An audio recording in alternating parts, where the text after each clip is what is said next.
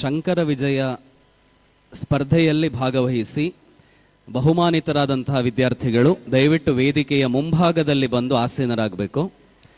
ಶಂಕರ ವಿಜಯ ಸ್ಪರ್ಧೆಯಲ್ಲಿ ವಿಜೇತರಾದಂತಹ ವಿದ್ಯಾರ್ಥಿಗಳು ವೇದಿಕೆಯ ಮುಂಭಾಗದಲ್ಲಿ ಬಂದು ಆಸೀನರಾಗಬೇಕು.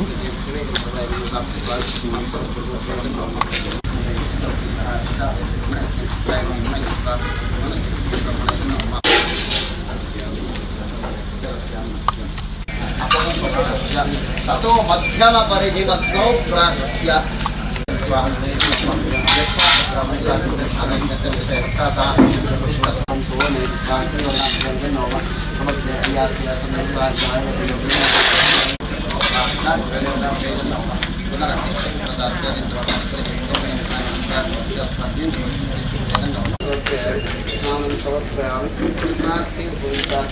समर्पयामि आभरणार्थे पंचाचूर्णं समर्पयामि.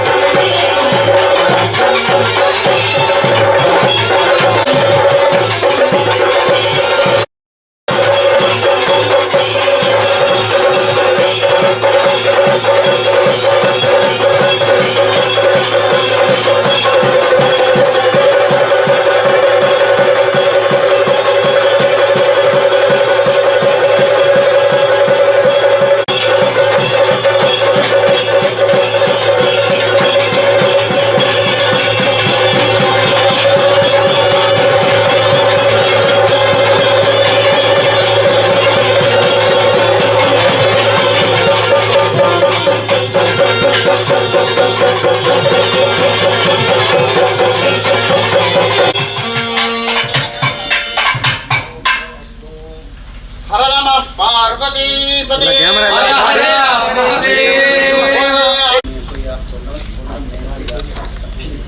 ಶ್ರೇಷ್ಠ ಪ್ರಾಚ್ಯಾನ್ ಶಿವಾರ್ತ್ಯೋ ಮಾರ್ಜೇಂತಾನ್ ದಕ್ಷಿಣಾಯಾಂ ಶಿಮಸಾ ಪಿತರೋ ಮಾರ್ಜೇಂತಾಂ ಅಪೋಪಸ್ಪೃಶ್ಯ ಕ್ಷೋ ಮಾರ್ಜೇಂತಾಂ ಚಂದ್ರ ಪ್ರತಿಯೋನಸ್ತೆ ಮಾರ್ಜೇಂತಾಂ ರಕ್ಷ ಊರ್ಧ್ವಾಯಾಂ ಶಿಖಿರೋ ಇತ್ಯರ್ಥೋ ಮಾರ್ಜೇಂತಾಂ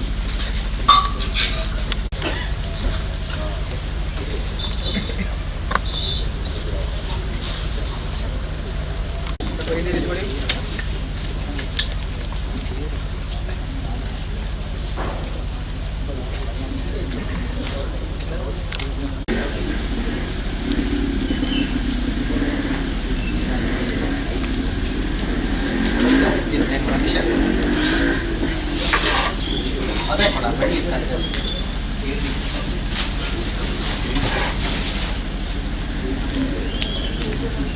ಓಂ ಮಾನಸ್ತವಂತೋ ನಮಸಾಂಜೆ ಮತ್ತೆ ಪ್ರಾಯುಷಂ ಜಗದಗ್ನೇ ರುಪಿದಾಟೆ ಕಶ್ಯಪಸ್ಯ ಪ್ರಾಯುಷಿ ಫೋಟೋ ನೋಡಿ ಅಲ್ಲಿ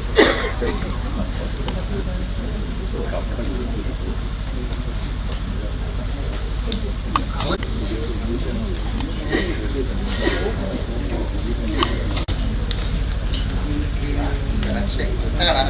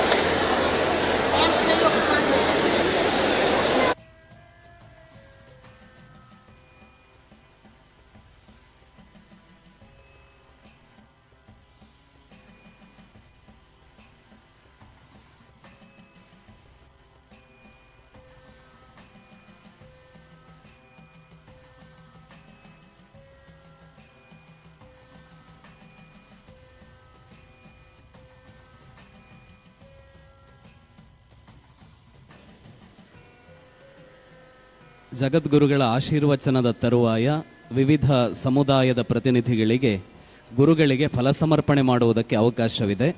ತಾವು ದಯವಿಟ್ಟು ತಮ್ಮ ಸಂಘ ಸಂಸ್ಥೆ ಅಥವಾ ವೈಯಕ್ತಿಕ ನೆಲೆಯಲ್ಲಿ ಫಲಸಮರ್ಪಣೆಯನ್ನು ಮಾಡುವುದಿದ್ದರೆ ತಮ್ಮ ಹೆಸರನ್ನು ವೇದಿಕೆಯ ಎಡಭಾಗದಲ್ಲಿ ನಮ್ಮ ಕಾರ್ಯಕರ್ತರಲ್ಲಿ ನೋಂದಾಯಿಸಬೇಕಾಗಿ ವಿನಂತಿ. ಜಗದ್ಗುರುಗಳ ಆಶೀರ್ವಚನದ ತರುವಾಯ ಗುರುಗಳಿಗೆ ಫಲಸಮರ್ಪಣೆಯನ್ನು ಮಾಡುವುದಕ್ಕೆ ವಿವಿಧ ಸಮುದಾಯ ಅಥವಾ ವೈಯಕ್ತಿಕ ನೆಲೆಯಲ್ಲಿ ಅವಕಾಶವಿದೆ. ವೇದಿಕೆಯ ಎಡಭಾಗದಲ್ಲಿ ನಮ್ಮ ಕಾರ್ಯಕರ್ತರಿಗೆ ತಮ್ಮ ಸಂಘ ಸಂಸ್ಥೆ ಹೆಸರನ್ನು ನೋಂದಾಯಿಸಬೇಕಾಗಿ ವಿನಂತಿಸ್ತಾ ಇದ್ದೇವೆ.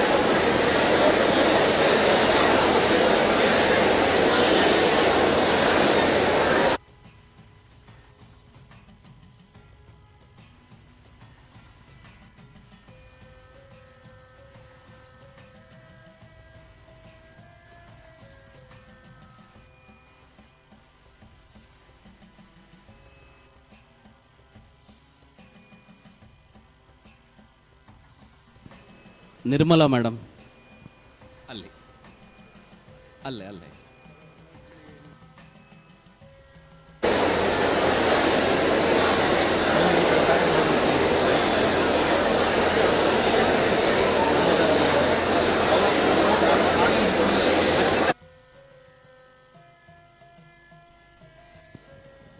ಜಗದ್ಗುರುಗಳಿಗೆ ಫಲಸಮರ್ಪಣೆಯನ್ನು ಮಾಡುವಂಥವರು ನೀವು ವೇದಿಕೆಗೆ ಪ್ರವೇಶ ಮಾಡುವಾಗ ನಿಮ್ಮ ಎಡಭಾಗದಲ್ಲಿ ನಮ್ಮ ಉಪನ್ಯಾಸಕರಿದ್ದಾರೆ, ಅವರಲ್ಲಿ ಹೆಸರನ್ನು ನೋಂದಾಯಿಸಬಹುದು. ಸಂಘ ಸಂಸ್ಥೆ ಅಥವಾ ವೈಯಕ್ತಿಕ ನೆಲೆಯಲ್ಲಿ ಜಗದ್ಗುರುಗಳಿಗೆ ಫಲಸಮರ್ಪಣೆಯನ್ನು ಮಾಡುವಂಥವರು ವೇದಿಕೆಯ ಎಡಭಾಗದಲ್ಲಿ ಉಪನ್ಯಾಸಕರಲ್ಲಿ ತಾವುಗಳು ತಮ್ಮ ಹೆಸರನ್ನು ನೋಂದಾಯಿಸಬಹುದು.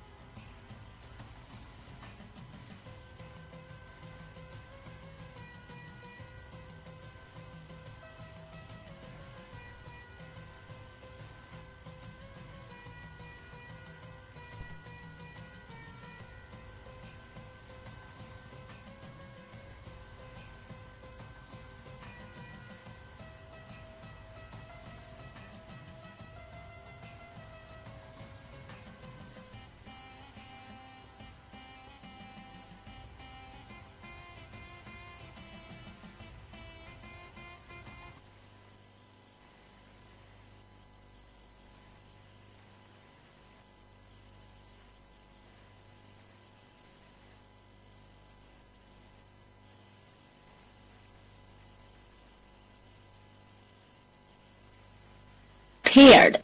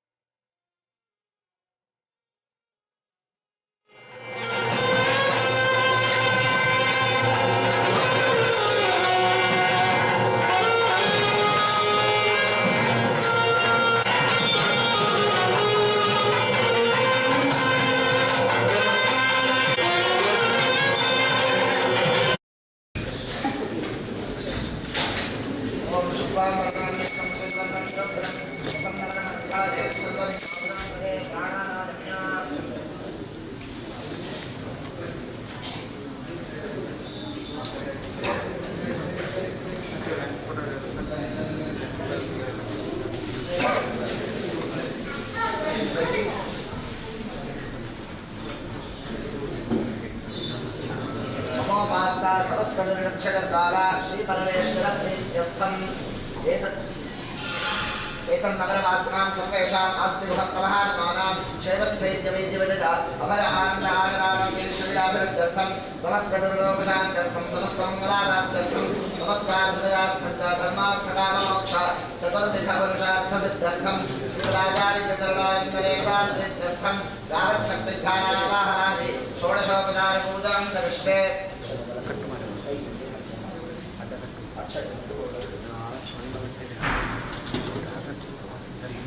अवस्थानं नैकं शाश्वतं शान्तं योवानि तन्निरञ्जनं मानविन्दकलादीनं तस्मै श्रीगुरवे नमः श्रीगुराचार्यचतुर्णाविन्दाभ्यां नमः ध्यायामि श्रीगुराचार्यचतुर्णाविन्दाभ्यां नमः आवाहयामि श्रीगुराचार्यचतुर्णाविन्दाभ्यां नमः आसनं कल्पयामि श्रीगुराचार्यचतुर्णाविन्दाभ्यां नमः पादारविन्दयोः वाद्यं वाद्यं समर्पयामि श्रीगुराचार्यचतुर्णाविन्दाभ्यां नमः हस्तयोः अक्षरं समर्पयामि श्रीगुराचार्यचतुर्णाविन्दाभ्यां नमः मुखे आगमनीयं समर्पयामि स्तपयामि ओम भावोष्ठावलोकमस्तानभूतेर्धारणा महेरणादिक्षसे योगशिवरमोहदस्तस्य भागनिदेहनः क्षदीरममादरः तस्मारङ्गभावभोजस्तक्षया तथा आपो जलजभागनः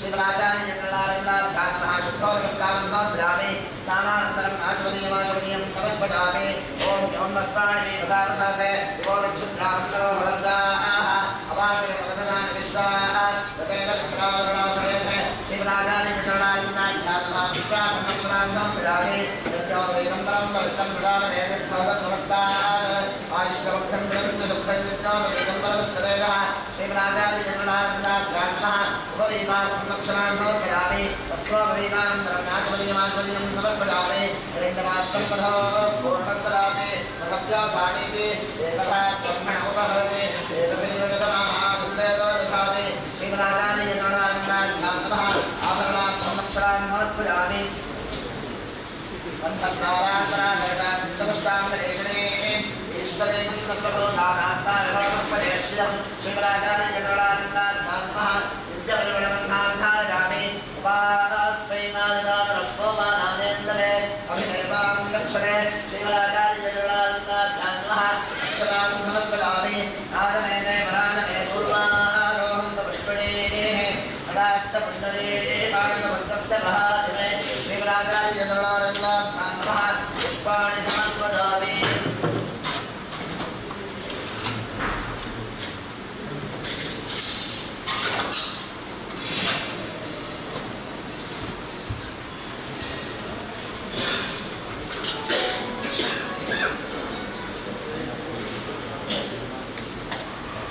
नामपूजां करिष्ये ओम गणेशाय नमः ओम नारायणाय नमः ओम माधवाय नमः ओम गोविन्दाय नमः ओम विष्णवे नमः ओम मधुसूदनाय नमः ओम त्रिविक्रमाय नमः ओम मारणाय नमः ओम श्रीधराय नमः ओम ऋषिकेशाय नमः ओम शङ्करनाभाय नमः ओम दामोदराय नमः ओम संकर्षणाय नमः ओम वासुदेवाय नमः ओम प्रद्युम्नाय नमः ओम अनिरुद्धाय नमः ओम पुरुषोत्तमाय नमः ओम तथोक्षराय नमः ओम नारसिंहाय नमः ओम अच्युताय नमः ओम जनार्दनाय नमः ओम कुबेन्द्राय नमः ओम हरणे नमः ओम श्रीकृष्णाय नमः श्रीगुराचार्यचतुर्णाविन्दाभ्यां नमः नामपूजां समर्पयामि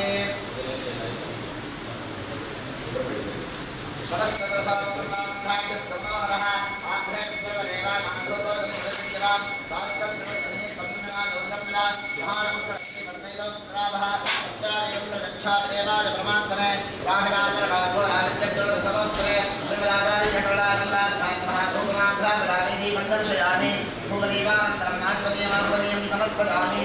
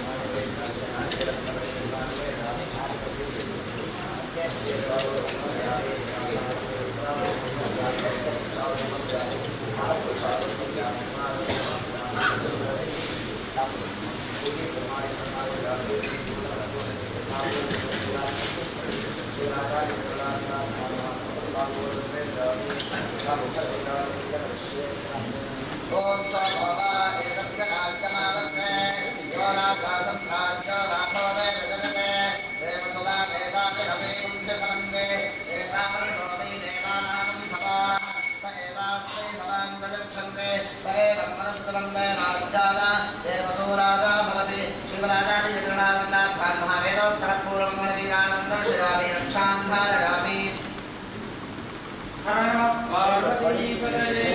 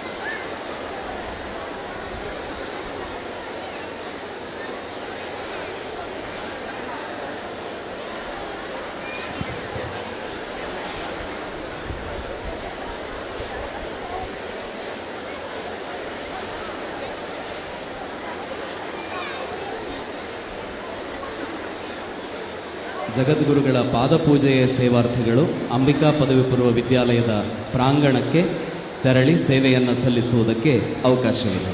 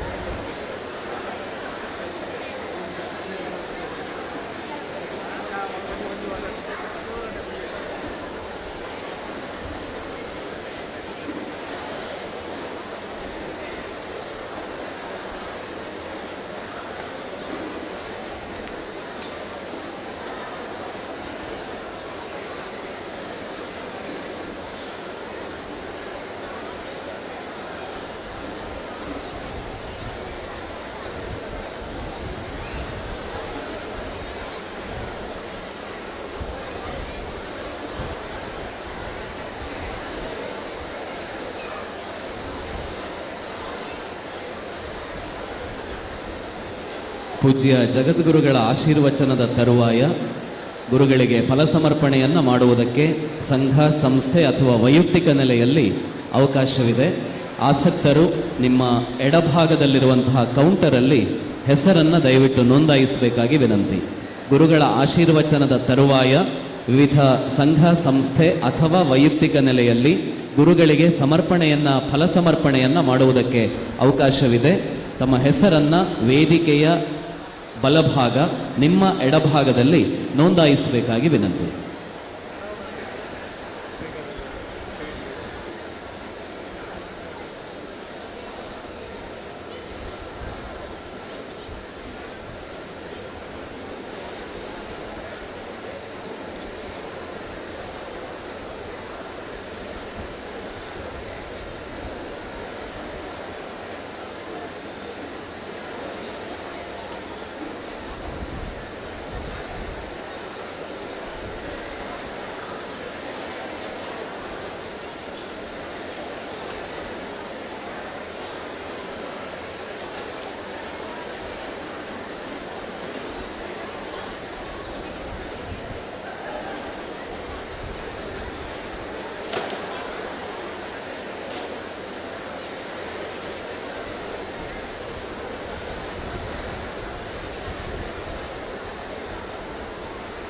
ಜಗದ್ಗುರುಗಳ ಪಾದಪೂಜೆಯ ಸೇವೆಯನ್ನು ನೆರವೇರಿಸಲು ಇಚ್ಛಿಸುವಂತಹ ಭಕ್ತಾದಿಗಳು ದಯವಿಟ್ಟು ಅಂಬಿಕಾ ಪದವಿ ಪೂರ್ವ ವಿದ್ಯಾಲಯದ ಪ್ರಾಂಗಣಕ್ಕೆ ತಕ್ಷಣವೇ ತೆರಳಬೇಕಾಗಿ ಶ್ರೀಮಠದ ಕಡೆಯಿಂದ ಸೂಚನೆ ಇದೆ. ಜಗದ್ಗುರುಗಳ ಪಾದಪೂಜೆಯ ಸೇವೆಯನ್ನು ನಡೆಸಲು ಇಚ್ಛಿಸುವಂತಹ ಭಕ್ತಾದಿಗಳು ದಯವಿಟ್ಟು ಅಂಬಿಕಾ ಪದವಿ ಪೂರ್ವ ವಿದ್ಯಾಲಯದ ಪ್ರಾಂಗಣಕ್ಕೆ ತಕ್ಷಣವೇ ತೆರಳಬೇಕು ಅಂತ ಶ್ರೀಮಠದಿಂದ ಆಜ್ಞೆ ಇದೆ.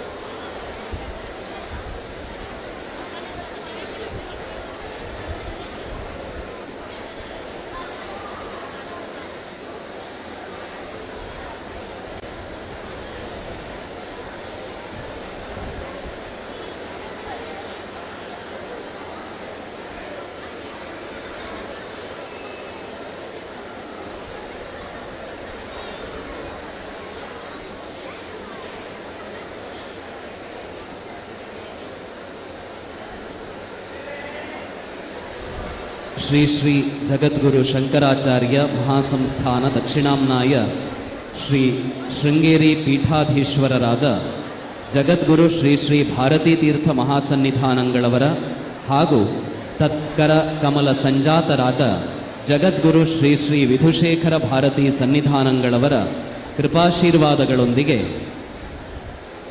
ಶ್ರೀ ಶ್ರೀ ಜಗದ್ಗುರುಗಳ ಸಾರ್ವಜನಿಕ ಗುರುವಂದನೆ ಹಾಗೂ ಅಂಬಿಕಾ ಸಮೂಹ ಶಿಕ್ಷಣ ಸಂಸ್ಥೆಗಳ ರಜತ ಮಹೋತ್ಸವದ ಸಮಾರೋಪ ಸಮಾರಂಭ ಇನ್ನೇನು ಕೆಲವೇ ಕ್ಷಣಗಳಲ್ಲಿ ಆರಂಭವಾಗಲಿಕ್ಕಿದೆ.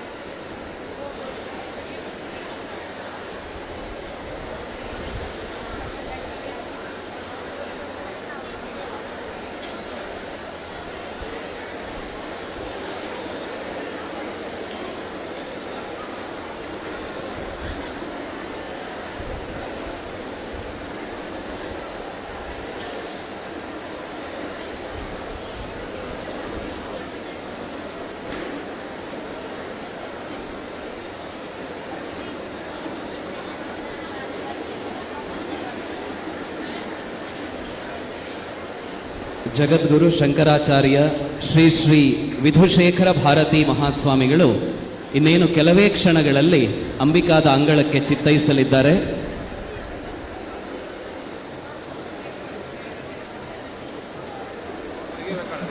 ಜಗದ್ಗುರು ಶ್ರೀ ಶ್ರೀ ವಿಧುಶೇಖರ ಭಾರತಿ ಸನ್ನಿಧಾನಗಳವರ ಗುರುವಂದನಾ ಕಾರ್ಯಕ್ರಮ ಹಾಗೂ ಅಂಬಿಕಾ ಸಮೂಹ ಶಿಕ್ಷಣ ಸಂಸ್ಥೆಗಳ ರಜತ ಸಂಭ್ರಮದಲ್ಲಿ ಭಾಗವಹಿಸುವುದಕ್ಕೆ ಜಗದ್ಗುರು ಶ್ರೀ ಶ್ರೀ ವಿಧುಶೇಖರ ಭಾರತಿ ಸನ್ನಿಧಾನಗಳವರು ಅಂಬಿಕಾದ ಅಂಗಳಕ್ಕೆ ಕೆಲವೇ ಕ್ಷಣಗಳಲ್ಲಿ ಚಿತ್ತೈಸಲಿದ್ದಾರೆ.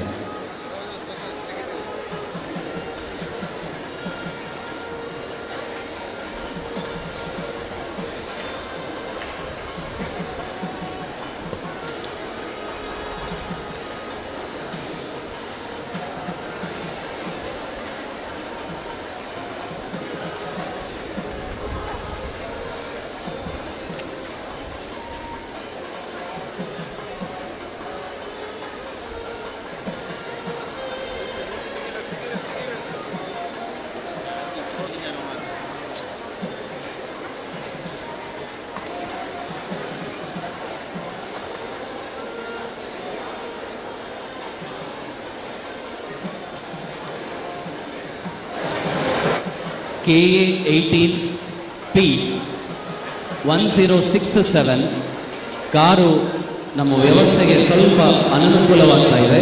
ದಯವಿಟ್ಟು ಸಂಬಂಧಪಟ್ಟವರು ಕಾರನ್ನು ಪಾರ್ಕಿಂಗ್ ಜಾಗದಲ್ಲಿ ಪಾರ್ಕ್ ಮಾಡಬೇಕಾಗಿ ಬರುತ್ತೆ.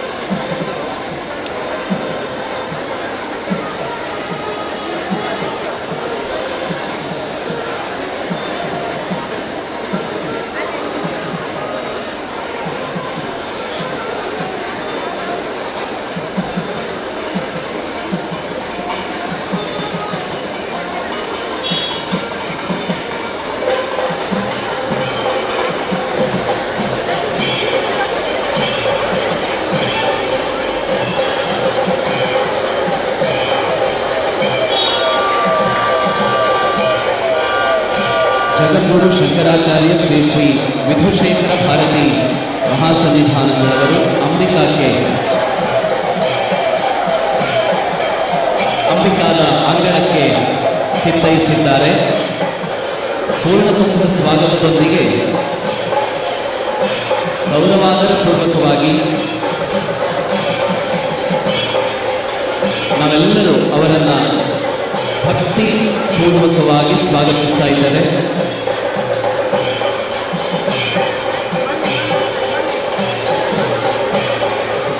ಅಂಬಿಕಾದಲ್ಲಿ ನೂತನವಾಗಿ ರೂಪುಗೊಂಡಂತಹ ಜ್ಞಾನರಥವನ್ನು, ಜ್ಞಾನದ ತೇರನ್ನು ಪರಮ ಪೂಜ್ಯ ಜಗದ್ಗುರುಗಳು ಅನಾವರಣಗೊಳಿಸ್ತಾ ಇದ್ದಾರೆ. ಉಪಶಿಲ್ಪವನ್ನು ಪೂಜ್ಯ ಜಗದ್ಗುರುಗಳು ಲೋಕಾರ್ಪಣೆಯನ್ನು ಮಾಡಿದ್ದಾರೆ.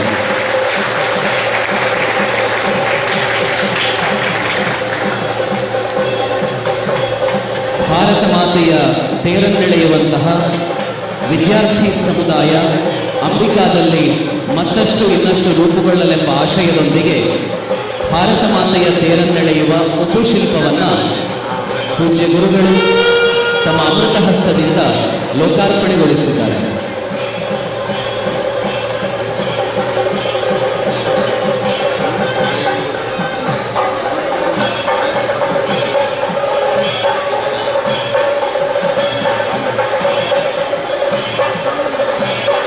ಅದ್ವೈತ ವೇದಾಂತ ಪ್ರವರ್ತಕ ಷಣ್ಮತ ಸ್ಥಾಪಕಾಚಾರ್ಯ ಶಿವಾವತಾರ ಭರತಖಂಡ ಕುಲೋದ್ಧಾರಕ ಸನಾತನ ಧರ್ಮ ಸಂರಕ್ಷಕ ಜ್ಞಾನಭಾಸ್ಕರ ಜಗದ್ಗುರು ಶ್ರೀ ಶ್ರೀ ಶಂಕರಾಚಾರ್ಯ ಮಹಾಸ್ವಾಮಿಗಳಿಗೆ ಕರ್ನಾಟಕ ಸಿಂಹಾಸನ ಪ್ರತಿಷ್ಠಾಪನಾಚಾರ್ಯ ವಿಜಯನಗರ ಮಹಾಸಾಮ್ರಾಜ್ಯ ಸ್ಥಾಪಕ ಜಗದ್ಗುರು ಶ್ರೀ ಶ್ರೀ ವಿದ್ಯಾರಣ್ಯ ಮಹಾಸ್ವಾಮಿಗಳಿಗೆ, ವೇದಾಂತ ಜ್ಞಾನ ಶಿರೋಮಣಿ ಜಗದ್ಗುರು ಶಂಕರಾಚಾರ್ಯ ಶ್ರೀ ಶ್ರೀ ಭಾರತೀ ತೀರ್ಥ ಮಹಾಸ್ವಾಮೀಜಿಯವರಿಗೆ, ವಿದ್ಯಾ ವಿನಯ ಸಂಪನ್ನ ವೇದಾಂತ ತತ್ವಜ್ಞ ಧರ್ಮಶಿಕ್ಷಾ ಪ್ರವರ್ತಕ ಹಿಂದೂ ಹಿತ ಸಂರಕ್ಷಕ ಯತಿಕುಲ ಚಕ್ರವರ್ತಿ ಅಭಿನವ ವಿದ್ಯಾರಣ್ಯ ಜಗದ್ಗುರು ಶಂಕರಾಚಾರ್ಯ ಶ್ರೀ ಶ್ರೀ ವಿಧುಶೇಖರ ಭಾರತೀ ಮಹಾಸ್ವಾಮೀಜಿಗಳಿಗೆ,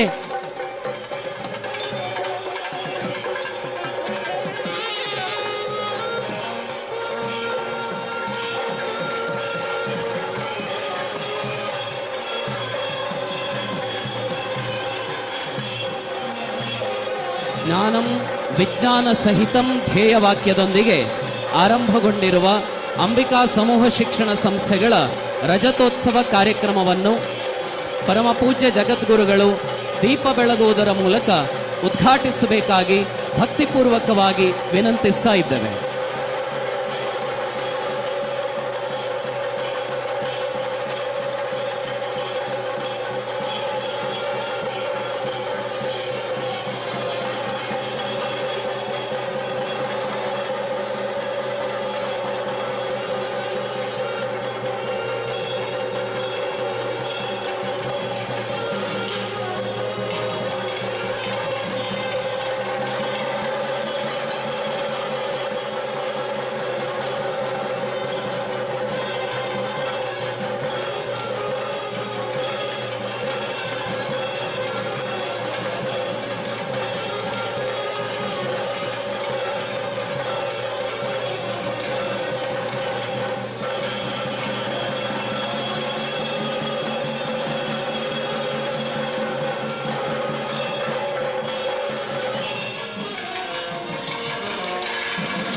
ಸದಾಶಿವ ಸಮಾರಂಭಾಂ ಶಂಕರಾಚಾರ್ಯ ಮಧ್ಯಮಾಂ ಅಸ್ಮದಾಚಾರ್ಯ ಪರ್ಯಂತಾಂ ವಂದೇ ಗುರು ಪರಂಪರಾಂ. ಶ್ರುತಿಸ್ಮೃತಿ ಪುರಾಣಾನಾಂ ಆಲಯಂ ಕರುಣಾಲಯಂ ನಮಾಮಿ ಭಗವತ್ಪಾದ ಶಂಕರಂ ಲೋಕಶಂಕರಂ. ಭಾರತೀ ಕರುಣಾಪಾತ್ರಂ ಭಾರತೀ ಪದಭೂಷಣಂ ಭಾರತೀ ಪದಮಾರೂಢಂ ಭಾರತೀ ತೀರ್ಥಮಾಶ್ರಯೇ. ವಿದ್ಯಾ ವಿನಯ ಸಂಪನ್ನಂ ವೀತರಾಗಂ ವಿವೇಕಿನಂ ವಂದೇ ವೇದಾಂತ ತತ್ವಜ್ಞಂ ವಿಧುಶೇಖರ ಭಾರತೀ.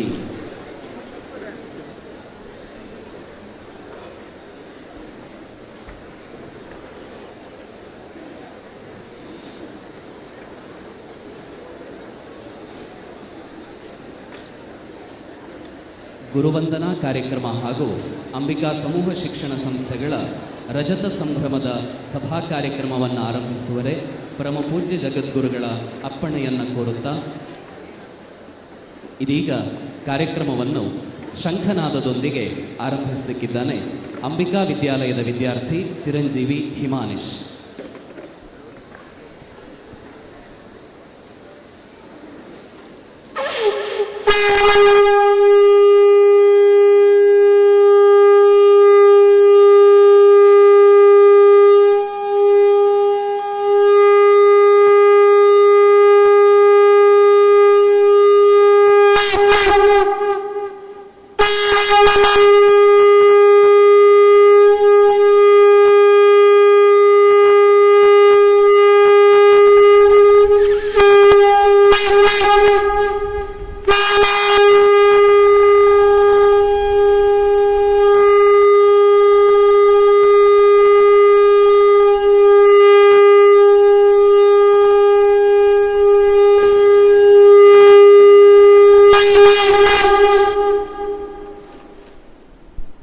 ಅಂಬಿಕಾ ಪದವಿ ಪೂರ್ವ ವಿದ್ಯಾಲಯ ಬಪ್ಪಳಿಗೆಯ ವಿದ್ಯಾರ್ಥಿಗಳಾದ ಚಿರಂಜೀವಿ ಶ್ರೀರಾಮ ಪಿ, ಚಿರಂಜೀವಿ ಅವನೀಶ ಶರ್ಮಾ, ಚಿರಂಜೀವಿ ಸ್ಕಂದಕೃಷ್ಣ ಜಿಕೆ, ಚಿರಂಜೀವಿ ತೇಜಸ್ ಶಿವರಾಮ ಭಟ್ ಹಾಗೂ ಚಿರಂಜೀವಿ ಸಂದೇಶ್ ಭಟ್ ಇವರಿಂದ ವೇದಘೋಷ.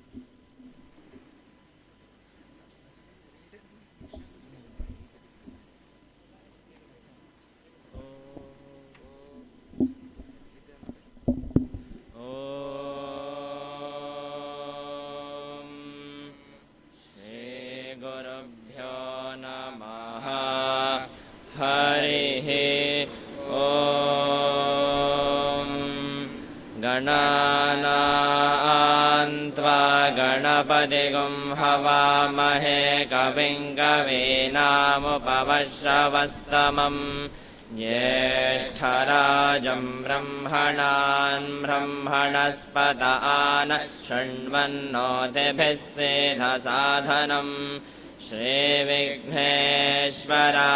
नमः। ॐ जातवेदसे सुनवामसो ममरादीयतो निदहाति वेदः स नः पर्षदति दुर्गाणि विश्वानावेव सिन्धुन्दरितात्यग्निः तामग्निवर्णां तपसा ज्वलन्तीं वैरोचनीं कर्मफलेषु जुष्टाम् दुर्गां देवीगुं शरणमहं प्रपद्ये सुतरसि तरसे नमः। अग्ने त्वं वारयानव्यो अस्मान् स्वस्तिभिरति दुर्गाणि विश्वा ओश्च पृथ्वे बहुलान उर्वे भवातो गायतनयाय शय्योः विश्वानि नो दुर्गः जातवेदस्सिन्दन्ननावादुरितादिवर्षि अग्ने त्रिवन्मनसा गृणानो अस्माकं भोद्यविता तनूनां रतनाजितगुं सहमानमुग्रमग्निगुं हुवेम परमास्तधस्तात् स नः पर्षदति दुर्गाणि विश्वाक्षामद्देवो अतिदुरितात्यग्निः प्रत्नोषिकमीड्यो अध्वरेषु सनाच्च होतानव्यश्च सत्सि स्वाञ्जा आग्ने तनुवं विप्रयस्वास्मभ्यं च सौभगमायजस्व गोभिर्जुष्टमयुजो निषक्तं दवेन्द्रविष्णोरनुसञ्जरेम नाकस्य पृष्ठमपि संहसानो वैष्णवेल्लोकैहमादयन्ताम् ॐ भद्रं कर्णेभिः शृणुयाम देवाः भद्रं पश्येमाक्षभिर्यजत्राः स्थिरैरङ्गैस्तुष्टुवागुंसस्तनोभिः व्यशेम देवहितं यदायुः स्वस्ति न इन्द्रो वृद्धश्रवाः स्वस्ति नः पूषा विश्ववेदाः स्वस्ति नस्तार्क्ष्यो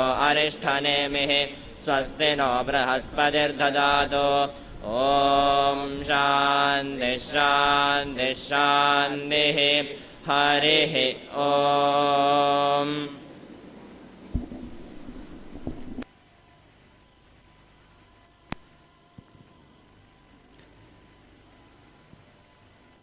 ಅಂಬಿಕಾ ಪದವಿ ಪೂರ್ವ ವಿದ್ಯಾಲಯ ನೆಲ್ಲಿಕಟ್ಟೆಯ ವಿದ್ಯಾರ್ಥಿನಿಯರಾದ ಕುಮಾರಿ ಪ್ರಜ್ಞಾ ನಿಡ್ವಣ್ಣಯ್ಯ ಹಾಗೂ ಕುಮಾರಿ ಅವನಿ ನಾಯಕ್ ಇವರಿಂದ ಪ್ರಾರ್ಥನೆ.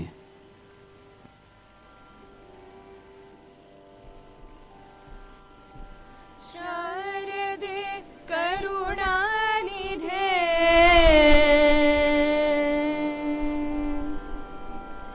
ಶಾರದೆ ಕರುಣಾನಿಧೆ सकलानवाम्ब सदा जनान् शारदे करुणानिधे सकलानवाम्ब सदा जनान् चारणादिमगीतवैभवपूरिताखिलदीप्तते शारदे करुणानिधे सकलानवाम्ब सदा जनान् भस्मभूषण भूषिते वररत्नमौळि विराजिते भस्मभूषण भूषिते वररत्न मौळि विराजिते शर्मदायिनि कर्ममोचनि निर्मलं कुरु मानसं शारदे करुणानिधे सकलानवाम्ब सदा जनान् हस्तकङ्कण कंकण पुस्तकाक्षपटी सुधा घटमुद्रिके हस्तकङ्कण पुस्तकाक्षपटी सुधा घटमुद्रिके कष्टवास्तिः वर्णने चतुरो नरखचरोतवा शारदे करुणानिधे कष्टवास्तिः वर्णने चतुरो नरखचरोतवा शारदे करुणानिधे सकलानवाम्ब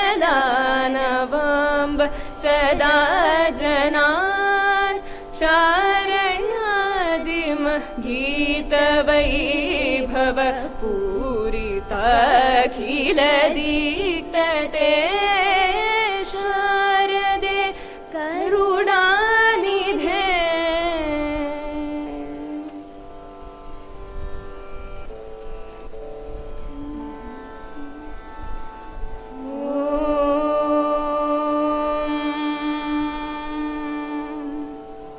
प्रातः स्मरामि हृदि संस्फुरदात्मतत्त्वम् सच्चित्सुखं परमहंसगतिं तुरीयम् यस्वप्नजागरसुषुप्तिमवैति नित्यम् तद्ब्रह्म निष्कलमहं न च भूतसङ्गः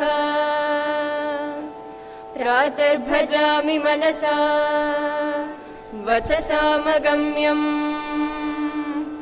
वाचो विभान्ति निखिला यदनुग्रहेण यन्नेति नेति वचनैर्निगमावोचन् तं देवदेवमचमच्युतमाहुरग्र्यम् प्रातर्नमामि तमसा परमर्कवर्णम् पूर्णं सनातनपदं पुरुषोत्तमाख्यम् यस्मिन्निदं जगदशेषमशेषमूर्तौ रज्ज्वां भुजङ्गमहिव प्रतिभासितं वै श्लोकत्रयमिदं पुण्यं लोकत्रयविभूषणम् प्रातःकाले पठेद्यस्तु स गच्छेत् परमं पदम्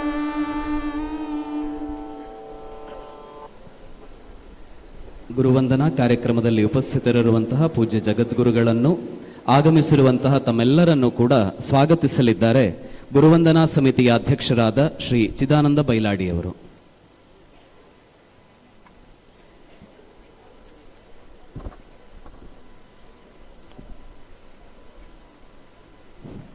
ಪುತ್ತೂರು ಕ್ಷೇತ್ರದ ಮಹೋತ್ತಬಾರ ಶ್ರೀ ಮಾಲಿಂಗೇಶ್ವರ ದೇವರನ್ನು ಮನಸಾರ ಸ್ಮರಣೆ ಮಾಡಿಕೊಂಡು, ಶೃಂಗೇರಿ ಶಾರದಾಂಬೆ ದೇವಿಯನ್ನು ಮನಸಾರ ಸ್ಮರಣೆ ಮಾಡಿಕೊಂಡು, ಹಾಗೆ ಉಳ್ಳಾಲ್ತಿ ಅಮ್ಮನವರನ್ನು ನೆನೆಸಿಕೊಂಡು, ಜಗದ್ಗುರು ಶೃಂಗೇರಿ ಶ್ರೀ ಗುರುಗಳ ಪಾದಾರವಿಂದಕ್ಕೆ ವಂದಿಸುತ್ತಾ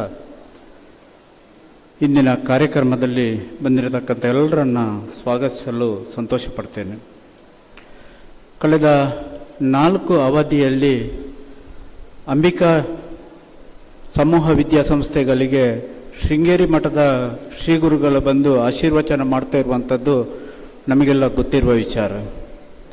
ಇದರ ಹಿಂದೆ ಅದರ ಸಂಚಾಲಕರಾದ ನಟೋಜ ಸುಬ್ರಹ್ಮಣ್ಯವರವರ ಮತ್ತು ಇಡೀ ತಂಡದ ಪ್ರಾಮಾಣಿಕ ಪ್ರಯತ್ನ ಇದೆ.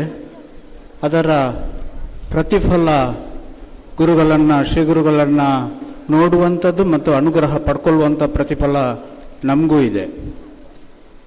ಈ ಹಿನ್ನೆಲೆಯಲ್ಲಿ ಈ ವರ್ಷ ಅಂಬಿಕಾ ವಿದ್ಯಾಸಂಸ್ಥೆಗಳ ರಜತ ಮಹೋತ್ಸವ, ಅದರೊಟ್ಟಿಗೆ ಸಾರ್ವಜನಿಕ ಗುರುವಂದನಾ ಕಾರ್ಯಕ್ರಮವನ್ನು ಕೂಡ ಹಮ್ಮಿಕೊಂಡು ನಿನ್ನೆ ದಿನ ಸ್ವಾಮೀಜಿಗಳು ಗುರುಗಳು ಪುತ್ತೂರಿಗೆ ಆಗಮಿಸಿ ಇವತ್ತು ವಿಶೇಷವಾಗಿ ಉಳ್ಳಾಲ್ತಿ ಸಾನ್ನಿಧ್ಯದ ಮೂಲ ಸ್ಥಳದಲ್ಲಿ ಚಂಡಿಕಾ ಹೋಮದ ಪೂರ್ಣಾಹುತಿಯನ್ನು ಕೂಡ ಮಾಡಿ ಆ ಯೋಗ, ಆ ಭಾಗ್ಯ ಅದನ್ನು ನೋಡುವಂಥದ್ದು ನಮಗೆ ಸಿಕ್ಕಿರುವಂಥದ್ದು ಸಂತೋಷದ ವಿಚಾರ. ಹಾಗೆ ಇಂದಿನ ಕಾರ್ಯಕ್ರಮದಲ್ಲಿ ಈಗಾಗಲೇ ಆಸೀನರಾಗಿರುವ ನಮ್ಮೆಲ್ಲ ನೆಚ್ಚಿನ ಗುರುಗಳು, ಶೃಂಗೇರಿ ಮಠದ ಜಗದ್ಗುರುಗಳು ಶ್ರೀ ಶ್ರೀ ವಿಧುಶೇಖರ ಭಾರತಿ ಸನ್ನಿಧಾನಂಗಳವರ ಚರಣಕ್ಕೆ ಭಕ್ತಿಪೂರ್ವಕ ಸ್ವಾಗತವನ್ನು ಅರ್ಪಿಸ್ತಾ ಇದ್ದೇನೆ.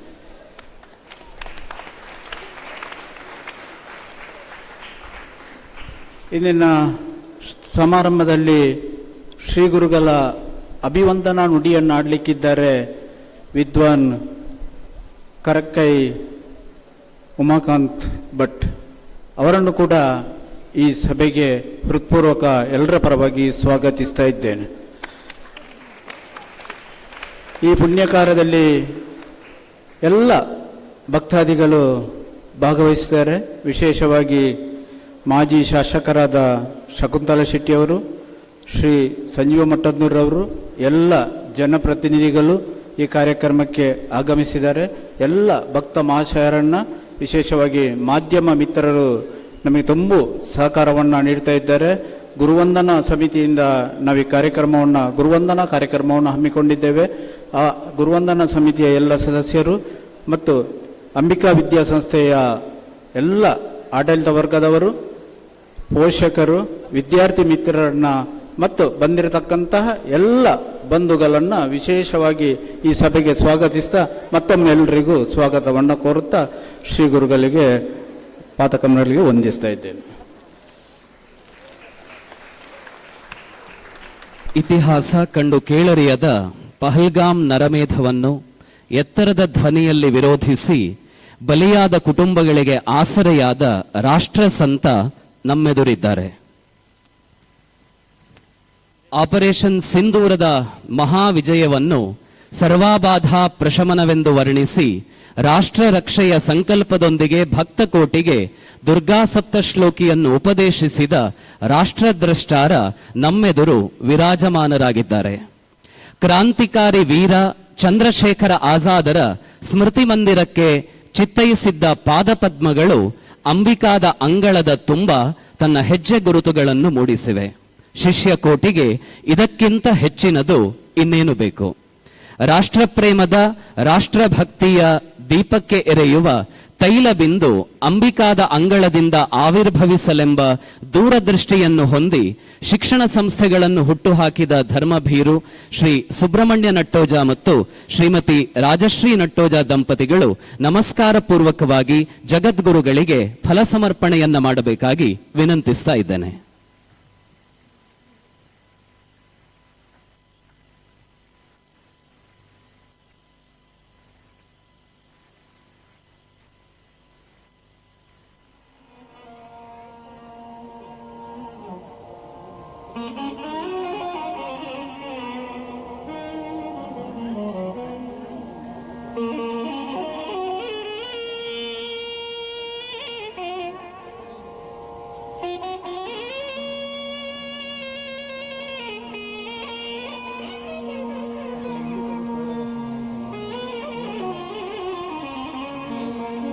ಇದೀಗ ಗುರುವಂದನಾ ಸಮಿತಿಯ ಪದಾಧಿಕಾರಿಗಳು ಫಲಸಮರ್ಪಣೆಯನ್ನ ಮಾಡಬೇಕಾಗಿ ವಿನಂತಿಸ್ತಾ ಇದ್ದೇನೆ.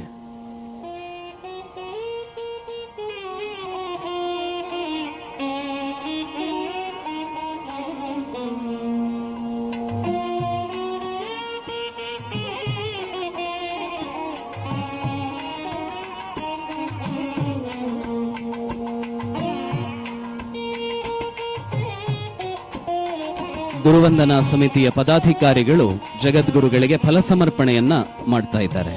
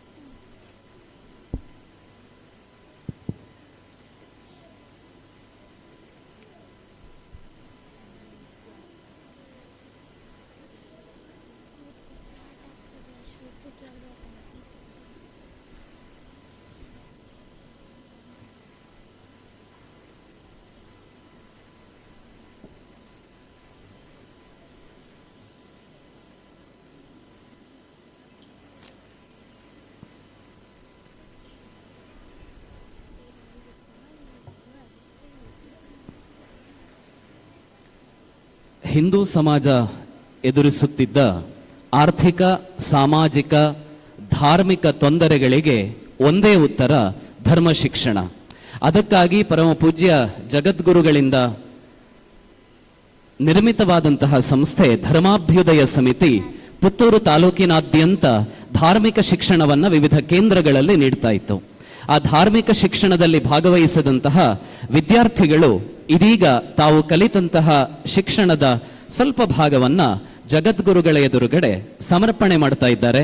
ಧರ್ಮಾಭ್ಯುದಯ ಸಮಿತಿಯ ವಿದ್ಯಾರ್ಥಿಗಳಿಂದ ಇದೀಗ ಧಾರ್ಮಿಕ ಶಿಕ್ಷಣ ತರಬೇತಿಯ ಸಮರ್ಪಣಂ.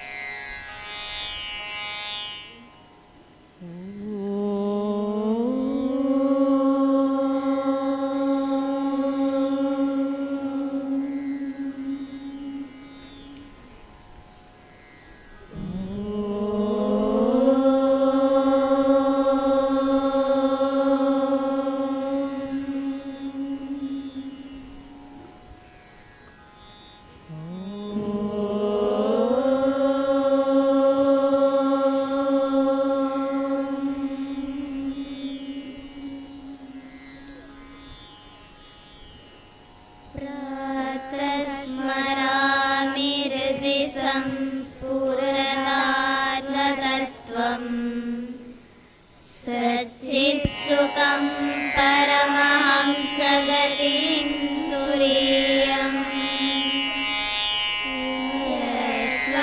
स्वप्नजागर सुषुप्तिमवैति नित्यम्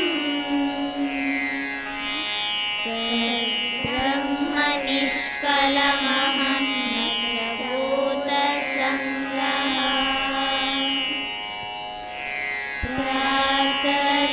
प्रातर्ध्वजामि मनसा वर्चसामगम्यम् वाचो विभाति निखिलाय यदनुग्रहेण नेति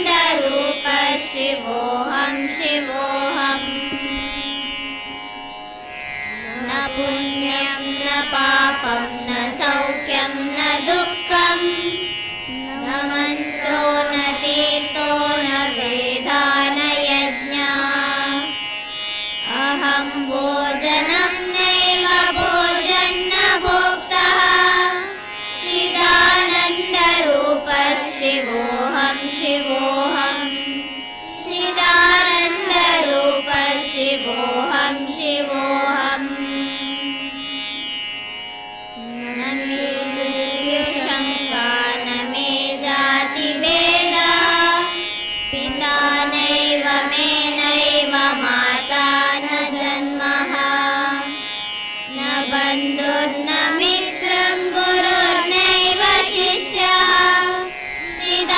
चिदानन्दरूपः शिवोऽहं शिवोऽहं चिदानन्दरूपः शिवोऽहं शिवोऽहम् अहं निर्विकल्पो निराकाररूपो विभुत्वा च सर्वत्र सर्वेन्द्रियाणां न च सङ्गतं नैव मुक्तिर्न मेयः चिदानन्दरूपः शिवोऽहं शिवोऽहं चिदानन्दरूपः शिवोऽहं शिवोऽहं चिदानन्दरूपः शिवोऽहं शिवोऽहम्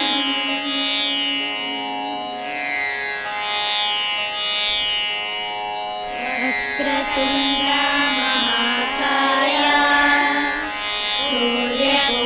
सूर्यकोटिसमप्रभा निर्विघ्नं कुरु मे देव सर्वकार्येषु सर्वदा ಸಂಭ್ರಮೋತ್ಸವಕ್ಕೆ ಕಾರ್ಗಿಲ್ ಯುದ್ಧದಲ್ಲಿ पद्मार्कं गजाननमहर्निशम् अनेकदन्तं भक्तानाम्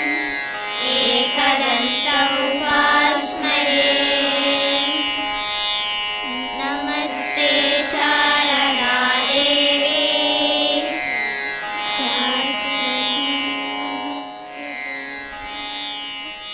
सरस्वती मतिप्रज्ञम् कामरूपिणी विद्यारम्भं करिष्यामि सिद्धिर्भवतु मे सदा मृत्युञ्जयाय रुद्राय नीलकण्ठाय शम्भवे अमृतेशाय शर्वाय महादेवाय ते नमः कल्याणाद्भुतगात्राय कामितार्थप्रदायिने श्रीमद्वेङ्कटनाथाय श्रीनिवासाय ते नमः वसुदेवसुतं देवं कंसचाणूरमर्दनं देवकी परमानन्दं कृष्णं वन्दे जगद्गुरुं श्रीराम राम रामेति रमे रामे मनोरमे सहस्रनाम तत्तुल्यं रामनामावरानने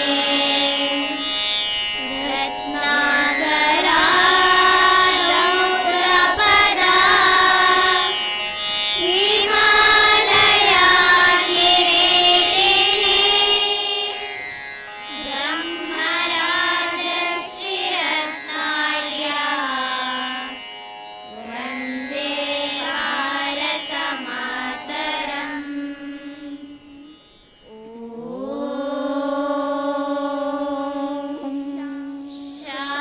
शान्ति शान्ति शान्तिः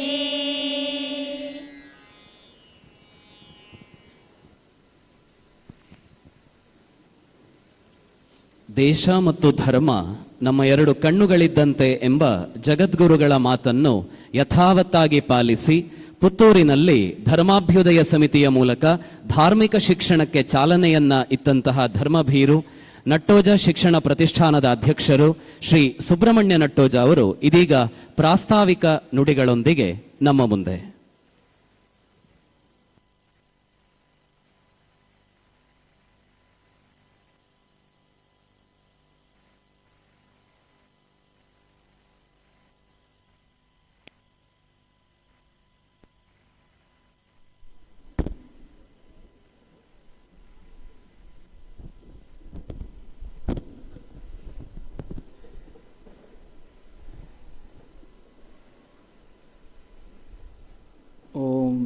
ಶ್ರೀ ಗುರುಭ್ಯೋ ನಮಃ. ನನ್ನ ಪರಮ ಪವಿತ್ರ ಮಠವಾದಂತಹ ಶಾರದಾ ಪೀಠಾಧೀಶರಾದಂತಹ ಶ್ರೀ ಶ್ರೀ ಭಾರತೀ ತೀರ್ಥ ಮಹಾಸನ್ನಿಧಾನಗಳಿಗೆ ಮನದಲ್ಲೇ ಸಾಷ್ಟಾಂಗ ಪ್ರಣಾಮಗಳನ್ನು ಸಲ್ಲಿಸುತ್ತಾ, ನನ್ನ ಪವಿತ್ರ ಗುರುಗಳಾದಂತಹ ಶ್ರೀ ಶ್ರೀ ವಿಧುಶೇಖರ ಭಾರತಿ ಸನ್ನಿಧಾನಗಳಿಗೆ ಸಾಷ್ಟಾಂಗ ಪ್ರಣಾಮವನ್ನು ಸಲ್ಲಿಸ್ತಾ, ಸಜ್ಜನ ಬಂಧುಗಳೇ ಹಾಗೂ ಮಾತೆಯರೇ,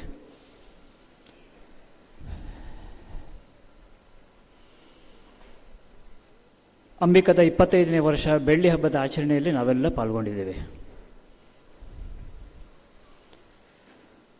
ನಮ್ಮ ಗುರುಗಳಾದ ಶೃಂಗೇರಿ ಪೀಠಾಧೀಶ್ವರರ ಬಗ್ಗೆ ಹಿರಿಮೆ, ಗರಿಮೆ, ಮಹಿಮೆಯ ಬಗ್ಗೆ ಮಾತಾಡುವಂತಹ ಯೋಗ್ಯತೆ ನನಗಿಲ್ಲ. ಅಷ್ಟೇ ಎತ್ತರಕ್ಕೆ ನಾನು ಬೆಳೆದೂ ಇಲ್ಲ. ಆದರೆ ಈ ಸಂಸ್ಥೆಯ ನಿರ್ಮಾಪಕನಾಗಿ ಮತ್ತು ಈ ಕಾರ್ಯಕ್ರಮದ ಒಟ್ಟು ಜವಾಬ್ದಾರಿತ ವ್ಯಕ್ತಿಯಾಗಿ ಔಪಚಾರಿಕವಾಗಿ ನಾನು 2 ಮಾತನ್ನು ಆಡಲೇಬೇಕಾದಂಥ ಪ್ರಸಂಗ ಬಂದಿದೆ. ಅದನ್ನು ನಿರ್ವಹಿಸಲಿಕ್ಕೆ ಪ್ರಯತ್ನ ಪಡ್ತಾ ಇದ್ದೇನೆ.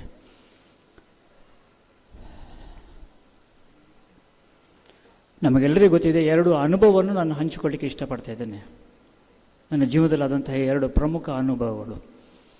ಅದೇನು ಅಂತಂದರೆ, ನಮಗೆಲ್ಲರಿಗೂ ಗೊತ್ತಿದೆ ಕಾಶ್ಮೀರ ಶಾರದಾ ಪುರವಾಸಿನಿ ಅಂತ.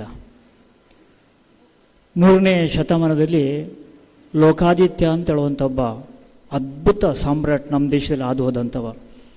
ಆ ಪುಣ್ಯಾತ್ಮ 3ನೇ ಶತಮಾನದಲ್ಲಿ ಈ ದೇಶದ ಪ್ರಥಮ ಸೂರ್ಯ ದೇವಸ್ಥಾನವನ್ನು ಅದಕ್ಕೆ ಅಡಿಗಲನ್ನು ಹಾಕಿದ. ಅವನ ಮಗ ಆ ದೇವಸ್ಥಾನವನ್ನು ಪೂರ್ತಿ ಮಾಡಿದ. ಸುಮಾರು 16ನೇ ಶತಮಾನಗಳ ತನಕ ಬಹಳ ಉತ್ತುಂಗ ಶ್ರೇಣಿಯಲ್ಲಿ ಲೋಕಾದಿತ್ಯನ ಆ ದೇವಸ್ಥಾನ ವಿರಾಜಮಾನರಾಯಿತು. ಆದರೆ 16ನೇ ಶತಮಾನದ ನಂತರ ನಮ್ಮ ದೇಶಕ್ಕೆ ಕಂಟಕ ಪ್ರಾರಂಭ ಆಯಿತು. ದೇಶ ವಿರೋಧಿ ಶಕ್ತಿಗಳು, ಧರ್ಮ ವಿರೋಧಿ ಶಕ್ತಿಗಳು ಆ ದೇವಸ್ಥಾನವನ್ನು ನಾಶ ಮಾಡಿದರು. ತದನಂತರ ಕಾಶ್ಮೀರದಲ್ಲಿ ಗುಂಡಿನ ಸಪ್ಪಳಗಳು, ಭಯೋತ್ಪಾದಕರ ಆರ್ಭಟಗಳು, ನಮ್ಮ ಸಮಸ್ತ ಹಿಂದೂ ಬಂಧುಗಳ ಆಕ್ರಂದನಗಳು ಮುಗಿಲೇರಿದ ಸಂದರ್ಭದಲ್ಲಿ ಸ್ವಾತಂತ್ರ್ಯ ನಂತರ ಕಳೆದ 78 ವರ್ಷಗಳ ನಂತರ ಆ ಕಾಶ್ಮೀರದಲ್ಲಿ ನಮ್ಮ ಹಿಂದೂಗಳ ದೇವಸ್ಥಾನದ ಗಂಟೆ ಮೊಳಗಿತು. ಮೊದಲ ಬಾರಿಗೆ ಗಂಟೆ ಮೊಳಗಲಿಕ್ಕೆ ಕಾರಣೀಕರ್ತರಾದಂಥವರು, ಅದನ್ನು ಕಣ್ಣಾರೆ ನಾನು ನೋಡಿ ಆ ಸುಖ ಆನಂದವನ್ನು ಅನುಭವಿಸಿದಂಥವ ಅದು ಯಾರು ಅಂತಂದರೆ ನಮ್ಮ ನೆಚ್ಚಿನ ಜಗದ್ಗುರುಗಳು. ಮೊದಲ ಬಾರಿಗೆ ಕಾಶ್ಮೀರದಲ್ಲಿ ನಮ್ಮ ದೇವಸ್ಥಾನದ ಗಂಟೆಯನ್ನು ಮೊಳಗಲಿಕ್ಕೆ ಕಾರಣಭೂತರಾದಂಥವ್ರು ನಮ್ಮ ಜಗದ್ಗುರುಗಳು ಅಂತ. ಆ ದೇವಸ್ಥಾನಕ್ಕೆ ರಂಗೋಲಿ ಹಾಕುವಂತಹ ಒಂದು ಅದ್ಭುತವಾದಂತಹ ಪವಿತ್ರ ಕಾರ್ಯ ನಮ್ಮ ಮನೆಯವರಿಗೆ ಒದಗಿತು. ಇದನ್ನು ಕಣ್ಣಾರೆ ನಾನು ನೋಡಿ ಅನುಭವಿಸಿ ಬಂದಂಥವ. ಇತಿಹಾಸದಲ್ಲಿ ಒಂದು ಮೈಲುಗಲ್ಲು ಅಂತ ಹೇಳೋದಕ್ಕೆ ನಮ್ಮ ಗುರುಗಳು ಕಾರಣಕರ್ತರಾದರು ಅಂತ. 2ನೇ ಅನುಭವ ಏನು ಅಂತಂದರೆ, ನಮ್ಮ ಹಿಂದೂ ಧರ್ಮದಲ್ಲಿ ನಮ್ಮ ಮನೆಯ ಮಹಿಳೆಯರು, ನಮ್ಮ ಮನೆಯ ಹುಡುಗಿಯರು ಧರ್ಮ ವಿರೋಧಿ ಶಕ್ತಿಗಳು ಪ್ರೇಮದ ನಾಟಕ ಮಾಡಿಬಿಟ್ಟು ಆ ಮಕ್ಕಳನ್ನು ಮತಾಂತರ ಮಾಡಿಬಿಟ್ಟು ಎಳೆದುಕೊಂಡು ಹೋಗಿ ಈ ರೀತಿಯಾದಂತಹ ಸಂದರ್ಭದಲ್ಲಿ ನಮ್ಮ ತಿರುವನಂತಪುರದ ಆಚಾರ್ಯ ಮನೋಜಿಯವರು ಆರ್ಷ ವಿದ್ಯಾ ಸಮಾಜದ ಆ 8,000 ಮಕ್ಕಳನ್ನು ಮತ್ತೆ ಪುನಃ ಪರಾವರ್ತನೆ ಮಾಡಿಬಿಟ್ಟು ನಮ್ಮ ಹಿಂದೂಗಳು ಅಂತ ಪರಿಗಣಿಸಿ ಅಂಥ ಸಂದರ್ಭದಲ್ಲಿ ನಮ್ಮ ಶ್ರೀಗಳು, ನಮ್ಮ ಗುರುಗಳು 1/2 ಕೋಟಿಗೂ ದೊಡ್ಡ ದೇಣಿಗೆ ನುಡಿ ನಿಮ್ಮೊಂದಿಗೆ ನಾನಿದ್ದೇನೆ ಅಂತ ಹೇಳುವಂಥ ಆಶ್ವಾಸನೆ ಕೊಟ್ಟು ಅವರನ್ನು ಹಾರೈಸಿದಂಥವರನ್ನು ಪೂರೈಸಿದ, ಅವರನ್ನು ಪೊರೆದಂತಹ ನಮ್ಮ ಗುರುಗಳು ಅತ್ಯಂತ ಶ್ರೇಷ್ಠವಾದಂಥ ಕಾರ್ಯಕ್ರಮ. ಸಮಾಜಮುಖಿಯಾಗಿ ಬಹಳ ಜನ ಶೃಂಗೇರಿಯ ಪೀಠಾಧೀಶ್ವರ ಪೀಠವನ್ನು ಅಲಂಕರಿಸಿದ್ದಾರೆ. ಅವರ ಕೊಡುಗೆ ಅಪಾರವಾದಂಥದ್ದು. ಯಜ್ಞ ಯಾಗಾದಿಗಳು, ಆಧ್ಯಾತ್ಮಿಕದ ಮಾರ್ಗದರ್ಶನಗಳು ನಮಗೆಲ್ಲರಿಗೂ ಹಿಂದೂ ಬಂಧುಗಳಿಗೂ ಸುಪ್ರೀಂ ಕೋರ್ಟು ಶೃಂಗೇರಿ ಶಾರದಾ ಪೀಠ. ಆದರೆ ನಮ್ಮ ಈ ಗುರುಗಳು ಎಲ್ಲದಕ್ಕಿಂತ ವಿಭಿನ್ನವಾಗಿಬಿಟ್ಟು ಸಮಾಜಮುಖಿಯಾಗಿ, ಉದಾಹರಣೆಗೆ ಇವತ್ತು ಧರ್ಮಾಭ್ಯುದಯದ ಕಾರ್ಯಕ್ರಮಗಳು ತನ್ನ ಬಂಧುಗಳಿಗೆ ನಾನು ಒಂದು ಬಹಳ ಕಾಕತಾಳೀಯವಾಗಿದ್ದಂಥ ವಿಷಯ ಅಂತಂದರೆ, ಕಳೆದ ಬಾರಿ 2025ನೇ ಇಸ್ವಿ ಮೇ 5ನೇ ತಾರೀಕಿಗೆ ಶೃಂಗೇರಿ ಜಗದ್ಗುರು ತನ್ನ ಅಮೃತ ಹಸ್ತದಿಂದ ಧರ್ಮಾಭ್ಯುದಯ ಅಂತ ಹೇಳುವಂಥ ಒಂದು ಕಾರ್ಯಕ್ರಮ, ಸುಮಾರು 2,500 ಜನ ಪುತ್ತೂರಿಂದ ಶೃಂಗೇರಿ ಹೋಗಿದ್ದಂತಹ ನೆನಪು. ಕಾಕತಾಳೀಯವಾಗಿ ನಿನ್ನೆ 6ನೇ ತಾರೀಕು 1 ವರ್ಷ ಆಗಿದೆ. ಈ ಪುಟ್ಟ ಮಕ್ಕಳು 1 ವರ್ಷದಿಂದ ತಮಗೆ ಆದಂತಹ ಪಠ್ಯವನ್ನು ಗುರುಗಳಿಗೆ ಅರ್ಪಣೆ ಮಾಡುವಂಥ ಒಂದು ಸಂದರ್ಭ. ಇದಕ್ಕಿಂತ ಪುಣ್ಯ ನಮಗೇನು ಬೇಕು? ಅಂತಹ ಗುರುಗಳು ನಮ್ಮೊಂದಿಗಿದ್ದಾರೆ. ಬಂಧುಗಳು, ಇವತ್ತು ಎಲ್ಲ 37 ಸಮಾಜದ ಬಂಧುಗಳು ಇವತ್ತು ಗುರುಗಳ ಪಾದಚರಣದಲ್ಲಿ ನಾವೆಲ್ಲ ಇದ್ದೇವೆ. ನಾವು ಹಿಂದೂ ಸಂಘಟನೆ, ನಾವೆಲ್ಲ ಹಿಂದೂ ಅಂತ ಹೇಳುವಂಥದ್ದಕ್ಕೆ ಇಲ್ಲಿ ಯಾವುದೇ ಭೇದ ಭಾವ ಇಲ್ಲದೆ, ಯಾವುದೇ ರೀತಿಯಾದಂತಹ ಜಾತಿ ಭೇದವಿಲ್ಲದೆ, ಯಾವುದೇ ರೀತಿಯಾದಂತಹ ರಾಜಕೀಯ ಭೇದವಿಲ್ಲದೆ ನಾವೆಲ್ಲ ಒಂದಾಗಿದ್ದೇವೆ. ಹಾಗಾಗಿ ಸಮಸ್ತ ಹಿಂದೂಗಳಿಗೆ ಒಗ್ಗಟ್ಟಿನ ಸಂಕೇತ ಅಥವಾ ಒಗ್ಗಟ್ಟಿಗೆ ಒಂದು ವೇದಿಕೆ ಅದೇನು ಅಂತಂದರೆ ಜಗದ್ಗುರುಗಳ ಈ ಪಾದಧೂಳಿಯ ಮಡಿಲಲ್ಲಿ ನಾವೆಲ್ಲ ಇದ್ದೇವೆ. ಒಂದೇ ಒಂದು ನಮಗೆ ದಾರಿ ಇರುವಂಥದ್ದು ಹಿಂದೂ ಸಂಘಟನೆಗೆ ಶಾರದಾ ಪೀಠ ಶೃಂಗೇರಿ. ಅಂಥ ಶೃಂಗೇರಿ ಪೀಠದ ಗುರುಗಳನ್ನು ವಿರಾಜಮಾನರಾಗಿ ನಮ್ಮಲ್ಲಿದ್ದಾರೆ.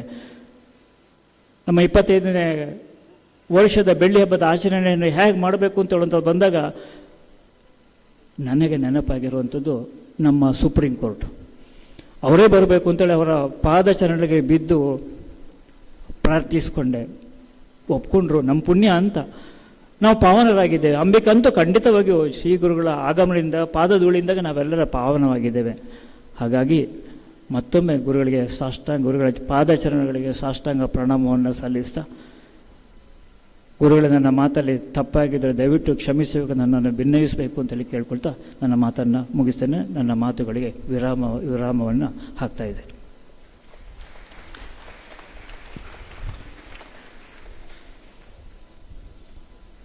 ಅಂಬಿಕಾ ವಿದ್ಯಾಸಂಸ್ಥೆಗಳ ಪ್ರಾಂಶುಪಾಲರಿಂದ ಇದೀಗ ಪೂಜ್ಯ ಜಗದ್ಗುರುಗಳಿಗೆ ಫಲ ಸಮರ್ಪಣೆ. ಅಂಬಿಕಾ ಮಹಾವಿದ್ಯಾಲಯದ ಪ್ರಾಚಾರ್ಯರು ಹಾಗೂ ಆಡಳಿತಾಧಿಕಾರಿಗಳು,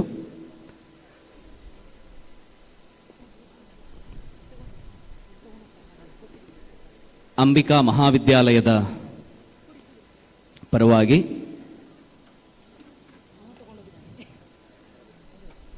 ಮಾನ್ಯ ಆಡಳಿತಾಧಿಕಾರಿಗಳಾದ ಶ್ರೀ ಗಣೇಶ್ ಪ್ರಸಾದ್ ಜಿ ಹಾಗೂ ಪ್ರಾಚಾರ್ಯರು, ಅಂಬಿಕಾ ಪದವಿ ಪೂರ್ವ ವಿದ್ಯಾಲಯ ನೆಲ್ಲಿಕಟ್ಟೆ,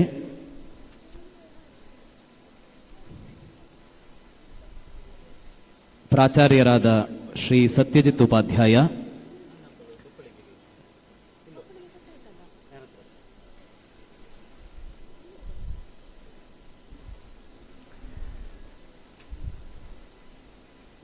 ಅಂಬಿಕಾ ವಿದ್ಯಾಲಯದ ಪ್ರಾಂಶುಪಾಲೆ ಮಾಲತಿ ಡಿ,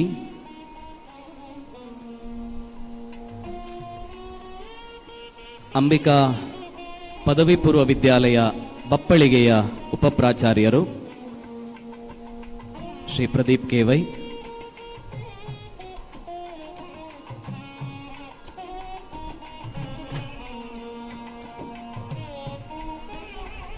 ಹಿಂದೂ ಧರ್ಮ ಶಿಕ್ಷಣಕ್ಕೆ ಅಪಾರವಾದ ಕೊಡುಗೆಯನ್ನು ನೀಡಿ ಜನಸಮುದಾಯವನ್ನು ಜಾಗೃತಗೊಳಿಸುತ್ತಿರುವಂತಹ ಪರಮ ಪೂಜ್ಯ ಜಗದ್ಗುರುಗಳ ಗುರುವಂದನಾ ಸಭೆಯಲ್ಲಿ ನಾವೆಲ್ಲ ಉಪಸ್ಥಿತರಿದ್ದೇವೆ. ಇದೀಗ ಗುರುವಂದನಾ ನುಡಿ ವಿದ್ಯಾವಾಚಸ್ಪತಿ ಕೆರೆಕೈ ಉಮಾಕಾಂತ ಭಟ್ ಇವರಿಂದ.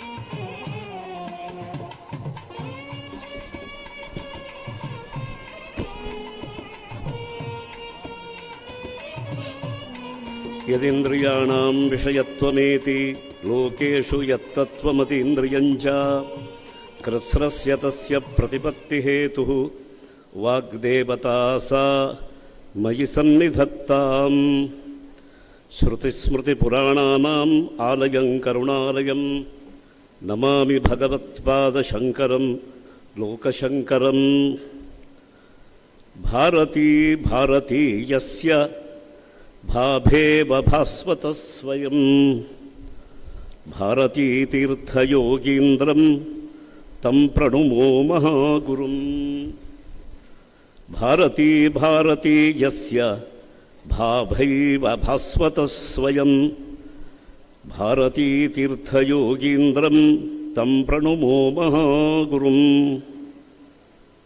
ವಂದಾಮಹೇ ಮಹೀಯಾಂಸಂ ಹಂಸಂ ಪರಮಭೂಷಣಂ ತುಂಗಾಪೂರಂ ತರಂತಂತಂ ವಿಧುಶೇಖರಭಾರತೀಂ.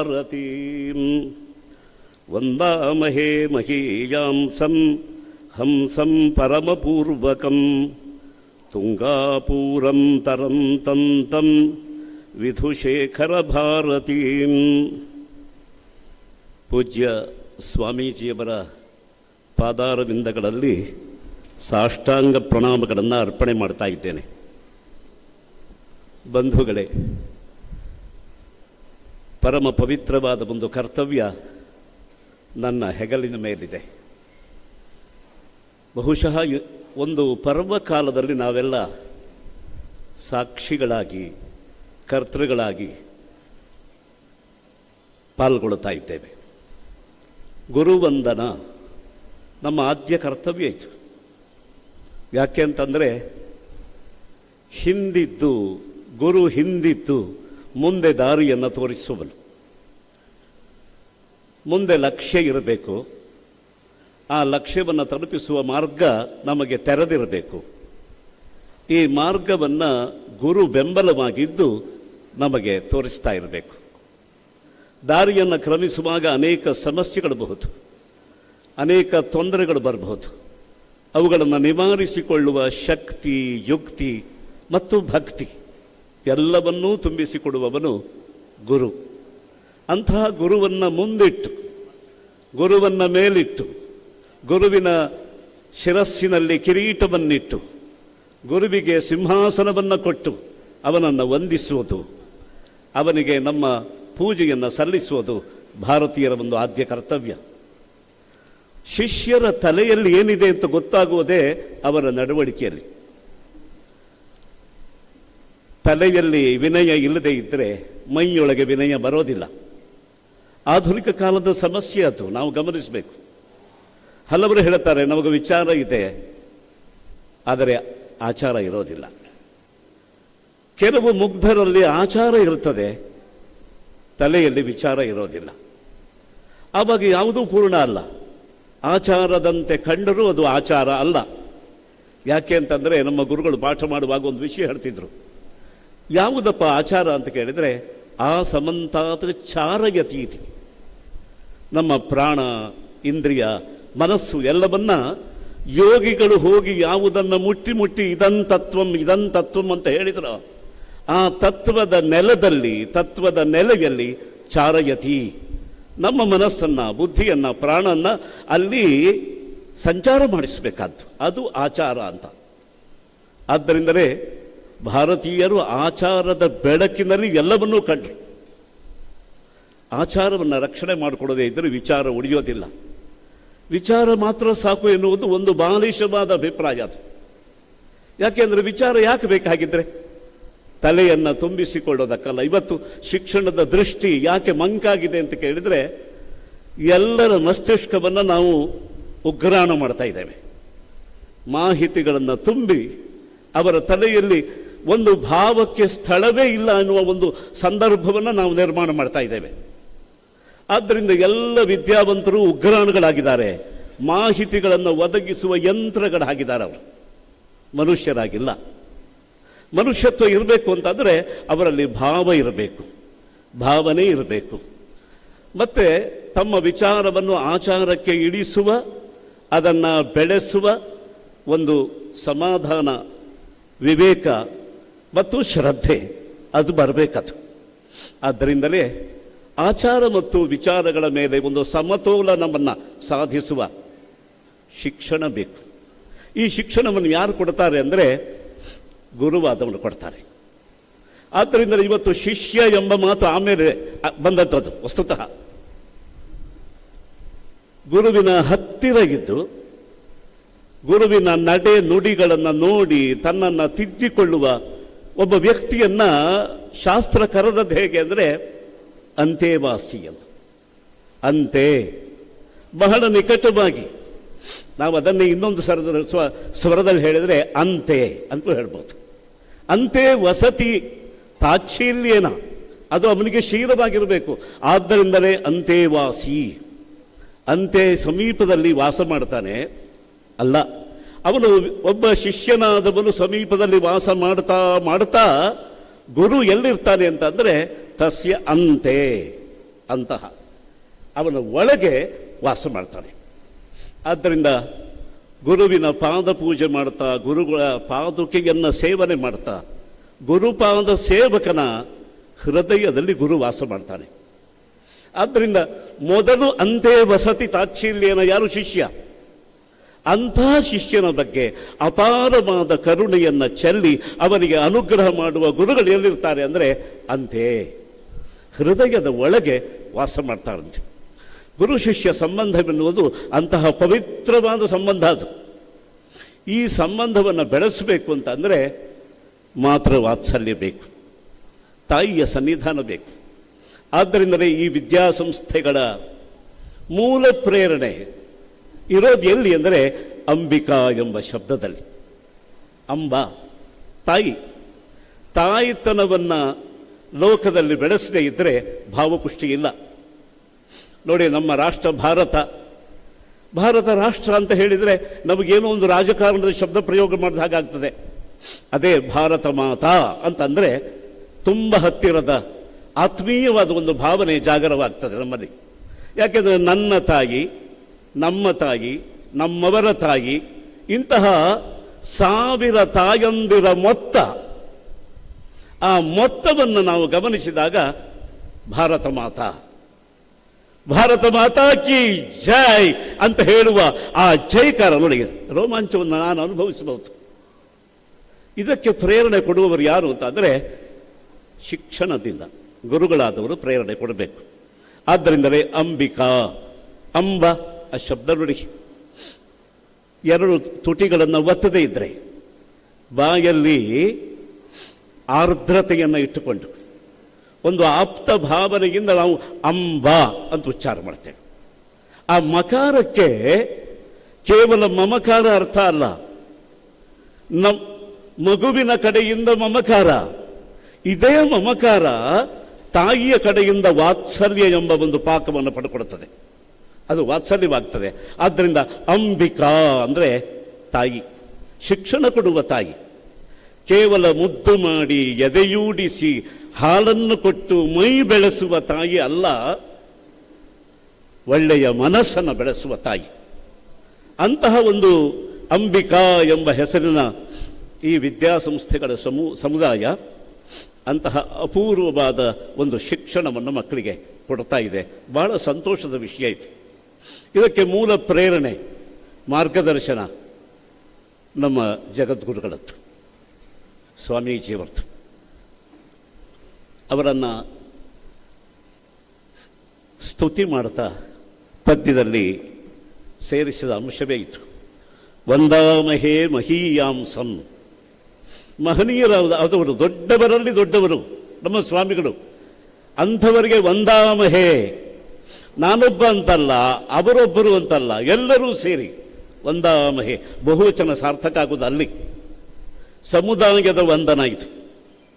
ವೈಯಕ್ತಿಕವಾದ ವಂದನ ಅನುಕೂಲ ಇದ್ದವರು ಯಾರಾದರೂ ಹೋಗಿ ಮಾಡಬಹುದು, ಕರೆಸಿಕೊಂಡು ಮಾಡಬಹುದು.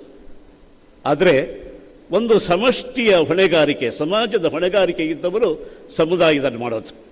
ಈ ಅಂಬಿಕಾ ವಿದ್ಯಾಸಂಸ್ಥೆಯ ಅಂಗಳದಲ್ಲಿ, ಅಂದರೆ ನಮ್ಮ ಹೃದಯಾಂಗಳದಲ್ಲಿ ಮಾಡ್ತಾ ಇರುವ ಈ ನಮಸ್ಕಾರ ಹೇಗೆ ಅಂತಂದರೆ ವಂದಾಮಹೇ ಮಹೀಯಾಂಸಂ ಹಂಸಂ ಪರಮಭೂಷಣಂ. ಪರಮಹಂಸ ಪರಿವ್ರಾಜಕಾಚಾರ್ಯ ಅಂತ ನಮ್ಮ ಗುರುಗಳು ಒಂದು ಮಾತು ಹೇಳ್ತಿದ್ರು, ನನಗೆ ಪಾಠ ಮಾಡಿದವರು. ಹಂಸಃ ಅಂತಂದರೆ ಅಹಂ ಸಹ, ಸಂಸಾರದ ದಶೆಯಲ್ಲಿ ನಾನು ಮತ್ತು ಅವನು, ನಮ್ಮಂತಹ ಕೋಟಿ ಕೋಟಿ ಪ್ರಜೆಗಳನ್ನು ಮುನ್ನಡೆಸುವ ಅವನು ಅಹಂ ಸಹ. ಇಲ್ಲಿ ಅಹಂ ಎಂಬಲ್ಲಿ ಅಕಾರ ಗುಪ್ತವಾಗಿಬಿಟ್ರೆ, ಲುಪ್ತ ಅಲ್ಲ, ಗುಪ್ತವಾಗಿಬಿಟ್ರೆ ಹಂಸಃ. ಆದರೆ ಇಲ್ಲಿ ಈ ಸಂಸಾರದಲ್ಲಿ ತೊಡಗಿದವನಿಗೆ ನಿಜವಾಗಿ ಅಕಾರ, ಅಕಾರೋ ವೈ ಸರ್ವಾವಾಕ್ ಅಕಾರೋ ವಾಸುದೇವ ಸ್ಯಾತ್, ಮೂಲ ಪರಬ್ರಹ್ಮ ಅದು ಮರೆಯಾಗ್ಬಿಟ್ರೆ, ಗುಪ್ತವಾಗಿ ಕೂತ್ಕೊಂಡು ಬಿಟ್ರೆ ಸಂಸಾರವೇ ಬೆಳೀತಾ ಹೋಗ್ತಾ ಇರ್ತದೆ. ಆಗ ಅದನ್ನು ಪಲ್ಲಟು ಮಾಡಬೇಕು. ಅದನ್ನು ಹಂಸಃ ಸೋಹಂ ಅಂತ, ಅಂತಹ ದಾರಿಯನ್ನು ಹಾಕ್ಕೊಡೋವರೇ ಪರಮಹಂಸರು. ನಾವೆಲ್ಲ ಕಷ್ಟಪಟ್ಟರೆ ಹಂಸರಾಗಬಹುದಪ್ಪ, ಆದರೆ ಒಬ್ಬ ಮಹಾ ಸಾಧಕ ಯೋಗಿಯಾದವನು ಪಲ್ಲಟು ಮಾಡ್ತಾನೆ. ಹಂಸಃ ಅಹಂಸಃ ಎಂಬ ಈ ಭೇದವನ್ನು ಅಭೇದದ ಪಾಕದಲ್ಲಿಟ್ಟಾಗ ಸೋಹಂ ಅಂತ ಇದೇ ಮಹಾಮಂತ್ರವಾಗತ್ತೆ, ಮಹಾವಾಕ್ಯವಾಗತ್ತೆ. ಆ ಮಹಾಮಂತ್ರವನ್ನು ಉಪದೇಶ ಮಾಡಿ ಪರಮ ಲಕ್ಷ್ಯ, ಜೀವನದ ಚರಮ ಲಕ್ಷ್ಯ ಯಾವುದು ಪ್ರಾಪ್ತಿಸಬೇಕು ಅದನ್ನು ಪ್ರಾಪ್ತಿಸಿಕೊಳ್ಳುವ ಒಂದು ಮಹಾ ಉದ್ದೇಶವನ್ನು ಸಾಧಿಸಿಕೊಳ್ಳೋದಕ್ಕೆ ಅನುಕೂಲ ಮಾಡಿಕೊಡುವವರು ಹಂಸಂ ಪರಮಭೂಷಣಂ. ನಿಜವಾಗಿ ಇಂತಹ ಹಂಸರನ್ನೆಲ್ಲ ಪರಮಹಂಸರಾಗಿಸಿದಾಗಲೇ ಪರಮ ಅಂತ. ಪರಮಶ್ಚ ಅಸೌ ಹಂಸಶ್ಚ, ಆ ಪಾರಮ್ಯ ಅಂತಹದ್ದು. ಈ ಗುರುಗಳ ಪಾರಮ್ಯ ಎಂಥದ್ದು ಅಂದರೆ ಹಂಸರಾಗಿ ಕಂಡರೂ ಪರಮಹಂಸರಾಗೋದು, ತಮ್ಮನ್ನು ನಂಬಿದವರನ್ನು ಪರಮಹಂಸರನ್ನಾಗಿಸುವ ಇಂತಹ ಅದೇ ಹಂಸಂ ಪರಮಭೂಷಣಂ.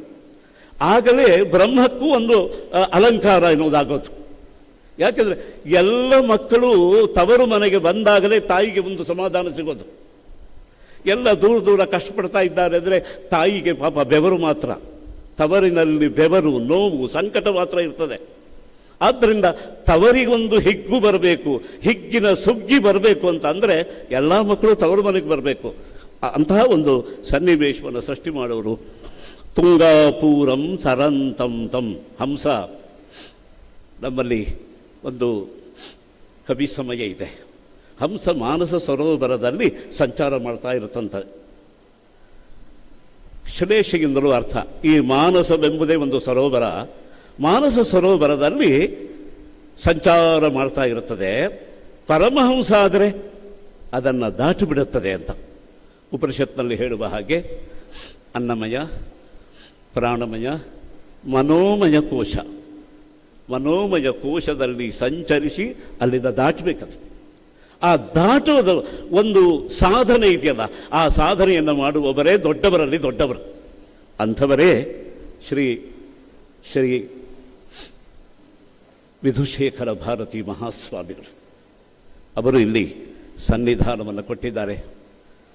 ಗುರುಬಂಧುಗಳೇ, ಈ ಸದವಸರದಲ್ಲಿ ತೆರೆದ ಕಣ್ಣುಗಳಿಂದ ಅವರ ಭಾವವನ್ನು ತುಂಬಿಕೊಳ್ಳೋಣ. ತೆರೆದ ಕಿವಿಗಳಿಂದ ಅವರ ಅಮೃತ ವಾಣಿಯನ್ನು ನಮ್ಮ ಅಂತರಂಗಕ್ಕೆ ತಲುಪಿಸೋಣ. ಅರಳಿದ ಮನಸ್ಸಿನಿಂದ ಅವರ ದಿವ್ಯವಾದಂತಹ ಪಾದವನ್ನು ನಮ್ಮ ಎದೆಯಲ್ಲಿ ಅಚ್ಚೊತ್ತಿಕೊಳ್ಳೋಣ. ಅದಕ್ಕಿಂತ ಹೆಚ್ಚಾಗಿ ಅವರು ಅಪೇಕ್ಷೆ ಪಟ್ಟ ಧರ್ಮಾಭ್ಯುದಯ, ನಾವು ಕೆಲವೊಮ್ಮೆ ಆವೇಶದಲ್ಲಿ ಕ್ರಾಂತಿಕಾರಕ ಹೆಜ್ಜೆ ಅಂತ ಹೇಳ್ತೇವೆ. ಹೌದದು, ಕ್ರಮಣ ಇದೆ ಅಲ್ಲಿ. ಕ್ರಾಂತಿ ಅಂತಂದ್ರೆ ಏನೋ ಒಂದು ದೊಡ್ಡ ಸಂಘರ್ಷ ಅಂತಲ್ಲ, ಕ್ರಮಣ ಇದೆ, ನಿರಂತರವಾದ ಚಲನೆ ಇದೆ. ಆದರೆ ಈ ಧರ್ಮಾಭ್ಯುದಯವೆಂಬುದು ಒಂದು ಮಾಂಗಲಿಕವಾದ ಉದ್ಯಮ. ಇದು ಲೋಕ ಮಾಂಗಲ್ಯವನ್ನು ಸಂಪಾದಿಸುವ ಮಾಂಗಲಿಕವಾದ ಉದ್ಯಮ. ಆ ಉದ್ಯಮವನ್ನು, ಧರ್ಮಾಭ್ಯುದಯವನ್ನು ಅವರು ಈ ನೆಲದಲ್ಲಿ ಪ್ರಯೋಗ ಮಾಡಿದ್ದಾರೆ. ರಾಷ್ಟ್ರಾದ್ಯಂತ ಇದನ್ನು ವಿಸ್ತಾರ ಮಾಡಿದ್ದಾರೆ. ಆದ್ದರಿಂದಲೇ ಎಲ್ಲಿ ಪ್ರಾರಂಭ ಆಗಿದೆಯೋ ಅಲ್ಲೇ ಗುರುಬಂಧನ. ಅಂದರೆ ಕುಡಿತಲ್ಲಿ, ನಿಂತಲ್ಲಿ, ನಡೆದಲ್ಲಿ, ನುಡಿದಲ್ಲಿ ಒಡಮೂಡುವ ವಂದನ. ಆದ್ದರಿಂದ ಅಂತಹ ಗುರುವಂದನೆಯನ್ನು ಮಾಡುವ ಒಂದು ಕರ್ತವ್ಯವನ್ನು ನಾನು ನಿಮ್ಮೆಲ್ಲರ ಪರವಾಗಿ ಪೂರೈಸ್ತಾ ಇದ್ದೇನೆ. ಬಂಧುಗಳೇ, ಆದ್ದರಿಂದ ಈ ಪರ್ವಕಾಲದಲ್ಲಿ ನಮ್ಮೆಲ್ಲ ಏಕಾಗ್ರತೆಯನ್ನು ಕೂಡಿಸಿಕೊಂಡು ಅವರ ದಿವ್ಯ ಪಾದಪದ್ಮಗಳನ್ನು ಸ್ಮರಣೆ ಮಾಡುತ್ತಾ ಅನಂತ ಪ್ರಣಾಮಗಳನ್ನು ಅರ್ಪಣೆ ಮಾಡೋಣ. ನಮೋ ನಮಃ. ಶ್ರೀ ಗುರುಭ್ಯೋ ನಮಃ.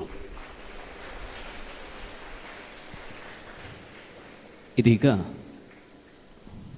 ಪೂಜ್ಯ ಜಗದ್ಗುರುಗಳು ಶೃಂಗೇರಿಯ ಹಿರಿಮೆ ಹೊತ್ತಗೆಯನ್ನು ತಮ್ಮ ಅಮೃತ ಹಸ್ತದಿಂದ ಲೋಕಾರ್ಪಣೆಗೊಳಿಸಬೇಕಾಗಿ ಭಕ್ತಿಪೂರ್ವಕವಾಗಿ ವಿನಂತಿಸ್ತಾ ಇದ್ದೇವೆ. ಶೃಂಗೇರಿಯ ಹಿರಿಮೆ ಹೊತ್ತಗೆಯ ಲೋಕಾರ್ಪಣೆ ಈ ಹೊತ್ತಲ್ಲಿ.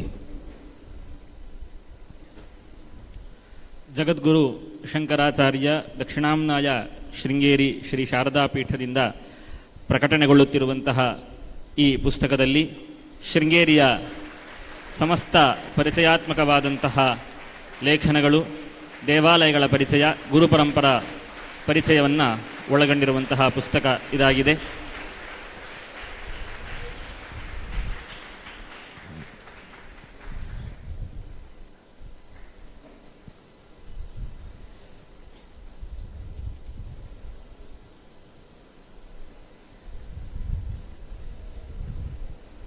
ಶ್ರೀ ಶಂಕರ ಜಯಂತಿ ಮತ್ತು ಅಂಬಿಕಾ ವಿದ್ಯಾಸಂಸ್ಥೆಗಳ ರಜತ ಸಂಭ್ರಮದ ನಿಮಿತ್ತ ಶಂಕರ ವಿಜಯ ಸ್ಪರ್ಧೆಗಳನ್ನು ಅಂಬಿಕಾದ ಆವರಣದಲ್ಲಿ ಆಯೋಜಿಸಲಾಗಿತ್ತು. ಲ್ಯಾಪ್ಟಾಪ್, ಟ್ಯಾಬ್ ಸಹಿತ ಸುಮಾರು 2.5 ಲಕ್ಷ ರೂಪಾಯಿ ಮೌಲ್ಯದ ಪ್ರಶಸ್ತಿಗಳನ್ನು ಕೂಡ 4 ತಾಲೂಕುಗಳ ವಿದ್ಯಾರ್ಥಿಗಳಿಗೆ ಸ್ಪರ್ಧೆಯನ್ನು ಏರ್ಪಡಿಸುವುದರ ಮೂಲಕ ಬಹುಮಾನವಾಗಿ ಅಂಬಿಕಾ ಸಂಸ್ಥೆ ಪ್ರಾಯೋಜಿಸಿದೆ. ಇದೀಗ ಪ್ರಶಸ್ತಿ ಪುರಸ್ಕಾರ ಸಮಾರಂಭ. ಪ್ರಶಸ್ತಿ ಪುರಸ್ಕೃತ ವಿದ್ಯಾರ್ಥಿಗಳ ಪಟ್ಟಿಯನ್ನ ಶಾಂಕರ ತತ್ವ ಪ್ರಸಾರ ಅಭಿಯಾನದ ಕರ್ನಾಟಕ ರಾಜ್ಯ ಸಂಚಾಲಕರಾದ ವಿದ್ವಾನ್ ತೇಜಶಂಕರ ಸೋಮಯಾಜಿಯವರು ನಮ್ಮ ಎದುರುಗಡೆ ಪ್ರಸ್ತುತಪಡಿಸಲಿಕ್ಕಿದ್ದಾರೆ. ಶ್ರೀ ಗುರುಭ್ಯೋ ನಮಃ. ಸದಾಶಿವ ಸಮಾರಂಭಾಂ ಶಂಕರಾಚಾರ್ಯ ಮಧ್ಯಮಾಂ ಅಸ್ಮದಾಚಾರ್ಯ ಪರ್ಯಂತಾಂ ವಂದೇ ಗುರು ಪರಂಪರಾಂ. ದಕ್ಷಿಣಾಮ್ನಾಯ ಶೃಂಗೇರಿ ಶಾರದಾ ಪೀಠದಲ್ಲಿ ವಿರಾಜಮಾನರಾಗಿರುವಂತಹ ಅನಂತ ಶ್ರೀ ವಿಭೂಷಿತ ಜಗದ್ಗುರು ಶ್ರೀ ಶ್ರೀ ಭಾರತೀ ತೀರ್ಥ ಮಹಾಸನ್ನಿಧಾನಗಳವರ ಮತ್ತು ತತ್ಕರಕಮಲ ಸಂಜಾತರಾದ ಜಗದ್ಗುರು ಶ್ರೀ ಶ್ರೀ ವಿಧುಶೇಖರ ಭಾರತಿ ಸನ್ನಿಧಾನಗಳವರ ಪಾದಾರವಿಂದಗಳಲ್ಲಿ ನಮಸ್ಕಾರಗಳನ್ನು ಸಲ್ಲಿಸುತ್ತಾ, ಸನ್ನಿಧಾನಗಳವರ ಅಪ್ಪಣೆಯಂತೆ ಸುಳ್ಯ, ಕಡಬ, ಮಂಜೇಶ್ವರ, ಕಾಸರಗೋಡು, ಬಂಟ್ವಾಳ ಮತ್ತು ಪುತ್ತೂರು ತಾಲೂಕುಗಳ ವಿದ್ಯಾರ್ಥಿಗಳು ಮತ್ತು ಸಾರ್ವಜನಿಕರಿಗಾಗಿ ಸ್ತೋತ್ರ ಕಂಠಪಾಠ ಸ್ಪರ್ಧೆ, ಭಾಷಣ ಸ್ಪರ್ಧೆ ಮತ್ತು ರಸಪ್ರಶ್ನೆ ಸ್ಪರ್ಧೆಗಳನ್ನು ಇದೇ ಆವರಣದಲ್ಲಿ ಈ ತಿಂಗಳ 3ನೇ ತಾರೀಕು ಭಾನುವಾರದಂದು ಹಮ್ಮಿಕೊಳ್ಳಲಾಗಿತ್ತು. ಅದರ ಬಹುಮಾನ ವಿತರಣಾ ಕಾರ್ಯಕ್ರಮವನ್ನು ಇದೀಗ ನಾವು ಎದುರು ನೋಡ್ತಾ ಇದ್ದೇವೆ. ವಿಶೇಷವಾಗಿ ಶ್ರೀ ಶಂಕರ ಭಗವತ್ಪಾದಾಚಾರ್ಯರ ಜೀವನವನ್ನು, ಅವರ ಉಪದೇಶಗಳನ್ನು ಸರ್ವರು ತಿಳಿದುಕೊಳ್ಳಲಾಗಬೇಕು ಅನ್ನುವಂತಹ ಮಹತ್ತರವಾದಂತಹ ಉದ್ದೇಶದೊಂದಿಗೆ ಜಗದ್ಗುರುಗಳವರ ವಿಜಯ ಯಾತ್ರೆಯ ಸಂದರ್ಭದಲ್ಲಿ ಅವರು ಪ್ರವಾಸ ಮಾಡುವಂತಹ ಈ ಒಂದು ತಾಲೂಕುಗಳ ವಿದ್ಯಾರ್ಥಿಗಳಿಗೆ ಮತ್ತು ಸಾರ್ವಜನಿಕರಿಗೆ ವಿಶೇಷವಾದಂತಹ ಒಂದು ಅನುಗ್ರಹ ರೂಪದಲ್ಲಿ ಈ ಸ್ಪರ್ಧೆಯಲ್ಲಿ ಪಾಲ್ಗೊಳ್ಳುವಂತಹ ಅವಕಾಶ ಲಭಿಸಿತ್ತು. ಸರಿಸುಮಾರು 140 ಜನ ಅಭ್ಯರ್ಥಿಗಳು ನೋಂದಣಿಯನ್ನು ಮಾಡಿಕೊಂಡು 122 ವಿದ್ಯಾರ್ಥಿಗಳು ಒಟ್ಟಾರೆ ಈ ಸ್ಪರ್ಧೆಯಲ್ಲಿ ಭಾಗವಹಿಸಿದರು.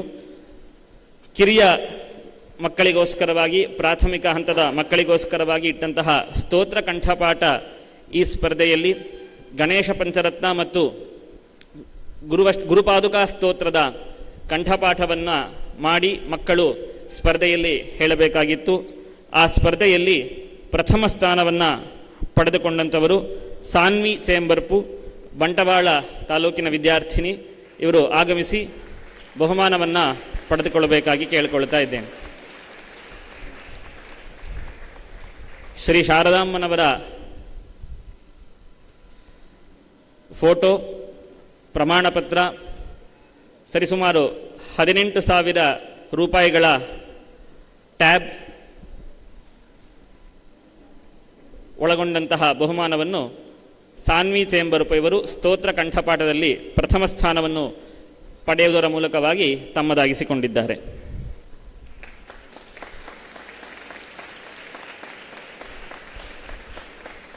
ದ್ವಿತೀಯ ಸ್ಥಾನ ಮಯೂರ್ ಎಸ್ ಮಯ್ಯ. ಇದೇ ಸಂಸ್ಥೆಯ ವಿದ್ಯಾರ್ಥಿ ಮಯೂರ್ ಎಸ್ ಮಯ್ಯ ದ್ವಿತೀಯ ಸ್ಥಾನವನ್ನು ಪಡೆದಿರುತ್ತಾನೆ.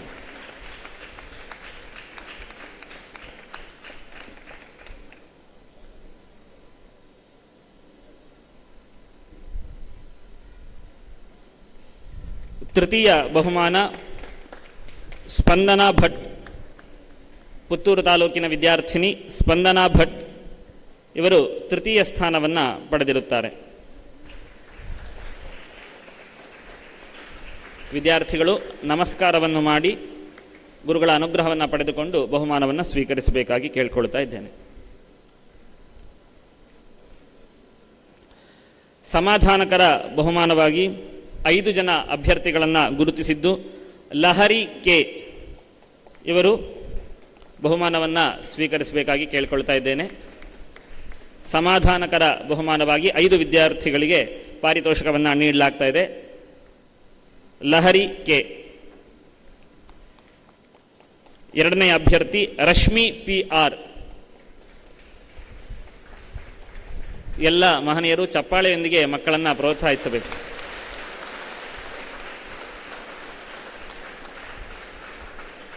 ತೃತೀಯ ಸಮಾಧಾನಕರ ಬಹುಮಾನವನ್ನು ಪಡೆದಂತಹ ವಿದ್ಯಾರ್ಥಿನಿ ಅನಘ.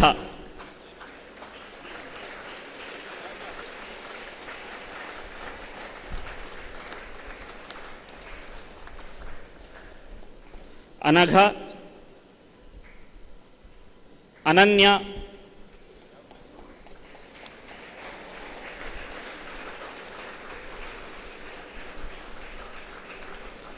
ಜೀವಿಕಾ.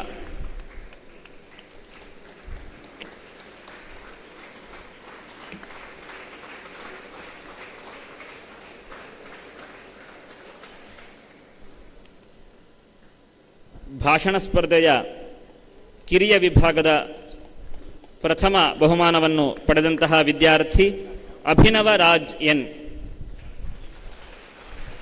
ಶ್ರೀ ಶಂಕರ ಭಗವತ್ಪಾದಾಚಾರ್ಯರ ಜೀವನದಲ್ಲಿ ಇದ್ದಂತಹ ಶಿಷ್ಯವಾತ್ಸಲ್ಯ ಗುಣ ಮತ್ತು ಗುರುವಿನ ಮಹತ್ವ ಎನ್ನುವ ವಿಷಯವನ್ನು ಆಧರಿಸಿ ನಡೆದಂತಹ ಭಾಷಣ ಸ್ಪರ್ಧೆಯಲ್ಲಿ ಪ್ರಥಮ ಸ್ಥಾನವನ್ನು ಪಡೆದಂಥವನು ಅಭಿನವರಾಜ್ ಎನ್. ಸರಿಸುಮಾರು 21,000 ರೂಗಳ ಮೌಲ್ಯದ ಟ್ಯಾಬ್, ಶಾಲಾ ಬ್ಯಾಗ್, ಪ್ರಮಾಣಪತ್ರ, ಈಗಷ್ಟೇ ಬಿಡುಗಡೆಗೊಂಡಂತಹ ಶೃಂಗೇರಿಯ ಹಿರಿಮೆ, ಶಾರದಾಮ್ಮನವರ ಫೋಟೋ ಇತ್ಯಾದಿ ವಸ್ತುಗಳನ್ನು ಈ ಬಹುಮಾನವು ಹೊಂದಿರುತ್ತದೆ. ದ್ವಿತೀಯ ಸ್ಥಾನವನ್ನು ಪಡೆದಂತಹ ವಿದ್ಯಾರ್ಥಿ ಚರಣ್ ಎಸ್. ಚರಣ್ ಎಸ್.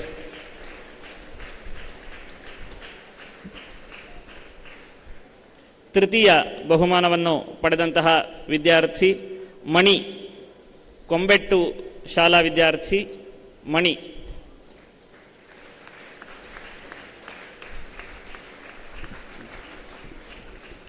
ಸಮಾಧಾನಕರ ಬಹುಮಾನವನ್ನು ಪಡೆದಂತಹ ವಿದ್ಯಾರ್ಥಿಗಳು ಆದ್ಯ ಡಿ ಶಾಸ್ತ್ರಿ, ನಲ್ಲಿಕಟ್ಟೆ ಪದವಿ ಪೂರ್ವ ಕಾಲೇಜಿನ ವಿದ್ಯಾರ್ಥಿನಿ ಆದ್ಯ ಡಿ ಶಾಸ್ತ್ರಿ. ಸಮಾಧಾನಕರ ಬಹುಮಾನವನ್ನು ಪಡೆದಂತಹ ಮತ್ತೋರ್ವ ವಿದ್ಯಾರ್ಥಿನಿ ಪೂಜಿತಾ.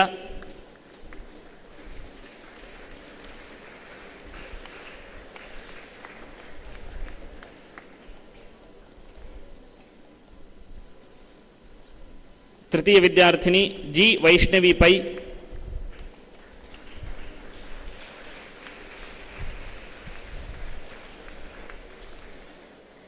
ನಾಲ್ಕನೆಯ ಸಮಾಧಾನಕರ ಬಹುಮಾನವನ್ನು ಪಡೆದಂತಹ ಅಭ್ಯರ್ಥಿ ಶಾರ್ವಿ ಎಸ್ ರಾವ್.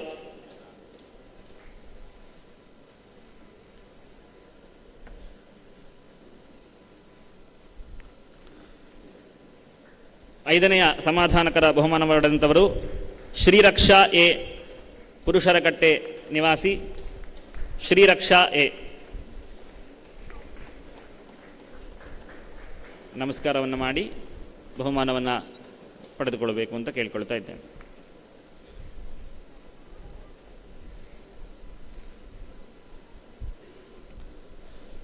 ಭಾಷಣ ಸ್ಪರ್ಧೆ ಹಿರಿಯರ ವಿಭಾಗದಲ್ಲಿ ಪ್ರಥಮ ಸ್ಥಾನವನ್ನು ಪಡೆದಂಥವರು ಸಿಂಚನ ಕಲ್ಲೂರಾಯ.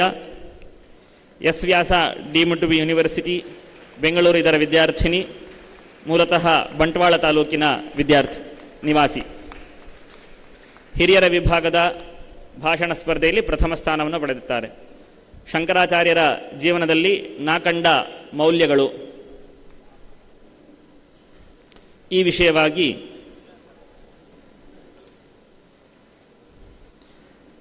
ದ್ವಿತೀಯ ಬಹುಮಾನ ಪಂಚಮಿ ಬಿ ಕುಮಾರಿ, ವಿವೇಕಾನಂದ ಕಾಲೇಜ್ ಪುತ್ತೂರು ಇದರ ವಿದ್ಯಾರ್ಥಿನಿ,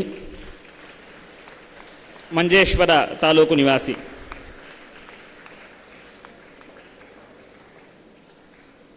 ತೃತೀಯ ಸ್ಥಾನವನ್ನು ಪಡೆದಂತಹ ವಿದ್ಯಾರ್ಥಿನಿ ಅಕ್ಷಿತಾ, ಅಂಬಿಕಾ ಮಹಾವಿದ್ಯಾಲಯ ಇದರ ವಿದ್ಯಾರ್ಥಿನಿ.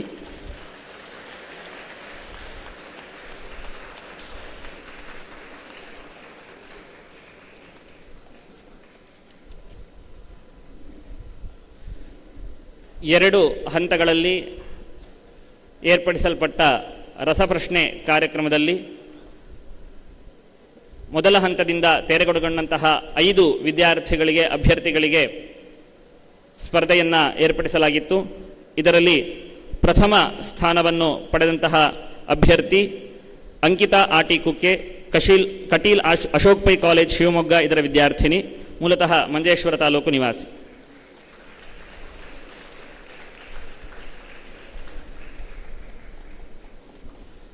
ಸರಿಸುಮಾರು 45,000ಕ್ಕೂ ಅಧಿಕ ಮೌಲ್ಯದ ಲ್ಯಾಪ್ಟಾಪ್ ಇನ್ನಿತರ ವಸ್ತುಗಳನ್ನು ಒಳಗೊಂಡಂತಹ ಬಹುಮಾನ ಅಭ್ಯರ್ಥಿಗೆ ಲಭಿಸ್ತಾ ಇದೆ.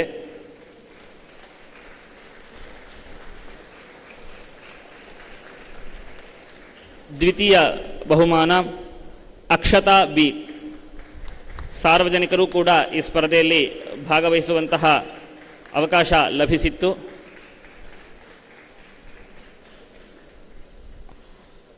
ಅಕ್ಷತಾ ಬಿ ಇವರು ದ್ವಿತೀಯ ಸ್ಥಾನವನ್ನು ಪಡೆದುಕೊಂಡಿರುತ್ತಾರೆ. ತೃತೀಯ ಸ್ಥಾನ GM ಅಕ್ಷರಶ್ಯಾಮ ಭಟ್, ವಿಟ್ಲ PM ಶ್ರೀ ಸರ್ಕಾರಿ ಹಿರಿಯ ಪ್ರಾಥಮಿಕ ಶಾಲೆಯ ವಿದ್ಯಾರ್ಥಿ, ಬಂಟ್ವಾಳ ತಾಲೂಕಿನ ನಿವಾಸಿ. GM ಅಕ್ಷರಶ್ಯಾಮ ಭಟ್ ಇವರು ತೃತೀಯ ಸ್ಥಾನವನ್ನು ಪಡೆದಿರುತ್ತಾರೆ.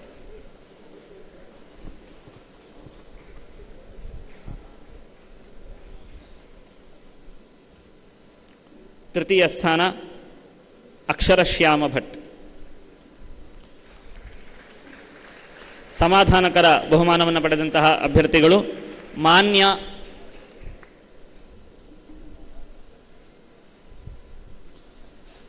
ಅಭಯ ನಾಯಕ್,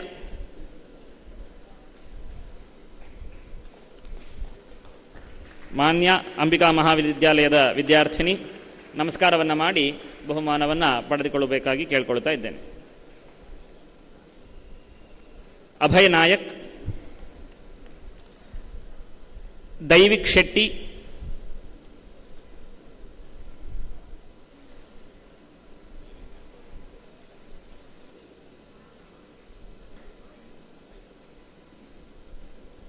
ಸುಷ್ಮಿತಾ ಯಾದವ್.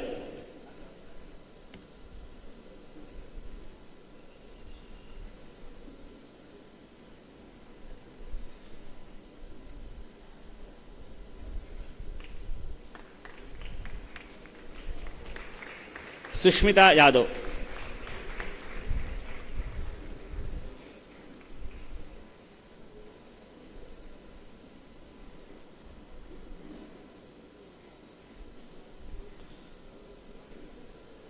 ಸುಷ್ಮಿತಾ ಯಾದವ್ ಅಂಬಿಕಾ ಮಹಾವಿದ್ಯಾಲಯದ ವಿದ್ಯಾರ್ಥಿನಿ. ಒಟ್ಟಾರೆಯಾಗಿ 2.5 ಲಕ್ಷಕ್ಕೂ ಅಧಿಕ ರೂಪಾಯಿಗಳ ಬಹುಮಾನ ಮೊತ್ತವನ್ನು ಒಳಗೊಂಡಂತಹ ಈ 4 ಸ್ಪರ್ಧೆಗಳಲ್ಲಿ ವಿಜೇತರಾದಂತಹ ಎಲ್ಲ ಅಭ್ಯರ್ಥಿಗಳಿಗೂ ಕೂಡ ಹೃತ್ಪೂರ್ವಕವಾದಂತಹ ಅಭಿನಂದನೆಗಳನ್ನು ಸಲ್ಲಿಸುತ್ತಾ, ಮುಂದೆಯೂ ಕೂಡ ಭಗವತ್ಪಾದ ಶಂಕರರ ಜೀವನ ಚರಿತ್ರೆಗಳನ್ನು, ಉಪದೇಶಗಳನ್ನು ಅಭ್ಯಾಸ ಮಾಡುವಂತಹ ಪ್ರೇರಣೆಯನ್ನು ಭಗವಂತ ನೀಡಲಿ, ಜಗದ್ಗುರುಗಳ ಅನುಗ್ರಹವಿರಲೆಂದು ಪ್ರಾರ್ಥನೆಯನ್ನು ಮಾಡುತ್ತಾ ಬಹುಮಾನ ವಿತರಣಾ ಕಾರ್ಯಕ್ರಮವನ್ನು ಇಲ್ಲಿಗೆ ಮುಕ್ತಾಯ ಮಾಡ್ತಾ ಇದ್ದೇನೆ.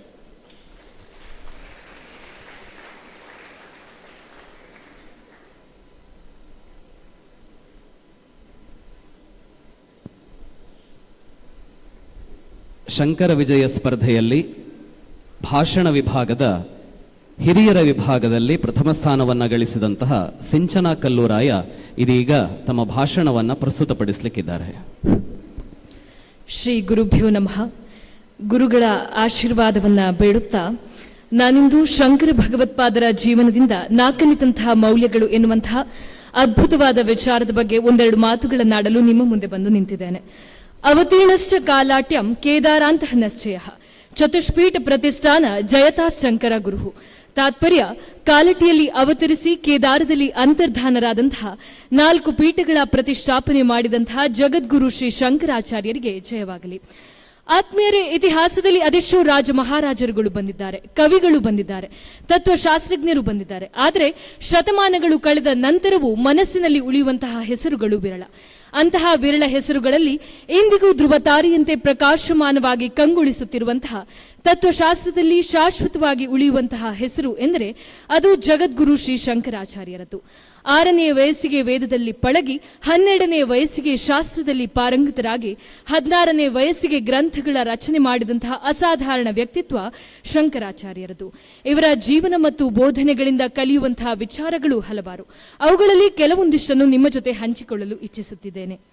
ಮೊದಲಿಗೆ ಇವರು ಜ್ಞಾನವನ್ನು ನೋಡುತ್ತಿದ್ದಂತಹ ದೃಷ್ಟಿಕೋನ. ಆತ್ಮೇರೆ, ನಾವೆಲ್ಲರೂ ಜ್ಞಾನವನ್ನ ಪಡೆಯುತ್ತೇವೆ, ಜ್ಞಾನಕ್ಕಾಗಿ ಆಕಾಂಕ್ಷೆಯನ್ನು ಹೊಂದುತ್ತೇವೆ. ಆದರೆ ಅದರ ಹಿಂದಿರುವಂತಹ ಉದ್ದೇಶ ಹಣವನ್ನ ಗಳಿಸಬೇಕು, ಉದ್ಯೋಗವನ್ನು ಹೊಂದಬೇಕು ಅಥವಾ ಪ್ರಸಿದ್ಧಿಯನ್ನು ಪಡೆಯಬೇಕೆಂದು. ಆದರೆ ಶಂಕರಾಚಾರ್ಯರು ಹೇಳುತ್ತಾರೆ, ಜ್ಞಾನದ ಸತ್ಯವನ್ನು ಅರಿಯಿರಿ, ಏಕೆಂದರೆ ಸತ್ಯವನ್ನು ಅರಿಯದ ಜ್ಞಾನ ಅಹಂಕಾರವಾಗುತ್ತದೆ. ಹಾಗಾಗಿ ಅವರು ಜ್ಞಾನವನ್ನು ಕೇವಲ ಪುಸ್ತಕದಲ್ಲಿರುವಂತಹ ಪದಗಳಾಗಿ ನೋಡದೆ ಆತ್ಮಜಾಗೃತಿಗೆ ದಾರಿ ಎಂಬುದಾಗಿ ನೋಡ್ತಾ ಇದ್ರು. ಮತ್ತೊಂದು ಮುಖ್ಯವಾದ ವಿಚಾರ, ಜ್ಞಾನ ಪಿಪಾಸೆ ಜೀವನದ ಬೆಳಕು ಎಂಬುದನ್ನು ಅವರು ನಂಬಿದ್ರು. ಇತರರಲ್ಲಿ ಪ್ರಶ್ನೆಯನ್ನ ಕೇಳುತ್ತಾ ಅವರಲ್ಲಿ ಪ್ರಶ್ನೆಯನ್ನು ಹುಟ್ಟುವಂತೆ ಮಾಡುತ್ತಿದ್ರು. ಏಕೆಂದರೆ ಪ್ರಶ್ನೆಯನ್ನು ಕೇಳುವ ಮನಸ್ಸೇ ಜ್ಞಾನಕ್ಕೆ ದಾರಿ ಎಂಬುದಾಗಿ ಶಂಕರಾಚಾರ್ಯರು ನಂಬಿದ್ದರು. ಭಜಗೋವಿಂದಂನ ಮೋಹಮುದ್ಗರದಲ್ಲಿ ಒಂದು ಶ್ಲೋಕವಿದೆ.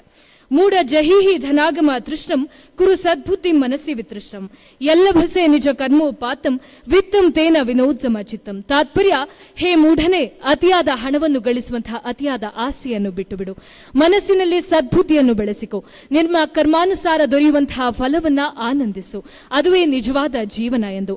ನಾವೆಲ್ಲರೂ ಹಣವನ್ನು ಗಳಿಸಬೇಕು ಎನ್ನುವ ಉದ್ದೇಶದಿಂದ ಮಾನವೀಯತೆಯನ್ನ ಮರೆಯುತ್ತಿದ್ದೇವೆ. ಸಂಬಂಧಗಳ ಬೆಲೆ ಕಡಿಮೆ ಆಗ್ತಾ ಇದೆ. ಹಾಗಾಗಿ ಶಂಕರಾಚಾರ್ಯರು ಹೇಳುವ ವಿಚಾರ ಏನೆಂದ್ರೆ, ಜ್ಞಾನ ನಮ್ಮನ್ನು ದೊಡ್ಡವನನ್ನಾಗಿಸಬೇಕೇ ಹೊರತು ಅಹಂಕಾರಿಯನ್ನಾಗಿಸಬಾರದು.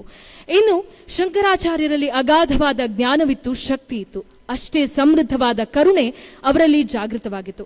ತಮಗೆಲ್ಲರಿಗೂ ಕನಕಾಧಾರ ಸ್ತೋತ್ರ ಹುಟ್ಟಿಕೊಂಡಂತಹ ಕತೆ ಗೊತ್ತಿರಬಹುದು. ಒಂದು ಬಾರಿ ಶಂಕರಾಚಾರ್ಯರು ಭಿಕ್ಷೆಯನ್ನು ಬೇಡುತ್ತಾ ಒಂದು ಮಹಿಳೆಯ ಮನೆಗೆ ಹೋದಾಗ ತುಂಬಾ ಕಡುಬಡತನದಲ್ಲಿದ್ದಂತಹ ಆ ಮಹಿಳೆ ದಾನ ಮಾಡಲು ತನ್ನಲ್ಲಿ ಏನೂ ಇಲ್ಲ ಎನ್ನುವ ಕಾರಣಕ್ಕೆ ಮನೆಯ ಹಿಂದೆ ಒಂದು ನೆಲ್ಲಿಕಾಯಿಯಲ್ಲಿ ಗಿಡದಿಂದ ನೆಲ್ಲಿಕಾಯಿ ಬಿಟ್ಟಿದ್ದರಿಂದ ಆ ನೆಲ್ಲಿಕಾಯಿಯನ್ನ ದಾನವಾಗಿ ಕೊಡುತ್ತಾಳೆ. ಆ ಒಂದು ದಾನದ ಗುಣವನ್ನು ನೋಡಿ ಆಕೆಯ ಮನೆಯ ಪರಿಸ್ಥಿತಿಯನ್ನು ಕಂಡು ಶಂಕರಾಚಾರ್ಯರು ಮಹಾಲಕ್ಷ್ಮಿಯನ್ನ ಸ್ತುತಿಸಿ ಆಕೆಯ ಮನೆ ಸಮೃದ್ಧವಾಗುವಂತೆ ಮಾಡುತ್ತಾರೆ. ಈಗಿನ ಆಧುನಿಕ ಯುಗವನ್ನ ಯೋಚಿಸಿ, ದಾನ ಮಾಡುವ ಸಾಮರ್ಥ್ಯವಿದೆ, ಆದರೆ ದಾನ ಮಾಡುವ ಮನಸ್ಸಿಲ್ಲ. ದಾನ ಮಾಡುವ ಮನಸ್ಸಿದ್ದರೂ ಅದನ್ನು ನಿಸ್ವಾರ್ಥ ಭಾವದಿಂದ ನಾವು ಮಾಡ್ತಾ ಇಲ್ಲ. ಹಾಗಾಗಿ ಶಂಕರಾಚಾರ್ಯರು ಏನು ಹೇಳ್ತಾರೆಂದ್ರೆ, ಪರರ ಕಣ್ಣೀರನ್ನು ಒರೆಸುವ ಕೈಗಳೇ ನಿಜವಾದ ಪೂಜೆ. ದೇವರಿಗೆ ಆಡಂಬರ ಬೇಕಾಗಿಲ್ಲ, ಪರರ ಕಷ್ಟವನ್ನ ನೋಡಿ ಅದಕ್ಕೆ ಪ್ರತಿಯಾಗಿ ಸ್ಪಂದಿಸಿ, ಅದುವೇ ನಿಜವಾದ ಪೂಜೆ ಎನ್ನುವಂತಹ ವಿಚಾರವನ್ನ ನಾವು ಕಲಿಯಬೇಕು. ಇನ್ನೊಂದು ಮುಖ್ಯವಾದ ವಿಚಾರ, ಅವರು ತಾಯಿಯ ಮೇಲಿದ್ದಂತಹ ಗೌರವ. ತಾಯಿಯ ಕೊನೆಯ ಕ್ಷಣದಲ್ಲಿ ಬಂದು ಆಕೆಯ ಸೇವೆಯನ್ನ ಮಾಡಿ ಅವರ ತಾಯಿಯವರು ನಿಧನರಾದಂತಹ ಸಂದರ್ಭದಲ್ಲಿ ಅವರ ಅಂತ್ಯಕ್ರಿಯೆಯನ್ನು ನೆರವೇರಿಸುತ್ತಾರೆ. ನೋಡಿ ಆತ್ಮೀಯರೇ, ನಾವೆಲ್ಲರೂ ಯಶಸ್ಸಿನ ಹಿಂದೆ ಹೋಗ್ತೇವೆ, ಆದರೆ ಯಶಸ್ಸು ದೊರೆತ ನಂತರ ನಮ್ಮ ತಂದೆ ತಾಯಿಯನ್ನ ಮರೆತು ಬಿಡ್ತೇವೆ. ಶಿಖರದಷ್ಟು ದೊಡ್ಡ ಯಶಸ್ಸು ನಿಮಗೆ ದೊರೆತರೂ ಅದಕ್ಕೆ ಭದ್ರ ಬುನಾದಿಯಾಗಿರುವಂತಹ ತಂದೆ ತಾಯಿಯನ್ನು ಎಂದಿಗೂ ಮರೆಯಬೇಡಿ ಎಂದು ಶಂಕರಾಚಾರ್ಯರು ತಮ್ಮ ಜೀವನದಿಂದ ಹೇಳಿಕೊಟ್ರು. ಹೀಗೆ ಹೇಳ್ತಾ ಹೋದರೆ ಪಟ್ಟಿ ಮುಂದೆ ಸಾಗುತ್ತಲೇ ಹೋಗುತ್ತದೆ. ಪ್ರಾಯಶಃ ನಿಮಗನ್ನಿಸಿರಬಹುದು ಆಧುನಿಕ ಯುಗದ ಹಲವಾರು ನಕಾರಾತ್ಮಕ ವಿಚಾರಗಳನ್ನ ನಾನು ಎತ್ತಿ ಹಿಡಿದಿದ್ದೇನೆಂದು. ಆದರೆ ಆತ್ಮೀಯರೇ, ಅದುವೇ ವಾಸ್ತವ. ನನ್ನ ಆಶಯ ಏನೆಂದ್ರೆ, ಶಂಕರಾಚಾರ್ಯರ ಬೋಧನೆ ಮತ್ತು ಜೀವನದಿಂದ ನಮ್ಮ ಜೀವನವನ್ನ ಇನ್ನಷ್ಟು ಎತ್ತರಕ್ಕೆ ಕೊಂಡೊಯ್ಯುವಂತಹ ಸಕಾರಾತ್ಮಕ ಅಂಶಗಳು ಇವೆ. ಆ ದಾರಿಯನ್ನು ಆಯ್ಕೆ ಮಾಡಿ ನಡೆಯುವಂತಹ ಮನಸ್ಸು ನಮ್ಮದಾಗಬೇಕು ಎನ್ನುವುದೇ ನನ್ನ ಆಶಯ. ಕೊನೆಯದಾಗಿ, ಸತ್ಸಂಗತ್ವೇ ನಿಸ್ಸಂಗತ್ವಂ, ನಿಸ್ಸಂಗತ್ವೇ ನಿರ್ಮೋಹತ್ವಂ, ನಿರ್ಮೋಹತ್ವೇ ನಿಶ್ಚಲ ತತ್ವಂ, ನಿಶ್ಚಲ ತತ್ವೇ ಜೀವನ್ ಮುಕ್ತಿ ಎಂದು ಹೇಳುತ್ತಾ ನನ್ನ ಮಾತುಗಳಿಗೆ ಪೂರ್ಣ ವಿರಾಮವನ್ನು ಇಡುತ್ತಿದ್ದೇನೆ. ಅವಕಾಶಕ್ಕಾಗಿ ಧನ್ಯವಾದಗಳು. ಭಾಷಣದ ಕಿರಿಯ ವಿಭಾಗದಲ್ಲಿ ಪ್ರಥಮ ಸ್ಥಾನವನ್ನು ಗಳಿಸಿದಂತಹ ಅಭಿನವ ರಾಜಿಯನ್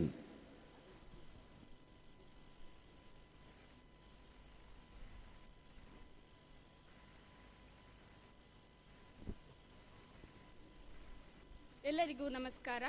ವ್ಯಾಸಾದಿ ಗುರುಭ್ಯೋ ನಮಃ. ಶ್ರೀ ಶಂಕರಾದ್ಯಾಚಾರ್ಯೇಭ್ಯೋ ನಮಃ. ಶ್ರೀ ಶೃಂಗೇರಿಯ ಜಗದ್ಗುರುಗಳ ಪಾದಗಳಿಗೆ ಶಿರಸ ವಂದಿಸುತ್ತಾ, ಗೌರವಾನ್ವಿತ ಬಂಧುಗಳೇ, ಇಂದು ನಾನು ಶಂಕರಾಚಾರ್ಯರಲ್ಲಿದ್ದ ಹಿರಿಯರನ್ನು ಗೌರವಿಸುವ ಮತ್ತು ಶಿಷ್ಯವಾತ್ಸಲ್ಯದ ಗುಣದ ಬಗ್ಗೆ ಒಂದೆರಡು ಮಾತುಗಳನ್ನಾಡಲು ಇಚ್ಛಿಸುತ್ತಿದ್ದೇನೆ. ಶಂಕರಾಚಾರ್ಯರು ಕೇರಳದ ಕಾಲಟಿ ಎಂಬ ಗ್ರಾಮದಲ್ಲಿ ಜನಿಸಿದರು. ಇವರ ತಂದೆ ಶಿವಗುರು, ತಾಯಿ ಆರ್ಯಾಂಬೆ. ಬಹುಕಾಲ ಮಕ್ಕಳಿಲ್ಲದ ಶಿವಗುರು ಆರ್ಯಾಂಬೆ ದಂಪತಿಗಳು ತ್ರಿಶೂರಿನ ಶಿವ ದೇವಾಲಯದಲ್ಲಿ ಶಿವನನ್ನು ಕುರಿತು ಧ್ಯಾನವನ್ನು ಮಾಡಿದರು. ಧ್ಯಾನಕ್ಕೆ ಶಿವನುಲಿದ. ಆ ಶಿವನೇ ಈ ದಂಪತಿಗಳಿಗೆ ಮಗನಾಗಿ ಹುಟ್ಟಿದ. ಆ ಮಗನಿಗೆ ಶಂಕರ ಎಂದು ನಾಮಕರಣವನ್ನು ಮಾಡಿದರು. ಶಂ ಎಂದರೆ ಶುಭ, ಕರ ಎಂದರೆ ಮಾಡುವನು ಎಂದರ್ಥ. ಈ ಹೆಸರಿಗೆ ಅನ್ವರ್ಥವೋ ಎಂಬಂತೆ ಶಂಕರಾಚಾರ್ಯರು ತಮ್ಮ ಇಡೀ ಜೀವನದಲ್ಲಿ ಸಕಲ ಜೀವರಾಶಿಗಳಿಗೆ ಶುಭವನ್ನೇ ಮಾಡುತ್ತಾ ಬಾಳಿದರು. ತನ್ನ ಚಿಕ್ಕ ಪ್ರಾಯದಲ್ಲಿಯೇ ಪ್ರೌಢಿಮೆಯನ್ನು ಸಾಧಿಸಿದ್ದ ಶಂಕರಾಚಾರ್ಯರು ಹಿರಿಯರನ್ನು ಎಷ್ಟರ ಮಟ್ಟಿಗೆ ಗೌರವಿಸುತ್ತಿದ್ದರು ಎಂಬುದಕ್ಕೆ ಒಂದೆರಡು ಉದಾಹರಣೆಗಳು. ಬೇಸಿಗೆಯ ಒಂದು ಮಧ್ಯಾಹ್ನ ತಾಯಿ ಆರ್ಯಾಂಬೆ ದೂರದ ಪೂರ್ಣಾ ನದಿಗೆ ಸ್ನಾನಕ್ಕೆ ಹೋದವರು ಸಕಾಲದಲ್ಲಿ ಮನೆಗೆ ಹಿಂದಿರುಗಲಿಲ್ಲ.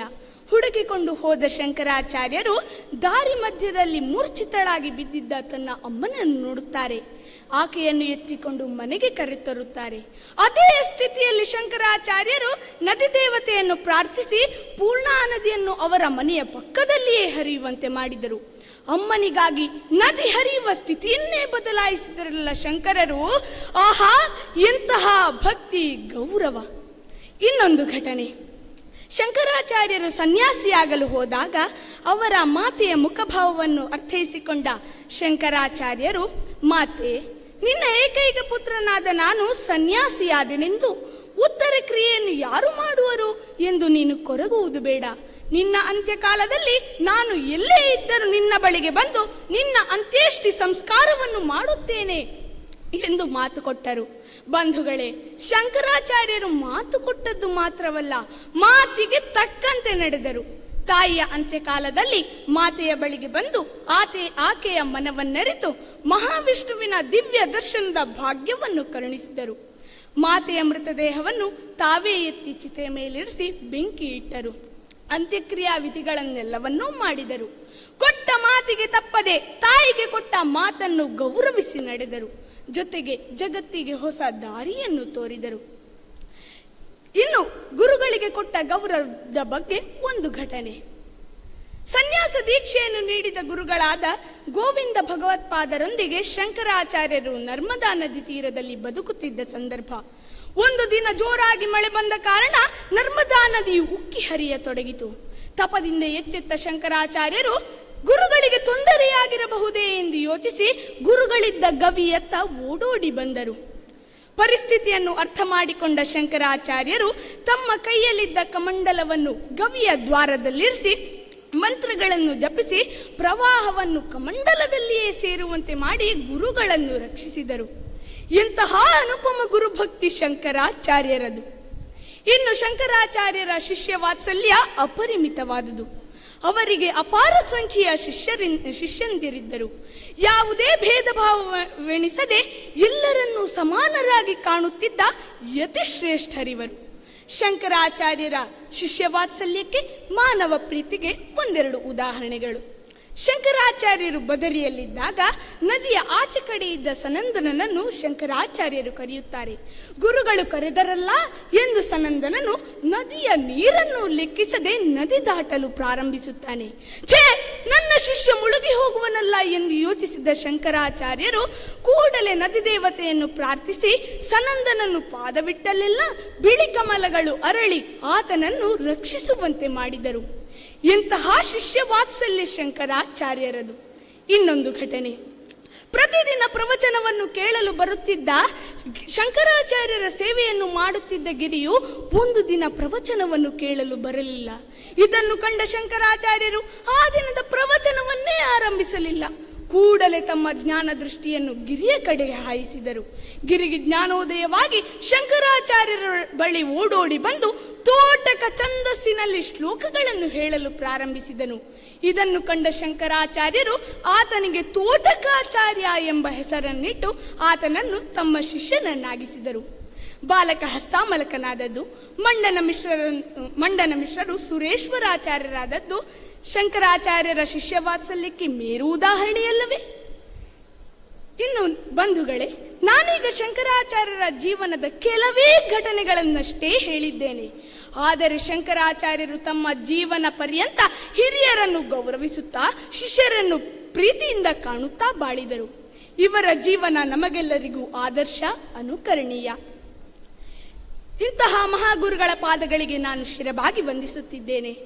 ಇವರು ಹಾಕಿಕೊಟ್ಟ ಮೌಲ್ಯಗಳನ್ನು ನನ್ನ ಜೀವನದಲ್ಲಿ ಅಳವಡಿಸಿಕೊಳ್ಳಲು ಪ್ರಯತ್ನಿಸುತ್ತೇನೆ ಎಂದು ಹೇಳುತ್ತಾ ಅವಕಾಶಕ್ಕಾಗಿ ವಂದಿಸುತ್ತಾ ನಾನು ಮಾತುಗಳಿಂದ ವಿರಮಿಸುತ್ತಿದ್ದೇನೆ. ವಂದನೆಗಳು. ಜ್ಞಾನಂ ವಿಜ್ಞಾನ ಸಹಿತಂ ಧ್ಯೇಯವಾಕ್ಯದೊಂದಿಗೆ 25 ವರ್ಷಗಳ ಹಿಂದೆ ಪುತ್ತೂರಿನಲ್ಲಿ ಅರಳಿದ ಜ್ಞಾನಕುಸುಮ ಅಂಬಿಕಾ ಸಮೂಹ ಶಿಕ್ಷಣ ಸಂಸ್ಥೆ ಬೆಳ್ಳಿ ಹಬ್ಬದ ಈ ಸುಸಂದರ್ಭದಲ್ಲಿ ರಜತಾಂಬಿಕಾ ಸ್ಮರಣ ಸಂಚಿಕೆಯನ್ನು ಪೂಜ್ಯ ಜಗದ್ಗುರುಗಳು ತಮ್ಮ ಅಮೃತ ಹಸ್ತದಿಂದ ಲೋಕಾರ್ಪಣೆಗೊಳಿಸಬೇಕಾಗಿ ಭಿನ್ನವಿಸಿಕೊಳ್ತಾ ಇದ್ದೇವೆ. ಅಂಬಿಕಾದ 25ರ ಸಾಧನೆಯ ಹೆಜ್ಜೆಯ ಕುರಿತಾದ ವಿಶೇಷ ಸ್ಮರಣ ಸಂಚಿಕೆ ಬೆಳ್ಳಿ ಹಬ್ಬದ ಶುಭ ಸಂದರ್ಭದಲ್ಲಿ ಪೂಜ್ಯ ಜಗದ್ಗುರುಗಳು ಲೋಕಾರ್ಪಣೆಗೊಳಿಸ್ತಾ ಇದ್ದಾರೆ. ರಜತಾಂಬಿಕಾ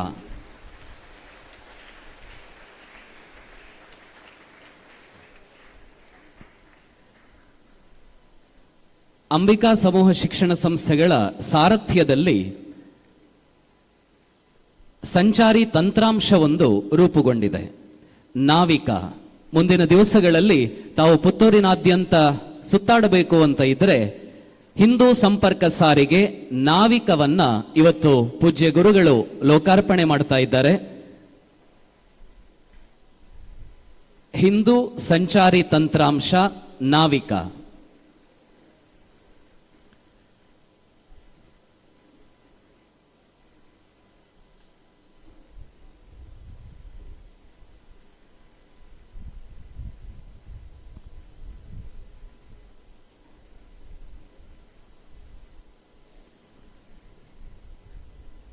ಬೆಂಗಳೂರಿನಂತಹ ಮಹಾನಗರಗಳಲ್ಲಿ ಓಲಾ ಊಬರ್ ನೋಡಿದಂತೆ ಇನ್ನು ಮುಂದೆ ಮುತ್ತಿನ ನಗರಿ ಪುತ್ತೂರಿನಲ್ಲಿ ನಾವಿಕ ಹಿಂದೂ ಸಂಪರ್ಕ ಸಾರಿಗೆ.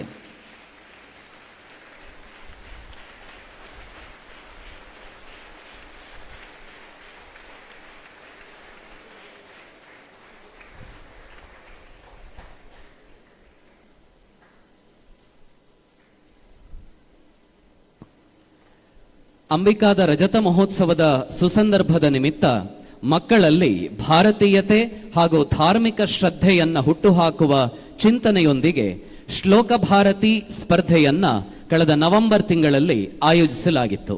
ಶ್ಲೋಕ ಭಾರತಿ ಸ್ಪರ್ಧೆಯ ಬಹುಮಾನಿತರಿಗೆ ಅಂಬಿಕಾ ರತ್ನ ಬಿರುದು ಪ್ರದಾನವನ್ನ ಈ ಶುಭ ವೇದಿಕೆಯಲ್ಲಿ ನಾವುಗಳು ಮಾಡಲಿದ್ದೇವೆ. ಪರಮ ಪೂಜ್ಯ ಜಗದ್ಗುರುಗಳು ವಿದ್ಯಾರ್ಥಿಗಳನ್ನ ಅಂಬಿಕಾ ರತ್ನ ಬಿರುದಿನೊಂದಿಗೆ ಹರಸಬೇಕಾಗಿ ಪ್ರಾರ್ಥಿಸಿಕೊಳ್ತಾ ಇದ್ದೇವೆ. 5ರ ವಯೋಮಾನದ ವಿಭಾಗದಲ್ಲಿ ಶ್ಲೋಕ ಭಾರತಿ ಸ್ಪರ್ಧೆಯ ಬಹುಮಾನಿತ ಅಂಬಿಕಾ ರತ್ನ ಬಿರುದನ್ನ ಪಡೆದುಕೊಳ್ತಾ ಇರುವಂತಹ ವಿದ್ಯಾರ್ಥಿ ಚಿರಂಜೀವಿ ವಿಧಾತ ಖಂಡಿಗೆ.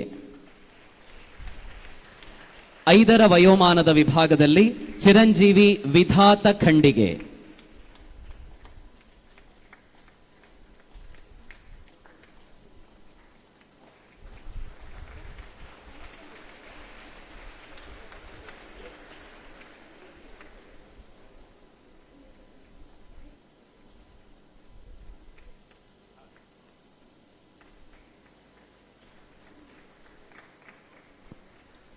ಶ್ಲೋಕ ಭಾರತಿ ಸ್ಪರ್ಧೆಯ 4ರ ವಯೋಮಾನದಲ್ಲಿ ಪ್ರಥಮ ಸ್ಥಾನವನ್ನು ಗಳಿಸಿ ಅಂಬಿಕಾ ರತ್ನ ಬಿರುದಿಗೆ ಭಾಜನನಾಗಿರುವಂತಹ ವಿದ್ಯಾರ್ಥಿ ಚಿರಂಜೀವಿ ಶಿವಸ್ವರೂಪ ಬಾರ್ಲಾಯ.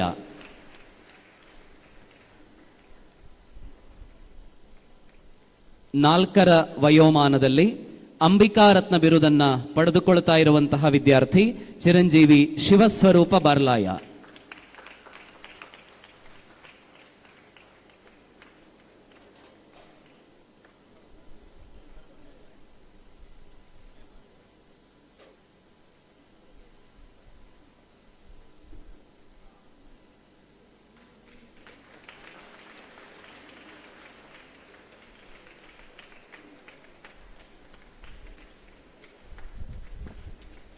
ಶ್ಲೋಕ ಭಾರತಿ ಸ್ಪರ್ಧೆಯಲ್ಲಿ 3ರ ವಯೋಮಾನದ ವಿಭಾಗದಲ್ಲಿ ಅಂಬಿಕಾ ರತ್ನ ಬಿರುದನ್ನ ಪಡೆದುಕೊಳ್ತಾ ಇರುವಂತಹ ವಿದ್ಯಾರ್ಥಿನಿ ಕುಮಾರಿ ತನ್ವಿ ಎಸ್ ಭಟ್.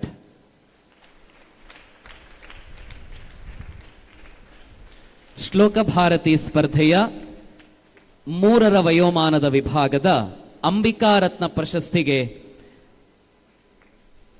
ಭಾಜನಳಾಗ್ತಾ ಇದ್ದಾಳೆ ಕುಮಾರಿ ತನ್ವಿ ಎಸ್ ಭಟ್. ಮಕ್ಕಳಲ್ಲಿ ಭಾರತೀಯತೆ, ಧಾರ್ಮಿಕ ಶ್ರದ್ಧೆ, ಹಿಂದೂ ಪರಂಪರೆ, ನಂಬಿಕೆಗಳ ಬಗ್ಗೆ ಆಳವಾದ ಅರಿವನ್ನ ಮೂಡಿಸುವ ಉದ್ದೇಶದೊಂದಿಗೆ ಕಳೆದ ನವೆಂಬರ್ ತಿಂಗಳಲ್ಲಿ ಅಂಬಿಕಾದ ರಜತ ಮಹೋತ್ಸವದ ಸಂಭ್ರಮದ ನಿಮಿತ್ತ ಈ ಸ್ಪರ್ಧೆಗಳನ್ನು ಆಯೋಜಿಸಲಾಗಿತ್ತು. ಅಂಬಿಕಾ ಸಂಸ್ಕೃತಿ, ದೇಶಭಕ್ತಿಯ ಜೊತೆಗೆ ಶಿಕ್ಷಣದಲ್ಲೂ ಸದಾ ಮುಂದು.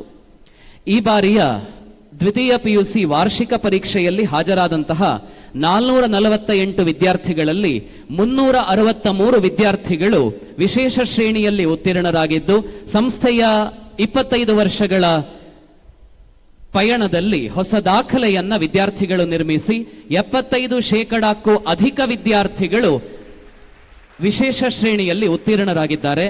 120 ವಿದ್ಯಾರ್ಥಿಗಳು ಪ್ರಥಮ ಶ್ರೇಣಿಯಲ್ಲಿ ಉತ್ತೀರ್ಣರಾಗಿದ್ದು, 11 ಮಂದಿ ವಿದ್ಯಾರ್ಥಿಗಳು ರಾಜ್ಯ ಮಟ್ಟದ ರ್ಯಾಂಕ್ ಅನ್ನು ಸಂಪಾದಿಸಿರುವಂತಹದ್ದು ಅಂಬಿಕಾದ ಸಾಧನೆಗೆ ಹೆಗ್ಗುರುತು. ಈ ಸಾಧನೆಯನ್ನ ಮಾಡಿದಂತಹ ವಿದ್ಯಾರ್ಥಿಗಳನ್ನ ಪರಮ ಪೂಜ್ಯ ಗುರುಗಳು ಅನುಗ್ರಹಿಸ್ತಾ ಇದ್ದಾರೆ. ದ್ವಿತೀಯ PUC ವಿಜ್ಞಾನ ವಿಭಾಗದಲ್ಲಿ ಕುಮಾರಿ ಶಾರ್ವರಿ RS 600ರಲ್ಲಿ 597 ಅಂಕಗಳನ್ನು ಗಳಿಸಿ ಕರ್ನಾಟಕ ರಾಜ್ಯದಲ್ಲಿ 3ನೆಯ ಸ್ಥಾನವನ್ನು ಗಳಿಸಿದಂತಹ ವಿದ್ಯಾರ್ಥಿನಿ ಕುಮಾರಿ ಶಾರ್ವರಿ RS.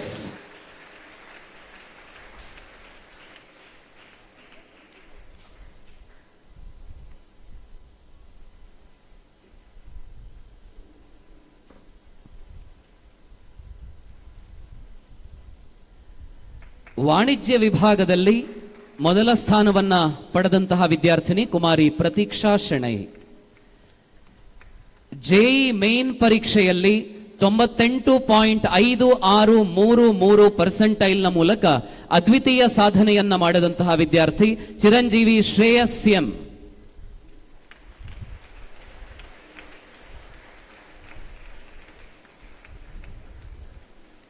ಕೇಂದ್ರೀಯ ಮಾಧ್ಯಮಿಕ ಶಿಕ್ಷಣ ಮಂಡಳಿಯು ನಡೆಸಿದಂತಹ CBSE ನಡೆಸಿದಂತಹ 10ನೇ ವಾರ್ಷಿಕ ಪರೀಕ್ಷೆಯಲ್ಲಿ ಪುತ್ತೂರು ತಾಲೂಕಿಗೆ ಮೊದಲ ಸ್ಥಾನವನ್ನು ಗಳಿಸಿದಂತಹ ಅಂಬಿಕಾ ವಿದ್ಯಾಲಯದ ವಿದ್ಯಾರ್ಥಿ ಚಿರಂಜೀವಿ ಕನಿಷ್ಕ್ ಎಸ್ ಶೆಟ್ಟಿ.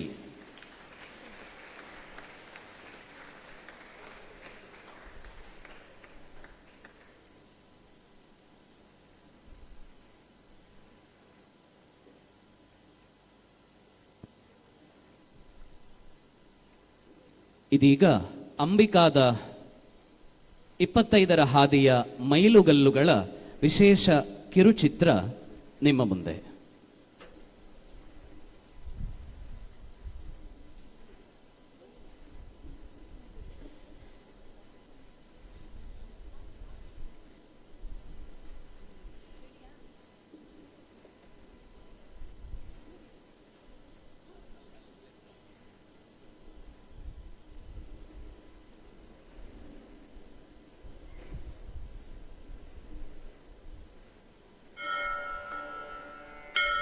ಜಗನ್ಮಾತೆ ಜಗದಂಬಿಕೆಯ ಅನುಗ್ರಹ.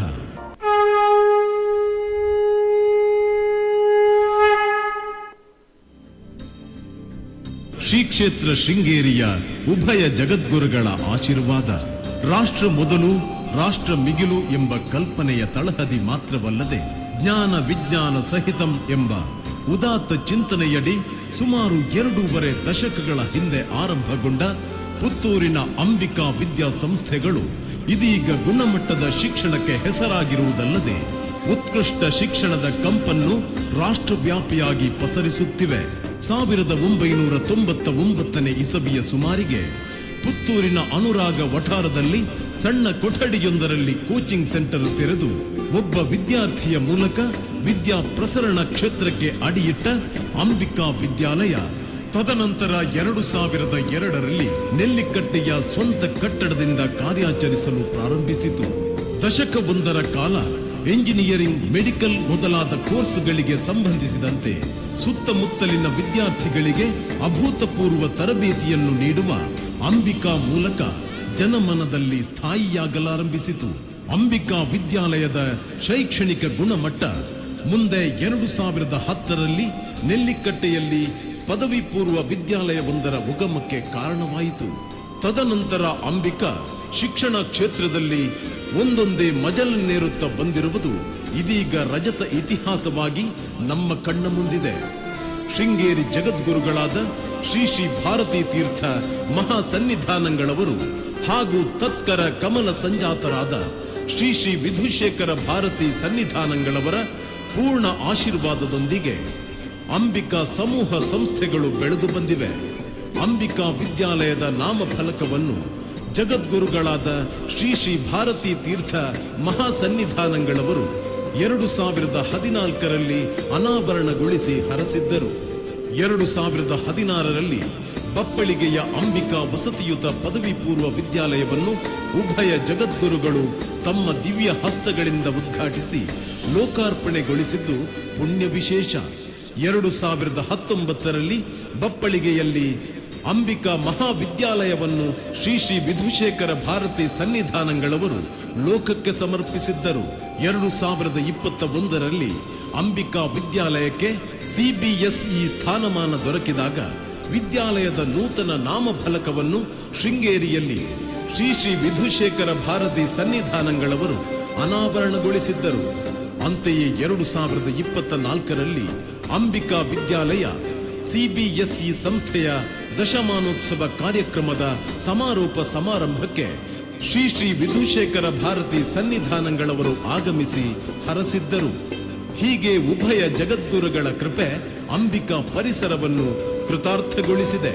ಇಂದು ಅಂಬಿಕಾದ ರಜತ ಸಂಭ್ರಮದ ಹೊತ್ತಿನಲ್ಲಿ ಜಗದ್ಗುರುಗಳಾದ ಶ್ರೀ ಶ್ರೀ ವಿಧುಶೇಖರ ಭಾರತೀ ಸನ್ನಿಧಾನಗಳವರು ನಮ್ಮೆದುರು ವಿರಾಜಮಾನರಾಗಿರುವುದು ಈ ಶೈಕ್ಷಣಿಕ ಯಾನಕ್ಕೆ ವಿಶೇಷ ಧನ್ಯತೆಯನ್ನು ತಂದೊದಗಿಸಿದೆ.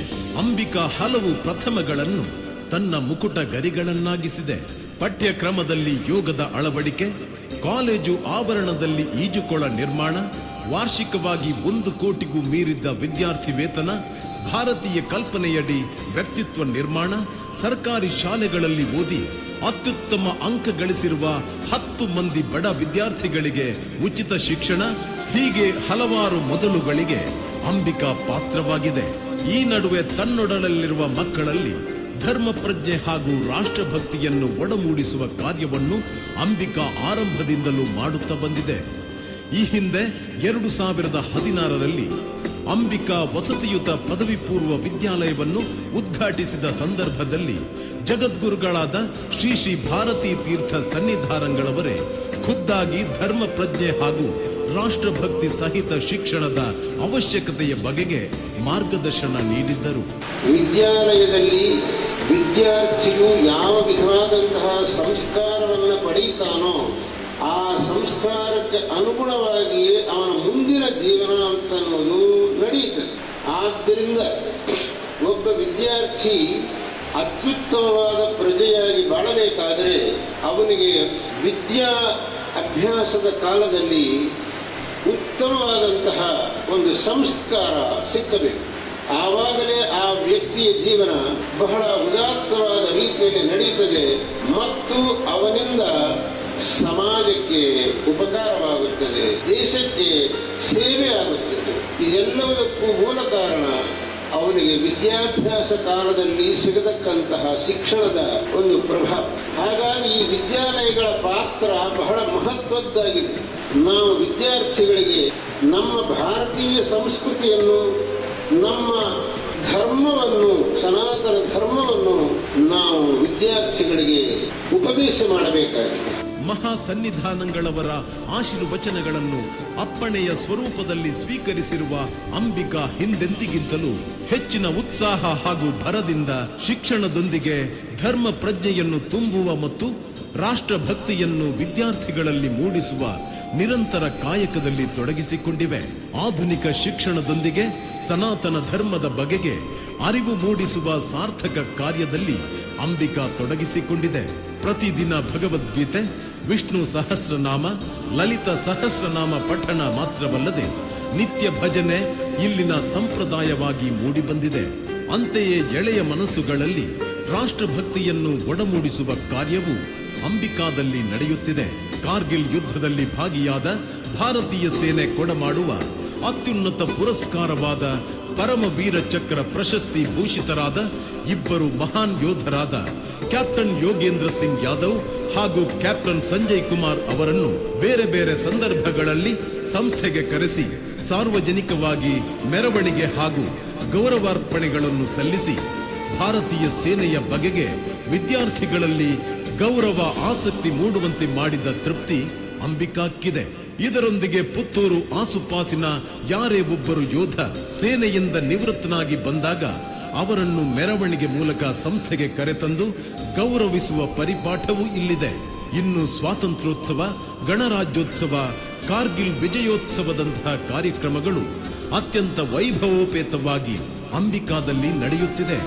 ಅಂಬಿಕಾ ಶಿಕ್ಷಣ ಸಂಸ್ಥೆಯ ಸಾಧನೆಗಳಲ್ಲಿ ಪುತ್ತೂರಿನ ಅಮರ್ ಜವಾನ್ ಜ್ಯೋತಿ ಸ್ಮಾರಕದ ಸ್ಥಾಪನೆಯೂ ಒಂದು. ಭಾರತೀಯ ಯೋಧರ ಬಗೆಗೆ ಅಂಬಿಕಾ ಸಂಸ್ಥೆ ನಿರಂತರ ಅಭಿಮಾನ ತೋರುತ್ತಿದೆ. ಯೋಧರ ತ್ಯಾಗದಿಂದಾಗಿಯೇ ನಾವು ಕ್ಷೇಮದಿಂದಿದ್ದೇವೆ ಎಂಬುದನ್ನು ಇಲ್ಲಿನ ಮಕ್ಕಳಿಗೆ ತಿಳಿ ಹೇಳಲಾಗುತ್ತಿದೆ. ಅಂತಹ ವೀರ ಯೋಧರ ಸ್ಮರಣಾರ್ಥ ಪುತ್ತೂರಿನ ಕಿಲ್ಲೆ ಮೈದಾನದ ಬಳಿ ಅಮರ್ ಜವಾನ್ ಜ್ಯೋತಿ ಸ್ಮಾರಕವನ್ನು ಅಂಬಿಕಾ ಸಮೂಹ ಶಿಕ್ಷಣ ಸಂಸ್ಥೆಗಳ ವತಿಯಿಂದ ಸ್ಥಾಪಿಸಲಾಗಿದೆ. ಸುಮಾರು 8 ಲಕ್ಷ ರೂಪಾಯಿ ವೆಚ್ಚದಲ್ಲಿ ನಿರ್ಮಾಣವಾಗಿರುವ ದಿನಪೂರ್ತಿ ಜ್ಯೋತಿ ಬೆಳಗುವ ಈ ಸ್ಮಾರಕ ಖಾಸಗಿಯವರು ನಿರ್ಮಿಸಿದ ದೇಶದ ಏಕೈಕ ಯೋಧ ಸ್ಮಾರಕ ಎಂಬ ಅಭಿದಾನಕ್ಕೆ ಪಾತ್ರವಾಗಿದೆ. ದೇಶದ ಪ್ರಥಮ ಸ್ವಾತಂತ್ರ್ಯ ಸಂಗ್ರಾಮದ ಹೀರೋ ಮಂಗಲ್ ಪಾಂಡೆ ಸವಿನೆನಪಿಗಾಗಿ ಪುತ್ತೂರಿನ ಮಿನಿ ವಿಧಾನಸೌಧದ ಎದುರು ಮಂಗಲ್ ಪಾಂಡೆ ಚೌಕವನ್ನು ನಿರ್ಮಿಸಿಕೊಟ್ಟಿರುವ ಹೆಮ್ಮೆ ಅಂಬಿಕಾ ಸಮೂಹ ಶಿಕ್ಷಣ ಸಂಸ್ಥೆಗಳದ್ದು. ಸ್ವಾತಂತ್ರ್ಯೋತ್ಸವ, ಗಣರಾಜ್ಯೋತ್ಸವ ಮೊದಲಾದ ಸಂದರ್ಭಗಳಲ್ಲಿ ಈ ಚೌಕದ ಮೇಲೆ ಧ್ವಜಾರೋಹಣ ನಡೆಯುತ್ತದೆ. ಉಚಿತ ಶಿಕ್ಷಣದ ಪರಿಕಲ್ಪನೆಯನ್ನು ಪುತ್ತೂರಿನಲ್ಲಿ ಮೊದಲಿಗೆ ಜಾರಿಗೆ ತಂದ ಕೀರ್ತಿ ಅಂಬಿಕಾ ಸಮೂಹ ಶಿಕ್ಷಣ ಸಂಸ್ಥೆಗಳಿಗೆ ಸಲ್ಲುತ್ತದೆ. ಅತ್ಯುತ್ತಮ ಅಂಕ ಗಳಿಸಿದವರಿಗೆ ಉಚಿತ ಶಿಕ್ಷಣ ನೀಡುವ ಅಂಬಿಕಾ ಪರಿಕಲ್ಪನೆಯನ್ನು ಇಂದು ಅನೇಕ ಶಿಕ್ಷಣ ಸಂಸ್ಥೆಗಳು ಅನುಸರಿಸುತ್ತಿರುವುದು ಗಮನಾರ್ಹ. ಜೊತೆಗೆ ಭಾರತೀಯ ಸೈನ್ಯದಲ್ಲಿ ಕರ್ತವ್ಯ ನಿರ್ವಹಿಸುತ್ತಿರುವ ಅಥವಾ ನಿವೃತ್ತರಾದ ಯೋಧರ ಮಕ್ಕಳಿಗೆ ಶುಲ್ಕದಲ್ಲಿ ವಿನಾಯಿತಿ ಘೋಷಿಸಿರುವ ತಾಲೂಕಿನ ಏಕೈಕ ಸಂಸ್ಥೆ ಎಂಬುದು ಉಲ್ಲೇಖಾರ್ಹ. ತನ್ಮಧ್ಯೆ ಕಾಲ ಕಾಲಕ್ಕೆ ದೇಶಕ್ಕಾಗಿ ಪ್ರಾಣಾರ್ಪಣೆ ಮಾಡಿದ ಯೋಧರ ಮಕ್ಕಳಿಗೆ ಉಚಿತ ಶಿಕ್ಷಣ ನೀಡುವ ಸಂಪ್ರದಾಯವೂ ಇಲ್ಲಿದೆ. ಅಂಬಿಕಾ ಸಂಸ್ಥೆಗಳು ಸದಾ ನೊಂದ ಹಿಂದೂ ಬಂಧುಗಳ ಬದುಕಿನ ಹೊಸ ಭರವಸೆಯಾಗಿ ಕಾಣಿಸಿಕೊಳ್ಳುತ್ತದೆ. ಕಾಶ್ಮೀರದಲ್ಲಿ ಭಯೋತ್ಪಾದನೆಯ ಬಲಿಪಶುಗಳಾಗಿ ಯಾತನಾಮಯ ಬದುಕನ್ನು ನಡೆಸುತ್ತಿರುವ ಪಂಡಿತ ಸಮಾಜವನ್ನು ಅಂಬಿಕಾ ಸಂಸ್ಥೆಯ ಹಿರಿಯರು ಭೇಟಿಯಾಗಿದ್ದಲ್ಲದೆ ಕಾಶ್ಮೀರದಲ್ಲಿ ಪತ್ರಿಕಾಗೋಷ್ಠಿಯನ್ನು ನಡೆಸಿ ಕಾಶ್ಮೀರ ಪಂಡಿತರ ಮಕ್ಕಳಿಗೆ ಉಚಿತ ಶಿಕ್ಷಣವನ್ನು ಘೋಷಿಸಿ ಬಂದದ್ದು. ಪೆಹಲ್ಗಾಮ್ ದಾಳಿಯಲ್ಲಿ ಗತಿಸಿ ಹೋದವರ ಮಕ್ಕಳಿಗೆ ಉಚಿತ ಶಿಕ್ಷಣವನ್ನು ಘೋಷಿಸಿದ್ದೆಲ್ಲ ಅಂಬಿಕಾದ ಬದ್ಧತೆಗೆ ಕೆಲವು ಉದಾಹರಣೆಗಳು. ಹಿಂದೂ ಹಬ್ಬ ಹರಿದಿನಗಳ ಆಚರಣೆ ಅಂಬಿಕಾ ಶಿಕ್ಷಣ ಸಂಸ್ಥೆಗಳ ಅವಿಭಾಜ್ಯ ಅಂಗ. ಗಣೇಶ ಚತುರ್ಥಿ, ಕೃಷ್ಣಾಷ್ಟಮಿ, ಶಾರದಾ ಪೂಜೆ, ದೀಪಾವಳಿ, ಗುರುಪೂರ್ಣಿಮೆ, ಯುಗಾದಿ, ರಕ್ಷಾಬಂಧನ ಮಾತ್ರವಲ್ಲದೆ ಶಂಕರ ಜಯಂತಿ, ವಿವೇಕಾನಂದ ಜಯಂತಿಯೇ ಮೊದಲಾದ ದಿನಾಚರಣೆಗಳು ಇಲ್ಲಿವೆ. ಇದರೊಂದಿಗೆ ಹೆತ್ತವರ ಪಾದ ಪೂಜೆಯಂತಹ ಭಾವನಾತ್ಮಕ ಸಂಸ್ಕಾರಗಳು ಅಂಬಿಕಾದಲ್ಲಿ ಜಾರಿಯಲ್ಲಿವೆ.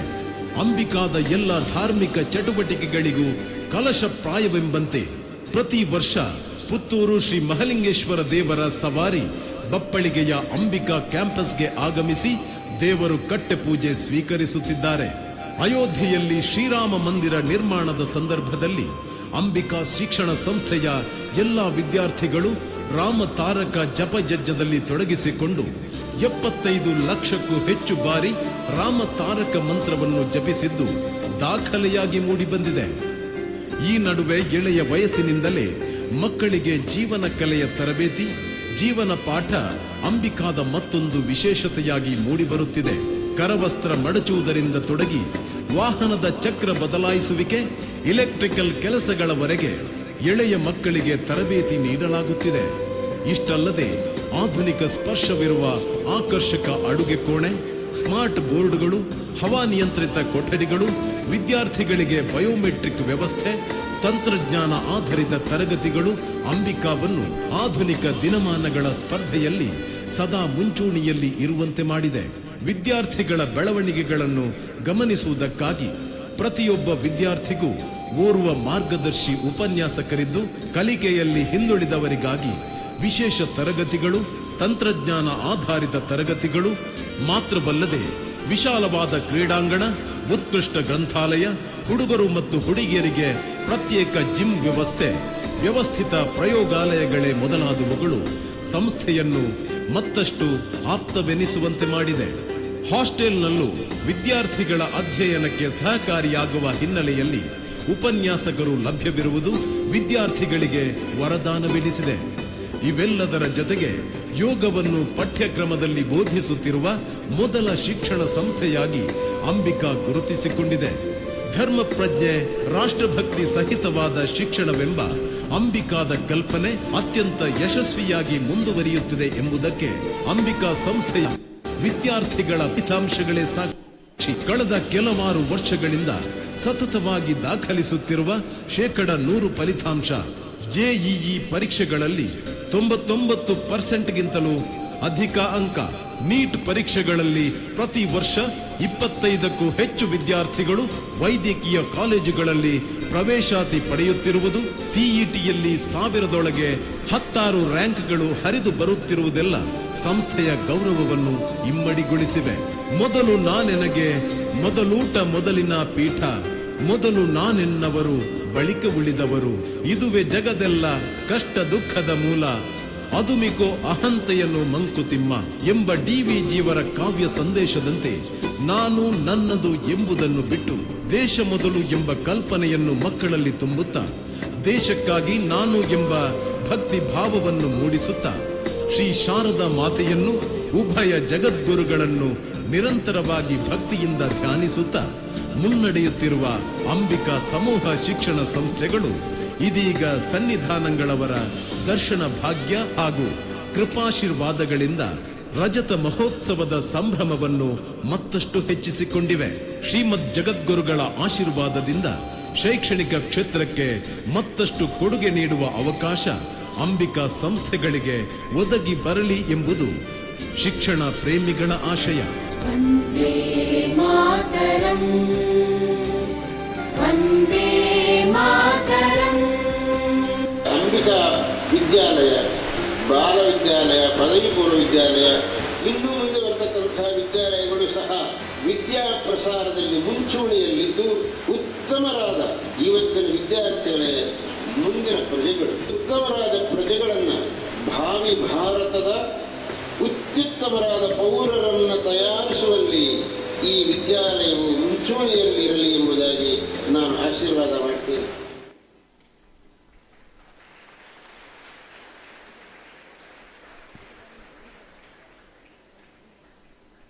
ಗುರುವಂದನಾ ಸಮಿತಿ ಮತ್ತು ಅಂಬಿಕಾ ಸಮೂಹ ಶಿಕ್ಷಣ ಸಂಸ್ಥೆಗಳ ಜಂಟಿ ಆಶ್ರಯದ ಈ ಕಾರ್ಯಕ್ರಮದಲ್ಲಿ ಶ್ರೀಮದ್ ಜಗದ್ಗುರುಗಳಿಗೆ ಸಮರ್ಪಿಸಲಿರುವ ಭಿನ್ನವತ್ತಳೆಯನ್ನು ವಾಚಿಸಬೇಕಾಗಿ ವಿದ್ವಾನ್ ತೇಜಶಂಕರ ಸೋಮಯಾಜಿಯವರಲ್ಲಿ ಪ್ರಾರ್ಥನೆ. ಶ್ರೀ ಗುರುಭ್ಯೋ ನಮಃ. ಶ್ರೀಮತ್ ಪರಮಹಂಸೆ ಇತ್ಯಾದಿ ಸಮಸ್ತ ಬಿರುದಾವಳಿ ವಿರಾಜಮಾನ ಜಗದ್ಗುರು ಶಂಕರಾಚಾರ್ಯ ದಕ್ಷಿಣಾಂನಾಯ ಶೃಂಗೇರಿ ಶ್ರೀ ಶಾರದಾಪೀಠಾಧೀಶ್ವರ ಅನಂತ ಶ್ರೀ ವಿಭೂಷಿತ ಶ್ರೀ ಶ್ರೀ ಭಾರತೀ ತೀರ್ಥ ಮಹಾಸನ್ನಿಧಾನಗಳವರ ಕರಕಮಲ ಸಂಜಾತರಾದ ಜಗದ್ಗುರು ಶಂಕರಾಚಾರ್ಯ ಶ್ರೀ ಶ್ರೀ ವಿಧುಶೇಖರ ಭಾರತಿ ಸನ್ನಿಧಾನಗಳವರ ಪಾದ ಪದ್ಮಗಳಲ್ಲಿ ಪುತ್ತೂರಿನ ಸಮಸ್ತ ಗುರುಭಕ್ತ ವೃಂದದವರು ಸಮರ್ಪಿಸಿದ ಭಿನ್ನವತ್ತಳೆ.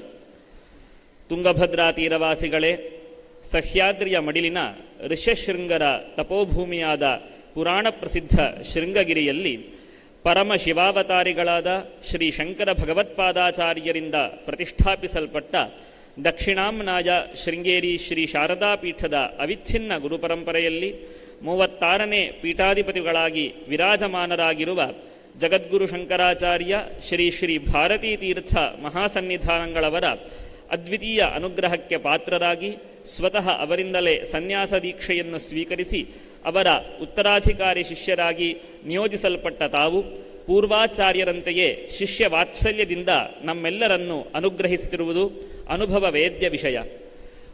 ವೇದಾಂತ ತತ್ವಜ್ಞರೇ, ಭಾರತೀಯ ಸಂಸ್ಕೃತಿಗೆ ಮೂಲಾಧಾರವಾಗಿರುವ ಸನಾತನ ಧರ್ಮದ ತಾಯಿಬೇರಾಗಿರುವ ನಮ್ಮ ವೇದಶಾಸ್ತ್ರ ವಿದ್ಯಾಪರಂಪರೆಗೆ ಸರ್ವವಿಧದಲ್ಲೂ ಸಂರಕ್ಷಕರಾದ ತಾವು ಸ್ವಯಂ ವೇದಾಂತಾದಿ ಶಾಸ್ತ್ರಗಳನ್ನು ಅಧ್ಯಯನಗೈದವರಾಗಿ ಈಗಲೂ ಪ್ರತಿನಿತ್ಯ ವೇದಾಂತ ಶಾಸ್ತ್ರದ ಅಧ್ಯಾಪನವನ್ನು ಮಾಡುತ್ತಾ ಜ್ಞಾನಕಾಂಡ ಶಾಸ್ತ್ರಕ್ಕೆ ಜೀವವನ್ನಿಟ್ಟು ಈ ಪರಂಪರೆಯಲ್ಲಿರುವವರಿಗೆ ಗೌರವ ಸಂಭಾವನೆಯನ್ನು, ಶ್ರೌತಾದಿ ಕರ್ಮಾನುಷ್ಠಾನವನ್ನು ಅಳವಡಿಸಿಕೊಂಡವರಿಗೆ ಮಾಸಿಕ ಸಂಭಾವನೆಯನ್ನು, ವೇದಶಾಸ್ತ್ರ ಪೋಷಕ ಸಭೆಯ ಮೂಲಕ ಈ ಪರಂಪರೆಗೆ ಆಗಮಿಸುವವರಿಗೆ ಸದೃಢ ಧೈರ್ಯವನ್ನು ನೀಡುವವರಾಗಿ ಅವಿರತವಾಗಿ ಈ ಪರಂಪರೆಗೆ ಮಹಾಪೋಷಕರಾಗಿದ್ದೀರಿ. ಕರ್ನಾಟಕ ಸಿಂಹಾಸನ ಪ್ರತಿಷ್ಠಾಪನಾಚಾರ್ಯ ಪರಂಪರಾಗತರೇ, ಶ್ರೀ ಶಂಕರ ಭಗವತ್ಪಾದರು ಅಖಂಡ ಭಾರತದ ಪುನರುತ್ಥಾನಕ್ಕಾಗಿ ಕೈಗೊಂಡ ಧರ್ಮ ದಿಗ್ವಿಜಯ ಯಾತ್ರೆಗಳು, ಜಗದ್ಗುರು ವಿದ್ಯಾರಣ್ಯ ಮಹಾಸ್ವಾಮಿಗಳವರ ತಪಶ್ಶಕ್ತಿಯಿಂದ ವಿಜಯನಗರ ಸಾಮ್ರಾಜ್ಯ ಸ್ಥಾಪನೆಯು, ತಮ್ಮ ಪರಾಪರ ಗುರುಗಳಾದ ಶ್ರೀ ಸಚ್ಚಿದಾನಂದ ಶಿವಾಭಿನವ ನರಸಿಂಹ ಭಾರತಿ ಮಹಾಸ್ವಾಮಿಗಳ ಸಮಯದಲ್ಲಾದ ಧಾರ್ಮಿಕ ಸಾಮಾಜಿಕ ಕ್ರಾಂತಿಗಳೆಲ್ಲವೂ ಹೇಗೆ ನಮ್ಮ ಪರಂಪರೆಯ ಆಧಾರ ಸ್ತಂಭವಾಗಿ ಇಂದು ನಮ್ಮನ್ನು ಭವ್ಯವಾದ ಈ ಪರಂಪರೆಯಲ್ಲಿ ಜೀವಿಸುವಂತೆ ಮಾಡಿದೆ ಎಂಬ ಇತಿಹಾಸವನ್ನು ನೀವಿಂದು ತಮ್ಮ ಕೃತಿಯಿಂದಲೇ ನಮಗೆ ಪ್ರತ್ಯಕ್ಷ ಗೋಚರವಾಗಿಸುತ್ತಿದ್ದೀರಿ. ಅನವರತವಾದ ಧರ್ಮ ದಿಗ್ವಿಜಯ ಯಾತ್ರೆಗಳು, ಪ್ರತಿ ಕಡೆಗಳಲ್ಲಿಯೂ ಮೂಡಿಬರುವ ಧರ್ಮ ಮತ್ತು ದೇಶ ಸಂರಕ್ಷಣೆಯ ವಿಷಯಕವಾದ ನಮ್ಮ ಸ್ವಾಭಿಮಾನವನ್ನು ಜಾಗೃತಗೊಳಿಸುವ ತಮ್ಮ ವಾಗ್ಝರಿಗಳು, ಅಪಾರ ಶಿಷ್ಯಕೋಟಿಗೆ ಅನುಗ್ರಹ ರೂಪದಲ್ಲಿ ಶ್ರೀಮಠದಿಂದ ನೀಡಲ್ಪಡುತ್ತಿರುವ ಕೋಟ್ಯಂತರ ರೂಪಾಯಿಗಳ ದಾನ ಧರ್ಮಗಳು ನಮ್ಮನ್ನು ಮೂಕವಿಸ್ಮಿತರನ್ನಾಗಿಸುತ್ತಿವೆ. ಶ್ರೀಚಕ್ರಾಧಿಷ್ಠಿತ ಶಾರದಾ ಆರಾಧಕರೇ, ದೇಶ ಮತ್ತು ಧರ್ಮವನ್ನು ಸಂರಕ್ಷಿಸಬೇಕೆನ್ನುವ ತಮ್ಮ ಇಚ್ಛಾಶಕ್ತಿಯನ್ನು, ವೇದಶಾಸ್ತ್ರಗಳನ್ನು ಕರತಲಾಮಲಕಗಳನ್ನಾಗಿಸಿಕೊಂಡ ತಮ್ಮ ಜ್ಞಾನಶಕ್ತಿಯನ್ನು, ಈ ಎರಡು ವಿಷಯಗಳನ್ನು ಜೀವನದಲ್ಲಿ ರೂಢಿಸಿಕೊಂಡ ತಮ್ಮ ಕ್ರಿಯಾಶಕ್ತಿಯನ್ನು ನೋಡಿದರೆ ತ್ರಿಶಕ್ತ್ಯಾತ್ಮಿಕೆಯಾದ ಜಗದಂಬಿಕೆಯ ಪುಂಭಾವವೇ ನೀವೆನ್ನುವುದರಲ್ಲಿ ನಮಗೆ ಸಂದೇಹವಿಲ್ಲ. ತಮ್ಮ ಅಮೃತ ಹಸ್ತಗಳಿಂದ ಜರುಗಿದ ರಾಮೇಶ್ವರದ ಸೈಕತಲಿಂಗ ಪೂಜೆಯನ್ನು, ಕಾಶ್ಮೀರದ ಶಾರದಾ ಪ್ರತಿಷ್ಠಾಪನೆಯನ್ನು, ಪ್ರಯಾಗದ ಮಹಾಕುಂಭಮೇಳದಲ್ಲಿ ಧರ್ಮ ಸಮ್ಮೇಳನವೇ ಮೊದಲಾದ ಸಮಾಜೋತ್ಸವವನ್ನು ಗಮನಿಸಿದರೆ ಮತ್ತೊಮ್ಮೆ ಭಗವಂತನ ಅವತಾರವಾಗಿದೆ ಎಂಬ ಭಾವ ಆವಿರ್ಭವಿಸುತ್ತದೆ. ಚಂದ್ರಮೌಳೀಶ್ವರ ಆರಾಧಕರೇ, ಹತ್ತೂರೆಡೆಯ ಪುತ್ತೂರಿನ ಶ್ರೀ ಮಹಾಲಿಂಗೇಶ್ವರನ ಕ್ಷೇತ್ರವಾದ ಈ ಭೂಮಿಯಲ್ಲಿ ಕ್ಷೇತ್ರಾಧಿದೇವತೆಯನ್ನು ಮತ್ತು ಶ್ರೀ ಶಾರದಾ ಚಂದ್ರಮೌಳೀಶ್ವರರನ್ನು ನಂಬಿ ಆರಂಭಿಸಿದ ಅಂಬಿಕಾ ಸಮೂಹ ಶಿಕ್ಷಣ ಸಂಸ್ಥೆಗಳ ಸಾರ್ಥಕ 25 ವರ್ಷಗಳ ಸಾಧನೆಗಳೆಲ್ಲವೂ ಸೀಮಾತೀತವಾದ ಭಗವದನುಗ್ರಹದ ಫಲ, ಶಾರದಾ ಪೀಠದ ಉಭಯ ಜಗದ್ಗುರುಗಳ ಕೃಪಾ ಕಟಾಕ್ಷದ ವರ. ಆಟ ಪಾಠದ ಜೊತೆಗೆ ದೇಶಭಕ್ತಿಯಾಗಲಿ ಧರ್ಮಶ್ರದ್ಧೆಯಾಗಲಿ ಈ ಮಣ್ಣಿನಲ್ಲಿ ಮತ್ತು ಮಣ್ಣಿನ ಮುದ್ದು ಮಕ್ಕಳಲ್ಲಿ ಉಸಿರ ಜೊತೆ ಬೆರೆತಿರಬೇಕೆಂಬ ನಮ್ಮ ಹಂಬಲಕ್ಕೆ ಜಗದ್ಗುರುಗಳ ಬೆಂಬಲವೇ ಬೆನ್ನೆಲುಬು. ಮಕ್ಕಳ ಮನದಲ್ಲಿ ಈ ಸಂಸ್ಥೆಯು ಅರಳಿಸಿದ ಅಕ್ಷರವು ಭರತ ಭೂಮಿಯ ಮತ್ತು ಸನಾತನ ಧರ್ಮದ ಸಮೃದ್ಧಿಯ ಮೊದಲ ವರ್ಣವಾಗಲಿ. ಈ ಹಾದಿಯಲ್ಲಿನ ಸಂಸ್ಥೆಯ ಪ್ರತಿ ಹೆಜ್ಜೆಗೂ ಧರ್ಮಾಭಿಮಾನಿಗಳಾದ ನಮಗೂ ಜಗದ್ಗುರುಗಳ ಶ್ರೀರಕ್ಷೆ ಇರಲಿ. ಈ ಪುತ್ತೂರ ಮಣ್ಣಿಗೆ ಪುನಃ ಜಗದ್ಗುರುಗಳ ಪಾದಸ್ಪರ್ಶವಾಗಲೆಂಬ ಮನದ ಮೊದಲ ಪ್ರಾರ್ಥನೆಯನ್ನು ಅಕ್ಷರ ರೂಪಕ್ಕಿಳಿಸಿದ ಈ ಪತ್ರವನ್ನು ಜಗದ್ಗುರುಗಳ ಪಾದ ಪದ್ಮಗಳಲ್ಲಿ ಫಲ ಪುಷ್ಪಗಳೊಡನೆ ಸಮರ್ಪಿಸುತ್ತಿದ್ದೇವೆ. ಪರಭವನಾಮ ಸಂವತ್ಸರದ ವೈಶಾಖ ಕೃಷ್ಣ ಷಷ್ಠಿ 7/5/2026 ಗುರುವಾರ. ಅಧ್ಯಕ್ಷರು ಮತ್ತು ಪದಾಧಿಕಾರಿಗಳು ಗುರುವಂದನಾ ಸಮಿತಿ ಪುತ್ತೂರು. ಅಧ್ಯಕ್ಷರು ಮತ್ತು ಪದಾಧಿಕಾರಿಗಳು ಅಂಬಿಕಾ ಸಮೂಹ ಶಿಕ್ಷಣ ಸಂಸ್ಥೆಗಳು ಪುತ್ತೂರು. ಪೂಜ್ಯ ಜಗದ್ಗುರುಗಳಿಗೆ ಗುರುವಂದನಾ ಸಮಿತಿ ಮತ್ತು ಅಂಬಿಕಾ ಸಮೂಹ ಶಿಕ್ಷಣ ಸಂಸ್ಥೆಗಳ ವತಿಯಿಂದ ಸಮರ್ಪಿಸ್ತಾ ಇರುವಂತಹ ಬಿನ್ನವತ್ತಳೆ, ಅಂಬಿಕಾ ಸಮೂಹ ಶಿಕ್ಷಣ ಸಂಸ್ಥೆಗಳ ಅಧ್ಯಕ್ಷರಾದ ಶ್ರೀ ಸುಬ್ರಹ್ಮಣ್ಯ ನಟ್ಟೋಜ ಹಾಗೂ ಗುರುವಂದನಾ ಸಮಿತಿಯ ಪದಾಧಿಕಾರಿಗಳು ಬಿನ್ನವತ್ತಳೆ ಹಾಗೂ ಫಲಪುಷ್ಪವನ್ನ ಜಗದ್ಗುರುಗಳಿಗೆ ಸಮರ್ಪಿಸಬೇಕಾಗಿ ವಿನಂತಿಸಿಕೊಳ್ತಾ ಇದ್ದೇನೆ.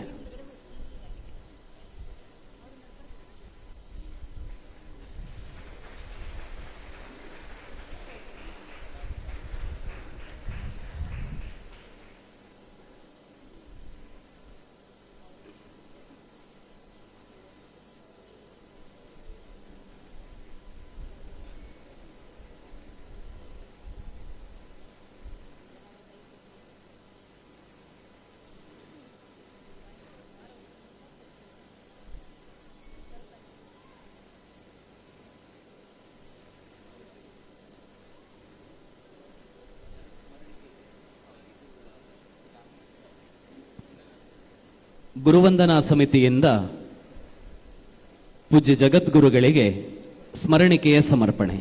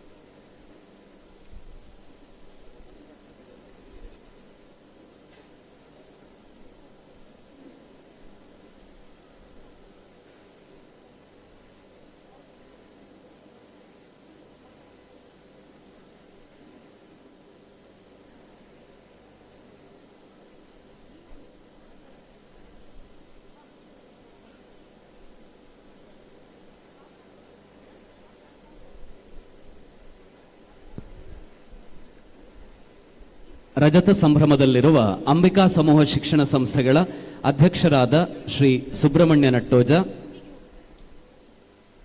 ಕಾರ್ಯದರ್ಶಿಗಳಾದ ಶ್ರೀಮತಿ ರಾಜಶ್ರೀ ನಟ್ಟೋಜ ಹಾಗೂ ಕುಟುಂಬಿಕರಿಂದ ಪರಮಪೂಜ್ಯ ಜಗದ್ಗುರುಗಳಿಗೆ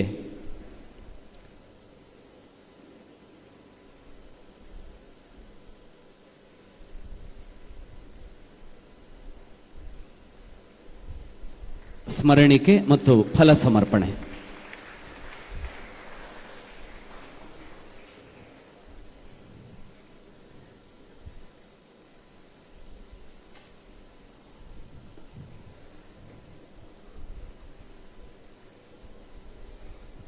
ಅಂಬಿಕಾದ ಪ್ರತಿ ಹೆಜ್ಜೆಯಲ್ಲೂ ನಮ್ಮೊಂದಿಗಿದ್ದು ಆಶೀರ್ವದಿಸಿ ಅನುಗ್ರಹಿಸಿರುವಂತಹ ಪರಮಪೂಜ್ಯ ಜಗದ್ಗುರುಗಳಿಗೆ ಕೃತಜ್ಞ ಕುಸುಮಾಂಜಲಿಗಳನ್ನು ಸಲ್ಲಿಸ್ತಾ ಈ ಕಾರ್ಯಕ್ರಮದಲ್ಲಿ ಉಪಸ್ಥಿತರಿರುವಂತಹ ಎಲ್ಲ ಭಕ್ತಾಭಿಮಾನಿ ಬಂಧುಗಳಿಗೂ ಒಂದೇ ಮಾತಿನಲ್ಲಿ ಧನ್ಯವಾದಗಳನ್ನು ಸಮರ್ಪಿಸಿ ಇದೀಗ ಪರಮಪೂಜ್ಯ ಜಗದ್ಗುರುಗಳು ಅನುಗ್ರಹ ಸಂದೇಶದ ಮೂಲಕ ನಮ್ಮೆಲ್ಲರನ್ನ ಆಶೀರ್ವದಿಸಬೇಕಾಗಿ ಸಂಪ್ರಾರ್ಥಿಸಿಕೊಳ್ತಾ ಇದ್ದೇವೆ.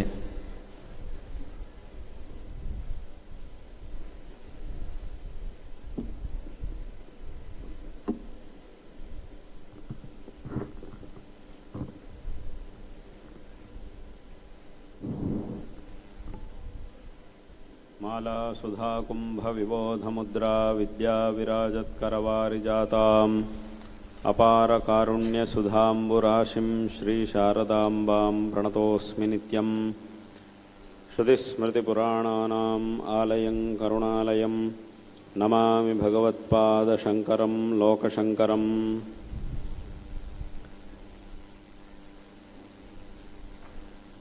ಸಮಸ್ತ ಪ್ರಪಂಚದಲ್ಲೂ ಅತ್ಯಂತ ಶ್ರೇಷ್ಠವಾದಂತಹದ್ದು ನಮ್ಮ ಈ ಸನಾತನ ಹಿಂದೂ ಧರ್ಮ ಪರಂಪರೆಯಾಗಿದೆ. ಈ ಒಂದು ಧರ್ಮ ಪರಂಪರೆಯು ನಮ್ಮ ಸಮಸ್ತ ವೈದಿಕ ವಾಂಗ್ಮಯವು ಮನುಷ್ಯನಾಗಿರ್ತಕ್ಕಂಥವನು ಈ ಸಾಂಸಾರಿಕವಾದಂತಹ ದುಃಖಗಳಿಂದ ಶ್ರೇಯಸ್ಸಿನ ಕಡೆಗೆ ಯಾವ ರೀತಿಯಾಗಿ ಪ್ರಯಾಣವನ್ನು ಬೆಳೆಸಬೇಕು, ಯಾವ ರೀತಿಯಾಗಿ ಪರಮಶ್ರೇಯಸ್ಸನ್ನು ಅಂದರೆ ಮೋಕ್ಷವನ್ನು ಪಡೆದು ಈ ಎಲ್ಲ ವಿಧವಾದಂತಹ ಸಾಂಸಾರಿಕ ದುಃಖಗಳಿಂದ ವಿಮುಕ್ತನಾಗಬೇಕು, ಹೇಗೆ ಅದಕ್ಕೆ ಬೇಕಾಗಿರತಕ್ಕಂತಹ ಜ್ಞಾನವನ್ನು ಪಡ್ಕೊಳ್ಳಬೇಕು, ತನ್ನ ನಿಜವಾದಂತಹ ಸ್ವರೂಪವನ್ನು ಯಾವ ರೀತಿಯಾಗಿ ತಿಳ್ಕೊಳ್ಳಬೇಕು, ಅದಕ್ಕೆ ಏನೇನು ಸಾಧನೆಗಳನ್ನು ಮಾಡಬೇಕು ಮೊದಲಾದಂತಹ ಎಲ್ಲ ವಿಷಯಗಳನ್ನು ನಮ್ಮ ಧರ್ಮವು ಅತ್ಯಂತ ತರ್ಕಬದ್ಧವಾಗಿ ಅತ್ಯಂತ ಪ್ರಾಮಾಣಿಕವಾಗಿ ಉಪದೇಶ ಮಾಡ್ತಾ ಇದೆ. ನಮ್ಮ ಧರ್ಮದಲ್ಲಿ ಮಾತ್ರವೇ ಅನೇಕ ಗ್ರಂಥಗಳನ್ನು ಇಡೀ ಪ್ರಪಂಚದಲ್ಲಿ ನೀವೆಲ್ಲರೂ ಸಹ ನೋಡ್ತೀರಿ. ಬೇರೆ ಯಾವ ಮತಗಳಲ್ಲೂ ಇಷ್ಟೆಲ್ಲ ಗ್ರಂಥಗಳಿಲ್ಲ. ಒಂದೋ ಎರಡೋ ಗ್ರಂಥಗಳು ಮಾತ್ರವೇ, ಹೆಚ್ಚಂದರೆ ಒಂದು, ಇನ್ನು ಅಂದರೆ ಎರಡು ಅಷ್ಟೇ. ಆ ರೀತಿಯಾಗಿ ಏನಾದರೂ ಇರ್ಬೋದಷ್ಟೇ. ಹೆಚ್ಚಾಗಿ ಇಟ್ಕೊಳ್ಳೋದು ಒಂದೇ ಗ್ರಂಥವನ್ನು. ಆದರೆ ನಮ್ಮ ಧರ್ಮದಲ್ಲಿ ಮಾತ್ರ ಹಾಗಲ್ಲ, ಅನೇಕ ಗ್ರಂಥಗಳಿವೆ. ವೇದಗಳು, ಶಾಸ್ತ್ರಗಳು, ಪುರಾಣಗಳು, ಇತಿಹಾಸಗಳು, ವ್ಯಾಖ್ಯಾನ, ಉಪವ್ಯಾಖ್ಯಾನಗಳು, ಹೀಗೆ ಅತ್ಯಂತ ವಿಸ್ತೃತವಾದಂತಹ ಗ್ರಂಥರಾಶಿ ನಮ್ಮ ಸನಾತನ ಧರ್ಮದಲ್ಲಿದೆ. ಯಾಕೆ ಇಷ್ಟೆಲ್ಲ ಗ್ರಂಥಗಳು? ಬೇರೆ ಕಡೆಯಲ್ಲೂ ಇಷ್ಟೆಲ್ಲ ಗ್ರಂಥಗಳಿಲ್ಲ, ನಮ್ಮಲ್ಲಿ ಮಾತ್ರ ಯಾಕೆ ಇಷ್ಟು ಗ್ರಂಥಗಳು? ಕೇವಲ ಅಲ್ಲಿರುವಂತಹ ವಿಚಾರಗಳನ್ನು ಅರ್ಥ ಮಾಡಿಕೊಳ್ಳುವುದಲ್ಲದೆ, ಅರ್ಥ ಮಾಡಿಕೊಳ್ಳುವುದು ಬೇರೆ ವಿಷಯ, ಆದರೂ ಬರೀ ಎಷ್ಟು ಗ್ರಂಥಗಳಿದಾವೋ ನಮ್ಮ ಧರ್ಮದಲ್ಲಿ, ಆ ಎಲ್ಲ ಗ್ರಂಥಗಳನ್ನು ಒಮ್ಮೆ ಆರಂಭದಿಂದ ಕೊನೆ ತನಕ ಪಾರಾಯಣೆ ಮಾಡಬೇಕು. ಬರೀ ಓದ್ತಾ ಹೋಗುವುದಷ್ಟೇ, ಅದರ ಅರ್ಥ ವಿಚಾರ ಎಲ್ಲ ಮಾಡುವುದಿಲ್ಲ. ಬರೀ ಓದ್ತಾ ಹೋಗಲಿಕ್ಕೆ ಇಡೀ ಜೀವನವೇ ಸಾಕಾಗುವುದಿಲ್ಲ, ಮನುಷ್ಯನ ಜೀವನ. ಅಷ್ಟು ಗ್ರಂಥಗಳು ನಮ್ಮ ಸನಾತನ ಧರ್ಮದಲ್ಲಿವೆ. ಇನ್ನು ಅದರ ಅರ್ಥವನ್ನೆಲ್ಲ ತಿಳ್ಕೊಳ್ಳಿಕ್ಕೆ ಶುರು ಮಾಡಿದರೆ, ಅರ್ಥ ಮಾಡಿಕೊಳ್ಳುವಂಥ ಪ್ರಯತ್ನ ಮಾಡಲಿಕ್ಕೆ ಹೋದರೆ ಇನ್ನೂ ತುಂಬ ಕಾಲ ಬೇಕಾಗುತ್ತೆ. ಅದಕ್ಕೆ ಒಂದು ಅತ್ಯಂತ ಅದ್ಭುತವಾದಂತಹ ಒಂದು ಕಥೆ ವೇದದಲ್ಲಿ ಬರುತ್ತೆ. ಒಮ್ಮೆ ಭರದ್ವಾಜ ಮಹರ್ಷಿಗಳು ಏನು ಸಂಕಲ್ಪ ಮಾಡಿದರು ಅಂತಂದರೆ, ನಾನು ಸಂಪೂರ್ಣವಾಗಿ ಎಲ್ಲ ವೇದಗಳನ್ನು ಅಧ್ಯಯನ ಮಾಡಬೇಕು ಅಂತ ಅವರು ಸಂಕಲ್ಪ ಮಾಡಿ, ಜೀವನದಲ್ಲಿ ಬೇರೆ ಯಾವ ಕೆಲಸವನ್ನು ಇಟ್ಕೊಳ್ಳದೆ ಆರಂಭದಿಂದ ಕೊನೆ ತನಕ ವೇದಗಳನ್ನೇ ಅಧ್ಯಯನ ಮಾಡ್ತಾಯಿದ್ರು. ಪೂರ್ತಿ ಇವತ್ತೊಂದು ನಾಳೆ ಇನ್ನೊಂದು ಇಂಥ ಹೀಗೆ ಪೂರ್ತಿ ವೇದಗಳನ್ನೇ ಅಧ್ಯಯನ ಮಾಡ್ತಾಯಿದ್ರು. ಬೇರೆ ಯಾವ ಕೆಲಸವನ್ನು ಮಾಡಲಿಲ್ಲ, ಅವರು ಅಧ್ಯಯನ ಒಂದನ್ನೇ ಮಾಡ್ತಾಯಿದ್ರು. ಕೊನೆಗೆ ಬಂತು ಜನ್ಮ, ಆದರೆ ಅಧ್ಯಯನ ಮಾಡಬೇಕಾದ್ದು ಇನ್ನೂ ತುಂಬ ಇದೆ. ಆಗ ಅವರು ಕೇಳಿಕೊಂಡ್ರು, ಇನ್ನೊಂದು ಜನ್ಮ ಸಿಕ್ಕಿದರೆ, ಈ ಜನ್ಮದಲ್ಲಿ ತುಂಬ ಆಗೋಯ್ತು, ಇನ್ನೊಂದು ಜನ್ಮ ಸಿಕ್ಕಿಬಿಟ್ರೆ ನಾನು ಪೂರ್ತಿ ಉಳಿದಿದ್ದನ್ನೆಲ್ಲ ಮುಗಿಸ್ಬಿಡ್ತೀನಿ, ಇನ್ನೊಂದು ಜನ್ಮ ಬೇಕು ಅಂತ ಅವರು ಪ್ರಾರ್ಥನೆ ಮಾಡಿಕೊಂಡಾಗ ಇನ್ನೊಂದು ಜನ್ಮ ಕೊಟ್ಟರು ಅವರಿಗೆ. ಆ ಇನ್ನೊಂದು ಜನ್ಮದಲ್ಲೂ ಪೂರ್ತಿ ಅದೇ ಕೆಲಸ ಮಾಡಿದರು, ಅಧ್ಯಯನನ್ನೇ ಮಾಡ್ತಾಯಿದ್ರು, ವೇದಗಳನ್ನೇ ಅಧ್ಯಯನ ಮಾಡ್ತಾಯಿದ್ರು. ಆ ಜನ್ಮವು ಕೊನೆಗೆ ಬಂತು, ಇನ್ನೂ ಅಧ್ಯಯನ ಮಾಡಬೇಕಾದ್ದು ತುಂಬ ಇದೆ. ಇನ್ನೊಂದು ಜನ್ಮ ಸಿಕ್ಕಿಬಿಟ್ರೆ ಉಳಿದಿದ್ದನ್ನು ಮುಗಿಸ್ತೀನಿ ಅಂತ ಪುನಃ ಕೇಳಿಕೊಂಡ್ರು. ಆಯಿತು, ಇನ್ನೊಂದು ಜನ್ಮ ಅಂತ ಕೊಟ್ಟರು. ಮೂರನೇ ಜನ್ಮವು ಕೊನೆಗೆ ಬಂತು. ಅವರೆಲ್ಲೂ ಇನ್ನು ಪೂರ ವಯಸ್ಸಾಗೋಯ್ತು, ಬಾಯಿಂದ ಮಾತು ಸರಿಯಾಗಿ ಹೊರಡ್ತಾ ಇಲ್ಲ, ಕೈಗಳೆಲ್ಲ ನಡುಗ್ತಾ ಇವೆ, ಆದರೂ ಬಿಡದೆ, ಛಲ ಬಿಡದೆ ಅಧ್ಯಯನ ಮಾಡ್ತಾನೇ ಇದ್ರು. ಆ ಕಾಲದಲ್ಲೂ ಸಹ ಅಂತಹ ಒಂದು ವಯಸ್ಸಿನಲ್ಲೂ ಸಹ ಅಧ್ಯಯನವನ್ನು ಮಾಡ್ತಾನೇ ಇದ್ದರು. ವಾಸ್ತವವಾಗಿ ಹಾಗೆ ಅಧ್ಯಯನ ಮಾಡಲಿಕ್ಕೆ ಸಾಧ್ಯವಾಗುವುದಿಲ್ಲ. ಅಂಥ ವಯಸ್ಸಿನಲ್ಲೂ ಸಹ ಏನಾದರೂ ಮಾಡಿ ಮುಗಿಸಬೇಕು ಅನ್ನೋ ಉದ್ದೇಶದಿಂದ ಅಧ್ಯಯನ ಮಾಡ್ತಾನೇ ಇದ್ದರು. ಬೇರೆ ಯಾವ ಕೆಲಸವನ್ನು ಮಾಡಲಿಲ್ಲ, ಪೂರ್ತಿ ಅಧ್ಯಯನವೇ ಮಾಡ್ತಾಯಿದ್ರು. ಆ ಸಂದರ್ಭದಲ್ಲಿ ಇಂದ್ರನು ಬಂದಿದ್ದ. ಪಾಪ ಅವರು ಮಾಡುತ್ತಿರುವಂತಹ ಪರಿಶ್ರಮ ನೋಡಿ ಇಂದ್ರ ಅಲ್ಲಿಗೆ ಬಂದಿದ್ದ.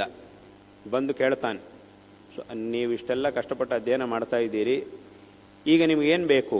ಆಗ ಅವ್ರು ಹೇಳ್ತಾರೆ, ಪ್ರಾಯ ಈ 3 ಜನ್ಮಗಳಲ್ಲೂ ಇನ್ನೂ 3 ಜನ್ಮಗಳು ಅಧ್ಯಯನ ಮಾಡಿದರೂ ಇನ್ನೂ ಮುಗಿಲಿಲ್ಲ ಅಂತ ಕಾಣುತ್ತೆ, ಇನ್ನೂ ಸ್ವಲ್ಪ ಇದೆ ಅಂತ ಕಾಣುತ್ತೆ.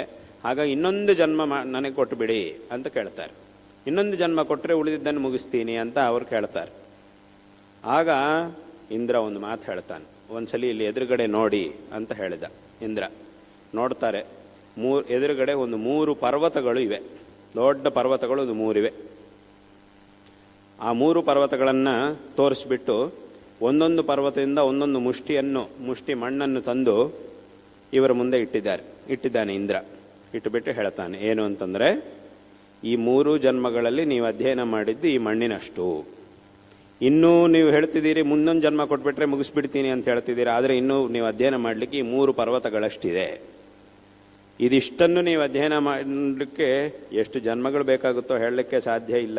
ಈ 3 ಜನ್ಮಗಳಲ್ಲಿ ಬೇರೆ ಯಾವ ಕೆಲಸವನ್ನು ಮಾಡದೆ ಸಂಪೂರ್ಣವಾಗಿ ನೀವು ಅಧ್ಯಯನವನ್ನೇ ಮಾಡಿದರೂ ಸಹ ಒಂದು ಬೆಟ್ಟದಲ್ಲಿ, ದೊಡ್ಡ ಬೆಟ್ಟದಲ್ಲಿ ಒಂದು ಮುಷ್ಟಿ ಮಣ್ಣು ಎಷ್ಟೋ ಅಷ್ಟನ್ನು ಮಾತ್ರವೇ ನಿಮ್ಮಿಂದ ಅಧ್ಯಯನ ಮಾಡಲಿಕ್ಕಾಯಿತು.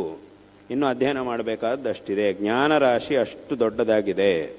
ವೇದಾವ ಏತೆ ಅನಂತಾವೈ ವೇದಾಹ ಅನ್ನುವಂತಹ ಮಾತನ್ನು ಅಲ್ಲಿ ಹೇಳಿದ್ದಾರೆ. ಅಂದರೆ ಆ ವೇದಗಳು ನಮಗೆ ತಿಳಿಸ್ತಾ ಇರತಕ್ಕಂತಹ ತತ್ವ ಏನಿದೆಯೋ ಅದು ಅನಂತವಾದಂತಹ ಒಂದು ತತ್ವ. ಅಷ್ಟು ದೊಡ್ಡ ತತ್ವವನ್ನು, ಅಷ್ಟು ದೊಡ್ಡ ಜ್ಞಾನವನ್ನು ನಮ್ಮ ವೇದಗಳು ಮತ್ತು ಆ ವೇದಗಳನ್ನು ಅನುಸರಿಸಿ ಬಂದಿರತಕ್ಕಂತಹ ಶಾಸ್ತ್ರಗಳು ತಿಳಿಸ್ತಾ ಇವೆ. ಆದ್ದರಿಂದ ಇಲ್ಲಿ ಹೇಳಲ್ಪಟ್ಟಂತಹ ಒಂದು ಜ್ಞಾನ ಅನ್ನೋದೇನಿದೆಯೋ ಅದಷ್ಟು ಸುಲಭವಾದದ್ದಲ್ಲ. ಆದ್ದರಿಂದ ಆದರೂ ನೀವು ಇಷ್ಟೆಲ್ಲ ಕಷ್ಟಪಟ್ಟು ಅಧ್ಯಯನ ಮಾಡಬೇಕು ಅಂತ ಪ್ರಯತ್ನ ಮಾಡಿದ್ದೀರಿ. ಆದ್ದರಿಂದ ನಾನು ಅದಕ್ಕೆ ತುಂಬ ಸಂತೋಷಪಟ್ಟು ಇಡೀ ವೇದಗಳ ಒಂದು ಸಾರಾಂಶ ಏನಿದೆಯೋ ಅದನ್ನು ನಾನು ನಿಮಗೆ ತಿಳಿಸ್ತೀನಿ, ಅದನ್ನು ನೀವು ತಿಳಿದುಕೊಂಡ್ರೆ ಸಾಕು, ಆಗ ನೀವು ಸಂಪೂರ್ಣವಾಗಿ ಅಧ್ಯಯನ ಮಾಡಿದ ಹಾಗಾಗುತ್ತೆ, ಅದನ್ನು ನಾನು ನಿಮಗೆ ತಿಳಿಸ್ತೀನಿ ಎಂಬುದಾಗಿ ಹೇಳಿ ನಂತರ ಇಂದ್ರ ಅದನ್ನು ತಿಳಿಸ್ತಾನೆ. ಇದನ್ನು ನಾವು ವೇದಗಳಲ್ಲಿ ನೋಡ್ತೀವಿ ಈ ಕಥೆಯನ್ನು. ಅಂದರೆ ಸಂಪೂರ್ಣವಾಗಿ ಎಲ್ಲದನ್ನು ಅಧ್ಯಯನ ಮಾಡ್ತೀನಿ ಅಂತಂದರೆ ಅದು ಸಾಧ್ಯವಾಗುವುದಿಲ್ಲ. ಆದ್ದರಿಂದ ಈಗ ಏನಿದೆಯೋ ಇದರ ಒಂದು ಸಾರಾಂಶ ಏನಿದೆಯೋ ಅದನ್ನು ನಾನು ನಿಮಗೆ ತಿಳಿಸಿಬಿಡ್ತೀನಿ, ಅದನ್ನು ನೀವು ತಿಳಿದುಕೊಟ್ರೆ ಎಲ್ಲವುದನ್ನು ತಿಳಿದ ಹಾಗಾಗುತ್ತೆ ಅಂಥೇಳಿ ಆಗ ಅದನ್ನು ತಿಳಿಸುವುದು. ಅಲ್ಲಿರ್ತಕ್ಕಂತಹ ತತ್ವವನ್ನು ಇಂದ್ರ ತಿಳಿಸಿದ ಅನ್ನುವಂತಹ ವಿಚಾರವನ್ನು ನಾವು ವೇದಗಳಲ್ಲಿ ನೋಡ್ಬೋದು. ಅಂದರೆ ಇದನ್ನು ಯಾತಕ್ಕೆ ಹೇಳ್ತಾ ಇದ್ದೀನಿ ಅಂತಂದರೆ, ನಮ್ಮ ಗ್ರಂಥಗಳಲ್ಲಿ ಹೇಳಲ್ಪಟ್ಟಂತಹ ಒಂದು ತತ್ವ ಏನಿದೆಯೋ ಅದು ಅತ್ಯಂತ ಶ್ರೇಷ್ಠವಾದಂತಹ ಒಂದು ತತ್ವ. ಸುಮ್ಮನೆ ಏನೋ ಒಂದಿಷ್ಟು ವಿಷಯಗಳನ್ನು ಹೇಳಿಬಿಟ್ಟು ಇಷ್ಟೇ ವಿಷಯ, ನೀವು ಇದನ್ನೇ ತಿಳ್ಕೊಳ್ಬೇಕು, ಇನ್ನಿದ್ರ ಮೇಲೆ ಪ್ರಶ್ನೆಗಳನ್ನು ಕೇಳಬಾರದು, ಪ್ರಶ್ನೆ ನೀನು ಕೇಳುವ ಹಾಗೂ ಇಲ್ಲ, ಅದಕ್ಕೆ ನಾನು ಉತ್ತರನೂ ಕೊಡುವುದಿಲ್ಲ, ಏನು ಹೇಳ್ತೀನೋ ಅದನ್ನು ಹಾಗೆ ಕಣ್ಣು ಮುಚ್ಕೊಂಡು ನೀನು ತಗೊಳ್ಬೇಕು, ಇದೊಂದೇ ದಾರಿ ನಿನಗೆ, ಈ ರೀತಿಯಾದಂತಹ ಮಾತುಗಳಿಗೆ ನಮ್ಮ ಧರ್ಮದಲ್ಲಿ ಅವಕಾಶ ಇಲ್ಲ. ಇದು ವಿಷಯ. ಈ ವಿಷಯದ ಮೇಲೆ ನಿನ್ನ ಮನಸ್ಸಿನಲ್ಲಿ ಏನೇನು ಪ್ರಶ್ನೆಗಳು ಬರುತ್ತೋ ಆ ಎಲ್ಲ ಪ್ರಶ್ನೆಗಳನ್ನು ಕೇಳು. ಎಷ್ಟು ಪ್ರಶ್ನೆಗಳನ್ನು ಬೇಕಾದರೂ ನೀನು ಕೇಳು. ಎಲ್ಲದಕ್ಕೂ ನಮ್ಮ ಹತ್ರ ತರ್ಕಬದ್ಧವಾದಂತಹ ಉತ್ತರ ಇದೆ. ಸುಮ್ಮನೆ ಏನೋ ಹೇಳಿಬಿಟ್ಟು ಇದನ್ನು ನೀನು ಒಪ್ಕೊಳ್ಳೇಬೇಕು ಅಂತ ನಾವು ಒತ್ತಾಯ ಮಾಡುವುದಿಲ್ಲ. ತರ್ಕಬದ್ಧವಾಗಿ ನೀನು ಕೇಳಿದ ಎಲ್ಲ ಪ್ರಶ್ನೆಗಳಿಗೂ ನಾವು ಉತ್ತರ ಹೇಳ್ತೀವಿ. ಅದಕ್ಕೆ ಸ್ವಲ್ಪ ಸಮಯ ಬೇಕಾಗುತ್ತೆ. ನಮಗೆ ಹೇಳುವುದಕ್ಕೂ ಸ್ವಲ್ಪ ಸಮಯ ಬೇಕು. ಮುಖ್ಯವಾಗಿ ಹೇಳಿದ್ದಕ್ಕಿಂತಲೂ ಹೇಳಿದ್ದನ್ನು ಅರ್ಥ ಮಾಡ್ಕೊಳ್ಳಿಕ್ಕೆ ನಿನಗೆ ಸಮಯ ಬೇಕು. ಅರ್ಥ ಮಾಡ್ಕೊಂಡು ಒಂದೊಂದು ಮೆಟ್ಲು ಹತ್ತಾ ಮೇಲೆ ಬರಲಿಕ್ಕೆ ನಿನಗೆ ಸಮಯ ಬೇಕು. ಒಂದು ಕ್ರಮ ಇದೆ. ಆ ಒಂದು ಕ್ರಮದಲ್ಲಿ ನೀನು ಪ್ರಶ್ನೆಗಳು ಕೇಳಿದಾಗ ನಾವು ಅದಕ್ಕೆ ಸರಿಯಾಗಿ ಉತ್ತರವನ್ನು ಕೊಟ್ಟಿದ್ದೀವಿ, ಅದನ್ನು ನೀನು ಸರಿಯಾಗಿ ಅರ್ಥ ಮಾಡಿಕೊಂಡ್ರೆ ನೀನು ಆ ತತ್ವವನ್ನು ಚೆನ್ನಾಗಿ ತಿಳ್ಕೊಳ್ಳಿಕ್ಕೆ ಸಾಧ್ಯವಾಗುತ್ತೆ. ನಮ್ಮ ಧರ್ಮ ನಿನಗೆ ಎಷ್ಟು ಪ್ರಶ್ನೆಗಳಿದ್ದರೂ ಕೇಳು, ಆ ಎಲ್ಲ ಪ್ರಶ್ನೆಗಳಿಗೂ ನಾವು ಉತ್ತರ ಹೇಳ್ತೀವಿ. ನಮ್ಮ ಹತ್ರ ಉತ್ತರ ಇದೆ. ತರ್ಕಬದ್ಧವಾಗಿ, ಅದು ಸುಮ್ಮನೆ ಏನೋ ಉತ್ತರ ಕೊಟ್ಟುಬಿಟ್ಟು ಸಾಕು ಅಂತ ಹಂಗೆ ಹೇಳುವುದಿಲ್ಲ. ತರ್ಕಬದ್ಧವಾಗಿ, ಪ್ರಮಾಣಬದ್ಧವಾಗಿ ನಾವು ನಿನಗೆ ಉತ್ತರವನ್ನು ಕೊಡ್ತೀವಿ. ಈ ರೀತಿಯಾಗಿ ನಮ್ಮ ಒಂದು ತತ್ವ ಏನಿದೆಯೋ, ನಮ್ಮ ಒಂದು ಭಾರತೀಯ ತತ್ವ, ನಮ್ಮ ಹಿಂದೂ ಧರ್ಮದ ಈ ಸನಾತನ ಧರ್ಮದ ತತ್ವ ಏನಿದೆಯೋ ಆ ತತ್ವಜ್ಞಾನದ ವಿಷಯದಲ್ಲಿ ನಮ್ಮ ಮನಸ್ಸಿನಲ್ಲಿ ಏನೆಲ್ಲ ಸಂದೇಹಗಳು ಬರುತ್ತೋ, ಎಷ್ಟೆಲ್ಲ ಪ್ರಶ್ನೆಗಳು ಬರ್ತಾ ಇವೆಯೋ ಆ ಎಲ್ಲ ಪ್ರಶ್ನೆಗಳಿಗೂ ಸಹ ವಿಸ್ತಾರವಾಗಿ ಚರ್ಚೆಗಳನ್ನು ಮಾಡುವುದರ ಮೂಲಕ ಉತ್ತರವನ್ನು ಚೆನ್ನಾಗಿ ಸರಿಯಾದಂತಹ ಉತ್ತರವನ್ನು ಕೊಡುವುದಕ್ಕೋಸ್ಕರವೇ ಇಷ್ಟೆಲ್ಲ ಗ್ರಂಥಗಳನ್ನು ನಮ್ಮ ಧರ್ಮದಲ್ಲಿ ರಚನೆ ಮಾಡಿದ್ದಾರೆ.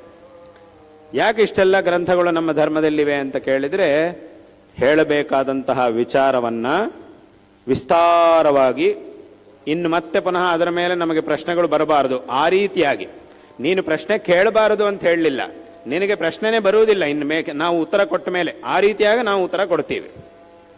ಆವಾಗ ಆ ರೀತಿಯಾಗಿ ಇನ್ನು ಪ್ರಶ್ನೆನೇ ಬರಬಾರದು ಅನ್ನೋ ಹಾಗೆ ಉತ್ತರ ಕೊಡಬೇಕು ಅಂತಂದರೆ ಸರಿಯಾಗಿ ಉತ್ತರ ಕೊಟ್ಟಿರಬೇಕು. ಆವಾಗ ಮಾತ್ರವೇ ಪ್ರಶ್ನೆ ಬರುವುದಿಲ್ಲ. ಆದ್ದರಿಂದ ಪುನಃ ನಿನ್ನ ಮನಸ್ಸಿನಲ್ಲಿರುವ ಯಾವುದೇ ವಿಧವಾದಂತಹ ಪ್ರಶ್ನೆಗೆ ಸ್ಥಾನವಿಲ್ಲದೆ ಇರುವ ಹಾಗೆ ನಾವು ನಿನಗೆ ಉತ್ತರವನ್ನು ಕೊಡ್ತೀವಿ ಎಂಬುದಾಗಿ ಎಲ್ಲ ಹೇಳುವುದಕ್ಕೋಸ್ಕರವೇ ಇಷ್ಟೆಲ್ಲ ಗ್ರಂಥಗಳು. ತುಂಬ ಜನ ಕೇಳಿದ್ದೀರಿ, ಶಂಕರಾಚಾರ್ಯರು ಅವರ ಜೀವನ ಚರಿತ್ರೆಯಲ್ಲಿ ದೇಶದಲ್ಲೆಲ್ಲ ಕಡೆ ಸಂಚಾರ ಮಾಡಿ ಎಲ್ಲ ಪಂಡಿತರ ಜೊತೆಗೆ ವಾದಗಳನ್ನು ಮಾಡಿದರು. ಯಾಕೆ ವಾದವನ್ನು ಮಾಡಿದರು? ಯಾಕೆ ವಾದವನ್ನು ಮಾಡುವ ಅವಶ್ಯಕತೆ ಏನಿತ್ತು? ತುಂಬ ದೀರ್ಘಕಾಲ ವಾದಗಳನ್ನು ಶಂಕರರು ಮಾಡಿದ್ದಾರೆ. ಯಾತಕ್ಕಾಗಿ ಮಾಡಿದ್ದಾರೆ ಅಂತಂದರೆ, ಅವರ ಒಂದು ತತ್ವ, ಅವರು ನಮ್ಮ ಉಪನಿಷತ್ತುಗಳಲ್ಲಿ ಅದರಲ್ಲೆಲ್ಲ ಹೇಳಲ್ಪಟ್ಟಂತಹ ತತ್ವವನ್ನು ಎಲ್ರಿಗೂ ಹೇಳಿದರು. ಹೇಳಿದಾಗ ತುಂಬ ಜನ ಅದನ್ನು ಒಪ್ಕೊಂಡ್ಬಿಟ್ರು. ಯಾಕೆ ಇದೇ ಸರಿಯಾಗಿದೆ, ನಾವು ತಿಳ್ಕೊಂಡಿರೋದಕ್ಕಿಂತ ಇದು ಸರಿಯಾಗಿದೆ, ಅದರಿಂದ ನಾವು ಈ ಮಾರ್ಗದಲ್ಲಿ ಹೋಗಬೇಕು ಅಂತ ಹೇಳಿ ಎಲ್ಲರೂ ಅದನ್ನು ಒಪ್ಕೊಂಡು ಆ ಮಾರ್ಗದಲ್ಲಿ ಹೋಗಲಿಕ್ಕೆ ಪ್ರಾರಂಭ ಮಾಡಿದರು. ಆದರೆ ಕೆಲವರು ಮಾತ್ರ ಏನು ಮಾಡಿದರು ಅಂತಂದರೆ, ಶಂಕರರು ಹೇಳಿದ್ದನ್ನು ಒಪ್ಕೊಳ್ಳಿಕ್ಕೆ ಸ್ವಲ್ಪ ಅವರ ಅಹಂಕಾರ ಅಡ್ಡಿ ಆಯಿತು. ಅವರು ಹೇಳಿದ್ದನ್ನು ನಾವು ಯಾಕೆ ಚೆನ್ನಾಗಿದೆ ಅಂತ ಗೊತ್ತಾಯಿತು, ಆದರೆ ಸುಮ್ಮನೆ ಇದ್ರ ಮೇಲೆ ಒಂದಿಷ್ಟು ಪ್ರಶ್ನೆಗಳನ್ನು ಕೇಳೋಣ, ಒಂದಿಷ್ಟು ಆಕ್ಷೇಪಗಳನ್ನು ಮಾಡ್ತಾ ಇರೋಣ, ಯಾಕೆ ನಾವು ಇವರು ಹೇಳಿದ್ದನ್ನು ನಾವು ಇಷ್ಟು ವರ್ಷ ಇದನ್ನೇ ಹೇಳ್ಕೊಂಡು ಬಂದಿದ್ದೀವಿ, ಈಗ ಇವರು ಬಂದ ತಕ್ಷಣ ನಾವು ಯಾಕೆ ಅದನ್ನು ಬಿಟ್ಬಿಟ್ಟು ಇವರು ಹೇಳಿದ್ದನ್ನು ತಗೊಳ್ಬೇಕು ಅಂಥೇಳಿ ಅವರೆಲ್ಲ ಏನು ಮಾಡಿದರು ಅಂತಂದರೆ ಶಂಕರ ಜೊತೆಗೆ ವಾದವನ್ನು ಮಾಡಲಿಕ್ಕೆ ಪ್ರಾರಂಭ ಮಾಡೋಣ. ಅಂತಹ ಜಾಗಗಳಲ್ಲಿ ಮಾತ್ರವೇ ಶಂಕರರು ವಾದ ಮಾಡಿದರು. ಶಂಕರರು ಎಲ್ಲಿ ಬೇಕಾದರೆ ಅಲ್ಲಿ ವಾದ ಮಾಡಲಿಲ್ಲ. ಸುಮ್ಮನೆ ಅವರ ಪಾಂಡಿತ್ಯ ಪ್ರದರ್ಶನಕ್ಕೋಸ್ಕರ ವಾದ ಮಾಡಲಿಲ್ಲ, ಅಥವಾ ಇನ್ನೊಬ್ಬರ ಮೇಲೆ ದ್ವೇಷದಿಂದ ವಾದ ಮಾಡಿಲ್ಲ. ಅವರು ಇನ್ನು ವಾದ ಮಾಡಲಿಲ್ಲ ಅಂದರೆ ಅವನು ಹೇಳಿದ್ದನ್ನು ಒಪ್ಕೊಳ್ಳಿಕ್ಕೆ ತಯಾರಿಲ್ಲ, ಅದಕ್ಕೆ ಇರುವಂತಹ ಒಂದೇ ಒಂದು ಮಾರ್ಗ ಅಂದರೆ ವಾದ ಮಾಡುವುದು. ಅವನು ವಾದ ಮಾಡಲಿಕ್ಕೆ ಕರೀತಾ ಇದ್ದಾನೆ, ಆಯಿತು ಅಂತ ಅದಕ್ಕೆ ವಾದ ಮಾಡಿದ್ರು ಅಷ್ಟೇ. ಅಂತಹ ಸಂದರ್ಭಗಳಲ್ಲಿ ಮಾತ್ರವೇ ಈ ವಾದ ಅನ್ನುವಂತಹ ಮಾರ್ಗವನ್ನು ಶಂಕರರು ಆಶ್ರಯಿಸಿದ್ದಾರೆ. ಹಾಗಾಗಿ ಅಷ್ಟೆಲ್ಲ ವಾದಗಳನ್ನು ಮಾಡಿ ಅವರಿಗೆ ಆ ವಿಷಯವು ಚೆನ್ನಾಗಿ ಅರ್ಥ ಆಗುವಂತೆ ಹೇಳಿ ಅವರನ್ನು ಸಹ ಸರಿಯಾದ ಮಾರ್ಗಕ್ಕೆ ಕರ್ಕೊಂಡು ಬಂದಿದ್ದಾರೆ. ಅದಕ್ಕೆ ಸ್ವಲ್ಪ ಸಮಯ ಬೇಕು. ಆ ಒಂದು ಸಮಯ ಯಾಕೆ ಅಂತಂದರೆ ಅವನ ಮನಸ್ಸಿನಲ್ಲಿ ಅನೇಕ ಪ್ರಶ್ನೆಗಳಿದೆ. ಅಲ್ಲಿ ಹೋಗ್ಬಿಟ್ಟು ಶಂಕರರು ಯಾರ ಹತ್ರನೂ ನಾನು ಹೇಳಿದ್ದು ಇಷ್ಟೇನಪ್ಪ ಸಿದ್ಧಾಂತ, ನಾನು ಹೇಳಿದ್ದ ನೀನು ಒಪ್ಕೊಳ್ತೀಯಾ ಇಲ್ವಾ, ಒಪ್ಕೊಳ್ಳೇಬೇಕು ಅಂತ ಹೇಳಲಿಲ್ಲ. ನಾನು ಹೇಳಿದ್ದಿರುವುದು ಹೀಗಿದೆ, ಇದರ ಮೇಲೆ ನಿನಗೇನು ಪ್ರಶ್ನೆಗಳಿದೆಯೋ ಎಲ್ಲ ಕೇಳು, ಎಲ್ಲದಕ್ಕೂ ನಾನು ಉತ್ತರ ಹೇಳ್ತೀನಿ ಅಂತ ಹೇಳಿದರು. ಎಲ್ಲದಕ್ಕೂ ಉತ್ತರ ಹೇಳಿದರು, ಚರ್ಚೆಯನ್ನು ಮಾಡಿದರು. ಪುನಃ ಅವರನ್ನೊಂದಿಷ್ಟು ಪ್ರಶ್ನೆಗಳು ಕೇಳಿದರು, ಅದಕ್ಕೆ ಅವರು ಉತ್ತರ ಕೊಡಲಿಕ್ಕಾಗಿಲ್ಲ. ಅವರು ಕೇಳಿದ ಎಲ್ಲ ಪ್ರಶ್ನೆಗಳಿಗೂ ಇವರು ಉತ್ತರ ಕೊಟ್ಟರು. ಇವರು ಪುನಃ ತಿರ್ಗಾ ಅವರ ಮೇಲೆ ಪ್ರಶ್ನೆಗಳನ್ನು ಕೇಳಿದಾಗ ಅವ್ರಿಗೆ ಉತ್ತರ ಕೊಡಲಿಕ್ಕಾಗಿಲ್ಲ. ಅಲ್ಲಿಗೆ ಅವರ ಪಕ್ಷ ಸರಿ ಇಲ್ಲ, ಇವರ ಪಕ್ಷವೇ ಸರಿ ಅಂತಾಯಿತು. ಆವಾಗ ಅವರಿಗೂ ಆ ವಿಷಯ ಮನದಟ್ಟಾಯಿತು, ಅವರು ಸಹ ಈ ಮಾರ್ಗಕ್ಕೆ ಬಂದರು. ಅಂದರೆ ಅಲ್ಲಿಗೇನಾಯಿತು ಅಂತಂದರೆ, ನಮ್ಮ ಧರ್ಮದಲ್ಲಿ ನಮ್ಮ ಗ್ರಂಥಗಳಲ್ಲಿ ಯಾವತ್ತೂ ಸಹ ಏನೇ ಒಂದು ಪ್ರಶ್ನೆ ಬಂದರೂ ಅದಕ್ಕೆ ಉತ್ತರ ಕೊಡಲ್ಲ ಅಂತ ಹೇಳುವುದಿಲ್ಲ, ಉತ್ತರ ಇದೆ. ಅದಕ್ಕೆ ತರ್ಕಬದ್ಧವಾಗಿ ಪ್ರಾಮಾಣಿಕವಾಗಿ ಉತ್ತರವನ್ನು ಕೊಟ್ಟು ಆ ವಿಷಯವು ಸರಿಯಾಗಿ ಅರ್ಥ ಆಗುವಂತೆ ಹೇಳುವಂತಹ ಏಕಮಾತ್ರ ಧರ್ಮ ಇಡೀ ಪ್ರಪಂಚದಲ್ಲಿ ಅಂತಂದರೆ ಅದು ನಮ್ಮ ಸನಾತನ ಹಿಂದೂ ಧರ್ಮ. ಆದ್ದರಿಂದಲೇ ಇಷ್ಟೆಲ್ಲ ಗ್ರಂಥಗಳು, ಹಾಗಾಗಿ ಇಷ್ಟೆಲ್ಲ ಗ್ರಂಥಗಳು ಬಂದಿರುವುದೇ ಅದಕ್ಕೋಸ್ಕರ. ಇಲ್ಲದೆ ಹೋದರೆ ಇಲ್ಲೂ ಒಂದೇ, ವಾಸ್ತವವಾಗಿ ವಿಷಯ ಒಂದೇ, ಆದರೆ ಆ ವಿಷಯವನ್ನು ಅನೇಕ ರೀತಿಗಳಲ್ಲಿ ನಮಗೆ ಅರ್ಥ ಮಾಡಿಸ್ಲಿಕ್ಕೋಸ್ಕರ. ಮತ್ತು ಲೋಕದಲ್ಲೂ ಜನರು ಬೇರೆ ಬೇರೆ ಥರ ಇರ್ತಾರೆ. ಕೆಲವರು ತುಂಬ ಮೇಧಾವಿಗಳಾಗಿರ್ತಾರೆ, ಕೆಲವರು ಮಧ್ಯಮ ಬುದ್ಧಿಶಕ್ತಿಯನ್ನು ಹೊಂದಿದವರಾಗಿರ್ತಾರೆ, ಕೆಲವರು ತುಂಬ ಅಷ್ಟೆಲ್ಲ ವಿಷಯಗಳನ್ನು ತುಂಬ ಹೇಳಿದರೆ ಅರ್ಥ ಮಾಡಿಕೊಳ್ಳುವ ಸಾಮರ್ಥ್ಯ ಇರುವುದಿಲ್ಲ ಅವರು, ಅಂಥವರು ಇರ್ತಾರೆ. ಹಾಗಾಗಿ ಅವರೆಲ್ಲರಿಗೂ ವಿಷಯ ತಿಳಿಸಬೇಕು ಅಂತಂದರೆ ಒಂದೇ ಥರ ಗ್ರಂಥ ಬರೆದಿಟ್ಬಿಟ್ರೆ ಅರ್ಥ ಆಗುವುದಿಲ್ಲ. ಹಾಗಾಗಿ ಒಬ್ಬೊಬ್ಬರಿಗೂ ಅರ್ಥ ಆಗಲಿಕ್ಕೆ ಒಂದೊಂದು ರೀತಿಯಂಥ ಗ್ರಂಥಗಳನ್ನು ರಚನೆ ಮಾಡಿದ್ದಾರೆ. ಹಾಗಾಗಿ ಇಷ್ಟೆಲ್ಲ ಗ್ರಂಥರಾಶಿ ನಮ್ಮ ಸನಾತನ ಧರ್ಮದಲ್ಲಿದೆ. ಹಾಗಾಗಿ ಇಡೀ ಪ್ರಪಂಚದಲ್ಲಿ ಈ ಒಂದು ತಾತ್ವಿಕವಾದಂತಹ ವಿಚಾರಗಳಿಗೆ ಅಂದರೆ ವಾಸ್ತವವಾಗಿ ಇದೇ ಅವಶ್ಯಕವಾದದ್ದು ನಿಜವಾಗಲು. ಈ ತಾತ್ವಿಕವಾದಂತಹ ಅಂದರೆ ಯಾವ ವಿಚಾರಗಳಿಂದ ಮನುಷ್ಯ, ಈಗ ನಾವು ಆರಂಭದಲ್ಲಿ ಹೇಳಿದ ಹಾಗೆ, ದುಃಖದಿಂದ ಶ್ರೇಯಸ್ಸಿನ ಕಡೆಗೆ ಹೋಗಲಿಕ್ಕೆ ಸಾಧ್ಯ ಆಗುತ್ತೋ. ಯಾಕೆಂತಂದರೆ ಇವತ್ತಿನ ದಿವಸ ಲೋಕದಲ್ಲಿ ಆಧುನಿಕತೆ ತುಂಬ ಬೆಳೆದಿದೆ. ನಾನು ಅನೇಕ ಕಡೆಗಳಲ್ಲಿ ಹೇಳ್ತಾ ಇರ್ತೀನಿ. ಏನು ಅಂತಂದರೆ, ಇವತ್ತಿನ ಕಾಲದಲ್ಲಿ ಲೋಕದಲ್ಲಿ ವಿಜ್ಞಾನ ತುಂಬ ಬೆಳೆದಿದೆ. ಅದು ಎಲ್ಲರೂ ಒಪ್ಕೊಳ್ಳೇಬೇಕಂತಹ ಒಂದು ವಿಷಯ, ಅದರೊಳಗೆ ಏನೂ ಸಂದೇಹ ಇಲ್ಲ. ಅದು ಅತ್ಯಂತ ಸತ್ಯವೂ ಹೌದು. ಯಾಕಂದರೆ ನಾವು ಚಿಕ್ಕ ವಯಸ್ಸಲ್ಲಿ ನೋಡದೇ ಇದ್ದಿದ್ದನ್ನೆಲ್ಲ ಇವಾಗ ನೋಡ್ತಾ ಇದ್ದೀವಿ. ಎಷ್ಟೋ ಮುಂದುವರೆದಿದ್ದನ್ನು ನಾವು ವಿಜ್ಞಾನ ಆಧುನಿಕತೆ ತುಂಬ ಬಂದಿದ್ದನ್ನು ನಾವು ನೋಡ್ತಾ ಇದ್ದೀವಿ, ಅದೆಲ್ಲ ಹೌದು. ಮತ್ತು ಹೀಗೆ ಮುಂದಿನ ವರ್ಷಗಳಲ್ಲಿ ಇನ್ನೂ ಜಾಸ್ತಿಯೂ ಆಗುತ್ತೆ ಖಂಡಿತವಾಗಿಯೂ. ಇವತ್ತು ಎಷ್ಟು ವಿಜ್ಞಾನ ಇದೆಯೋ ಇದು ಇನ್ನೂ ಬೆಳೆಯುತ್ತೆ, ಇನ್ನೂ ಹೊಸ ಹೊಸ ಆವಿಷ್ಕರಣೆಗಳು ಎಲ್ಲ ಆಗುತ್ತೆ, ಅದರೊಳಗೆ ಸಂದೇಹ ಇಲ್ಲ. ಆದರೆ ಇಲ್ಲಿ ನಾವು ತಿಳ್ಕೊಳ್ಬೇಕಾದಂಥದ್ದೇನು ಅಂತ ಕೇಳಿದರೆ, ಈ ಆಧುನಿಕತೆ ಮತ್ತು ಈ ವಿಜ್ಞಾನ ಅನ್ನುವುದು ಎಷ್ಟು ತುಂಬ ಬೆಳೆದಿದೆ ಅನ್ನೋದು ಎಷ್ಟು ಸತ್ಯವೋ, ಈ ಲೋಕದಲ್ಲಿ ದುಃಖ ಕಡಿಮೆ ಆಗಿಲ್ಲ ಅನ್ನೋದು ಸಹ ಅಷ್ಟೇ ಸತ್ಯ. ದುಃಖ ಏನು ಕಡಿಮೆ ಆಗಲಿಲ್ಲ. ಒಂದು ಕಡೆಯಿಂದ ದುಃಖ ಕಡಿಮೆ ಆಯಿತು, ಮತ್ತೆ ಪುನಃ ಇನ್ನೊಂದು ಕಡೆಯಿಂದ ದುಃಖ ಬರ್ತಾನೇ ಇದೆ. ಒಂದು ಬಾಗಿಲು ಹಾಕಿದ್ರು ಪುನಃ ಇನ್ನೊಂದು ಬಾಗಿಲು ತಗೊಂಡು ದುಃಖ ಒಳಗೆ ಬರ್ತಾನೇ ಇದೆ. ಇವತ್ತಿಗೂ ಸಹ ಲೋಕದಲ್ಲಿ ದುಃಖ ಇದ್ದೇ ಇದೆ, ದುಃಖ ಏನು ಕಡಿಮೆ ಆಗಿಲ್ಲ. ಅಥವಾ ಈ ಸೌಕರ್ಯಗಳು, ಈ ಆಧುನಿಕತೆ ಇಲ್ಲದೆ ಇರುವಂತಹ ಕಾಲದಲ್ಲಿ ಸುಖವಾಗಿ ಯಾರೂ ಇರಲೇ ಇಲ್ಲ ಅಂತಲೂ ಹೇಳಕ್ಕಾಗೋದಿಲ್ಲ. ಯಾರೂ ಸುಖವಾಗಿಯೇ ಇರಲಿಲ್ಲ, ಇದು ಬಂದ ಮೇಲೆ ಎಲ್ಲರೂ ಸುಖವಾಗಿದ್ದಾರೆ ಅಂತಲೂ ಏನಿಲ್ಲ.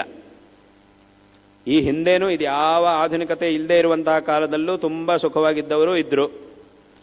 ಇವತ್ತು ಇಷ್ಟೆಲ್ಲ ಆಧುನಿಕತೆ ಇಷ್ಟೆಲ್ಲ ಸೌಕರ್ಯಗಳ ಮಧ್ಯದಲ್ಲೂ ತುಂಬ ದುಃಖವನ್ನು ಅನುಭವಿಸ್ತಾ ಇದ್ದವರು ಇದ್ದೇ ಇದ್ದಾರೆ ಲೋಕದಲ್ಲಿ.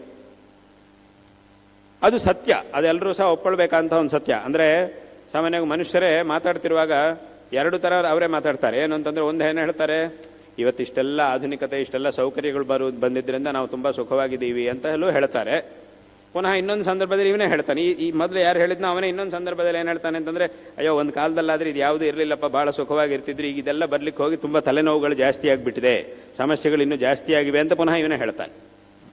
ಒಂದು ಕಾಲದಲ್ಲಾದರೆ ಇದೆಲ್ಲ ಬಂದಿರುವುದರಿಂದ ನಾವು ಸುಖವಾಗಿದ್ದೀವಿ ಅಂತ ಹೇಳಿದವನೇ ಇನ್ನೊಂದು ಸಂದರ್ಭದಲ್ಲಿ ಏನು ಹೇಳ್ತಾನೆ, ಇದು ಬಂದಿರೋದ್ರಿಂದ ನಮ್ಮ ತಲೆನೋವುಗಳು ದುಃಖ ಇನ್ನೂ ಜಾಸ್ತಿ ಆಗಿದೆ, ಹಿಂದೆ ಆದರೆ ಇದು ಯಾವುದೂ ಇರಲಿಲ್ಲ, ಭಾಳ ಸುಖವಾಗಿರ್ತಿದ್ರು ಹಿಂದಿನವರು ಅಂತ ಹೇಳ್ತಾನೆ. ಅಂದರೆ ಅಲ್ಲಿಗೆ ಏನಾಯಿತು ಅಂತಂದರೆ, ಸುಖ ದುಃಖ ಎರಡೂ ಸಹ ಪ್ರಪಂಚದಲ್ಲಿ ಯಾವಾಗಲೂ ಇದ್ದೇ ಇದೆ. ಈ ಆಧುನಿಕತೆ ಬರಲಿಕ್ಕಿಂತ ಮೊದಲು ಇತ್ತು, ಇವಾಗಲೂ ಇದ್ದೇ ಇದೆ. ಹಿಂದೆ ಯಾವುದೇ ಸೌಕರ್ಯಗಳಿಲ್ಲದೆ ಹೋದರೂ ತುಂಬ ಸುಖವಾಗಿರ್ತಿದ್ರು, ಇದ್ದವರು ಇದ್ದರು. ಇವತ್ತು ಇಷ್ಟೆಲ್ಲ ಆಧುನಿಕತೆ ಮಧ್ಯೆಯಲ್ಲಿ ದುಃಖವನ್ನು ಅನುಭವಿಸ್ತಾ ಇರುವವರು ಇದ್ದೇ ಇದ್ದಾರೆ. ಅವ್ರಿಗೇನು ಕಡಿಮೆ ಇಲ್ಲ, ಎಲ್ಲ ಆಧುನಿಕತೆಗಳು ಇವೆ ಅವರ ಕೈಯಲ್ಲಿ. ಯಾವುದನ್ನು ಬೇಕಾದರೂ, ಹಣ ಇದೆ, ಐಶ್ವರ್ಯ ಇದೆ, ಅಧಿಕಾರ ಇದೆ, ಎಲ್ಲ ಇದೆ. ಯಾವ ಸೌಕರ್ಯವನ್ನು ಬೇಕಾದರೂ 5 ನಿಮಿಷದಲ್ಲಿ ಮಾಡ್ಕೊಂಡು ಬಿಡ್ತಾರೆ. ಆ ಥರ ಸಾಮರ್ಥ್ಯ ಇರುವವರು ಇದ್ದಾರೆ. ಆದರೆ ದುಃಖ ಮಾತ್ರ ತಪ್ತಾ ಇಲ್ಲ ಅಂಥವರಿಗೂ. ಯಾಕೆ ಅಂತ ಕೇಳಿದರೆ, ಆದರೆ ಹಾಗಂತ ಹೇಳಿ ಈ ಆಧುನಿಕತೆ ಎಲ್ಲ ಪ್ರಯೋಜನವೇ ಇಲ್ಲ ಅಂತ ಹೇಳೋಕ್ಕಾಗೋದಿಲ್ಲ. ಅದರಲ್ಲೂ ಎಷ್ಟೋ ಕಷ್ಟಪಟ್ಟಿದ್ರೆ ತಾನೇ ಇದೆಲ್ಲ ಬಂದಿರುವುದು. ಇವತ್ತಿನ ಕಾಲದಲ್ಲಿ ಆಧುನಿಕ ವಿದ್ಯೆಗಳಿಂದ ಇಷ್ಟೆಲ್ಲ ಆಧುನಿಕವಾದಂತಹ ಆವಿಷ್ಕರಣಗಳು ಇದೆಲ್ಲ ಆಗಬೇಕಾದ್ರೆ ಇದರ ಹಿಂದೆ ಎಷ್ಟೋ ಜನರ ಶ್ರಮ ಇದೆ. ಅದರಿಂದ ಆ ವಿದ್ಯೆಯನ್ನು ನಾವು ಸರ್ವದಾ ತೆಗೆದು ಹಾಕಲಿಕ್ಕಾಗೋದಿಲ್ಲ. ಆದ್ದರಿಂದ ಅದಕ್ಕೆ ಇರತಕ್ಕಂಥ ಒಂದು ಮಹತ್ವ ಅದಕ್ಕಿದ್ದೇ ಇದೆ. ಲೌಕಿಕವಾದಂತಹ ವಿದ್ಯೆಗಳಿಗೆ ಇರತಕ್ಕಂತಹ ಮಹತ್ವ, ಅದರದ್ದೇ ಒಂದು ಮಹತ್ವ ಇದ್ದೇ ಇದೆ, ಅದನ್ನಿಲ್ಲ ಅಂತ ಹೇಳೋಕ್ಕಾಗೋದು. ಯಾಕಂದರೆ ಅದರ ಫಲವನ್ನು ಎಲ್ಲರೂ ಅನುಭವಿಸ್ತಾ ಇದೆ.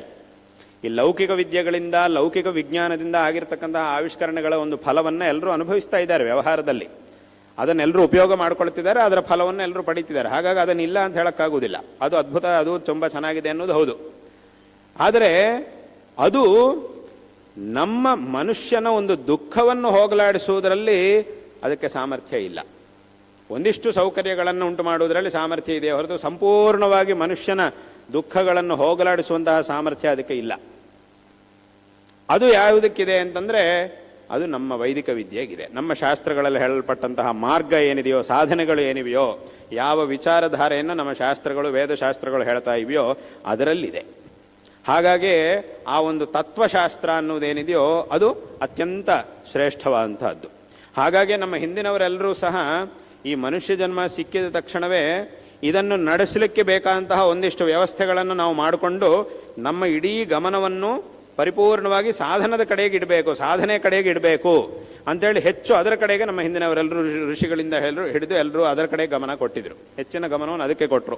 ಲೌಕಿಕ ಜೀವನದಲ್ಲಿ ಏನು ಕಡಿಮೆ ಆಗದೆ ಇರಲಿಕ್ಕೆ ಏನು ವ್ಯವಸ್ಥೆ ಮಾಡ್ಕೊಳ್ಬೇಕೋ ಅಷ್ಟನ್ನು ಮಾತ್ರ, ಅದಕ್ಕೆ ಎಷ್ಟು ನಾವು ಪ್ರಯತ್ನ ಪಡಬೇಕಾಗಿದೆಯೋ ಅಷ್ಟನ್ನು ಮಾತ್ರ ಮಾಡ್ಕೊಂಡು ಬಿಟ್ಟು ಉಳಿದಿದ್ದನ್ನೆಲ್ಲ ಸಾಧನೆಗೋಸ್ಕರ ಅವರು ಉಪಯೋಗ ಮಾಡ್ತಾ ಇದ್ರು ಹಿಂದಿನವರೆಲ್ಲರೂ ಸಹ. ಹಾಗಾಗಿ ಅಲ್ಲಿಗೇನಾಯಿತು, ಯಾಕೆ ಅಂತಂದರೆ ಅಲ್ಲಿಗೇನಾಯಿತು, ಈ ಪ್ರಪಂಚದಲ್ಲಿ ಇಷ್ಟೆಲ್ಲ ಸೌಕರ್ಯಗಳಿದ್ರೂ ದುಃಖ ಹೋಗಲಿಲ್ಲ. ಹಿಂದಿನ ಕಾಲದಲ್ಲಿ ಯಾವುದೇ ಸೌಕರ್ಯಗಳಿಲ್ಲದೆ ಹೋದರೂ ತುಂಬ ಸುಖವಾಗಿದ್ದವರು ಬೇಕಾದಷ್ಟು ಜನ ಇದ್ದರು. ಯಾಕೆ ಹೀಗೆ ಅಂತ ಕೇಳಿದರೆ, ಈ ಸುಖಕ್ಕೆ ಮೂಲ ಏನಿದೆಯೋ ಅದು ಹಿಂದಿನವರ ಹತ್ರ ಇತ್ತು. ಈಗ ಇಷ್ಟೆಲ್ಲ ಆಧುನಿಕತೆಗಳಿದ್ರೂ ಸಹ ದುಃಖದ ಮೂಲ ಅನ್ನೋದು ಇನ್ನೂ ಹಾಗೇ ಇದೆ. ಸೌಕರ್ಯಗಳು ಬೆಳೆದರೂ ಸಹ ದುಃಖದ ಮೂಲ ಅನ್ನೋದು ಇನ್ನೂ ಹಾಗೇ ಇದೆ, ಅದು ಹೋಗಲಿಲ್ಲ. ಹಿಂದಿನ ಕಾಲದಲ್ಲಿ ಸೌಕರ್ಯಗಳಿಲ್ಲದೆ ಹೋದರೂ ಸುಖದ ಮೂಲ ಹಿಂದಿನವರ ಹತ್ರ ಇತ್ತು. ಹಾಗಾಗಿ ಅವರು ಸುಖವಾಗಿರ್ತಾ ಇದ್ರು. ಅಷ್ಟೇ ಹೊತ್ತು ನಾವು ನೋಡುವಂತಹ ಈ ಸೌಕರ್ಯಗಳು ಸುಖದ ಮೂಲ ಅಲ್ಲ. ಯಾವುದು ಸುಖದ ಮೂಲ, ಯಾವುದು ದುಃಖದ ಮೂಲ ಯಾವುದು ಅಂತಂದರೆ ಅದನ್ನೇ ನಮ್ಮ ಶಾಸ್ತ್ರಗಳು ನಮಗೆ ಹೇಳ್ತಾ ಇವೆ. ಸುಖದ ಮೂಲ ಯಾವುದು ಅಂತಂದರೆ ಧರ್ಮ, ದುಃಖದ ಮೂಲ ಯಾವುದು ಅಂತಂದರೆ ಅಧರ್ಮ. ಆ ಅಧರ್ಮ ಅನ್ನುವುದಿದೆ ಇದ್ದೇ ಇದೆ ಅಂತಂದರೆ ಯಾವ ಆಧುನಿಕವಾದ ಸೌಕರ್ಯಗಳು ನಮ್ಮನ್ನು ಕಾಪಾಡುವುದಿಲ್ಲ. ಯಾವುದನ್ನು ಸಹ ನಾವು ಸುಖವಾಗಿರಲಿಕ್ಕೆ ಸಾಧ್ಯವಾಗುವುದಿಲ್ಲ. ಲೋಕದಲ್ಲಿ ನಾವು ನಾನೇ ಕಡೆಗಳಲ್ಲಿ ಹೇಳ್ತೇವೆ, ನಮ್ಮ ಕನ್ನಡದಲ್ಲಿ ಮಾತಾಡ್ತಿರೋ ಹೊತ್ತಿಗೆ ತುಂಬ ಜನ ಒಂದು ಮಾತು ಹೇಳಿಬಿಡ್ತಾರೆ.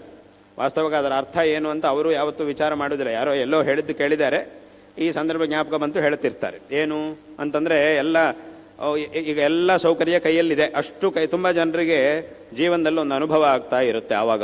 ಏನು, ಅವರು ಬಯಸಿದ್ದೆಲ್ಲ ಆಗೋಯ್ತು, ಇನ್ನೇನು ಕೈಗೆ ಬಂದಾಯಿತು, ಇನ್ನೇನು ಅದನ್ನು ಅನುಭವಿಸಬೇಕು ಅನ್ನೋ ಹೊತ್ತಿಗೆ ಅದು ತಪ್ಪು ಹೋಗಿಬಿಡುತ್ತೆ. ಹತ್ರಕ್ಕೆ ಬಂದಾಯಿತು, ಎಲ್ಲ ಪ್ರಯತ್ನ ಮಾಡಾಯಿತು, ತುಂಬ ಕಷ್ಟಪಟ್ಟಿದ್ದಾಯಿತು, ಅದೆಲ್ಲ ಕೈಗೂ ಸಿಕ್ಕಿ ಆಯಿತು, ಇನ್ನೇನು ಅದನ್ನು ಅನುಭವಿಸ್ತೀನಿ ಅನ್ನೋ ಹೊತ್ತಿಗೆ ಆಗೋದಿಲ್ಲ, ಏನೋ ಒಂದು ತೊಂದರೆ ಆಗ ತಪ್ಪು ಹೋಗಿಬಿಡುತ್ತೆ. ಆಗ ತಕ್ಷಣ ಒಂದು ಮಾತು ಹೇಳ್ತೀವಿ, ಏನು, ಅವರಿಗೆ ಯೋಗ ಇಲ್ಲ ಅಂತ ಹೇಳ್ತೀವಿ. ಯೋಗ ಇಲ್ಲ ಅಂತ ಹೇಳ್ತೀವಿ. ಅಥವಾ ಯಾವತ್ತೋ ಒಂದು ದಿವಸ ನಾವು ಬಯಸಲೇ ಇಲ್ಲ, ಯಾವುದೋ ಒಂದು ಒಳ್ಳೇದಾಯಿತು, ನಾವು ಆ ಥರ ಆಗುತ್ತೆ ಅಂತ ಅನಿಸ್ಲಿಲ್ಲ, ಆದರೂ ಚೆನ್ನಾಗಾಯಿತು, ನಾವು ಅಂದ್ಕೊಂಡಿದ್ದಕ್ಕಿಂತ ಚೆನ್ನಾಗಾಯ್ತು. ಆಗಲೂ ಒಂದು ಮಾತು ಹೇಳ್ತಾರೆ, ಯೋಗ ಭಾಳ ಚೆನ್ನಾಗಿದೆ ಅಂತ ಹೇಳ್ತಾರೆ. ಅವ್ರದ್ದು ಒಳ್ಳೆ ಯೋಗ, ಸುಯೋಗ. ಇವತ್ತು ಯೋಗ ಚೆನ್ನಾಗಿಲ್ಲ, ಯೋಗ ಇಲ್ಲ ಪಾಪ ಅವರಿಗೆ ಅಂತ ಹೇಳ್ತಾರೆ. ಏನು ಯೋಗ ಅಂತಂದರೆ, ಯೋಗ ಅನ್ನೋ ಶಬ್ದಕ್ಕೆ ಅರ್ಥ ಏನು ಅಂತ ಯಾರಾದರೂ ವಿಚಾರ ಮಾಡಿದ್ದಾರೆ? ಸುಮ್ಮನೆ ಕನ್ನಡದಲ್ಲಿ ನಾವು ಹೇಳ್ತಿರ್ತೀವಿ ಅಷ್ಟೇ, ಹೇಳುವ ಹೊತ್ತಿಗೆ ಯೋಗ ಅಂತ ಹೇಳಿಬಿಡ್ತೀವಿ. ಅದಕ್ಕೇನು ಅರ್ಥ ತೋರಿಸಿ. ಈಗ ಮನೆ ಅಂತಂದರೆ ಏನು, ಇದು ಮನೆ ಅಂತ ತೋರಿಸ್ತೀವಿ. ಮರ ಅಂದ್ರೇನು, ಇದು ಮರ ಅಂತ ತೋರಿಸ್ತಿದ್ದೀವಿ. ಒಂದೊಂದು ಶಬ್ದಕ್ಕೂ ಏನು ಅರ್ಥ ಅಂತ ಕೇಳಿದಾಗ ಅದನ್ನು ತೋರಿಸಿ ಹೇಳ್ತಾ ಇದ್ದೀವಿ. ನಾವು ಕನ್ನಡದಲ್ಲಿ ಹೇಳುವಂಥ ಒಂದೊಂದು ಶಬ್ದಕ್ಕೂ ಬೇರೆ ಬೇರೆ ಶಬ್ದಗಳಿಗೆ ಏನು ಅರ್ಥ ಅಂತ ಕೇಳಿದಾಗ ಇದು ಅಂತ ಹೇಳ್ತಾ ಇದ್ದೀವಿ. ಹಾಗೆ ಯೋಗ ಅಂತಲೂ ಒಂದು ಪ್ರಯೋಗ ಮಾಡ್ತೀವಿ, ಪದದ ಪ್ರಯೋಗ ಮಾಡ್ತೀವಿ. ಏನು ಅದಕ್ಕೆ ಅರ್ಥ ಯಾರಾದರೂ ತೋರಿಸಿ ಅಂತಂದರೆ ತೋರ್ಸೋಕ್ಕಾಗೋದಿಲ್ಲ, ಯಾಕಂದರೆ ಅದು ಕಣ್ಣಿಗೆ ಕಾಣುವಂಥದ್ದಲ್ಲ. ಆದರೆ ಅದನ್ನು ಹೇಳುವುದು ಮಾತ್ರ ಉಂಟು. ಅಂದರೆ ಅದರ ಅರ್ಥ ಏನು, ಅದು ಒಂದು ವಸ್ತುವಿದೆ. ಯೋಗ ಅಂತ ಯಾವ ಪದವನ್ನು ನಾವು ಬಳಸ್ತಾ ಇರ್ತೀವೋ ಭಾಷೆಯಲ್ಲಿ, ಅದಕ್ಕೊಂದು ಅರ್ಥ ಇದೆ. ಆ ಒಂದು ಅರ್ಥವೇ ಏನು ಮಾಡ್ತಾ ಇದೆ ಅಂತಂದರೆ, ಆಯಾ ಕಾಲಕ್ಕೆ ಆ ವಸ್ತುಗಳು ನಮಗೆ ಸಿಗುವ ಹಾಗೆ ಮಾಡ್ತಾ ಇದೆ. ಅದು ನಮ್ಮ ಕಣ್ಣಿಗೆ ಕಾಣುವಂತಹ ವಸ್ತು ಅಲ್ಲ, ಅದನ್ನು ನಾವು ಅರ್ಥ ಮಾಡ್ಕೊಳ್ಬೇಕಂತಹ ವಸ್ತುವೇ ಹೊರತು ನೋಡುವಂತಹ ವಸ್ತು ಅಲ್ಲ. ಅದು ನಮ್ಮ ಕಣ್ಣಿಂದ ಅದನ್ನು ನೋಡಲಿಕ್ಕೆ ಸಾಧ್ಯ ಆಗುವುದಿಲ್ಲ. ಆದರೆ ಸ್ವಲ್ಪ ಬುದ್ಧಿ ಉಪಯೋಗ ಮಾಡಿದರೆ ಅದನ್ನು ಅರ್ಥ ಮಾಡ್ಕೊಳ್ಬೋದು. ಬುದ್ಧಿಯನ್ನು ಉಪಯೋಗ ಮಾಡಿದರೆ ಅರ್ಥ ಮಾಡ್ಕೊಳ್ಳಿಕ್ಕೆ ಬರುತ್ತೆ, ನೋಡಲಿಕ್ಕಾಗುವುದಿಲ್ಲ. ಯೋಗ ಅಂತಂದರೆ ಏನು ಅಂತ ಕೇಳಿದರೆ, ನಾವು ಯಾವ ಫಲವನ್ನು ಬಯಸ್ತಾ ಇದ್ದೀವೋ ಆ ಒಂದು ಫಲದ ಸಂಬಂಧ. ಯೋಗ ಅನ್ನೋ ಶಬ್ದಕ್ಕೆ ಸಂಸ್ಕೃತದಲ್ಲಿ ಸಂಬಂಧ ಅಂತ ಅರ್ಥ. ಅದಕ್ಕೆ ಇನ್ನೊಂದು ಪದ ಸೇರಿಸಿ ಸಂಯೋಗ ಅಂತ ನಾವು ಹೇಳ್ತೀವಿ, ಅಂದರೆ ಸಂಬಂಧ. ಹಾಗಾಗಿ ಯೋಗ ಅಂತಂದರೆ ಸಂಬಂಧ. ಯಾವುದರ ಸಂಬಂಧ? ನಾವು ಯಾವ ಫಲವನ್ನು ಬಯಸ್ತೀವೋ. ಸಂಬಂಧ ಅಂತಂದರೆ ಎರಡು ವಸ್ತುಗಳ, ಎರಡು ವ್ಯಕ್ತಿಗಳ ನಡುವೆ ಆಗುವಂತಹದ್ದು ಸಂಬಂಧ. ಎರಡು ವಸ್ತುಗಳ, ಎರಡು ವ್ಯಕ್ತಿಗಳ, ಅಥವಾ ಒಬ್ಬ ವ್ಯಕ್ತಿ ಒಂದು ವಸ್ತು, ಅವುಗಳಲ್ಲಿ ಆಗುವಂತಹದ್ದನ್ನು ಯೋಗ ಅಂತ ಹೇಳ್ತಾರೆ. ಇಲ್ಲಿ ಯೋಗ ಅಂದರೆ ಏನು? ನಾವು ಯಾವ ಫಲವನ್ನು ಬಯಸ್ತಾ ಇದ್ದೀವೋ ಆ ಫಲದ ಒಂದು ಸಂಬಂಧ, ಅದನ್ನೇ ಯೋಗ ಅಂತ ಹೇಳ್ತೀವಿ. ಆ ಫಲದ ಯೋಗ ಇವನಿಗೆ ಇಲ್ಲ ಅಂತ. ಯಾಕೆ ಇಲ್ಲ? ಆ ಯೋಗವನ್ನು ಉಂಟು ಮಾಡುವಂತಹದ್ದು ಒಂದು ವಸ್ತು ಇದೆ, ಅದು ಇವನ ಹತ್ರ ಇಲ್ಲ. ಹಾಗಾಗಿ ಯೋಗವೂ ಇಲ್ಲ. ಯೋಗವಿಲ್ಲವಾದ್ರಿಂದ ಆ ಫಲದ ಅನುಭವವೂ ಇವನಿಗೆ ಆಗುವುದಿಲ್ಲ, ಫಲವನ್ನು ಅನುಭವಿಸಲಿಕ್ಕೂ ಇವನ ಕೈಯಲ್ಲಿ ಆಗ್ತಾ ಇಲ್ಲ. ಹಾಗಿದ್ರೆ ಆ ಯೋಗವನ್ನು ಆ ವಸ್ತುವಿಗೆ ಇವನಿಗೆ ಯೋಗವನ್ನು ಉಂಟು ಮಾಡುವಂತಹದ್ದು ಯಾವುದು? ಅದು ಯಾವುದು ಹಾಗಿದ್ರೆ ಅಂತ ಕೇಳಿದ್ರೆ, ಈಗ ಉದಾಹರಣೆಗೆ ಲೋಕದಲ್ಲಿ ಒಬ್ಬ ವ್ಯಕ್ತಿ ಒಂದು ಅಂಗಡಿಗೆ ಹೋಗಿದ್ದಾನೆ. ಅಲ್ಲಿ ಬೇರೆ ಬೇರೆ ವಸ್ತುಗಳಿವೆ, ಸುಮಾರು ವಸ್ತುಗಳೆಲ್ಲ ಮಾರಾಟಕ್ಕೆ ಇಟ್ಟಿದ್ದಾರೆ. ಅಲ್ಲಿ ಇರುವಂತಹ ಎಲ್ಲ ವಸ್ತುಗಳ ಸಂಬಂಧ, ಎಲ್ಲ ವಸ್ತುಗಳು ಇವಂದಲ್ಲ. ಇವನು ಹೋಗಿ ಅದರ ಎದುರುಗಡೆ ನಿಂತ್ಕೊಂಡಿದ್ದಾನೆ ಅಷ್ಟೇ. ಅವನ ಎದುರಿಗೆ, ಆ ವಸ್ತುಗಳ ಎದುರಿಗೆ ಹೋಗಿ ನಿಂತ್ಕೊಂಡು ಮಾತ್ರಕ್ಕೆ ಆ ವಸ್ತುಗಳೆಲ್ಲ ಇವಂದು ಅಂತ ಆಗುವುದಿಲ್ಲ. ಸುಮ್ಮನೆ ಇವನು ಹೋಗಿ ನಿಂತ್ಕೊಂಡಿದ್ದಾನೆ. ಆ ವಸ್ತುಗಳಲ್ಲಿ ಯಾವುದಾದ್ರೂ ಒಂದು ವಸ್ತು ಇವನದ್ದು ಅಂತ ಆಗಬೇಕಾದ್ರೆ ಏನು ಮಾಡಬೇಕು ಅಂತಂದರೆ, ಇವನ ಕೈಯಲ್ಲಿರುವಂತಹ ಹಣವನ್ನು ಕೊಡಬೇಕು. ಅದಕ್ಕೆ ಎಷ್ಟು ಕೊಡಬೇಕಾಗುತ್ತೋ ಅಷ್ಟನ್ನು ಖರ್ಚು ಮಾಡಬೇಕು. ಖರ್ಚು ಮಾಡಿದಾಗ ಆ ವಸ್ತು ಇವಂದು ಅಂತ ಆಗುತ್ತೆ. ಖರ್ಚು ಮಾಡಲಿಲ್ಲ ಅಂತಂದ್ರೆ ಅದು ಇವಂದು ಅಂತ ಹೇಳ್ಕೊಳ್ಳಿಕ್ಕೆ ಆಗೋದಿಲ್ಲ. ಖರ್ಚು ಮಾಡಿದ ಮೇಲೆ ಇವಂದು ಅಂತ ಆಗ್ತಾ ಇದೆ. ಅದು ಹೇಗೆ? ಮೊದಲು ಅದು ಇವನದು ಅಂತ ಹೇಳಲಿಕ್ಕೆ ಆಗ್ತಿರ್ಲಿಲ್ಲ, ಈಗ ಇವನು ಹಣ ಖರ್ಚು ಮಾಡಿದ ಮೇಲೆ ಅದು ಇವಂದು ಅಂತ ಆಗ್ತಾ ಇದೆ. ಯಾಕೆ ಹಂಗಾಗ್ತಿದೆ ಅಂತಂದರೆ, ಇವನು ಖರ್ಚು ಮಾಡಿದ್ದಾನೆ, ಇವನು ಕೆಲಸಗಳನ್ನು ಮಾಡಿ ಯಾವುದನ್ನು ಸಂಪಾದನೆ ಮಾಡಿದಾನೋ ಆ ಹಣವನ್ನು ಅದಕ್ಕಾಗಿ ಕೊಟ್ಟಾಗ ಅದರಿಂದ ಇವನಿಗೆ ಫಲ ಅನ್ನೋದು ಸಿಗ್ತಿದೆ. ಆ ವಸ್ತು ಇವನದ್ದು ಅಂತ ಆಗ್ತಾ ಇದೆ. ಅದಲ್ಲೇ ಇದೆ ವಸ್ತು, ಆದರೆ ಇವನು ಹಣ ಕೊಡ್ಲಿಕ್ಕಿಂತ ಮೊದಲು ಅದು ಇವಂದಲ್ಲ, ಕೊಟ್ಟ ಮೇಲೆ ಅದು ಇವಂದು. ಅಂದರೆ ಅವನಿಗೂ ಇವನಿಗೂ ಒಂದು ಯೋಗ ಬಂತು, ಒಂದು ಸಂಬಂಧ ಬಂತು. ಆ ಸಂಬಂಧ ಯಾವುದರಿಂದ ಬಂತು? ಇವನ ಹತ್ರ ಇರುವಂತಹ ಹಣವನ್ನು ಅದಕ್ಕೆ ಕೊಟ್ಟಿದ್ದರಿಂದ ಬಂತು. ಆ ಹಣ ಎಲ್ಲಿದೆ? ಇವನ ಹತ್ರ ಇದೆ, ಇವನ ಅಕೌಂಟ್ನಲ್ಲಿದೆ. ಹಿಂದಿನ ಕಾಲದಲ್ಲಾದರೆ ಜೇಬಲ್ಲಿ ಇರ್ತಿತ್ತು ಹಣ, ಜೇಬಲ್ಲೋ ಬ್ಯಾಗ್ನಲ್ಲೋ ಇರ್ತಾ ಇತ್ತು, ಚೀಲದಲ್ಲಿ ಇರ್ತಿತ್ತು. ಇವಾಗ ಅದೆಲ್ಲ ಇರುವುದಿಲ್ಲ. ಈಗ ಎಲ್ಲಿರುತ್ತೆ ಅಂದರೆ ಅಕೌಂಟ್ನಲ್ಲಿ ಇರುತ್ತೆ. ಅಲ್ಲಿದೆ, ನಿನಗೆ ಇಷ್ಟು ಅಕೌಂಟ್ನಲ್ಲಿ ಇಷ್ಟು ದುಡ್ಡಿದೆ ಅಂತ ಹೇಳುವಂಥ ಸೂಚನೆ ಒಂದು ಕೈಯಲ್ಲಿ ಸಿಗುತ್ತೆ. ಅದನ್ನ ಇಟ್ಕೊಂಡೇ ವ್ಯವಹಾರ ನಡೀತಾ ಇದೆ. ವಾಸ್ತವವಾಗಿ ಆಧುನಿಕವಾದಂಥ ಹಿಂದಿನ ಕಾಲದಲ್ಲಾದರೆ ಎಲ್ಲ ಜೇಬಲ್ಲಿ ಇದರಲ್ಲಿ ಚೀಲದಲ್ಲೆಲ್ಲ ಹಣ ಇಟ್ಕೊಂಡು ಹೋಗ್ತಾ ಇದ್ರು. ಇವಾಗ ಅದು ಯಾವುದೂ ಇಲ್ಲ, ಬೇಕಾಗಿಲ್ಲ. ಒಂದು 10 ರೂಪಾಯಿ ಆದರೂ ಪರವಾಗಿಲ್ಲ, ಅದಕ್ಕೂ ಬೇಕಾಗಿಲ್ಲ ಅನ್ನುವಂಥ ಕಾಲದಲ್ಲಿ ಎಲ್ಲರೂ ವ್ಯವಹಾರವನ್ನು ಮಾಡ್ತಾ ಇದ್ದಾರೆ. ವಾಸ್ತವವಾಗಿ ಹೇಳಬೇಕು ಅಂತಂದರೆ ಈಗ ಮಾಡುತ್ತಿರುವಂಥ ಈ ವ್ಯವಹಾರ ನಮ್ಮ ಶಾಸ್ತ್ರಗಳು ಹೇಳುವಂಥ ವ್ಯವಹಾರಕ್ಕೆ ತುಂಬ ಹತ್ತಿರ ಇದೆ. ಯಾಕೆ ಅಂತ ಕೇಳಿದರೆ, ಇಲ್ಲಿ ಆ ಅಂಗಡಿಯಲ್ಲಿರುವಂಥ ವಸ್ತುವಿನ ಯೋಗ ನಮಗೆ ಬರಬೇಕು ಅಂತಂದರೆ ಆ ಹಣ ಅನ್ನೋದು ನಾವು ಕೊಟ್ಟರೆ ಅದು ನಮ್ಮದು ಅಂತಾಗುತ್ತೆ. ಅದೇ ಥರ ಲೋಕದಲ್ಲಿ ನಾವು ಬಯಸುವಂತಹ ಒಂದು ಫಲದ ಸಂಬಂಧ ನಮಗೆ ಬರಬೇಕು ಅಂತಂದರೆ ನಮಗೆ ಪುಣ್ಯ ಅನ್ನೋದಿರಬೇಕು. ಅದನ್ನೇ ಯೋಗ, ಅದನ್ನೇ ಆ ಪುಣ್ಯದಿಂದ ನಮಗೆ ಆ ವಸ್ತು ನಮ್ಮದಾಗಿಸ್ಕೊಳ್ಳಿಕ್ಕೆ ಸಾಧ್ಯ ಆಗುತ್ತೆ. ಅದನ್ನೇ ಶಾಸ್ತ್ರದಲ್ಲಿ ಪುಣ್ಯ ಅಂತ ಹೇಳ್ತಾರೆ. ಅದು ನಮ್ಮ ಕಣ್ಣಿಗೆ ಕಾಣುವುದಿಲ್ಲ. ಆದರೆ ನಾವು ಒಂದು ಕೆಲಸವನ್ನು ಮಾಡಿದ ಮೇಲೆ, ಒಳ್ಳೆ ಕೆಲಸ ಮಾಡಿದ ಮೇಲೆ ಅದರಿಂದ ನಮಗೆ ಒಂದಿಷ್ಟು ಪುಣ್ಯ ಅಂತ ಸಿಗುತ್ತೆ. ಹೇಗೆ ಲೋಕದಲ್ಲಿ ನಾವು ಏನೋ ಕೆಲಸ ಏನೋ ಒಂದನ್ನು ಮಾಡಿದಾಗ ನಮಗೆ ಹಣ ಸಂಪಾದನೆ ಆಗ ಅದು ನಮ್ಮ ಅಕೌಂಟ್ನಲ್ಲಿರುತ್ತೋ, ಬ್ಯಾಂಕ್ ಅಕೌಂಟ್ನಲ್ಲಿ ಅದು ಹೇಗಿರುತ್ತೋ, ಅದೇ ಥರ ಇಲ್ಲೂ ಸಹ ಪ್ರತಿಯೊಬ್ಬ ಜೀವಿಗೂ ಒಂದು ಅಕೌಂಟ್ ಇದೆ. ಆ ಅಕೌಂಟ್ನಲ್ಲಿ ಅವನು ಮಾಡುವಂತಹ ಪುಣ್ಯಗಳು ಪಾಪಗಳು ಎಲ್ಲವೂ ಬಂದು ಬೀಳ್ತಾ ಇರುತ್ತೆ. ಅದರ ಒಂದು ಸಂಗ್ರಹ ಅಲ್ಲಿರುತ್ತೆ. ಆ ಒಂದು ಪುಣ್ಯ ಇವನ ಅಕೌಂಟ್ನಲ್ಲಿ ದುಡ್ಡಿದೆ ಅಂತಂದರೆ ಅಲ್ಲಿ ನೋಡುವಂತಹ ವಸ್ತುವನ್ನು ಇವಂದು ಅಂತ ಅವನು ಮಾಡ್ಕೊಳ್ಬೋದು. ಹಾಗೆ ಒಬ್ಬ ವ್ಯಕ್ತಿಯ ಅಕೌಂಟ್ನಲ್ಲಿ ಆ ಪುಣ್ಯ ಅನ್ನೋದಿದೆ ಅಂತಂದರೆ ಆ ಪುಣ್ಯದಿಂದ ಇವನು ಬಯಸುವಂತಹ ವಸ್ತುವನ ಒಂದು ಯೋಗ ಇವನಿಗೆ ಬರುತ್ತೆ. ಆವಾಗ ಅವನು ಅದನ್ನು ಅನುಭವಿಸಲಿಕ್ಕೆ ಸಾಧ್ಯ ಆಗುತ್ತೆ. ಇಲ್ಲ, ನಾವು ಹಣ ಕೊಡಲಿಲ್ಲ ಅಂಗಡಿಗೆ ಹೋಗಿ ಅಂತಂದರೆ ಆ ವಸ್ತು ನಮ್ಮ ಕಣ್ಣೆದುರಿಗೆ ಇರುತ್ತೆ ಅಷ್ಟೇ. ಅದನ್ನು ನಂದು ಅಂತ ಹೇಳ್ಕೊಳ್ಳಿಕ್ಕಾಗೋದಿಲ್ಲ, ಅದರ ಸಂಬಂಧವು ನಮಗೆ ಬರುವುದಿಲ್ಲ.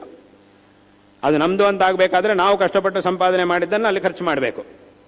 ನಾವು ಕಷ್ಟಪಟ್ಟು ಸಂಪಾದನೆ ಮಾಡಿದ್ದಾಗಿರಬೇಕು, ಇಲ್ಲ ಬೇರೆ ಯಾರಾದರೂ ಕಷ್ಟಪಟ್ಟು ಸಂಪಾದನೆ ಮಾಡಿದ್ದಾಗಿರೋ ಅಂತ ಯಾರಾದರೂ ಸಂಪಾದನೆ ಮಾಡಬೇಕಾದ್ರೆ ಕಷ್ಟಪಡಲೇಬೇಕು. ಅದು ನಮ್ಮ ಕೈಗೆ ಸಿಕ್ಕಿರಬೇಕು. ಅದನ್ನು ನಾವು ವಿನಿಯೋಗ ಮಾಡಿದಾಗ ಅದು ನಮ್ಮದು ಅಂತ ಆಗುತ್ತೆ. ಅದೇ ಥರ ಇಲ್ಲೂ ಒಳ್ಳೆಯ ಕೆಲಸವನ್ನು ಮಾಡಿದಾಗ ಅದರಿಂದ ನಮಗೆ ಪುಣ್ಯ ಸಂಪಾದನೆ ಅನ್ನೋದಾಗುತ್ತೆ. ಆ ಒಂದು ಪುಣ್ಯದಿಂದ ನಾವು ಬಯಸುವಂತಹ ಸುಖವನ್ನು ನಮ್ಮದಾಗಿಸ್ಕೊಳ್ಳಿಕ್ಕೆ ಸಾಧ್ಯವಾಗುತ್ತೆ. ಆದ್ದರಿಂದ ಅದು ಸಹ ಒಂದು ಅಕೌಂಟ್ ಇದೆ. ಮನುಷ್ಯನಿಗೆ ಪ್ರತಿಯೊಬ್ಬ ಜೀವಾತ್ಮನಿಗೂ ಒಂದು ಅಕೌಂಟ್ ಇದೆ. ಆ ಅಕೌಂಟ್ನಲ್ಲಿ ಇವನು ಮಾಡಿದಂತಹ ಕರ್ಮಗಳೆಲ್ಲ ಇವೆ, ಪುಣ್ಯ ಪಾಪಗಳೆಲ್ಲ ಇವೆ. ಅವುಗಳ ಅನುಸಾರವಾಗಿ ಇವನಿಗೆ ಫಲ ಸಿಗ್ತಾ ಇರುತ್ತೆ. ಹಾಗಾಗಿ ಅಲ್ಲಿ ಏನಾಯಿತು ಅಂತಂದರೆ, ಇವನ ಹತ್ರ ಹಣ ಇಲ್ಲ ಅಂತಂದರೆ ಆ ವಸ್ತುವನ್ನು ನಂದು ಅಂತ ಆಗಿಸ್ಕೊಳ್ಳಿ ಅದರ ಎದುರುಗಡೆ ಹೋಗಿ ನಿಂತ್ಕೊಂಡ್ರೂ ಸಹ ಇದು ನಂದು ಅಂತ ಮಾಡ್ಕೊಳ್ಳಿಕ್ಕೆ ಹೇಗೆ ಸಾಧ್ಯವಾಗುವುದಿಲ್ವೋ ಅದೇ ರೀತಿಯಾಗಿ ಇವನ ಹತ್ರ ಆ ಪುಣ್ಯ ಅನ್ನೋದಿಲ್ಲ ಅಂತಂದರೆ ಇವನು ಬಯಸುವಂತಹ ಫಲವನ್ನು ಸಹ ತನ್ನದಾಗಿಸ್ಕೊಳ್ಳಿಕ್ಕೆ ಸಾಧ್ಯವಾಗುವುದಿಲ್ಲ. ಸುಮ್ಮನೆ ಅದರ ಎದುರುಗಡೆ ಹೋಗಿ ನಿಂತ್ಕೊಳ್ಬೋದು ಅಷ್ಟೇ. ಆದರೆ ಹೇಗೆ ಅಂಗಡಿಯೆಲ್ಲ ವಸ್ತುವಿನ ಎದುರುಗಡೆ ಹೋಗಿ ನಿಂತ್ಕೊಳ್ಬೋದು ಅಷ್ಟೇ. ಆದರೆ ಅದು ನಂದು ಅಂತ ಹೇಳಬೇಕು, ಆ ಯೋಗ, ಅದನ್ನೇ ಯೋಗ ಅಂತ ಹೇಳಿದ್ದು. ಅದು ನಂದು, ನನ್ನ ಸೊತ್ತು ಅಂತ ಆಗಬೇಕು ಅಂತಂದರೆ ಅದಕ್ಕೊಂದು ವಸ್ತು ಬೇಕೇ ಬೇಕು. ಅದಕ್ಕೊಂದು ಆ ಸಂಬಂಧ ಇವನಿಗೆ ಬರುವಂತೆ ಮಾಡುವಂತಹ ಹಣ ಬೇಕು ಲೌಕಿಕ ವ್ಯವಹಾರದಲ್ಲಿ. ಇಲ್ಲೇನು ಬೇಕು ಅಂತಂದರೆ ಪುಣ್ಯ ಅನ್ನೋದು ಬೇಕು. ಅದನ್ನೇ ನಾವು ಕನ್ನಡದಲ್ಲಿ ಯೋಗ ಅಂತ ಹೇಳ್ತೀವಿ. ಆ ಪುಣ್ಯದಿಂದ ಆ ವಸ್ತುವಿನ ಸಂಬಂಧ ನಮಗೆ ಬಂದು ಅದನ್ನು ನಾವು ಅನುಭವಿಸಿದಾಗ ನಮಗೆ ಸುಖ ಅನ್ನೋದು ಪ್ರಾಪ್ತವಾಗುತ್ತೆ. ಹಾಗಾಗಿ ಅಲ್ಲಿಗೆ ಏನಾಯಿತು ಅಂತಂದರೆ, ಆಯಾ ವಸ್ತು ನಮಗೆ ಸಿಗುವಂತೆ ಮಾಡುವಂತಹದ್ದು ನಮ್ಮ ಕಣ್ಣಿಗೆ ಕಾಣದೇ ಇರುವಂತಹ ಒಂದು ಪುಣ್ಯ ಅನ್ನೋದೊಂದಿದೆ. ಅದು ಯಾವುದರಿಂದ ನಮಗೆ ಬರುತ್ತೆ ಅಂತಂದರೆ, ಹೇಗೆ ಈ ಹಣ ಇದೆ ಲೋಕದಲ್ಲಿ, ಈಗ ಹೇಳಿದ ಹಾಗೆ ಹಣ ಇದೆ, ದುಡ್ಡಿದೆ. ಆ ದುಡ್ಡು ಎಲ್ಲಿದೆ? ನಿಮ್ಮ ಕೈಯಲ್ಲಿಲ್ಲ. ಅದು ನಾನು ಹೇಳ್ತಿರೋ ಈಗಿನ ವ್ಯವಹಾರ, ಅದಕ್ಕೆ ಹೇಳಿದ್ದು. ಈಗ ಇರುವಂತಹ ವ್ಯವಸ್ಥೆ ಏನಿದೆ ಅದು ಶಾಸ್ತ್ರಕ್ಕೆ ಬಹಳ ಹತ್ತಿರ ಇದೆ. ಅಲ್ಲಿ ನೀವು ಪುಣ್ಯವನ್ನು ಕಣ್ಣಿಂದ ನೋಡೋಕ್ಕಾಗೋದಿಲ್ಲ. ಇಲ್ಲಿ ನಿಮ್ಮ ಹತ್ರ ಎಷ್ಟು ಹಣ ಇದೆ ಅನ್ನೋದನ್ನು ಕಣ್ಣಿಂದ ನೋಡೋಕ್ಕಾಗೋದಿಲ್ಲ. ಅದು ಬ್ಯಾಂಕ್ ಅಕೌಂಟ್ನಲ್ಲಿದೆ. ಅದು ಎಷ್ಟಿದೆ ಅನ್ನೋದನ್ನು ತೋರಿಸುವಂಥದ್ದು ಮಾತ್ರ ನಿಮ್ಮ ಕೈಯಲ್ಲಿದೆ ಅಷ್ಟೇ. ಹಿಂದಿನ ಕಾಲ ಆದರೆ ಕೈಯಲ್ಲೇ ಇಟ್ಕೊಂಡು ಹೋಗ್ತಾ ಇದ್ರು. ನಿಮ್ಮ ಹತ್ರ ಎಷ್ಟು ಹಣ ಇದೆ? 10,000 ಇದೆ. ಎಲ್ಲಿ ತೋರಿಸಿ? ಆ ಜೇಬಿಂದ ತೆಗೆದುಬಿಟ್ಟು ಆ ನೋಟ್ಗಳನ್ನೆಲ್ಲ ತೋರಿಸಿದೆ, ಇಷ್ಟಿದೆ ಅಂತ ಹೇಳ್ಬೋದು. ಈಗ ನಿಮ್ಮ ಹತ್ರ ಎಷ್ಟಿದೆ ಹಣ? 10,000 ಇದೆ. ಎಲ್ಲಿ ತೋರಿಸಿ? ಸುಮ್ಮನೆ ಅದನ್ನು ತೋರಿಸೋದಷ್ಟೇ. ಅಲ್ಲೇ 10,000 ಇಷ್ಟು ಇದೆ ನಿನ್ನ ಅಕೌಂಟ್ನಲ್ಲಿ ಅಂತ ಹೇಳುತ್ತೆ ಅಷ್ಟೇ. ಅದು ನೀನೇನು ಅದನ್ನು ನೋಡಿ ಎಣಿಸಿದ್ದಲ್ಲ, ಎಣಿಸಿ ಅವನಿಗೆ ಕೊಟ್ಟಿದ್ದಲ್ಲ. ಹಿಂದಿನ ಕಾಲದಲ್ಲಾದರೆ ಆಗ ಇವನು ಎಣಿಸಿ ಇಟ್ಕೊಳ್ಳುವುದು, ಇದನ್ನು ಇನ್ನೊಬ್ಬನಿಗೆ ಕೊಡುವುದು, ಕೊಟ್ಟ ತಕ್ಷಣ ಅವನು ಎಣಿಸ್ಕೊಂಡು ಸರಿ ಇದೆಯಾ ಇಲ್ವಾ ಅಂತ ನೋಡ್ಕೊಳ್ಳುವುದು, ಹೀಗೆಲ್ಲ ವ್ಯವಹಾರ ನಡೀತಾ ಇತ್ತು. ಈಗ ಆ ವ್ಯವಹಾರ ಇಲ್ಲ. ಇಲ್ಲಿ ಪುಣ್ಯನೂ ಕಾಣುವುದಿಲ್ಲ, ಅಲ್ಲಿ ಹಣನೂ ಕಾಣುವುದಿಲ್ಲ. ಬರೀ ಅದರ ಸೂಚಕ ಒಂದು ಕಾಣುತ್ತೆ ಅಷ್ಟೇ. ಹಾಗಾಗಿ ನಾನು ಹೇಳಿದ್ದು, ಈಗಿರುವಂತಹ ವ್ಯವಸ್ಥೆ ನಮ್ಮ ಶಾಸ್ತ್ರ ಹೇಳಿದ ವ್ಯವಸ್ಥೆಗೆ ತುಂಬ ಹತ್ತಿರ ಇದೆ. ಅರ್ಥ ಮಾಡ್ಕೊಳ್ಳಿಕ್ಕೆ ಇನ್ನೂ ಚೆನ್ನಾಗಾಗುತ್ತೆ. ಆದ್ದರಿಂದ ಏನಾಯಿತು ಅಂತಂದರೆ, ಆ ಪುಣ್ಯ ಅನ್ನೋದು ಮನುಷ್ಯನ ಹತ್ರ ಇದ್ದರೆ ಮಾತ್ರ ಅದರಿಂದ ಅವನು ಶ್ರೇಯಸ್ಸನ್ನು ಪಡೆಯುವುದಕ್ಕೆ ಸಾಧ್ಯ ಆಗುತ್ತೆ. ಅಲ್ಲಿಗೆ ಇಲ್ಲ ಅಂತಂದರೆ ಅದು ನಮ್ಮ ಎದುರುಗಡೆ ಇದ್ದರೂ ಸಹ ನಾವು ಅದನ್ನು ಅನುಭವಿಸಲಿಕ್ಕೆ ಸಾಧ್ಯವಾಗುವುದಿಲ್ಲ. ಅಲ್ಲಿಗೇನಾಯಿತು ಅಂತಂದರೆ, ನಮಗೆ ಶ್ರೇಯಸ್ಸು ಸುಖ ಅನ್ನೋದು ಸಿಗಬೇಕು ಅಂತಂದರೆ ಆ ಪುಣ್ಯ ಅನ್ನೋದು ಮನುಷ್ಯನಿಗೆ ಇರಬೇಕೇ ಹೊರತು ಬರೀ ಸಾಧನಗಳಿಂದ ನಮಗೆ ಪುಣ್ಯ ಅನ್ನೋದು ಸಿಕ್ಕುವುದಿಲ್ಲ. ಆ ಸಾಧನಗಳಿಂದ ನಾವು ಸುಖವನ್ನು ಅನುಭವಿಸಲಿಕ್ಕೆ ಬೇಕಾದಂತಹ ಪುಣ್ಯ ನಮ್ಮ ಹತ್ರ ಇರಬೇಕು. ಹೇಗ ಆ ಒಂದು ವಸ್ತುವಿನ ಎದುರಿಗೆ ಹೋಗಿ ನಿಂತ್ಕೊಂಡು ಮಾತ್ರಕ್ಕೆ ಅದು ನಮ್ಮದು ಅಂತ ಆಗೋದಿಲ್ಲ. ಹಾಗೆ ಎಷ್ಟೆಲ್ಲ ಆ ಲೌಕಿಕವಾದಂತಹ ಸಾಧನೆಗಳು ಆಧುನಿಕತೆ ಮಧ್ಯದಲ್ಲಿ ನಾವಿದ್ರೂ ಸಹ ಅದೆಲ್ಲ ನಂದು, ನಾನು ಅದನ್ನೆಲ್ಲ ಅನುಭವಿಸ್ಬಿಡ್ತೀನಿ ಅಂತ ಹೇಳಲಿಕ್ಕೆ ಸಾಧ್ಯ ಆಗುವುದಿಲ್ಲ. ಯಾಕಾಗುವುದಿಲ್ಲ ಅಂತಂದರೆ ಅದಕ್ಕೂ ನಿನಗೂ ಸಂಬಂಧ ಬರಿಸುವಂತಹದ್ದು ಒಂದು ಬೇಕು. ಅದನ್ನೇ ನಮ್ಮ ಶಾಸ್ತ್ರಗಳಲ್ಲಿ ಪುಣ್ಯ ಅಂತ ಹೇಳಿದ್ದಾರೆ. ಹಿಂದಿನ ಕಾಲದಲ್ಲಿ ಏನಾಗಿತ್ತು, ಈ ಆಧುನಿಕವಾದಂತಹ ಸಾಧನೆಗಳು ಯಾವುದು ಇಲ್ಲದೆ ಹೋದರೂ ಅವರ ಹತ್ರ ಪುಣ್ಯ ಇತ್ತು. ಹಾಗಾಗಿ ಪುಣ್ಯ ಇದೆ ಅಂತಂದರೆ ಅದು ಯಾವುದೋ ಒಂದು ವಸ್ತುವಿನ ಮೂಲಕ ಅದರ ಫಲ ಸುಖ ಮನುಷ್ಯನಿಗೆ ಬಂದೇ ಬರುತ್ತೆ. ಇವತ್ತಿಷ್ಟೆಲ್ಲ ಸಾಧನೆಗಳಿದ್ರೂ ಸಹ ಆ ಪುಣ್ಯ ಮನುಷ್ಯನ ಹತ್ರ ಇಲ್ಲ ಅಂತಂದರೆ ಅದರ ಸಂಬಂಧ ಇವನಿಗೆ ಬರುವುದಿಲ್ಲ. ಹಾಗಾಗಿಯೇ ಇಷ್ಟೆಲ್ಲ ಆಧುನಿಕತೆ ಮಧ್ಯೆಯಲ್ಲೂ ಸಹ ದುಃಖ ಅನ್ನೋದು ಹಾಗೆ ಇದೆ. ದುಃಖವನ್ನು ಅನುಭವಿಸ್ತಾ ಇರತಕ್ಕಂಥವ್ರು ಇವತ್ತಿಗೂ ಸಹ ಪ್ರಪಂಚದಲ್ಲಿ ಇದ್ದೇ ಇದ್ದಾರೆ. ಹಾಗಾಗಿ ಅಲ್ಲಿಗೆ ಏನಾಯಿತು ಅಂತಂದರೆ, ಈ ಲೌಕಿಕವಾದಂತಹ ವಿದ್ಯೆಯಿಂದ ಎಷ್ಟೆಲ್ಲ ಸಾಧನೆಯನ್ನು ಏನೇ ಮಾಡಿದರೂ ಸಹ ಅದು ಕೇವಲ ಲೌಕಿಕವಾಗಿ ನಮಗೆ ಉಪಯೋಗಕ್ಕೆ ಬರ್ತಾ ಇದೆ ಹೊರತು ಈ ದುಃಖದಿಂದ ಸುಖವನ್ನು ಪಡೆಯಲಿಕ್ಕೆ ಮಾತ್ರ, ದುಃಖದಿಂದ ಸಂಪೂರ್ಣವಾಗಿ ವಿಮುಕ್ತಿಯನ್ನು ಹೊಂದಿ ಸುಖವನ್ನು ಪಡೆಯಲಿಕ್ಕೆ ಸಾಧ್ಯವಾಗ್ತಾ ಇಲ್ಲ. ಆದ್ದರಿಂದಲೇ ಲೋಕದಲ್ಲಿ ದುಃಖ ಅನ್ನೋದೇನೂ ಕಡಿಮೆ ಆಗುತ್ತೆ. ದುಃಖ ಯಾವಾಗ ಕಡಿಮೆ ಆಗುತ್ತೆ? ಅಧರ್ಮ ಕಡಿಮೆ ಆದರೆ ಆಗುತ್ತೆ. ಸುಖ ಯಾವಾಗ ಜಾಸ್ತಿ ಆಗುತ್ತೆ? ಧರ್ಮ ಜಾಸ್ತಿ ಆದಾಗ ಸುಖ ಜಾಸ್ತಿ ಆಗುತ್ತೆ. ಆದ್ದರಿಂದ ಇದು ಮಾತ್ರ ಯಾವತ್ತೂ ಸಹ ಬದಲಾಗುವುದಿಲ್ಲ. ಪ್ರಪಂಚದಲ್ಲಿ ಎಷ್ಟೆಲ್ಲ ಬದಲಾವಣೆಗಳಾದರೂ ಧರ್ಮಗಳು ಸುಖ ದುಃಖಗಳು ಇದು ಮಾತ್ರ ಯಾವತ್ತೂ ಬದಲಾಗುವುದಿಲ್ಲ. ಅದು ಒಂದೇ ರೀತಿಯಾಗಿರುತ್ತೆ. ಅದು ಯಾವತ್ತೂ ಸಹ ಬದಲಾಗುವುದಿಲ್ಲ. ಅದು ಸತ್ಯವಾದಂತಹ ವಿಷಯ. ಅದು ಯಾವತ್ತೂ ಸಹ ಬದಲಾಗುವುದಿಲ್ಲ. ಸತ್ಯವಾದಂತಹ ವಿಷಯ ಅದು ಹೇಗಿದೆಯೋ ಹಾಗೆ ಅದನ್ನು ನಾವು ತಗೊಳ್ಬೇಕೇ ಹೊರತು ನಮ್ಮ ಇಷ್ಟ ಬಂದಾಗ ಅದು ಬದಲಾಯಿಸಲಿಕ್ಕೆ ಸಾಧ್ಯ ಆಗುವುದಿಲ್ಲ. ಸತ್ಯವಾದಂತಹ ವಸ್ತು ಒಂದೇ ಥರ ಇರುತ್ತೆ. ಅದು ಯಾವಾಗಲೂ ಒಂದೇ ಥರ ಇರುತ್ತೆ. ಆದ್ದರಿಂದ ಅದಕ್ಕೆ ಕೆಲವರೆಲ್ಲ ಕೇಳ್ತಾ ಇರ್ತಾರೆ, ಇವಾಗ ಇಷ್ಟೆಲ್ಲ ಆಧುನಿಕವಾದಂತಹ ಕಾಲದಲ್ಲೂ ಸುಮ್ಮನೆ ಈ ವೇದ ಶಾಸ್ತ್ರ, ಈ ಧರ್ಮ ಪುಣ್ಯ ಪಾಪ ಇದೆಲ್ಲ ಬೇಕಾ ಅಂತ ಕೆಲವರೆಲ್ಲ ಕೇಳ್ತಾ ಇರ್ತಾರೆ. ಇದೆಲ್ಲ ಬೇಕೇ ಬೇಕು. ಈಗಲ್ಲ, ಇನ್ನೂ 100 ವರ್ಷಗಳಾಗಿ ಇನ್ನೂ ಆಧುನಿಕತೆ ಹೆಚ್ಚಾದ ಮೇಲೂ ಸಹ ಧರ್ಮಗಳು ಮನುಷ್ಯನಿಗೆ ಬೇಕೇ ಬೇಕು. ಆಧುನಿಕತೆಯನ್ನು ಬೇಡ ಅಂತ ಹೇಳಬೇಕಾಗಿಲ್ಲ, ಅದು ಬರಲಿ, ಬೇಕಾದಷ್ಟು ಬರಲಿ. ಇನ್ನು ಈಗ ನಾನು ಹೇಳಿದಾಗ ಈಗಿರುವುದಕ್ಕಿಂತ ಇನ್ನೂ ಚೆನ್ನಾಗಿ ಬರಲಿ, ಇನ್ನೂ ಒಳ್ಳೊಳ್ಳೆ ಆವಿಷ್ಕರಣೆಗಳಾಗಲಿ, ಇನ್ನೂ ಚೆನ್ನಾಗಿ ಉಪಯೋಗ ಆಗಲಿ ಜನರಿಗೆ, ಅದೆಲ್ಲ ಹೌದು, ಅದೆಲ್ಲ ಆಗಲಿ. ಆದರೆ ಅದೆಲ್ಲ ಆಗ್ತಾ ಇದೆ ಅಂತ ಹೇಳಿ ಇದು ಬೇಕಾಗಿಲ್ಲ ಅಂತ ಹೇಳಿದರೆ ಮಾತ್ರ ಅದು ಸಾಧ್ಯವಾಗುವುದಿಲ್ಲ. ಯಾಕಂದರೆ ಕೆಲವು ವಿಚಾರಗಳನ್ನು ನಾವು ಬದಲಾಯಿಸಲಿಕ್ಕೆ ಸಾಧ್ಯವಾಗುವುದಿಲ್ಲ. ಅದು ಹಾಗೇ ಇರುತ್ತೆ. ಅದು ಹೇಗಿದೆಯೋ ಹಾಗೆ ನಾವು ಅದನ್ನು ಪಡ್ಕೊಳ್ಳಬೇಕು.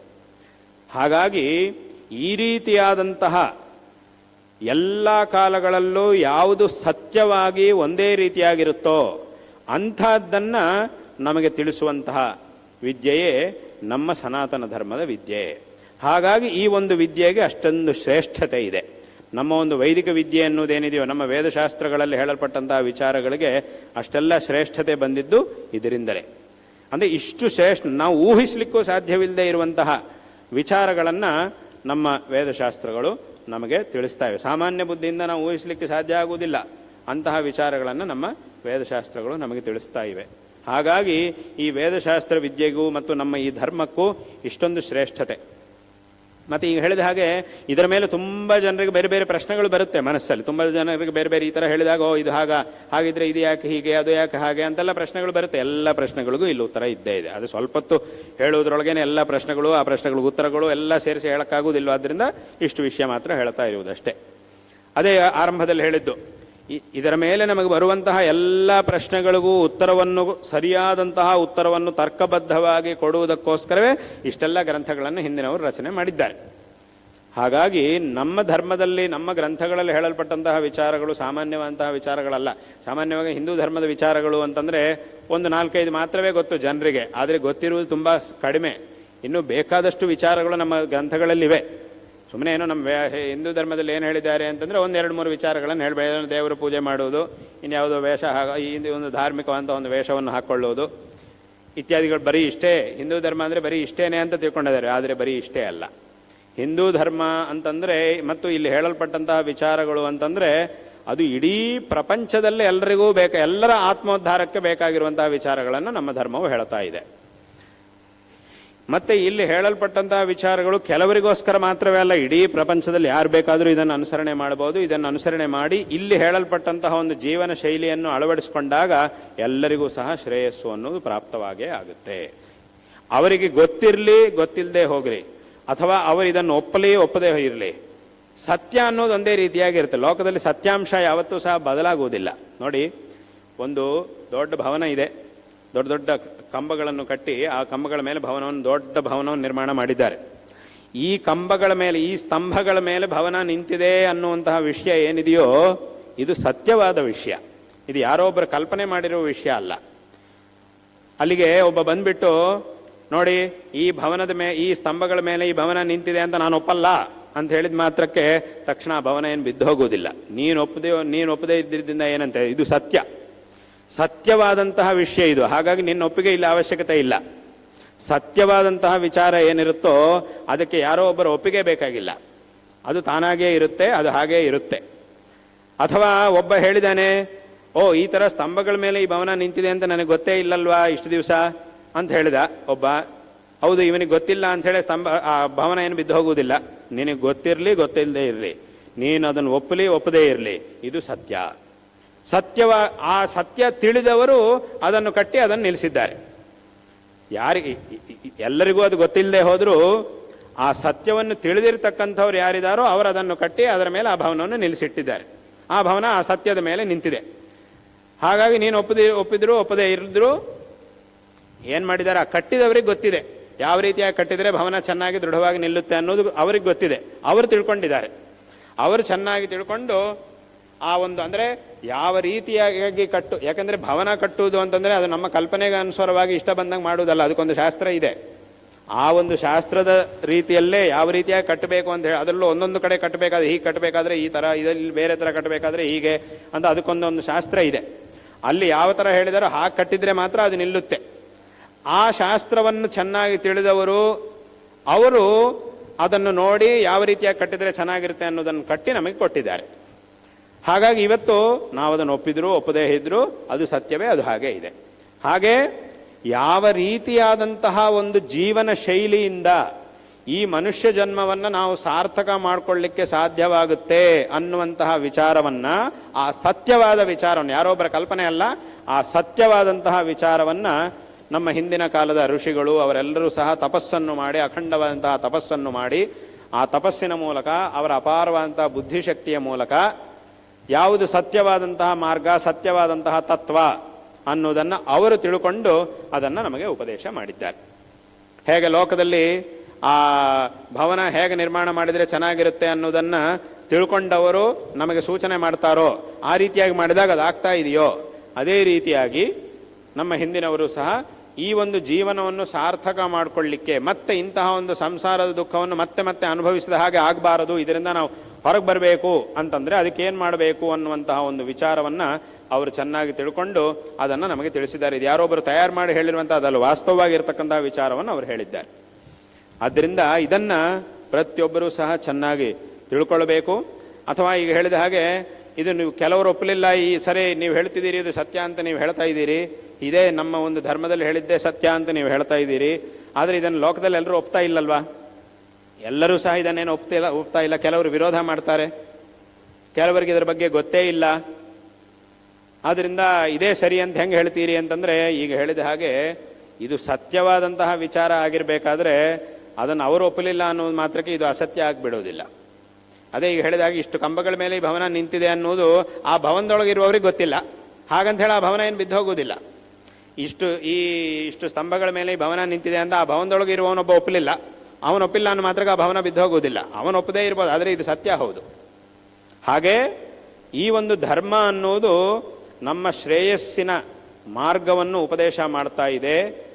ಈ ಧರ್ಮ ನಮಗೆ ತೋರಿಸುವಂತಹ ಶ್ರೇಯಸ್ಸಿನ ಮಾರ್ಗ ಅನ್ನೋದು ಸತ್ಯ. ಆದ್ದರಿಂದ ಇದಕ್ಕೆ ಯಾರೋ ಒಬ್ಬರು ಒಪ್ಪಿಗೆ ಬೇಕಾಗಿಲ್ಲ, ಯಾರೋ ಒಬ್ಬರು ವಿರೋಧ ಮಾಡಿದ ಮಾತ್ರಕ್ಕೆ ಇದು ತಪ್ಪು ಅಂತ ಆಗೋದಿಲ್ಲ, ಇದು ಹೀಗೇ ಇರುತ್ತೆ.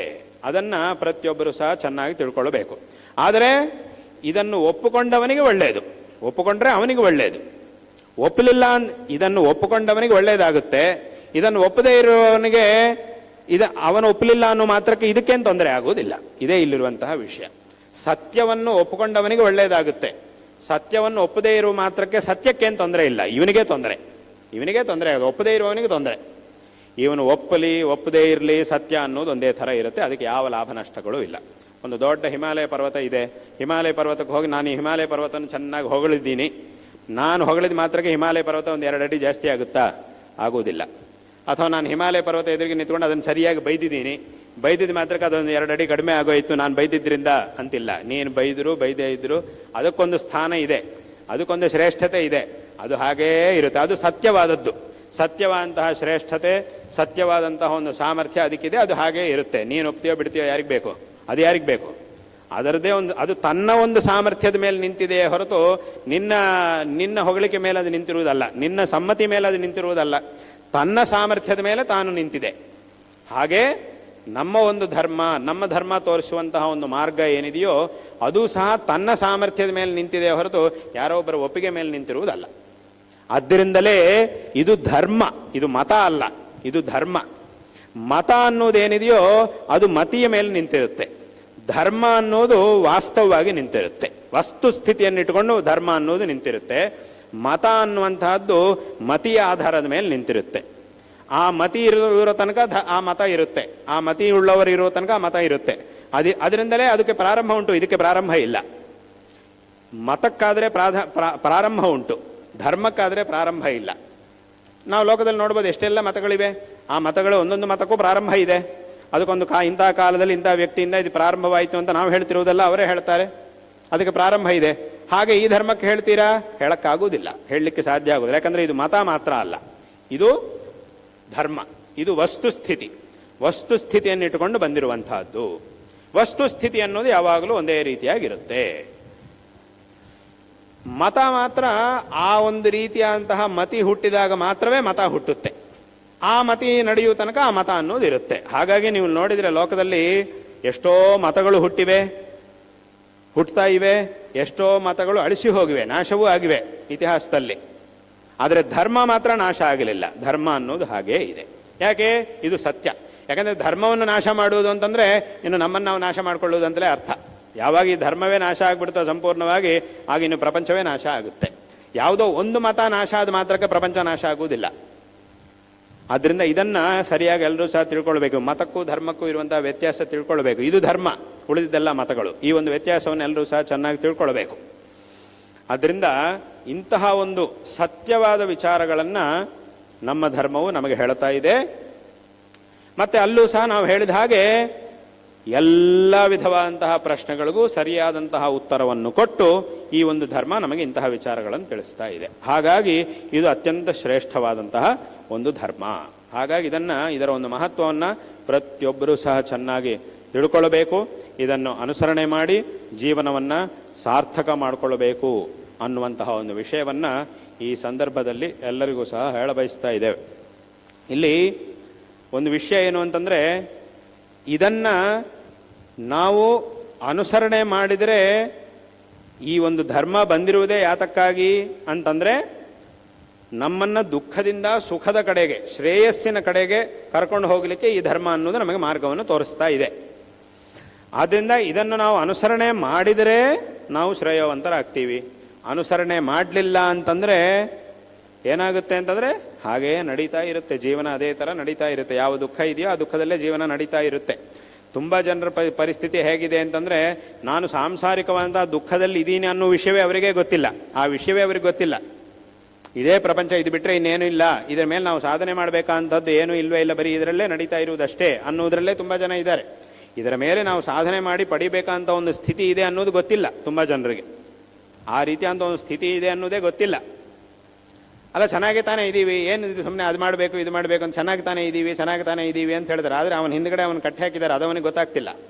ಅದಕ್ಕೆ ನಮ್ಮ ಗುರುಗಳು ಯಾವಾಗಲೂ ಒಂದು ಉದಾಹರಣೆ ಹೇಳ್ತಾ ಇದ್ರು. ಏನಂತಂದರೆ, ಒಂದು ಕಡೆ ಇಬ್ಬರನ್ನ ಜೈಲಲ್ಲಿ ಇಟ್ಟು ಕಟ್ಟಿ ಹಾಕಿದ್ದಾರೆ, ಸರಪಳಿಯಲ್ಲಿ ಕಟ್ಟಿ ಹಾಕಿದ್ದಾರೆ.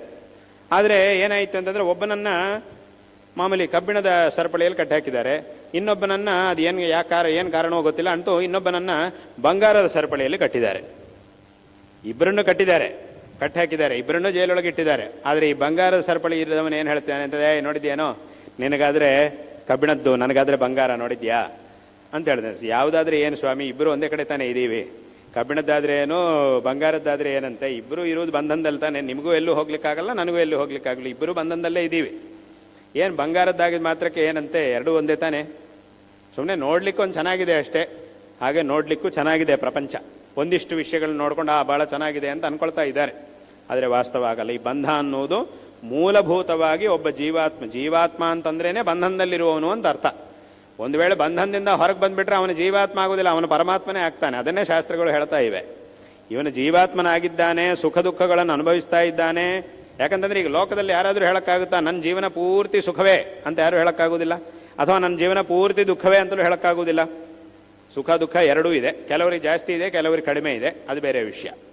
ಅದು ಯಾಕೆ ಅಂತಂದರೆ ಈಗ ಹೇಳಿದ ಹಾಗೆ ಅವರವರ ಕರ್ಮಕ್ಕೆ ಅನುಗುಣವಾಗಿ ಹಾಗಾಗ್ತಾ ಇರುತ್ತೆ. ಆದ್ದರಿಂದ ಎಲ್ಲರೂ ಇರುವುದು ಬಂಧನದಲ್ಲೇ. ಆದ್ದರಿಂದ ಇಂತಹ ಬಂಧನದಲ್ಲಿದ್ದುಕೊಂಡು ನನಗೆ ಮಾತ್ರ ಚಿನ್ನದ ಸರಪಳಿ ಇದೆ ಅಂತ ನೋಡಿಕೊಂಡು ಅದು ನೋಡಿದ್ದೀರಾ ನಾನು ಚೆನ್ನಾಗಿದ್ದೀನಿ ಅಂತ ತಿಳ್ಕೊಂಡ್ರೆ ಅದು ಆ ಜೈಲಲ್ಲಿದ್ದವನು ನನಗೆ ಬಂಗಾರ ಸರಪಳಿ ಇದೆ ನೋಡು ಅಂತ ಹೇಳಿದಂಗೆ ಆಗುತ್ತೆ. ಅದಕ್ಕೂ ಇದಕ್ಕೂ ವ್ಯತ್ಯಾಸ ಇರಲ್ಲ. ಆದ್ದರಿಂದಲೇ ನಮ್ಮ ಶಾಸ್ತ್ರಗಳು ನಮಗಿದನ್ನು ತಿಳಿಸ್ತಾವೆ. ನೋಡಪ್ಪ, ಅದನ್ನೇ ಗೀತೆಯಲ್ಲೂ ಸಹ ಭಗವಂತ ಹೇಳಿದ್ದಾನೆ, ಉಪನಿಷತ್ತುಗಳು ಇದನ್ನೇ ಹೇಳ್ತಾ ಇವೆ. ನೋಡಪ್ಪ, ನೀನು ಇಂತಹ ಸಾಧನೆಯನ್ನು ಮಾಡಬೇಕಾಗಿದೆ ಜೀವನದಲ್ಲಿ. ಲೌಕಿಕವಾದಂಥ ಕೆಲಸಗಳು ಅದೆಲ್ಲ ಇರಲಿ, ಆದರೆ ಅದೆಲ್ಲರ ಜೊತೆಗೆ ಇಂತಹ ಆಧ್ಯಾತ್ಮಿಕವಾದ ಸಾಧನೆ, ಈ ಧಾರ್ಮಿಕ ಪರಂಪರೆಯನ್ನು ನೀನು ಚೆನ್ನಾಗಿ ಕಾಪಾಡಿಕೊಂಡು ನೀನು ಹೋಗಬೇಕು ಅನ್ನೋದನ್ನೇ ಗೀತೆಯಲ್ಲೂ ಸಹ ಭಗವಂತ ಹೇಳಿದ್ದಾನೆ. ಅದಕ್ಕೆ ಏನೇನು ಮಾಡಬೇಕು ಅನ್ನೋದನ್ನು ಕ್ರಮೇಣ ಒಂದೊಂದನ್ನು ಭಗವಂತ ಉಪದೇಶ ಮಾಡಿದ್ದಾನೆ. ಆದ್ದರಿಂದ ಇಂತಹ ಒಂದು ಶ್ರೇಷ್ಠವಾದ ಪರಂಪರೆ ಅಂತಂದರೆ ಅದು ನಮ್ಮ ಸನಾತನ ಹಿಂದೂ ಧರ್ಮದ ಪರಂಪರೆ. ಇದನ್ನು ಪ್ರತಿಯೊಬ್ಬರೂ ಸಹ ಚೆನ್ನಾಗಿ ತಿಳ್ಕೊಂಡು ಇದನ್ನು ಚೆನ್ನಾಗಿ ಆಚರಣೆ ಮಾಡಿ ಈ ಒಂದು ಜೀವನವನ್ನು ಸಾರ್ಥಕ ಮಾಡಿಕೊಳ್ಬೇಕು. ಮತ್ತು ಇನ್ನೊಂದು ವಿಷಯ ಏನು ಅಂತಂದರೆ, ಈ ಸಾಧನೆಯನ್ನು ಮಾಡುವುದು, ಈ ಧರ್ಮಾಚರಣೆ ಮಾಡುವುದು, ಅದನ್ನೆಲ್ಲದನ್ನು ಪ್ರತಿಯೊಬ್ಬರೂ ಸಹ ಚೆನ್ನಾಗಿ ಮಾಡಬೇಕು, ಒಳ್ಳೆಯವರಾಗಿ ಜೀವನ ನಡೆಸಬೇಕು. ಆದರೆ ಈ ಒಳ್ಳೆಯವರಾಗಿ ಜೀವನ ನಡೆಸಬೇಕು ಅನ್ನುವಂತಹ ದೃಷ್ಟಿಯಲ್ಲಿ ಒಳ್ಳೆಯ ಕೆಲಸಗಳನ್ನು ಚೆನ್ನಾಗಿ ಮಾಡಬೇಕು, ಧೈರ್ಯಶಾಲಿಗಳಾಗಿ ಮುಂದೆ ಹೋಗಬೇಕು. ಒಳ್ಳೆಯವರಾಗಿರಬೇಕು ಅಂತಂದರೆ ಅದರ ಅರ್ಥ ಏನು ಮಾಡಲಿಕ್ಕೆ ಸಾಧ್ಯ ಆಗದೆ ಇರೋ ಹಂಗಿರಬೇಕು ಅಂತಲ್ಲ. ಒಳ್ಳೆಯವರಾಗಿರಬೇಕು ಅಂತಂದರೆ ಒಳ್ಳೆಯ ಕೆಲಸಗಳನ್ನು ಮಾಡಬೇಕು, ಅದಕ್ಕೆ ತೊಂದರೆ ಆದಾಗ ಅದನ್ನು ಸರಿಯಾಗಿ ಉತ್ತರ ಕೊಡುವಂಥವರು ಆಗಿರಬೇಕು. ಅದು ಒಳ್ಳೆಯ ಕೆಲಸಗಳನ್ನು ಮಾಡುವುದು ಅಂತಂದರೆ. ಒಳ್ಳೆಯ ಕೆಲಸಗಳನ್ನು ಮಾಡಿದ್ರೆ ಮಾಡ್ತೀವಿ, ಒಂದು ವೇಳೆ ಅದಕ್ಕೆ ತೊಂದರೆ ಆಯ್ತಾ ಸರಿ ಸುಮ್ಮನೆ ಕೈ ಕಟ್ಕೊಂಡು ಕೂತಿರ್ತೀವಿ ಅಂತಲೂ ಇರಬಾರ್ದು. ಹಾಗಿರಬಾರ್ದು. ಒಳ್ಳೆಯ ಕೆಲಸಗಳನ್ನು ಮಾಡುವವನು ಅಂತಂದರೆ ಅದರ ಅರ್ಥ ಏನು ಅಂತ ಕೇಳಿದರೆ, ಬರೀ ಒಳ್ಳೆ ಕೆಲಸಗಳನ್ನು ಮಾಡುವವನು ಮಾತ್ರ ಅಲ್ಲ, ಆ ಒಳ್ಳೆಯ ಕೆಲಸಗಳಿಗೆ ತೊಂದರೆ ಮಾಡುವವರಿಗೆ ತಕ್ಕ ಉತ್ತರವನ್ನು ಕೊಡ್ತಾ ಒಳ್ಳೆ ಕೆಲಸ ಮಾಡುವವನು. ಇದು ಒಳ್ಳೆ ಕೆಲಸವನ್ನು ಮಾಡುವನು ಅನ್ನೋದರ ಅರ್ಥ. ಇದು ಒಳ್ಳೆಯವನು ಅಂತಂದರೆ ಅದರ ಅರ್ಥ ಅದು. ಒಳ್ಳೆಯವರು ಅಂತಂದರೆ ಒಳ್ಳೆ ಕೆಲಸಗಳನ್ನು ಮಾಡ್ತಾ ಇರುವವರು. ಆ ಒಳ್ಳೆ ಕೆಲಸಗಳನ್ನು ಯಾರಾದರೂ ಮಾಡುವತ್ತಿಗೆ ಯಾರಾದರೂ ತೊಂದರೆ ಮಾಡಿದರೆ ಅದಕ್ಕೆ ಉತ್ತರವನ್ನು ಕೊಡಬೇಕು. ಕೊಡಲಿಲ್ಲ ಅಂತಂದರೆ ಆವಾಗ ಅದು ಸರಿಯಾಗುವುದಿಲ್ಲ. ಆದ್ದರಿಂದ ಒಳ್ಳೆ ಮಾರ್ಗ, ನಮ್ಮ ಈ ಧರ್ಮ ಮಾರ್ಗವನ್ನು ಧಾರ್ಮಿಕರು, ಹಾಗಾಗಿ ಧಾರ್ಮಿಕರು ಅಂತಂದ್ರೇನು, ಧರ್ಮಾಚರಣೆ ಮಾಡುವವರು ಆಗಿರಬೇಕು. ಮತ್ತು ಆ ಧರ್ಮಕ್ಕೆ ಯಾರಾದರೂ ತೊಂದರೆ ಮಾಡಲಿಕ್ಕೆ ಬಂದಾಗ ಅದಕ್ಕೆ ತಕ್ಕ ಉತ್ತರವನ್ನು ಕೊಟ್ಟು ಮತ್ತೆ ಪುನಃ ಧರ್ಮಾಚರಣೆ ಮಾಡುವಂಥವ್ರು ಆಗಬೇಕು. ನಮಗೆ ಅವಕಾಶ ಇದ್ದರೆ ಮಾಡ್ತೀವಿ, ಇಲ್ಲದೆ ಹೋದರೆ ಬಿಡ್ತೀವಿ ಅಂತ ಹೇಳಿದರೆ ಅವರನ್ನು ಧಾರ್ಮಿಕರು ಅಂತ ಹೇಳಲಿಕ್ಕೆ ಸಾಧ್ಯವಾಗುವುದಿಲ್ಲ. ಆದ್ದರಿಂದ ಇವತ್ತಿನ ಕಾಲದಲ್ಲಿ ಅಂತಹ ಧಾರ್ಮಿಕತೆ ಬೇಕಾಗಿದೆ. ಅಂತಹ ಅಂತಂದರೆ ಒಳ್ಳೆ ಕೆಲಸಗಳನ್ನು ಮಾಡಬೇಕಾಗಿದೆ. ಆ ಒಳ್ಳೆ ಕೆಲಸಗಳಿಗೆ ಯಾರು ತೊಂದರೆ ಮಾಡ್ತಾರೋ ಅವರಿಗೆ ತಕ್ಕ ಉತ್ತರವನ್ನು ಕೊಡ್ತಾ ಒಳ್ಳೆ ಕೆಲಸಗಳನ್ನು ಮಾಡಬೇಕಂತ ಒಂದು ಪರಿಸ್ಥಿತಿ ಇವಾಗಿದೆ. ಆ ರೀತಿಯಾದ ಒಂದು ಧಾರ್ಮಿಕತೆ ಇವಾಗ ಬೇಕಾಗಿದೆ. ಆದ್ದರಿಂದ ಇದನ್ನು ಪ್ರತಿಯೊಬ್ಬರೂ ಸಹ ಚೆನ್ನಾಗಿ ತಿಳ್ಕೊಳ್ಬೇಕು. ಯಾಕೆ ಅಂತಂದರೆ ಈ ಧಾರ್ಮಿಕತೆ, ಇದು ಒಳ್ಳೆ ಕೆಲಸಗಳನ್ನು, ಈ ಧರ್ಮಾಚರಣೆಯನ್ನು ಮಾಡಲಿಕ್ಕೆ ತೊಂದರೆ ಮಾಡುವವರು ಇವತ್ತಿನ ಕಾಲದಲ್ಲಿ ಬೇಕಾದಷ್ಟು ಜನ ಇದ್ದಾರೆ. ಬೇರೆ ಬೇರೆ ಕಡೆ ಬೇರೆ ಬೇರೆ ರೀತಿಯಾಗಿ ತೊಂದರೆ ಮಾಡುವಂಥವ್ರು ಬೇಕಾದಷ್ಟು ಜನ ಇದ್ದಾರೆ. ಅಂದರೆ ಕೆಲವರು ಹೇಳ್ಬೋದು, ಅಲ್ಲ ಎಲ್ಲರೂ ಕೆಟ್ಟವರಾಗೇನು ಇರುವುದಿಲ್ಲಲ್ವಾ, ಒಳ್ಳೆಯವರಾಗಿರ್ತಾರಲ್ವಾ ಒಳ್ಳೆಯವರು, ಎಲ್ಲರನ್ನೂ ಕೆಟ್ಟವರು ಅಂತ ನಾವು ಏನು ಹೇಳ್ತಾ ಇಲ್ಲ. ಬೇರೆಯವರನ್ನ ಎಲ್ಲರನ್ನೂ ಕೆಟ್ಟವರು ಅಂತ ಯಾರು ಹೇಳುವುದಿಲ್ಲ, ಯಾರು ಹೇಳಲಿಕ್ಕೆ ಸಾಧ್ಯ ಆಗುವುದಿಲ್ಲ. ಎಲ್ಲರನ್ನೂ ಕೆಟ್ಟವರು ಅಂತಲೂ ಹೇಳೋಕ್ಕಾಗೋದಿಲ್ಲ, ಎಲ್ಲರನ್ನೂ ಒಳ್ಳೆಯವರು ಅಂತಲೂ ಹೇಳೋಕ್ಕಾಗೋದಿಲ್ಲ. ಅದರಿಂದ ನೀವು ಬರೀ ಬೇರೆಯವರನ್ನೆಲ್ಲ ಕೆಟ್ಟವರು ಅಂತ ಹೇಳ್ತಿದ್ದೀನೇನೋ ಅಂತ ಕೆಲವರು ತಿಳ್ಕೊಳ್ತಾರೆ. ಆದರೆ ಇಲ್ಲಿರುವುದು ವಿಷಯ ಹಾಗಲ್ಲ. ಒಳ್ಳೆಯವರಿದ್ದೇ ಇರ್ಬೋದು, ಒಳ್ಳೆಯವರು ಎಲ್ಲ ಕಡೆನೂ ಇದ್ದಾರೆ. ಆದರೆ ಇಲ್ಲಿ ನಾವು ತಿಳ್ಕೊಳ್ಬೇಕಂತ ಇದ್ದೇನು ಅಂತಂದರೆ, ತುಂಬ ಜನ ಏನು ಹೇಳ್ತಾರೆ, ಎಲ್ಲ ಕಡೆ ಒಳ್ಳೆಯವರು ಎಲ್ಲರೂ ಹಂಗಿರುವುದಿಲ್ಲಲ್ಲ, ಒಳ್ಳೆಯವರು ಇದ್ದಾರಲ್ವಾ ಅಂತ ಹೇಳ್ತಾರೆ. ನೀವು ಈ ಥರ ನೋಡ್ತಾ ಒಳ್ಳೆಯವರು ಇದ್ದಾರೆ ಹೌದು, ಆದರೆ ಆ ಒಳ್ಳೆಯವರು ಯಾರು ಅದನ್ನು ಕಂಡುಹಿಡಿಯುವುದರಲ್ಲೇ ನಿಮ್ಮ ಅವಧಾನ ಇರಬೇಕು. ಒಳ್ಳೆಯವರಿದ್ದಾರೆ ಅನ್ನೋದು ಹೌದು, ಆದರೆ ಏನಾಗ್ತಿದೆ ಅಂತಂದರೆ ಬೇರೆಯವರಿಗೆ ಈ ಒಳ್ಳೆಯವರು ಕೆಲವರು ಇದ್ದಾರೆ ಅನ್ನುವುದೇ ಈ ಕೆಟ್ಟವರಿಗೆ ದೊಡ್ಡ ಅವಕಾಶ ಆಗ್ತಾ ಇದೆ. ಅವ್ರೇನು ಮಾಡ್ತಾರೆ, ನಿಮ್ಮ ಮುಂದಕ್ಕೆ ಇವರೆಲ್ಲ ಒಳ್ಳೆಯವರು, ಇಷ್ಟು ಜನ ಒಳ್ಳೆಯವರು ಇದ್ದಾರೆ ಅಂತ ಹೇಳಿಬಿಟ್ಟು ನಿಮಗೆ ತೋರಿಸ್ಬಿಟ್ಟು ಇಡೀ ಎಲ್ಲರೂ ಒಳ್ಳೆಯವರೇ ಅನ್ನೋ ಹಾಗೆ ನಿಮಗೆ ಅನಿಸೋ ಹಾಗೆ ಮಾಡಿ ಕೆಟ್ಟವರೆಲ್ಲ ಬಂದುಬಿಟ್ಟು ಅವ್ರ ಕೆಲಸ ಅವರು ಮಾಡ್ಕೊಳ್ತಾ ಇದ್ದಾರೆ. ಇದು ಆಗ್ತಾ ಇದೆ ಎಲ್ಲ ಕಡೆ. ಇದನ್ನೆಲ್ಲರೂ ಸಹ ಗಮನಿಸಬೇಕು. ಎಲ್ಲರನ್ನೂ ಕೆಟ್ಟವರು ಅಂತ ಹೇಳಲಿಕ್ಕಾಗೋದಿಲ್ಲ, ಅದು ಹೌದು ಸತ್ಯ. ಒಳ್ಳೆಯವರು ಎಲ್ಲ ಕಡೆನೂ ಇರ್ತಾರೆ ಅನ್ನೋದು ಸತ್ಯ. ಎಲ್ಲ ಮತಗಳಲ್ಲೂ ಒಳ್ಳೆಯವರು ಇದ್ದಾರೆ, ಸತ್ಯ, ಅದು ತಪ್ಪು ಅಂತಲ್ಲ. ಆದರೆ ಆ ಒಳ್ಳೆಯವರನ್ನು ನಿಮ್ಮ ಕಣ್ಣು ಮುಂದೆಗಡೆ ಇಟ್ಟುಬಿಟ್ಟು ಏನು ಮಾಡ್ತಿದ್ದಾರೆ ಅಂತಂದರೆ, ನೋಡಿದರೆ ಇವರು ಒಳ್ಳೆಯವರು, ಹಾಗಾಗಿ ಎಲ್ಲರೂ ಒಳ್ಳೆಯವರು ಅನ್ನೋ ಹಾಗೆ ನಿಮಗೆ ಅನಿಸುವ ಹಾಗೆ ಮಾಡಿ ಈ ಕೆಟ್ಟವರೆಲ್ಲ ಅವರನ್ನು ನಿಮ್ಮ ಮುಂದೆ ಇಟ್ಟು ಅವರ ಹಿಂದುಗಡೆಯಿಂದ ನಿಮಗೆ ಮಾಡಬೇಕಾದ್ದನ್ನೆಲ್ಲ ಮಾಡ್ತಾ ಇದ್ದಾರೆ, ತೊಂದರೆಯನ್ನೆಲ್ಲ ಮಾಡ್ತಾ ಇದ್ದಾರೆ. ಆದ್ದರಿಂದ ಇಂಥದ್ದನ್ನು ಸರಿಯಾಗಿ ಎಲ್ಲರೂ ಸಹ ಗಮನಿಸಬೇಕು. ಇದನ್ನು ಪ್ರತಿಯೊಬ್ಬರೂ ಸಹ ಗಮನಿಸಬೇಕು. ಈಗ ಲೋಕದಲ್ಲಿ ಮೋಸ ಯಾಕೆ ನಡೆಯುತ್ತೆ? ಮೋಸ ಮಾಡದೇ ಇರೋರು ತುಂಬ ಜನ ಇದ್ದಾರೆ. ಅವರನ್ನು ನಾವು ನಂಬಿದ ಹಾಗೆ ಇವರನ್ನು ನಂಬ್ತಾ ಇದ್ದೀವಿ. ನೋಡಿ, ಇವರು ಒಳ್ಳೆಯವರಲ್ವಾ, ಇವರು ಅವರ ಹಾಗೆ ಕಾಣಿಸ್ತಾ ಇದ್ದಾರೆ, ಅದರಿಂದ ಇವರು ಒಳ್ಳೆಯವರೇ ಇರಬೇಕು ಅಂತ ಕೆಟ್ಟವನನ್ನು, ಒಂದು ಒಳ್ಳೆಯವನನ್ನು ನೋಡಿಕೊಂಡು ಅವನನ್ನು ದೃಷ್ಟಾಂತವಾಗಿ ಇಟ್ಕೊಂಡು ಒಬ್ಬ ಕೆಟ್ಟವನನ್ನು ಸಹ ನಂಬಿ ಅವನು ಹೇಳಿದ್ದನ್ನೆಲ್ಲ ಮಾಡಿದ್ರಿಂದ ಮೋಸ ಅನ್ನೋದು ಆಗ್ತಾ ಇದೆ ಲೋಕದಲ್ಲಿ. ಹಾಗೆ ತಾನೇ ಇರುವುದು. ಹಾಗಾಗಿ ಅವನು ಏನು ಮಾಡ್ತಾನೆ, ಮೋಸ ಮಾಡುವ ತನಕ ಒಳ್ಳೆಯವನ ಹಾಗೆ ಕಾಣಿಸ್ಕೊಳ್ತಾನೆ. ನಿಜವಾದ ಒಳ್ಳೆಯವನು ಹೇಗಿರ್ತಾನೋ ಇವನು ಹಾಗೆ ಕಾಣಿಸ್ಕೊಳ್ತಾನೆ, ಆದರೆ ಅವನು ವಾಸ್ತವವಾಗಿ ಒಳ್ಳೆಯವನಲ್ಲ. ಅಲ್ಲಿ ಯಾವಾಗ ಇದನ್ನು ನಾವು ಗುರುತಿಸ್ತೀವೋ, ಇದಕ್ಕೆ ಸರಿಯಾದಂತಹ ಒಂದು ನಾವು ಆದಷ್ಟು ಇದರಿಂದ ನಾವು ನಮ್ಮನ್ನು ರಕ್ಷಣೆ ಮಾಡ್ಕೊಳ್ತೀವೋ, ಆಗ ನಾವು ಚೆನ್ನಾಗಿರ್ತೀವಿ, ಈ ಧರ್ಮವೂ ಸಹ ಚೆನ್ನಾಗಿರುತ್ತೆ. ಅದಕ್ಕೆ ನಮ್ಮ ಗುರುಗಳು ಯಾವಾಗಲೂ ಒಂದು ಉದಾಹರಣೆ ಹೇಳ್ತಿರ್ತಾರೆ. ನೋಡಪ್ಪ, ಒಬ್ಬ ದಾರಿಯಲ್ಲಿ ಹೋಗ್ತಾ ಇದ್ದಾನೆ, ದಾರಿಯಲ್ಲಿ ಒಂದು ಹುತ್ತ ಇದೆ. ಈಗ ಆ ಹುತ್ತದಲ್ಲಿ ಹಾವಿದೆಯಾ ಇಲ್ವಾ ಗೊತ್ತಿಲ್ಲ, ಸಂದೇಹ. ಹಾವಿದೆಯಾ ಇಲ್ವಾ ಅನ್ನೋದು ಗೊತ್ತಿಲ್ಲ. ಆಗ ನಾವೇನು ಮಾಡಬೇಕು, ಅದರ ಮೇಲೆ ಕಾಲಿಡಲಿಕ್ಕೆ ಹೋಗಬಾರ್ದು, ಪಕ್ಕದಿಂದ ಹೋಗೋದು ಒಳ್ಳೆಯದು. ಯಾಕೆ ಅಂತಂದರೆ, ಹಾವು ಇರಲಿಲ್ಲ ಅಂತಂದರೆ ಪರವಾಗಿಲ್ಲ, ನಾನು ಅದನ್ನು ತುಳ್ಕೊಂಡೇ ಹೋಗ್ತೀನಿ ಅಂತಂದರೆ, ಹಾವಿಲ್ಲ ಅಂದರೆ ಪರವಾಗಿಲ್ಲ, ಆದರೆ ಒಂದು ವೇಳೆ ಇದೆ ಅಂತಂದರೆ ಮಾತ್ರ ತುಂಬ ಕಷ್ಟವನ್ನು ಅನುಭವಿಸಬೇಕಾಗಿ ಬರುತ್ತೆ. ಹಾಗಂತೇಳಿ ಹಾವು ಇಲ್ವೇ ಇಲ್ಲ ಅಂತ ನೀನು ತೀರ್ಮಾನವಾಗಿ ಹೇಳಲಿಕ್ಕಾಗುತ್ತಾ? ಅದು ಹೇಳೋಕ್ಕಾಗೋದಿಲ್ಲ. ಅವನು ನಮ್ಮನ್ನು ಕೇಳ್ಬೋದೇ, ಅದು ಹೇಗಿರಿ ಹಾವಿದ್ದೇ ಇದೆ ಅಂತ ನೀವು ಹೇಳ್ತೀರಾ ಅಂತ ಕೇಳ್ಬೋದು. ಆಗ ನಾವು ಕೇಳ್ತೀವಿ, ಹಾವು ಇಲ್ವೇ ಇಲ್ಲ ಅಂತ ನೀನು ಹೇಳ್ತೀಯಾ? ಹೇಳೋಕ್ಕಾಗೋದಿಲ್ಲ. ಹಾಗಾಗಿ ಏನು ಮಾಡುವುದು ಒಳ್ಳೆಯದು? ಅದರ ಮೇಲೆ ಹೋಗುವುದೇ ಬೇಡ. ಹಾವಿರಲಿ ಇಲ್ಲದೆ ಹೊರಲಿ ಅದರ ಮೇಲೆ ಹೋಗುವುದೇ ಬೇಡ. ನಮ್ಮ ಬೇರೆ ಮಾರ್ಗದಲ್ಲಿ ನಾವು ಹೋದರೆ ಒಳ್ಳೆಯದು. ಅದರ ಮೇಲೆ ಯಾಕೆ ಹೋಗಬೇಕು? ಅದರ ಹತ್ರ ಹೋಗುವುದೇ ಬೇಡ. ಇದೇ ಥರ ಎಲ್ಲರೂ ಸಹ ಚೆನ್ನಾಗಿ ತಿಳ್ಕೊಳ್ಬೇಕು. ಆದ್ದರಿಂದ ಅಂದರೆ ಅದಕ್ಕೆ ಇಲ್ಲ ಏನು ಹೇಳಿದ್ದಾರೆ, ಅದರೊಳಗೆ ಹಾವಿದೆಯಾ ಇಲ್ವಾ ಬೇರೆ ವಿಷಯ. ಸ್ವಲ್ಪ ಪಕ್ಕದಿಂದ ನಾವು ಹೋಗಿದ್ದೀವಿ ಅಂತಂದರೆ ಏನಾಗುತ್ತೆ, ಒಂದು 4 ಹೆಜ್ಜೆ ಜಾಸ್ತಿ ಹಾಕಬೇಕಾಗಿ ಬರುತ್ತೆ ಅಷ್ಟೇ.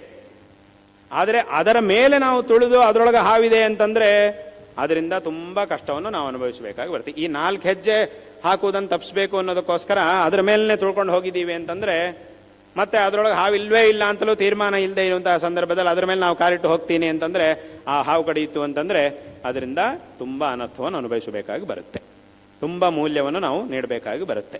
ಆದ್ದರಿಂದ ಇದನ್ನು ಪ್ರತಿಯೊಬ್ಬರೂ ಸಹ ಚೆನ್ನಾಗಿ ತಿಳ್ಕೊಳ್ಬೇಕು. ಮುಖ್ಯವಾಗಿ ಇವತ್ತಿನ ಕಾಲದಲ್ಲಿ ಈ ಹಿಂದೂ ಸಮಾಜ ಇದನ್ನು ಸರಿಯಾಗಿ ಅರ್ಥ ಮಾಡಿಕೊಳ್ಬೇಕು. ಈ ವಿಷಯವನ್ನು ಸರಿಯಾಗಿ ಅರ್ಥ ಮಾಡಿಕೊಳ್ಳಬೇಕು. ಇಲ್ಲೇ ನಿಮಗಿರುವಂತಹ ಬುದ್ಧಿಯನ್ನು ಸರಿಯಾಗಿ ಉಪಯೋಗ ಮಾಡಬೇಕು. ಇಂತಹ ವಿಷಯಗಳಲ್ಲಿ ಒಳ್ಳೆಯವರು ಎಲ್ಲಿದ್ದಾರೋ ಅವರನ್ನು ಗುರುತಿಸಿ ಗೌರವಿಸಿ, ಅದು ಯಾವ ಮತದಲ್ಲಿ ಬೇಕಾದರೂ ಇರಲಿ ಅಲ್ಲಿದ್ದವರನ್ನು ಗೌರವಿಸಿ ಗುರುತಿಸಿ ಎಲ್ಲ ಮಾಡಿ, ಅದೇನು ತೊಂದರೆ ಇಲ್ಲ. ಯಾಕಂದರೆ ಒಳ್ಳೆಯವರೆಲ್ಲ ಕಡೆಯೂ ಇದ್ದೇ ಇದ್ದಾರೆ. ಆದರೆ ಅದನ್ನಿಟ್ಟುಕೊಂಡು ಎಲ್ಲರನ್ನೂ ಹಾಗೆ ನಂಬುವುದು, ಹಾಗೆಲ್ಲ ಮಾಡಿ ತೊಂದರೆಯನ್ನು ತಂದುಕೊಳ್ಳಬೇಡಿ. ಇದನ್ನು ಪ್ರತಿಯೊಬ್ಬರೂ ಸಹ ಚೆನ್ನಾಗಿ ತಿಳ್ಕೊಳ್ಬೇಕು.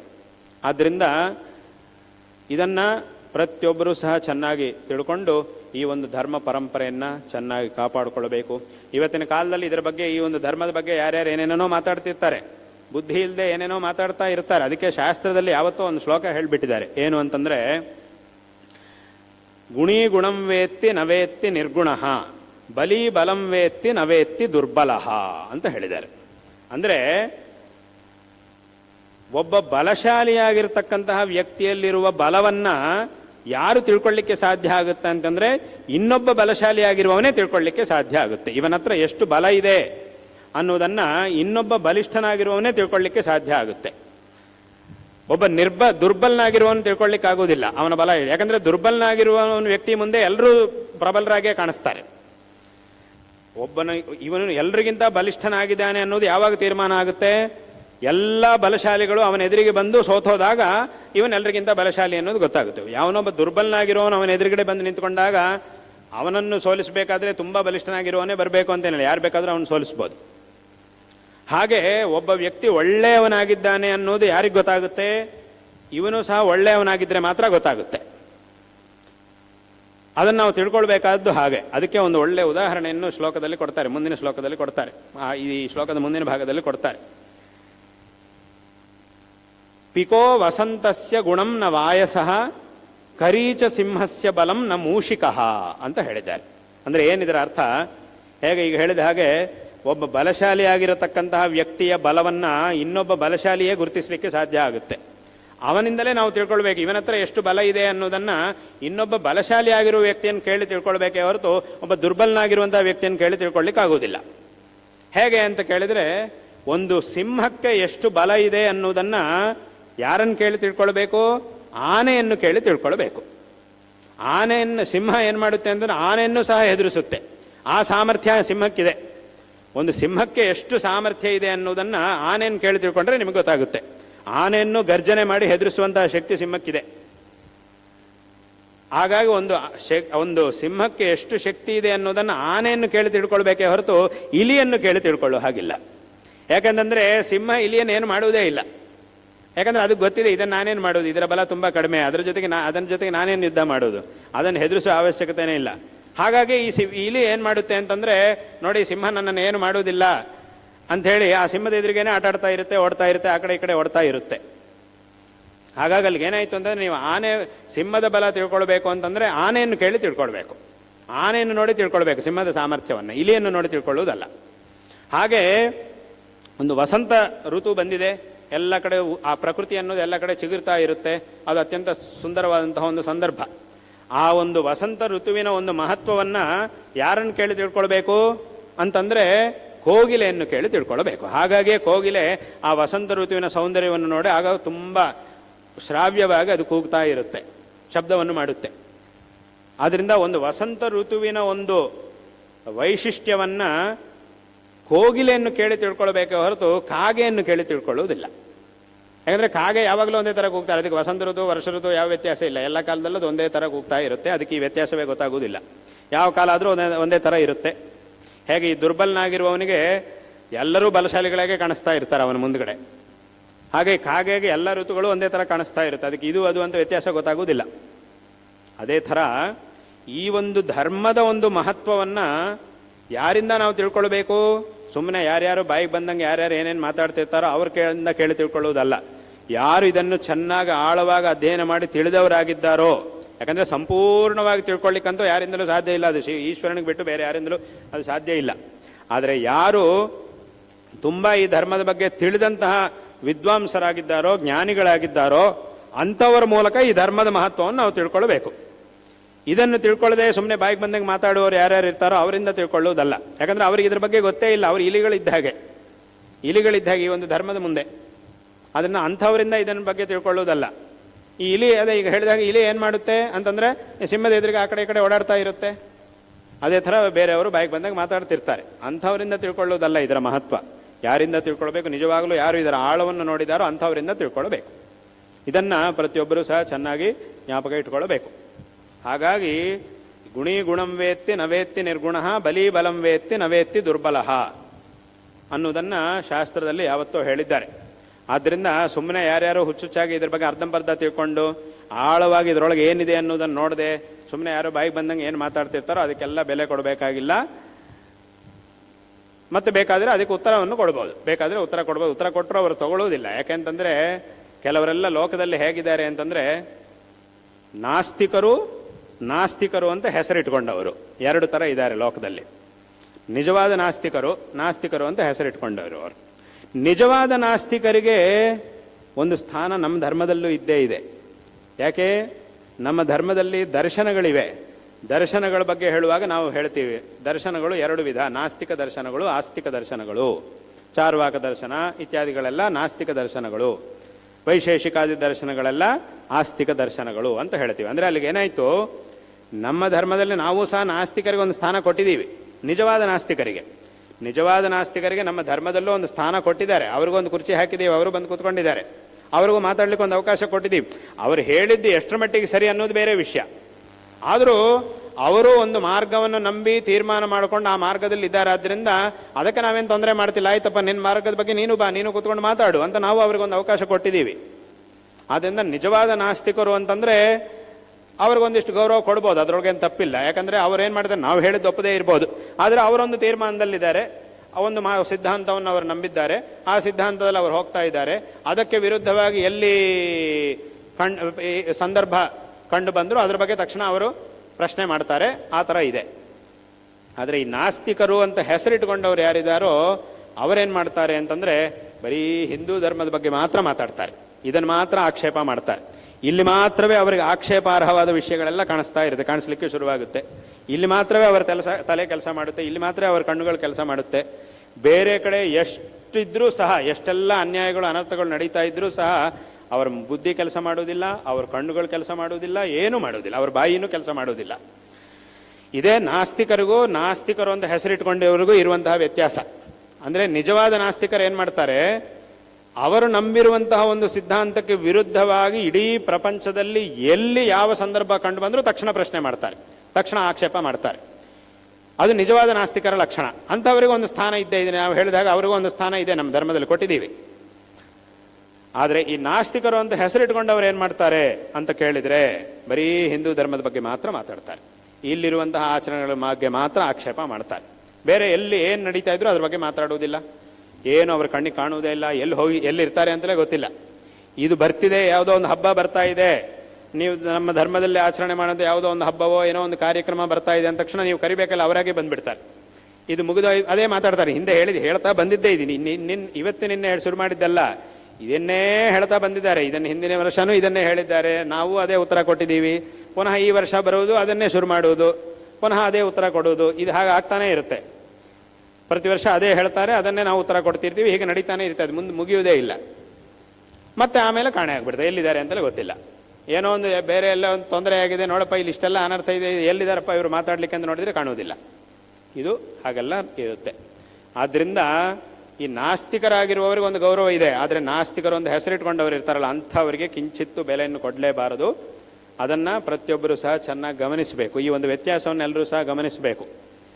ಆದ್ದರಿಂದ ಇದನ್ನು ಪ್ರತಿಯೊಬ್ಬರೂ ಸಹ ಚೆನ್ನಾಗಿ ತಿಳ್ಕೊಂಡು ಈ ಒಂದು ಧರ್ಮವನ್ನು ಚೆನ್ನಾಗಿ ಆಚರಣೆ ಮಾಡಿ ಜೀವನವನ್ನು ಸಾರ್ಥಕ ಮಾಡಿಕೊಳ್ಳಬೇಕು ಅನ್ನುವಂತಹ ಒಂದು ವಿಷಯವನ್ನು ಈ ಸಂದರ್ಭದಲ್ಲಿ ಎಲ್ಲರಿಗೂ ಸಹ ಹೇಳಬಯಸ್ತಾ ಇದ್ದೇವೆ.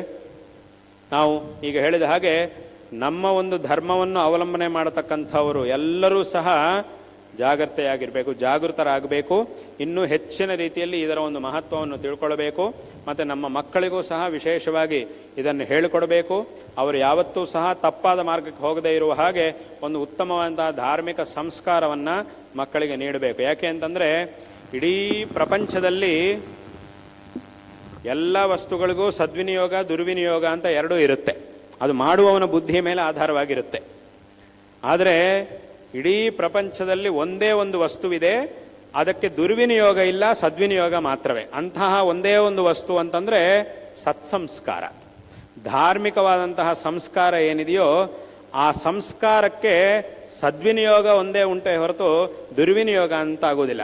ಇವನು ಸಂಸ್ಕಾರಶಾಲಿಯೂ ಆಗಿದ್ದಾನೆ, ಆದರೆ ಕೆಟ್ಟ ಕೆಲಸಗಳನ್ನು ಮಾಡ್ತಾನೆ ಅಂತ ಎಲ್ಲೂ ಇಲ್ಲ. ಕೆಟ್ಟ ಕೆಲಸಗಳನ್ನು ಮಾಡ್ತಾನೆ ಅಂದರೆ ಸಂಸ್ಕಾರ ಇಲ್ಲ ಅಂತ ಅರ್ಥ. ಸಂಸ್ಕಾರ ಇದೆ ಅಂತಂದರೆ ಕೆಟ್ಟ ಕೆಲಸಗಳನ್ನು ಮಾಡಲ್ಲ ಅಂತ ಅರ್ಥ. ಎರಡೂ ಉಂಟು ಅಂತ ಹೇಳೋಕ್ಕಾಗಿದೆ. ಅಂದರೆ ಒಬ್ಬ ಧನವಂತ ಅವನು ತಪ್ಪು ಮಾಡ್ಬೋದು, ಅವನ ಹತ್ರ ಐಶ್ವರ್ಯ ಇದೆ, ಆದರೆ ಅವನು ತಪ್ಪು ಮಾಡ್ಬೋದು. ಒಬ್ಬ ಪಂಡಿತ ಇದ್ದಾನೆ, ಅವನ ಹತ್ರ ಪಾಂಡಿತ್ಯ ಇದೆ, ಆದರೆ ಅದನ್ನು ದುರ್ವಿನಿಯೋಗ ಮಾಡ್ಬೋದು. ಒಬ್ಬ ಅಧಿಕಾರಿ ಇದ್ದಾನೆ, ಅವನ ಅಧಿಕಾರವನ್ನು ಅವನು ದುರ್ವಿನಿಯೋಗ ಮಾಡ್ಬೋದು.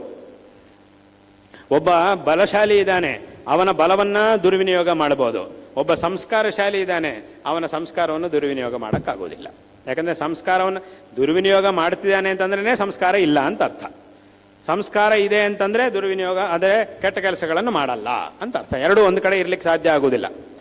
ಒಂದು ಧನ ಮತ್ತು ದುರ್ವಿನಿಯೋಗ ಒಂದು ಕಡೆ ಇರ್ಬೋದು, ಬೇರೆದೆಲ್ಲದರ ಜೊತೆಗೂ ದುರ್ವಿನಿಯೋಗ ಅನ್ನೋದಿರ್ಬೋದು. ಸಂಸ್ಕಾರದ ಜೊತೆಗೆ ಮಾತ್ರ ಸದ್ವಿನಿಯೋಗ ಒಂದೇ ಇರುತ್ತೆ, ದುರ್ವಿನಿಯೋಗ ಇರಲಿಕ್ಕೆ ಸಾಧ್ಯ ಆಗೋದು. ಅಂತಹ ಏಕಮಾತ್ರ ವಸ್ತು ಅಂತಂದರೆ ಸಂಸ್ಕಾರ. ಅದರೊಳಗೂ ನಮ್ಮ ಧರ್ಮ ನಮಗೆ ಕೊಡ್ತಿರುವಂತಹ ಒಂದು ಸಂಸ್ಕಾರ ಅದು ಅತ್ಯಂತ ಶ್ರೇಷ್ಠವಾದದ್ದು. ಅದು ಒಬ್ಬ ಮನುಷ್ಯನನ್ನು ದೇವರನ್ನಂತೆ ಮಾಡುತ್ತೆ. ಅಂತಹ ಒಂದು ಸಂಸ್ಕಾರ ನಮ್ಮ ಧರ್ಮ ನಮಗೆ ಕೊಡ್ತಾ ಇದೆ. ನಾವು ಲೋಕದಲ್ಲಿ ಕೆಲವ್ರ ಬಗ್ಗೆ ಅವರು ದೇವರಂತಹ ಮನುಷ್ಯರು ಅಂತ ಹೇಳ್ತೀವಿ. ಯಾಕೆ ದೇವರಂತಹ ಮನುಷ್ಯರು ಅಂತಂದರೆ ಅದರ ಅರ್ಥ ಏನು? ಅಷ್ಟು ಸಂಸ್ಕಾರವಂತರಾಗಿದ್ದಾರೆ, ಅಷ್ಟು ಸದಾಕಾಲ ಎಲ್ರಿಗೂ ಒಳ್ಳೆಯದನ್ನು ಮಾಡುವಂಥವರಾಗಿರ್ತಾರೆ. ಆದ್ದರಿಂದಲೇ ಅವ್ರ ಬಗ್ಗೆ ನಾವು ಆ ಥರ ಹೇಳ್ತೀವಿ. ಆದ್ದರಿಂದ ಇದನ್ನು ಪ್ರತಿಯೊಬ್ಬರೂ ಸಹ ಚೆನ್ನಾಗಿ ತಿಳ್ಕೊಳ್ಬೇಕು. ಇಂಥ ಒಂದು ಧಾರ್ಮಿಕ ಸಂಸ್ಕಾರವನ್ನು ಮಕ್ಕಳಿಗೆ ಕೊಟ್ಟಾಗ ಅವರು ಸದಾಕಾಲ ಒಳ್ಳೆಯ ಮಾರ್ಗದಲ್ಲಿರ್ತಾರೆ ಮತ್ತು ಉತ್ತಮವಾದಂತಹ ಸ್ಥಿತಿಯನ್ನು ತಲುಪ್ತಾರೆ. ಲೋಕದಲ್ಲಿ ಎಷ್ಟು ಎತ್ತರಕ್ಕೆ ನಾವು ಬೆಳೀಬೇಕೋ ಅಷ್ಟು ಸಂಸ್ಕಾರವನ್ನು ನಾವು ಬೆಳೆಸ್ಕೊಳ್ಬೇಕು. ಆಗ ನಾವು ತುಂಬ ಎತ್ತರಕ್ಕೆ ಬೆಳೀಲಿಕ್ಕೆ ಸಾಧ್ಯ ಆಗುತ್ತೆ. ಅದರಿಂದ ಇದನ್ನು ಪ್ರತಿಯೊಬ್ಬರೂ ಸಹ ಚೆನ್ನಾಗಿ ತಿಳ್ಕೊಳ್ಬೇಕು. ಸಂಸ್ಕಾರ ಇಲ್ಲದೆ ಇರುವಂತಹ ವ್ಯಕ್ತಿಯನ್ನು ಯಾವತ್ತೂ ಪ್ರಪಂಚ ಒಪ್ಪುವುದಿಲ್ಲ, ಸಮಾಜ ಒಪ್ಪುವುದಿಲ್ಲ. ಅವನು ಎಷ್ಟು ದೊಡ್ಡ ಮನುಷ್ಯ ಬೇಕಾದರೂ ಆಗಲಿ, ಸುಮ್ಮನೆ ಅವನ ಎದುರಿಗೆ ಬೇಕಾದರೆ ಸರಿ ಮಾಡಲಿಲ್ಲ ಅಂದರೆ ತೊಂದರೆ ಮಾಡ್ತಾನೇನೋ ಅಂತೇಳಿ ಬೇಕಾದರೆ ನಮಸ್ಕಾರ ಮಾಡ್ಬೋದೇ ಹೊರತು ಮನಸ್ಸಿನಿಂದ ಯಾರೂ ಗೌರವ ಕೊಡುವುದಿಲ್ಲ ಸಂಸ್ಕಾರ ಇಲ್ಲದೆ ಇರುವವನಿಗೆ. ಆದ್ದರಿಂದ ಈ ಸಂಸ್ಕಾರ ಅನ್ನೋದು ಬಹಳ ಅವಶ್ಯಕವಾದದ್ದು. ಆದ್ದರಿಂದ ಇಂತಹ ಧಾರ್ಮಿಕ ಸಂಸ್ಕಾರವನ್ನು ಸಹ ವಿಶೇಷವಾಗಿ ಮಕ್ಕಳಲ್ಲಿ ಬೆಳೆಸಬೇಕು. ಬೇರೆ ಯಾವುದೇ ಮತಗಳಲ್ಲಿರ್ತಕ್ಕಂಥ ಕೆಟ್ಟ ವಿಷಯಗಳ ಪ್ರಭಾವ ಮಕ್ಕಳ ಮೇಲೆ ಬೀಳದೇ ಇರುವ ಹಾಗೆ ವಿಶೇಷವಾಗಿ ಮಾಡಬೇಕು. ಅವರಿಗೆ ಇದರ ಬಗ್ಗೆ ಒಂದು ತಿಳುವಳಿಕೆಯನ್ನು ಕೊಡಬೇಕು. ನಮ್ಮ ಎಲ್ಲ ಮಕ್ಕಳು ವಿಶೇಷವಾಗಿ ಇದನ್ನು ಚೆನ್ನಾಗಿ ತಿಳ್ಕೊಂಡು ಲೌಕಿಕವಂತಹ ವಿದ್ಯೆಯಲ್ಲೂ ಸಹ ಒಳ್ಳೆಯ ಸಾಧನೆಯನ್ನು ಮಾಡಿ ಒಳ್ಳೆಯ ಸ್ಥಾನಕ್ಕೆ ಬರಬೇಕು. ಈ ಒಂದು ದೇಶವು ಮತ್ತು ಈ ಧರ್ಮ ಇದೆಲ್ಲವೂ ಸಹ ಸದಾಕಾಲ ಉತ್ತಮವಾದಂತಹ ಸ್ಥಿತಿಯಲ್ಲಿರುವ ಹಾಗೆ ಪ್ರತಿಯೊಬ್ಬರೂ ಸಹ ಯೋಚನೆ ಮಾಡಿ ಅದಕ್ಕೆ ಬೇಕಾದಂತಹ ಒಂದು ಪ್ರಯತ್ನವನ್ನು ಪ್ರತಿಯೊಬ್ಬರೂ ಸಹ ಮಾಡಬೇಕು. ದೇಶ ಧರ್ಮ ಎರಡೂ ಬೇಕೇ ಬೇಕು. ದೇಶವನ್ನು ಬಿಟ್ಟು ಧರ್ಮವನ್ನು ಬಗ್ಗೆ ಮಾತ್ರ ಯೋಚನೆ ಮಾಡುವುದು ತಪ್ಪೇ, ಧರ್ಮವನ್ನು ಬಿಟ್ಟು ದೇಶದ ಬಗ್ಗೆ ಮಾತ್ರ ಯೋಚನೆ ಮಾಡುವುದು ತಪ್ಪೇ. ಎರಡನ್ನೂ ನಾವು ಯೋಚನೆ ಮಾಡಬೇಕು, ಎರಡನ್ನೂ ಸಮಾನವಾಗಿ ನಡೆಸ್ಕೊಂಡು ಹೋಗಬೇಕು, ಆ ಸಾಮರ್ಥ್ಯವನ್ನು ಬೆಳೆಸ್ಕೊಳ್ಬೇಕು. ಅದು ಸಾಧ್ಯ ಆಗುತ್ತೆ, ಇದೇನು ಸಾಧ್ಯವಾಗದೇ ಇರುವಂಥ ವಿಷಯ ಏನಲ್ಲ. ಅದರಿಂದ ಎರಡನ್ನೂ ಸಹ ನಾವು ಚೆನ್ನಾಗಿ ಯೋಚನೆ ಮಾಡಿ ಅದನ್ನು ಅಭಿವೃದ್ಧಿ ಮಾಡುವಂತಹ ಒಂದು ಕಾರ್ಯಗಳನ್ನು ಪ್ರತಿಯೊಬ್ಬರೂ ಸಹ ಮಾಡಬೇಕು. ಅದರಲ್ಲೂ ವಿಶೇಷವಾಗಿ ನಮ್ಮ ಈ ಒಂದು ಹಿಂದೂ ಸಮಾಜ ಅನ್ನೋದು ವಿಶೇಷವಾಗಿ ಜಾಗೃತರಾಗಬೇಕು. ಇವತ್ತಿನ ಕಾಲದಲ್ಲಿ ಹಿಂದೂ ಸಮಾಜದ ಬಗ್ಗೆ ಅನೇಕ ವಿಧವಾದಂತಹ ಸುಳ್ಳುಗಳನ್ನು ಪ್ರಚಾರ ಮಾಡ್ತಾ ಇರ್ತಾರೆ ಲೋಕದಲ್ಲಿ. ಅದೆಲ್ಲ ಸುಳ್ಳುಗಳು, ಆ ವಿಷಯ ವಾಸ್ತವವಾಗಿ ಆ ವಿಷಯ ಹಾಗಲ್ಲ, ಇದು ಹೀಗೆ ಅನ್ನುವಂಥ ವಿಷಯವೇ ಆ ವಿಷಯ ಹಿಂದೂಗಳಿಗೆ ಗೊತ್ತಿಲ್ಲ, ಬೇರೆಯವ್ರಿಗೆ ಗೊತ್ತಿದೆ. ನಾನು ಹೇಳ್ತಿರೋ ಸುಳ್ಳು ಅಂತ ಅವನಿಗೆ ಗೊತ್ತಿದೆ. ಆದರೆ ಅವನೇನು ಮಾಡ್ತಾನೆ, ನಿಮಗೆ ಗೊತ್ತಿಲ್ವಾ, ನಿಮ್ಗೆ ಗೊತ್ತಿಲ್ಲ ತಾನೇ, ಹಾಗಾಗಿ ಸುಳ್ಳು ಹೇಳಿದರೂ ಪರವಾಗಿಲ್ಲ. ನನಗೆ ಗೊತ್ತಿದೆ ಇಲ್ಲಿಲ್ಲ, ಇಲ್ಲಿ ಹಾವಿಲ್ಲ ಅಂತ ಗೊತ್ತಿದೆ ಇವನಿಗೆ, ಆದರೂ ಹೇಳ್ತಾನೆ ಇಲ್ಲಿ ಹಾವು ಉಂಟು ಅಂತ ನಿಮ್ಮನ್ನು ಹೆದರಿಸ್ತಾ ಇದ್ದಾನೆ. ಆಗ ನೀವೇನು ಮಾಡ್ತೀರೋ, ಹಾವು ಉಂಟೇನೋ ಅಂತ ಅಲ್ಲಿಂದ ಓಡಿ ಹೋಗ್ತಾ ಇದ್ದೀರಿ. ಇವನಿಗೆ ಗೊತ್ತಿದೆ ಇಲ್ಲಿ ಹಾವಿಲ್ಲ ಅಂತ, ಇವನಿಗೆ ಗೊತ್ತಿದ್ದರೂ ಅವನು ಹಾಗೆ ಹೇಳ್ತಿದ್ದಾನೆ, ಸುಮ್ಮನೆ ನಿಮ್ಮನ್ನು ಹೆದರಿಸಲಿಕ್ಕೆ, ನಿಮ್ಮನ್ನು ಇಲ್ಲಿಂದ ಓಡಿಸಲಿಕ್ಕೆ ಹಂಗೆ ಹೇಳ್ತಾ ಇದ್ದಾನೆ. ಹಾಗೆ ತುಂಬ ಜನ ಏನು ಮಾಡ್ತಾರೆ, ಇದರ ಬಗ್ಗೆ ಏನೇನೋ ಪ್ರಚಾರಗಳನ್ನು ಮಾಡ್ತಾ ಇರ್ತಾರೆ. ವಾಸ್ತವವಾಗಿ ಅವರು ಪ್ರಚಾರ ಮಾಡುವುದೇ ಬೇರೆ, ಇಲ್ಲಿರುವಂತಹ ವಿಷಯವೇ ಬೇರೆ. ಆದ್ದರಿಂದ ಇದರ ಒಂದು ಮಹತ್ವ ಏನು ಅನ್ನೋದನ್ನು ಪ್ರತಿಯೊಬ್ಬರೂ ಸಹ ಚೆನ್ನಾಗಿ ತಿಳ್ಕೊಳ್ಬೇಕು. ಇದನ್ನು ಆಚರಣೆ ಮಾಡಿ ಜೀವನವನ್ನು ಸಾರ್ಥಕ ಮಾಡಿಕೊಳ್ಳಬೇಕು. ಎಂತಹ ಒಂದು ಪರಿಸ್ಥಿತಿಯಲ್ಲೂ ಸಹ ಇಲ್ಲಿ ತನಕ ಈ ಒಂದು ಧರ್ಮಕ್ಕೆ ಆಗಿರುವಂತಹ ತೊಂದರೆ ಸಾಕು, ಇನ್ನು ಮೇಲೆ ತೊಂದರೆ ಆಗಲಿಕ್ಕೆ ಬಿಡಬಾರ್ದು. ಆ ರೀತಿಯ ಅಂತಹ ಒಂದು ಯೋಚನೆಯನ್ನು ಪ್ರತಿಯೊಬ್ಬರು ಮಾಡಬೇಕು. ಅದಕ್ಕೆ ಎಲ್ಲರೂ ಕೈ ಜೋಡಿಸಬೇಕು. ಬರೀ ಯಾರೋ ಒಬ್ಬರಿಬ್ಬರಿಂದ ಆಗುವಂತಹ ಕೆಲಸ ಅಲ್ಲ, ಅಥವಾ ಒಂದಿಷ್ಟು ಕಾಲ ಮಾಡಿ ಬಿಟ್ಬಿಡುವಂತಹ ಕೆಲಸವೂ ಅಲ್ಲ. ಇದು ನಿರಂತರ ನಡಿಬೇಕಾದಂತಹ ಒಂದು ಕೆಲಸ. ನಿರಂತರ ಎಲ್ಲರೂ ಸಹ ಮಾಡಬೇಕಂತಹ ಅವರವರ ಶಕ್ತಿಗೆ ಅನುಗುಣವಾಗಿ ಎಲ್ಲರೂ ಸಹ ಇದರಲ್ಲಿ ಕೈ ಜೋಡಿಸಿ ನಡೆಸಬೇಕಂತಹ ಒಂದು ಕಾರ್ಯ ಈ ಒಂದು ಧರ್ಮದ ರಕ್ಷಣೆ ಮತ್ತು ಈ ಧರ್ಮದ ಒಂದು ಪ್ರಚಾರ ಅನ್ನೋದು. ತುಂಬ ಸಾಮರ್ಥ್ಯ ಇರುವವರು ತುಂಬ ಮಾಡ್ತಾರೆ, ಹಾಗಂತೇಳಿ ಉಳಿದವರು ಏನು ಮಾಡಲಿಕ್ಕೆ ಆಗುವುದಿಲ್ಲ ಅಂತಿಲ್ಲ. ಎಲ್ಲರಿಗೂ ಮಾಡುವಂತಹ ಶಕ್ತಿ ಒಂದಿದ್ದೇ ಇದೆ. ಅದನ್ನು ಉಪಯೋಗಿಸ್ಕೊಂಡು ಎಲ್ಲರೂ ಸಹ ಅವರವರ ಕೆಲಸಗಳನ್ನು ಅವರು ಚೆನ್ನಾಗಿ ಮಾಡಿ ಈ ಒಂದು ಜೀವನವನ್ನು ಸಾರ್ಥಕ ಮಾಡಿಕೊಳ್ಳಬೇಕು. ಈ ಒಂದು ಧರ್ಮದ ರಕ್ಷಣೆಯನ್ನು ಮಾಡಿಕೊಳ್ಳಬೇಕು. ಮಕ್ಕಳನ್ನು ಮತ್ತು ಅದರಲ್ಲೂ ಸಹ ವಿಶೇಷವಾಗಿ ಹೆಣ್ಣು ಮಕ್ಕಳನ್ನು ಇವತ್ತಿನ ದಿವಸ ನಾವು ಅನೇಕ ಕಡೆಗಳಲ್ಲಿ ಕೇಳ್ತಾ ಇರ್ತೀವಿ, ಏನೇನೋ ಮಾಡಿ ಅವರ ಮನಸ್ಸನ್ನು ಕೆಡಿಸಿ ಅದರಿಂದ ತುಂಬ ತೊಂದರೆ ಮಾಡತಕ್ಕಂಥವರು ಬೇಕಾದಷ್ಟು ಜನ ಇದ್ದಾರೆ ಲೋಕದಲ್ಲಿ. ಅನೇಕ ಕಡೆಗಳಲ್ಲಿ ಅದೆಲ್ಲ ನಡೀತಾ ಇದೆ. ಅದಕ್ಕೆ ಎಷ್ಟೋ ಉದಾಹರಣೆಗಳಿದೆ. ಎಷ್ಟು ಉದಾಹರಣೆಗಳಾದರೂ ಕಣ್ಣು ಮಾತ್ರ ಬಿಡ್ತಾ ಇಲ್ಲ ಜನರು. ಆ ರೀತಿಯಾಗಿ ಅಂತಹ ಒಂದು ಪರಿಸ್ಥಿತಿ ಇದೆ. ಆದ್ದರಿಂದ ಅಂತಹ ಕೆಟ್ಟ ವಿಷಯಗಳಿಗೆ ಯಾರೂ ಸಹ ಅವಕಾಶವನ್ನು ಕೊಡಬಾರದು. ಅದಕ್ಕೆ ಇನ್ನೊಬ್ಬರಿಗೆ ಅವಕಾಶ ಸಿಗುವಂತೆ ಮಾಡಬಾರ್ದು. ಅದನ್ನು ಪ್ರತಿಯೊಬ್ಬರೂ ಸಹ ಆ ಥರದ್ದೊಂದು ಇದೆ ಅಂದ ತಕ್ಷಣವೇ ಅದನ್ನು ನೋಡಿ ಅದಕ್ಕೆ ತಕ್ಕಂತಹ ಒಂದು ಪರಿಹಾರವನ್ನು ಮಾಡುವುದರಲ್ಲಿ ಎಲ್ಲರೂ ಸಹ ಜಾಗರೂಕರಾಗಿರಬೇಕು. ಮತ್ತು ಎಲ್ಲರೂ ಸಹ ಎಲ್ಲ ಮಕ್ಕಳು ಸಹ, ಮತ್ತು ಅದರಲ್ಲೂ ವಿಶೇಷವಾಗಿ ಹೆಣ್ಣು ಮಕ್ಕಳು ಅವರು ಇದನ್ನು ವಿಶೇಷವಾಗಿ ತಿಳ್ಕೊಳ್ಬೇಕು. ಇದರ ಬಗ್ಗೆ ವಿಶೇಷವಾಗಿ ತಿಳ್ಕೊಳ್ಬೇಕು. ಅದೇ ಈಗ ಹೇಳಿದಾಗ, ನಾನು ಆರಂಭದಲ್ಲಿ ಹೇಳಿದ ಹಾಗೆ, ಒಳ್ಳೆಯವರಿದ್ದಾರೆ ಹೌದು, ಆದರೆ ಆ ಒಳ್ಳೆಯವರಿದ್ದಾರೆ ಅನ್ನೋ ಮಾತ್ರಕ್ಕೆ ಎಲ್ಲರೂ ಒಳ್ಳೆಯವರು ಇರುವುದಿಲ್ಲ. ಒಳ್ಳೆಯವರು ಇರ್ಬೋದು, ಆದರೆ ಎಲ್ಲರೂ ಸಹ ಒಳ್ಳೆಯವರು ಇರುವುದಿಲ್ಲ. ಮತ್ತು ಯಾರು ಒಳ್ಳೆಯವರು ಯಾರು ಅಲ್ಲ ಅನ್ನೋದನ್ನು ಕಂಡುಹಿಡಿಯುವಂತಹ ಸಾಮರ್ಥ್ಯ ಇವಾಗಲೇ ಯಾರಿಗೂ ಇಲ್ಲ. ಅದಿನ್ನೂ ಎಲ್ರಿಗೂ ಬರಲಿಲ್ಲ. ಅದಕ್ಕಿನ್ನೂ ತುಂಬ ಸಮಯ ಇದೆ. ಯಾರು ಒಳ್ಳೆಯವರು ಯಾರು ಕೆಟ್ಟವರು ನನಗೆಲ್ಲ ಗೊತ್ತಾಗ್ಬಿಡುತ್ತೆ, ನಾನು ತುಂಬ ತಿಳ್ಕೊಂಡಿದ್ದೀನಿ ಅಂತ ಹಾಗೆ ಅಂದ್ಕೊಂಡಿದ್ದು ಮಾತ್ರಕ್ಕೆ ಸಾಧ್ಯ ಆಗುವುದಿಲ್ಲ. ಎಲ್ಲರೂ ಕೆಟ್ಟವರಾಗಿಲ್ಲ ಹೌದು, ಆದರೆ ಹಾಗಂತ ಹೇಳಿ ಎಲ್ಲರೂ ಒಳ್ಳೆಯವರಾಗೂ ಇಲ್ಲ. ಮತ್ತು ಒಳ್ಳೆಯವರು ಯಾರು ಕೆಟ್ಟವರು ಯಾರು ಅನ್ನೋದನ್ನು ನೋಡಿ ಸರಿಯಾಗಿ ತಿಳ್ಕೊಳ್ಳುವಷ್ಟು ಸಾಮರ್ಥ್ಯವೂ ನಿಮಗಿಲ್ಲ. ಆ ಸಾಮರ್ಥ್ಯ ಅದು ಎಲ್ಲ ನಿಮಗೆ ಗೊತ್ತಾಗೋದ್ರೊಳಗೆ ಆಗಬೇಕಾದ ಅನರ್ಥವೆಲ್ಲ ಆಗೋಗಿರುತ್ತೆ. ಆದ್ದರಿಂದ ಇದನ್ನು ಪ್ರತಿಯೊಬ್ಬರೂ ಸಹ ಚೆನ್ನಾಗಿ ತಿಳ್ಕೊಂಡು ಅದನ್ನು ಗಮನಿಸಬೇಕು. ಹಾಗಾಗಿ ಈಗ ಹೇಳಿದ ಹಾಗೆ ಅದರೊಳಗೆ ಹಾವಿದೆಯಾ ಇಲ್ವಾ ಅನ್ನೋದನ್ನು ಕಂಡುಹಿಡಿಯಲಿಕ್ಕೆ ನಿಮ್ಗೆ ಆಗೋದಿಲ್ಲ, ಎರಡೂ ತೀರ್ಮಾನಗಳಿಲ್ಲ ಅಂತಂದರೆ ಅದನ್ನು ಬಿಡುವುದೇ ಒಳ್ಳೆಯದು. ಸುಮ್ಮನೆ ಅದನ್ನು ನೋಡ್ತೀನಿ ಅದರಲ್ಲೇ ನಾನು ಹೋಗ್ತೀನಿ ಅಂತ ಹಠ ಹಿಡಿಯುವುದಕ್ಕಿಂತ ಅದನ್ನು ಬಿಡುವುದು ಒಳ್ಳೆಯದು. ಏನಾಗುತ್ತೆ, ಅದಕ್ಕೆ ಅದನ್ನು ಬಿಟ್ಟು ನಾವು ಬೇರೆ ಮಾರ್ಗದಲ್ಲಿ ಹೋಗಿದ್ದರಿಂದ ಒಂದು 4 ಹೆಜ್ಜೆ ಜಾಸ್ತಿ ಹಾಕಿದಂಗೆ ಆಗುತ್ತೆ ಅಷ್ಟೇ. ಆದರೆ ಅದರ ಮೇಲೆ ಹೋಗಿ ತೊಂದರೆಗೆ ನಾವು ಸಿಕ್ಕಾಕೊಂಡಿದ್ದೀವಿ ಅಂತಂದರೆ ಮಾತ್ರ ಇಡೀ ಜೀವನವೇ ಹಾಳಾಗಿ ಹೋಗುತ್ತೆ, ಇಡೀ ಜೀವನದಲ್ಲೇ ತೊಂದರೆ ಆಗಿಬಿಡುತ್ತೆ. ಇದನ್ನು ವಿಶೇಷವಾಗಿ ತಿಳ್ಕೊಳ್ಬೇಕು ಅನ್ನುವಂತಹ ಒಂದು ವಿಷಯವನ್ನು ಈ ಸಂದರ್ಭದಲ್ಲಿ ಹೇಳ್ತಾ, ಎಲ್ಲ ಮಕ್ಕಳಿಗೂ ಸಹ ಈ ಸಂದರ್ಭದಲ್ಲಿ ನಾವು ನಾರಾಯಣ ಸ್ಮರಣಪೂರ್ವಕವಾಗಿ ಆಶೀರ್ವಾದಗಳನ್ನು ಮಾಡ್ತಾ ಇದ್ದೇವೆ. ಈ ಒಂದು ಹಿಂದೂ ಧರ್ಮವನ್ನು ಎಲ್ಲ ರೀತಿಯಲ್ಲೂ ಸಹ ಹಿಂದೂ ಧರ್ಮವನ್ನು, ಹಿಂದೂ ಸಮಾಜವನ್ನು ಬೆಳೆಸುವುದರಲ್ಲಿ ಪ್ರತಿಯೊಬ್ಬರೂ ಸಹ ಕೈ ಜೋಡಿಸಬೇಕು. ಅವರವರ ಕರ್ತವ್ಯಗಳನ್ನು ಪ್ರತಿಯೊಬ್ಬರೂ ಸಹ ಮಾಡಬೇಕು. ಎಲ್ಲ ರೀತಿಯಲ್ಲೂ ಇದನ್ನು ನಾವು ಬೆಳೆಸಬೇಕು. ಎಲ್ಲ ರೀತಿಯಲ್ಲೂ ಬೆಳೆಸಿದಾಗ ಮಾತ್ರವೇ ಈ ಧರ್ಮ ಅನ್ನೋದು ದೃಢವಾಗಿರಲಿಕ್ಕೆ ಸಾಧ್ಯ ಆಗುತ್ತೆ. ಎಷ್ಟರ ಮಟ್ಟಿಗೆ ಅಂತಂದರೆ ನಾನು ಅನೇಕ ಕಡೆಗಳಲ್ಲಿ ಹೇಳ್ತಾ ಇದ್ದೀನಿ, ಒಬ್ಬ ನಾಯಕನನ್ನು ಆಯ್ಕೆ ಮಾಡಿಕೊಳ್ಳುವ ಹೊತ್ತಿಗೂ ಅವನಿಗೆ ಧರ್ಮಶ್ರದ್ಧೆ ಇದೆಯಾ ಅಲ್ವಾ ಅನ್ನೋದನ್ನು ನೋಡಬೇಕು. ಇವತ್ತಿನ ಕಾಲದಲ್ಲಿ ತುಂಬ ಕಡೆಗಳಲ್ಲಿ ಏನಾಗ್ತಿರುತ್ತೆ, ಒಬ್ಬರ ನಾಯಕನಿಗೆ ಓಟ್ ಹಾಕುವಾಗ, ಒಬ್ಬರನ್ನ ಆಯ್ಕೆ ಮಾಡಿಕೊಳ್ಳುವಾಗ ಅದನ್ನೆಲ್ಲ ನೋಡುವುದಿಲ್ಲ. ಸುಮ್ಮನೆ ಇವರವರ ಭಾವ ಹಾಗಾಗಿ ಓಟ್ ಹಾಕ್ಬಿಡೋದು, ಇವರವರ ತಮ್ಮ ಹಾಗಾಗಿ ಓಟ್ ಹಾಕ್ಬಿಡೋದು, ಇವರವರ ಮಗ ಹಾಗಾದ್ರು ಅದನ್ನು ನೋಡಿ ಇರ್ಬೋದು, ಅವರ ಒಬ್ಬನ ತಮ್ಮ ಇರ್ಬೋದು, ಅವನ ಮಗ ಇರ್ಬೋದು, ಇವರ ಭಾವ ಇರ್ಬೋದು, ಏನು ಬೇಕಾದರೂ ಆಗಲಿ. ಆದರೆ ಅದನ್ನು ನೋಡ್ಕೊಂಡು ಗೆಲ್ಲಿಸುವುದಲ್ಲ.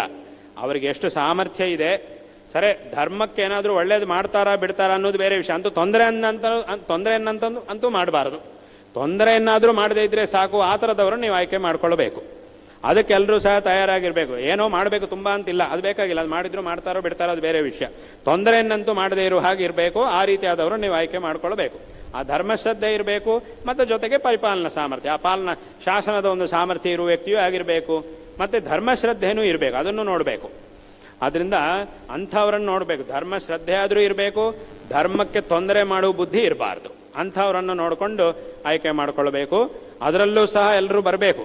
ಮತ್ತು ಈಗ ಯಾರು ಮಕ್ಕಳಿದ್ದೀರೋ, ಮುಂದಿನ ಕಾಲದಲ್ಲಿ ಒಬ್ಬೊಬ್ಬರು ಒಂದೊಂದು ಮಾರ್ಗವನ್ನು, ಒಂದೊಂದು ಕ್ಷೇತ್ರವನ್ನು ಆಯ್ಕೆ ಮಾಡ್ಕೊಂಡು ಹೋಗ್ತೀರಿ, ಒಂದೊಂದು ಕಡೆಗೂ ಹೋಗ್ತಾ ಇರ್ತೀರಿ, ಒಳ್ಳೆಯದು.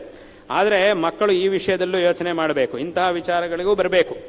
ದೇಶದ ಒಂದು ಪರಿಪಾಲನೆ, ಇವತ್ತು ಇಲ್ಲಿ ಒಳ್ಳೆ ಧಾರ್ಮಿಕ ಸಂಸ್ಕಾರ ಪಡೆದಿರತಕ್ಕಂತಹ ಮಕ್ಕಳೇ ಮುಂದೆ ಬೇರೆ ಬೇರೆ ಕ್ಷೇತ್ರಗಳಲ್ಲಿ ಬಂದರೆ ಅದರಿಂದ ಎಲ್ಲ ರೀತಿಯಲ್ಲೂ ಒಳ್ಳೆಯದಾಗುತ್ತೆ. ದೇಶಕ್ಕೂ ಒಳ್ಳೆಯದಾಗುತ್ತೆ, ಸಮಾಜಕ್ಕೂ ಒಳ್ಳೆಯದಾಗುತ್ತೆ, ಎಲ್ಲದಕ್ಕೂ ಸಹ ಒಳ್ಳೆಯದಾಗುತ್ತೆ. ಅದು ರಾಜಕೀಯ ಕ್ಷೇತ್ರ ಇರ್ಬೋದು, ಬೇರೆ ಬೇರೆ ಕ್ಷೇತ್ರಗಳಿರ್ಬೋದು, ಯಾವ ಕ್ಷೇತ್ರ ಬೇಕಾದರೂ ಇರಲಿ, ಅದರಲ್ಲಿ ಇಂತಹ ಒಳ್ಳೆಯ ಸಾಮರ್ಥ್ಯ ಹೊಂದಿರುವಂತಹ, ಒಳ್ಳೆಯ ಸಂಸ್ಕಾರ ಹೊಂದಿರುವಂತಹ ಮಕ್ಕಳು ಅದರಲ್ಲಿ ಬಂದರೆ ಅದರಿಂದ ಆ ಕ್ಷೇತ್ರವು ಮತ್ತು ಅದರಿಂದ ಎಲ್ಲ ಜನರು, ಸಮಾಜವು ಎಲ್ಲದಕ್ಕೂ ಒಳ್ಳೆಯದಾಗುತ್ತೆ. ಅದರ ಬಗ್ಗೆನೂ ಜನರು ಯೋಚನೆ ಮಾಡಬೇಕು. ಮಕ್ಕಳ ಯೋಚನೆ, ಇಂಥ ಒಳ್ಳೆಯ ಸಂಸ್ಕಾರ ಪಡೆದಿರತಕ್ಕಂಥವರು ವ್ಯವಸ್ಥೆ ಒಳಗೂ ಬರಬೇಕು. ಅದನ್ನು ನಾವು ಹೇಳೋದು. ವ್ಯವಸ್ಥೆಯೊಳಗೂ ಸರಿ, ವ್ಯವಸ್ಥೆ ಏನೋ ನಡೀತಾ ಇದೆ, ನಮಗೂ ಅದಕ್ಕೆ ಸಂಬಂಧ ಇಲ್ಲ, ನಾವು ಇಷ್ಟು ಮಾಡಿಕೊಂಡ್ರೆ ಸಾಕು ಅಂತ ಹೇಳಬಾರ್ದು. ಆ ಒಂದು ವ್ಯವಸ್ಥೆ ಒಳಗೂ ಸಹ ಬರಬೇಕು. ಉತ್ತಮ ಸಂಸ್ಕಾರ ಹೊಂದಿರತಕ್ಕಂತಹ ಮಕ್ಕಳು ಅದರೊಳಗೂ ಸಹ ಬರಬೇಕು. ಈ ದೇಶದ ಒಂದು ವ್ಯವಸ್ಥೆ, ಈ ಸಮಾಜದ ಒಂದು ವ್ಯವಸ್ಥೆ, ಈ ಧರ್ಮದ ಒಂದು ವ್ಯವಸ್ಥೆ, ಎಲ್ಲವುದನ್ನು ಸಹ ಚೆನ್ನಾಗಿ ಕಾಪಾಡಬೇಕು ಅನ್ನುವಂತಹ ಒಂದು ವಿಷಯವನ್ನು ಈ ಸಂದರ್ಭದಲ್ಲಿ ಹೇಳಬಯಸ್ತಾ ಇದ್ದೇವೆ. ಇವತ್ತು ಈ ಅಂಬಿಕಾ ವಿದ್ಯಾಸಂಸ್ಥೆಯ ಒಂದು 25ನೇ ವರ್ಷ ರಜತ ಮಹೋತ್ಸವವು ನಡೀತಾ ಇರುವುದು ಅತ್ಯಂತ ಸಂತೋಷಕರವಾದಂತಹ ಒಂದು ವಿಷಯ.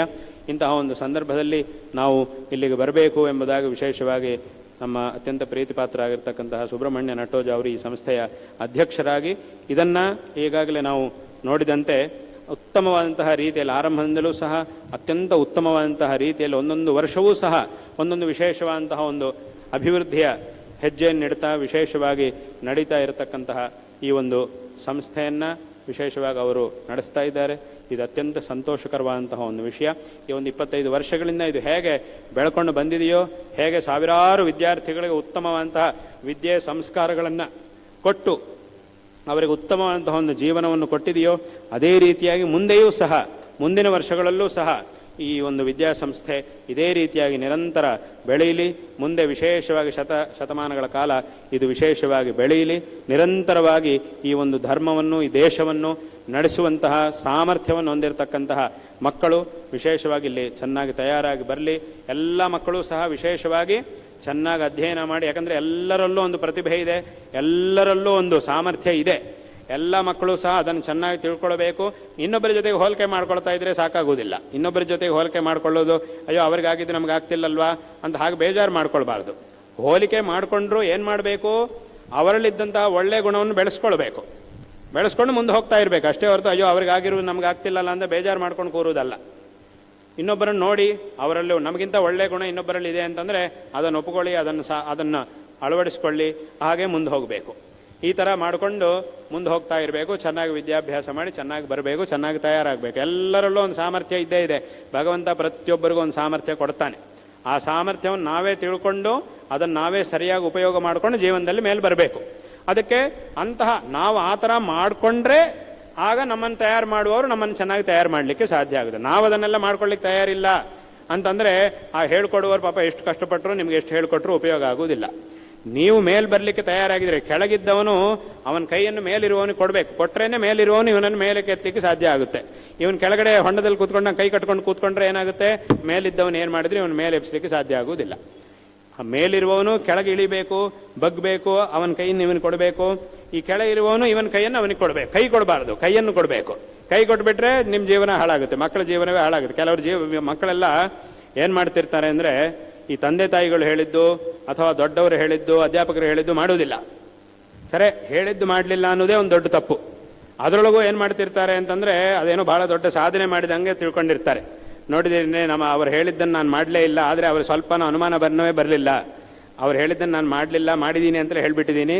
ಆ ಥರ ಹೇಳುವಾಗ ಸ್ವಲ್ಪನೂ ಅವ್ರಿಗೆ ಅನುಮಾನನೇ ಬರಲಿಲ್ಲ, ಆ ಥರ ನಾನು ಮಾಡಿದ್ದೀನಿ ಅಂತ. ಅದೇನು ಭಾಳ ದೊಡ್ಡ ಸಾಧನೆ ಮಾಡಿ ಯಾರಿಗೆ ಲಾಭ, ಆದ್ದರಿಂದ ನಿಮಗೆ ನಷ್ಟ. ಆದ್ದರಿಂದ ದೊಡ್ಡವರು ಏನು ಹೇಳ್ತಾರೋ, ನಮಗೆ ಪಾಠ ಹೇಳ್ಕೊಡುವವರು ತಂದೆ ತಾಯಿಗಳು, ಅವರೆಲ್ಲ ನಮಗೆ ಏನು ಹೇಳ್ಕೊಡ್ತಾರೋ ಅದನ್ನು ಚೆನ್ನಾಗಿ ಶ್ರದ್ಧೆಯಾಗಿ ಅನುಸರಣೆ ಮಾಡಬೇಕು. ತಂದೆ ತಾಯಿಗಳು ಯಾವಾಗಲೂ ನಿಮ್ಮ ಒಳ್ಳೆಯದನ್ನೇ ಬಯಸ್ತಾರೆ, ನಿಮಗೆ ಒಳ್ಳೆಯದನ್ನೇ ಬಯಸ್ತಾರೆ. ಹಾಗಾಗಿ ಅವರ ವಿಷಯದಲ್ಲಿ ತುಂಬ ಶ್ರದ್ಧೆಯಿಂದ ಇರಬೇಕು. ಅವ್ರು ಏನು ಹೇಳ್ತಾರೋ ಅದನ್ನು ಚೆನ್ನಾಗಿ ಆಚರಣೆ ಮಾಡಬೇಕು. ಅವರು ತೋರಿಸಿದ ಮಾರ್ಗದಲ್ಲಿ ಹೋಗಬೇಕು. ಎಂಥ ಒಂದು ಪರಿಸ್ಥಿತಿಯಲ್ಲೂ ಅವರನ್ನು ಮರಿಬಾರದು, ಅವರನ್ನು ಬಿಡಬಾರದು. ಇದನ್ನು ಪ್ರತಿಯೊಬ್ಬರೂ ಸಹ ಚೆನ್ನಾಗಿ ತಿಳ್ಕೊಳ್ಬೇಕು. ಅಂದರೆ ಒಂದು ವಿಷಯ, ಈಗ ತಂದೆ ತಾಯಿಗಳು ಮಕ್ಕಳು ಕೇಳಿದ್ದನ್ನೆಲ್ಲ ಕೊಡ್ಲಿಕ್ಕಾಗದೇ ಇರ್ಬೋದು, ಆದರೆ ಇವರ ಸಾಮರ್ಥ್ಯಕ್ಕೆ ತಕ್ಕಂತೆ ಎಷ್ಟು ಮಕ್ಕಳಿಗೆ ಕೊಡ್ಲಿಕ್ಕೆ ಸಾಧ್ಯ ಆಗುತ್ತೋ ಅಷ್ಟು ಖಂಡಿತ ಕೊಟ್ಟೇ ಕೊಡ್ತಾರೆ, ಅವರಿಗಿದ್ರು ಇಲ್ಲದೇ ಇದ್ದರು. ಇದನ್ನು ಪ್ರತಿಯೊಬ್ಬರು ತಂದೆ ತಾಯಿಗಳು ಮಾಡೇ ಮಾಡ್ತಾರೆ. ಒಂದು ವೇಳೆ ಮಕ್ಕಳು ಕೇಳಿದ್ದನ್ನು ತಂದೆ ತಾಯಿಗಳು ಕೊಡಲಿಲ್ಲ ಅಂತಂದರೆ ಅಲ್ಲಿ ಎರಡು ಕಾರಣಗಳು ಇರುತ್ತೆ. ಒಂದು, ಅದು ಅವರಿಗೆ ಒಳ್ಳೆಯದಲ್ಲ, ಆದ್ದರಿಂದ ಕೊಡಲಿಲ್ಲ. ಅಥವಾ ಅದನ್ನು ಕೊಡಬೇಕು ಅಂತಿದ್ರು ಕೊಡುವ ಸಾಮರ್ಥ್ಯ ಇವರಿಗಿಲ್ಲ, ಹಾಗಾಗಿ ಕೊಡಲಿಲ್ಲ ಅಷ್ಟೇ, ಕೊಡಿಸಲಿಲ್ಲ ಅಷ್ಟೇ. ಒಂದು ವೇಳೆ ಕೊಡಿಸೋ ಸಾಮರ್ಥ್ಯ ಇದೆ, ಅದು ಮಕ್ಕಳಿಗೆ ಒಳ್ಳೆಯದು ಅಂತಂದರೆ ಖಂಡಿತ ಕೊಟ್ಟೇ ಕೊಡ್ತಾರೆ. ಅದನ್ನು ಕೊಡದೇ ಇರಲಿಕ್ಕಾಗೋದು, ಅವರಿಗಿದ್ರು ಇಲ್ಲೇ ಹೋದರೂ ಮಕ್ಕಳಿಗೆ ಕೊಡ್ತಾರೆ ತಂದೆ ತಾಯಿಗಳು. ಅಂದರೆ ಇದನ್ನು ಮಕ್ಕಳು ಚೆನ್ನಾಗಿ ತಿಳ್ಕೊಳ್ಬೇಕು. ತಂದೆ ತಾಯಿಗಳ ಮೇಲೆ ಅಪಾರವಂತಹ ಒಂದು ಗೌರವವನ್ನು ಇರಬೇಕು. ಆದ್ದರಿಂದ ಅವರು ಹೇಳಿದಂತಹ ಮಾರ್ಗವನ್ನು ಅನುಸರಣೆ ಮಾಡಿ ಚೆನ್ನಾಗಿ ವಿದ್ಯಾಭ್ಯಾಸ ಮಾಡಿ ಜೀವನವನ್ನು ಸಾರ್ಥಕ ಮಾಡಿಕೊಳ್ಳಬೇಕು ಅನ್ನುವಂತಹ ಒಂದು ವಿಷಯವನ್ನು ಎಲ್ಲರಿಗೂ ಸಹ ಈ ಸಂದರ್ಭದಲ್ಲಿ ಹೇಳಬಯಸ್ತಾ, ಎಲ್ಲರಿಗೂ ನಾವು ನಾರಾಯಣ ಸ್ಮರಣ ಪೂರ್ವಕವಾಗಿ ಆಶೀರ್ವಾದಗಳನ್ನು ಮಾಡ್ತಾ ಇದ್ದೇವೆ. ಈ ಒಂದು ಸಂಸ್ಥೆಯು ಮುಂದಿನ ಕಾಲದಲ್ಲೂ ಸಹ ಇನ್ನೂ ವಿಶೇಷವಾಗಿ ಬೆಳೆಯಲಿ, ಇನ್ನೂ ಹೆಚ್ಚಿನ ಜನರಿಗೆ, ಹೆಚ್ಚಿನ ಮಕ್ಕಳಿಗೆ ಉತ್ತಮವಾದಂತಹ ವಿದ್ಯಾಭ್ಯಾಸ ಎಲ್ಲವೂ ಸಹ ಪ್ರಾಪ್ತವಾಗಲಿ ಎಂಬುದಾಗಿ ಈ ಸಂದರ್ಭದಲ್ಲಿ ನಾವು ಆಶೀರ್ವಾದಗಳನ್ನು ಮಾಡ್ತಾ ಇದ್ದೇವೆ. ಉತ್ತಮರಾಗಿರ್ತಕ್ಕಂತಹ ಪ್ರಜೆಗಳು ಇಲ್ಲಿಂದ ವಿಶೇಷವಾಗಿ ತಯಾರಾಗಿ ಬರಬೇಕು. ನಾವು ಹೇಳ್ತಾ ಇರ್ತೀವಿ ಸೈನಿಕರಿದ್ದಾರೆ, ಸೈನಿಕರು ಅಂತ ಹೇಳಿ ಅವರನ್ನು ನಾವು ತುಂಬ ಪ್ರಶಂಸೆ ಮಾಡ್ತಾ ಇರ್ತೀವಿ. ಅದು ಹೌದು, ಅವರು ಪ್ರಶಂಸಾರ್ಹರು ಆಗಿದ್ದಾರೆ ಸೈನಿಕರನ್ನು. ಆದರೆ ಅವರು ಅದನ್ನೆಲ್ಲ ಮಾಡ್ತಿರೋ ಯಾರಿಗೋಸ್ಕರ ಅಂತಂದರೆ ನಮಗೋಸ್ಕರ. ನಾವು ಬರೀ ಅವರನ್ನು ಪ್ರಶಂಸೆ ಮಾಡಿ ಕೈ ಮುಗಿದುಬಿಟ್ರೆ ಸಾಕಾಗುವುದಿಲ್ಲ. ಯಾಕಂದರೆ ಅವರು ಅಷ್ಟೆಲ್ಲ ಮಾಡ್ತಿರೋದು, ಪ್ರಶಂಸಾರ್ಹವಾದಂತಹ ಕೆಲಸಗಳನ್ನು ಅವ್ರು ಮಾಡ್ತಿರೋದು ಯಾತಕ್ಕೋಸ್ಕರ ಅಂತಂದರೆ ಇಲ್ಲಿರುವವ್ರಿಗೋಸ್ಕರ. ಇಲ್ಲಿರುವವರು ಸರಿಯಾಗಿ ಕೆಲಸ ಮಾಡಲಿಲ್ಲ ಅಂತಂದರೆ ಆವಾಗ ಅವ್ರು ಮಾಡಿದ್ದಷ್ಟು ಸಹ ವ್ಯರ್ಥ ಆಗುತ್ತೆ. ಇಲ್ಲಿ ಅವರು ಯಾತಕ್ಕೋಸ್ಕರ ಅಲ್ಲಿ ಹೋಗಿದ್ದಾರೆ, ನಮ್ಮ ದೇಶದ ಪ್ರಜೆಗಳನ್ನು ನಾವು ಕಾಪಾಡಿಕೊಳ್ಬೇಕು, ಅವ್ರಿಗೇನು ತೊಂದರೆ ಆಗದೇ ಇರೋ ಹಾಗೆ. ನಾನು ಅವ್ರೇನಾದ್ರು ತೊಂದರೆ ಬಂತು ಅಂದರೆ ಎಲ್ರಿಗಿಂತ ಮುಂದೆ ಬಂದು ನಾನು ನಿಂತ್ಕೊಳ್ತೀನಿ, ನನಗೆ ತೊಂದರೆ ಆದರೂ ಪರವಾಗಿಲ್ಲ, ನನ್ನ ದೇಶದ ಪ್ರಜೆಗಳಿಗೆ ತೊಂದರೆ ಆಗಬಾರ್ದು ಅನ್ನೋ ದೃಷ್ಟಿಯಲ್ಲಿ ಅವರೆಲ್ಲ ಅಲ್ಲಿಗೆ ಹೋಗಿದ್ದಾರೆ, ಹೋಗಿ ಕಾಯ್ತಾ ಇದ್ದಾರೆ ದೇಶವನ್ನು. ಈಗ ಅಂಥವರು ಅಷ್ಟೆಲ್ಲ ಕಷ್ಟಪಟ್ಟು ಮಾಡ್ತಿರೋ ಹೊತ್ತಿಗೆ ನೀವು ಉತ್ತಮ ಪ್ರಜೆಗಳಾಗಿಲ್ಲ ಅಂತಂದರೆ ಆವಾಗ ಅವರು ಮಾಡಿದ್ದಷ್ಟು ಸಹ ವ್ಯರ್ಥ ಆಗೋಗುತ್ತೆ. ಆ ಒಂದು ಪಾಪ ನಿಮಗೆ ಬರುತ್ತೆ, ಅಂಥ ಒಂದು ಪಾಪ ಪ್ರಜೆಗಳಿಗೆ ಬರುತ್ತೆ. ಅಷ್ಟೆಲ್ಲ ಕಷ್ಟಪಟ್ಟರು ಅವರ ಕಷ್ಟವನ್ನು ವ್ಯರ್ಥ ಮಾಡಿದ್ದಂತಹ ಒಂದು ಪಾಪ ಜನರಿಗೆ ಬರುತ್ತೆ.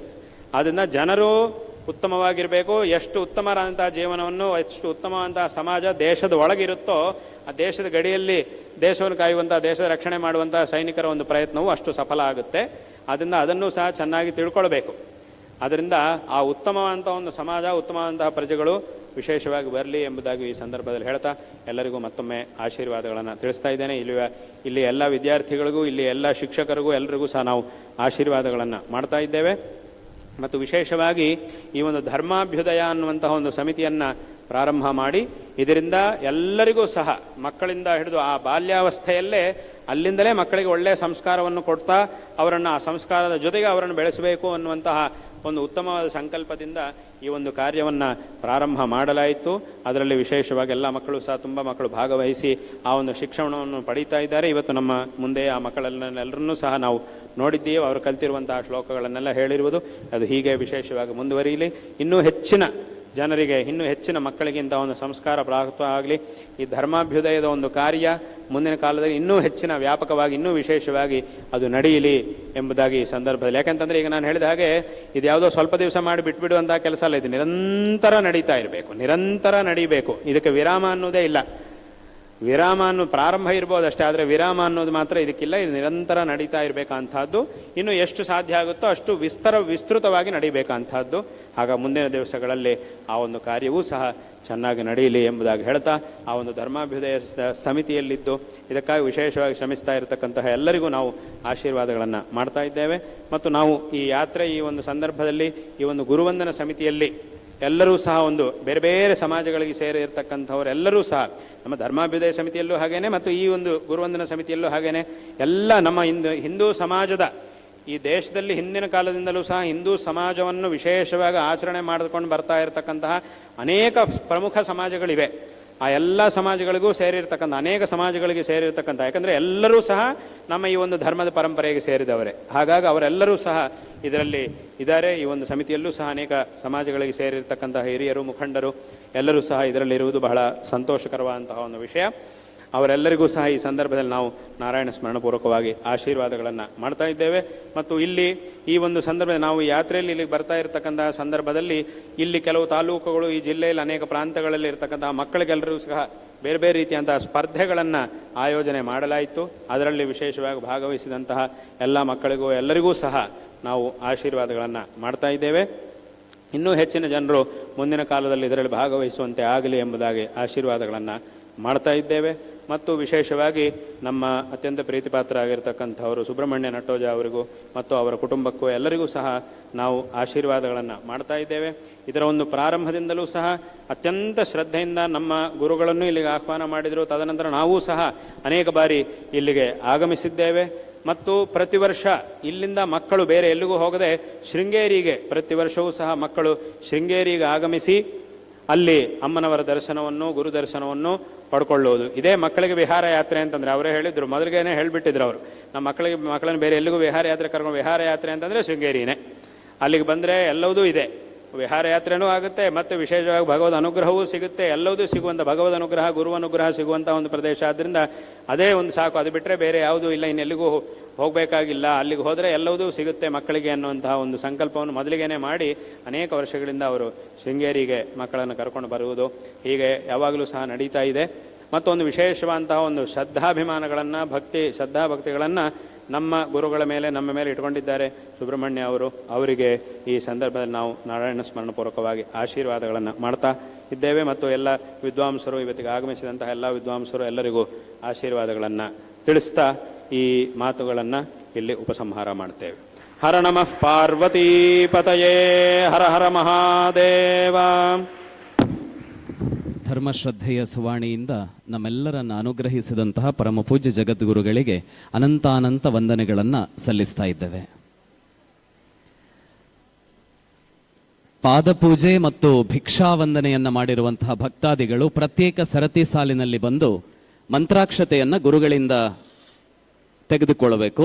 ಪಾದಪೂಜೆ ಮತ್ತು ಭಿಕ್ಷಾವಂದನೆಯ ಸೇವೆಯನ್ನು ಸಲ್ಲಿಸಿದಂತಹ ಭಕ್ತಾದಿಗಳು ಪ್ರತ್ಯೇಕ ಸರತಿಯಲ್ಲಿ ಬಂದು ಮಂತ್ರಾಕ್ಷತೆಯನ್ನು ಸ್ವೀಕಾರ ಮಾಡಬೇಕು.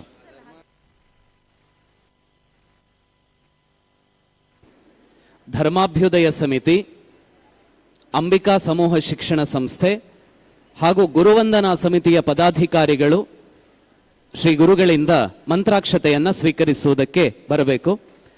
ಅಂಬಿಕಾ ಸಮೂಹ ಶಿಕ್ಷಣ ಸಂಸ್ಥೆಗಳ ಅಧ್ಯಕ್ಷರು, ಕಾರ್ಯದರ್ಶಿಗಳು, ಧರ್ಮಾಭ್ಯುದಯ ಸಮಿತಿಯ ಅಧ್ಯಕ್ಷರು ಹಾಗೂ ಗುರುವಂದನಾ ಸಮಿತಿಯ ಪದಾಧಿಕಾರಿಗಳು ಶ್ರೀ ಗುರುಗಳಿಂದ ಮಂತ್ರಾಕ್ಷತೆಯನ್ನು ಸ್ವೀಕರಿಸುವುದಕ್ಕೆ ಬರಬೇಕು.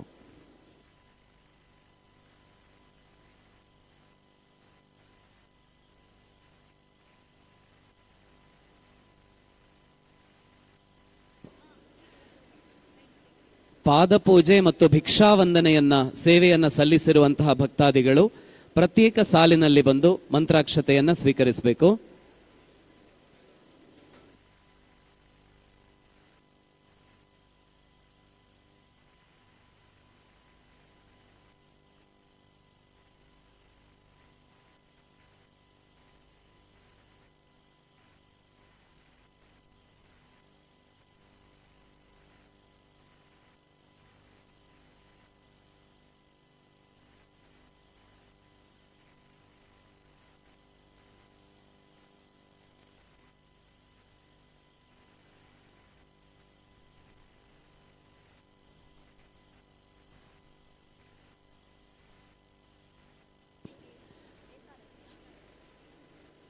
ಭಿಕ್ಷಾವಂದನೆಯ ಚೀಟಿಯನ್ನು ಮಾಡಿಸುವಂಥವರು ವೇದಿಕೆಯ ಮುಂಭಾಗದಲ್ಲಿ ಅವಕಾಶ ಇದೆ. ಈಗಾಗಲೇ ಮಾಡಿಸಿರುವವರು ಮತ್ತು ಪಾದಪೂಜೆಯ ಸೇವೆಯನ್ನು ಮಾಡಿಸಿರುವವರು ಪ್ರತ್ಯೇಕ ಸಾಲಿನಲ್ಲಿ ಬಂದು ಮಂತ್ರಾಕ್ಷತೆಯನ್ನು ಸ್ವೀಕರಿಸಬೇಕಾಗಿ ವಿನಂತಿ.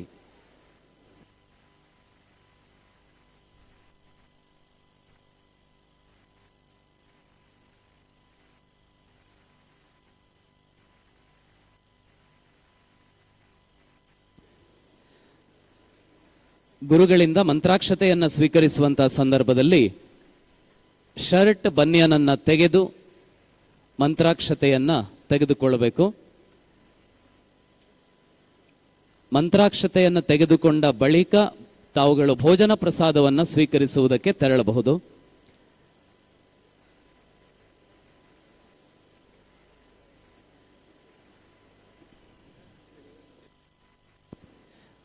ಗುರುಗಳಿಂದ ಮಂತ್ರಾಕ್ಷತೆಯನ್ನು ಸ್ವೀಕರಿಸುವ ಸಂದರ್ಭದಲ್ಲಿ ದಯವಿಟ್ಟು ಶರ್ಟ್ ಬನಿಯನನ್ನು ತೆಗೆದು ಮಂತ್ರಾಕ್ಷತೆಯನ್ನು ಸ್ವೀಕರಿಸಬೇಕು.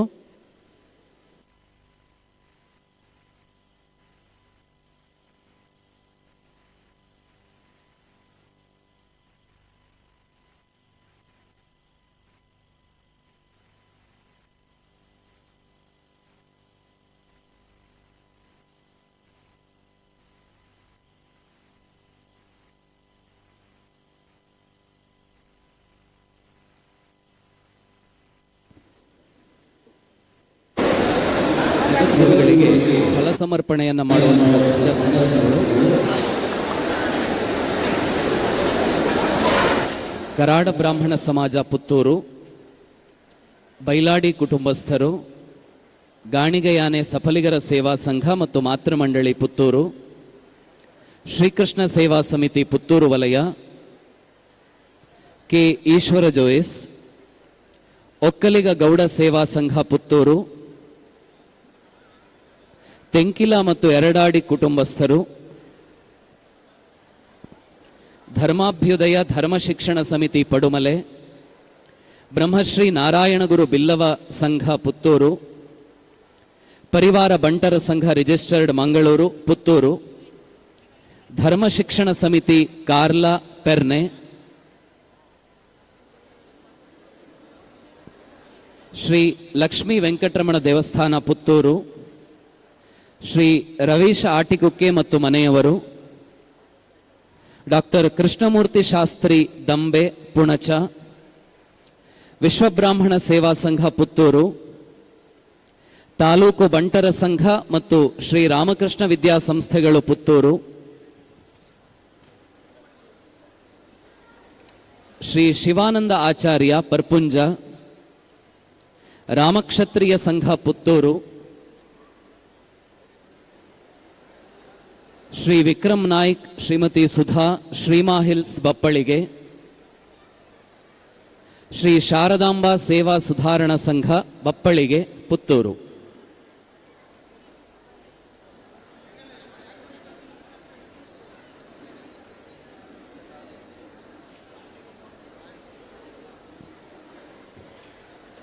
ಗುರುಗಳಿಂದ ಮಂತ್ರಾಕ್ಷತೆಯನ್ನು ಸ್ವೀಕರಿಸುವಂತಹ ಸಂದರ್ಭದಲ್ಲಿ ಶರ್ಟ್ ಬನಿಯನನ್ನ ತೆಗೆದು ತಾವುಗಳು ಸಾಲಿನಲ್ಲಿ ಬರಬೇಕು.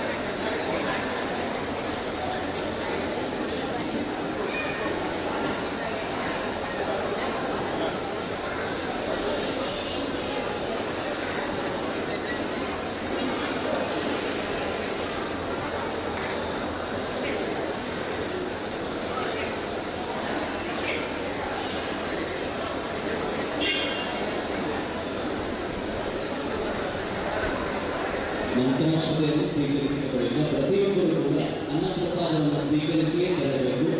ಮಂತ್ರಾಕ್ಷತೆಯನ್ನು ಸ್ವೀಕರಿಸಿದ ಬಳಿಕ ಪ್ರತಿಯೊಬ್ಬರು ಅನ್ನಪ್ರಸಾದವನ್ನು ಸ್ವೀಕರಿಸಿಯೇ ತೆರಳಬೇಕು. ಹಾಗೆಯೇ ಧರ್ಮಾಭ್ಯುದಯ ಸಮಿತಿಯ ಧರ್ಮ ಶಿಕ್ಷಣ ಪ್ರಕಲ್ಪದ ಎಲ್ಲ ಶಿಕ್ಷಕರು ಮತ್ತು ಪ್ರಶಿಕ್ಷಣಾರ್ಥಿಗಳು ವೇದಿಕೆಯ ಮುಂಭಾಗದಲ್ಲಿ ಉಪಸ್ಥಿತರಿದ್ದರು.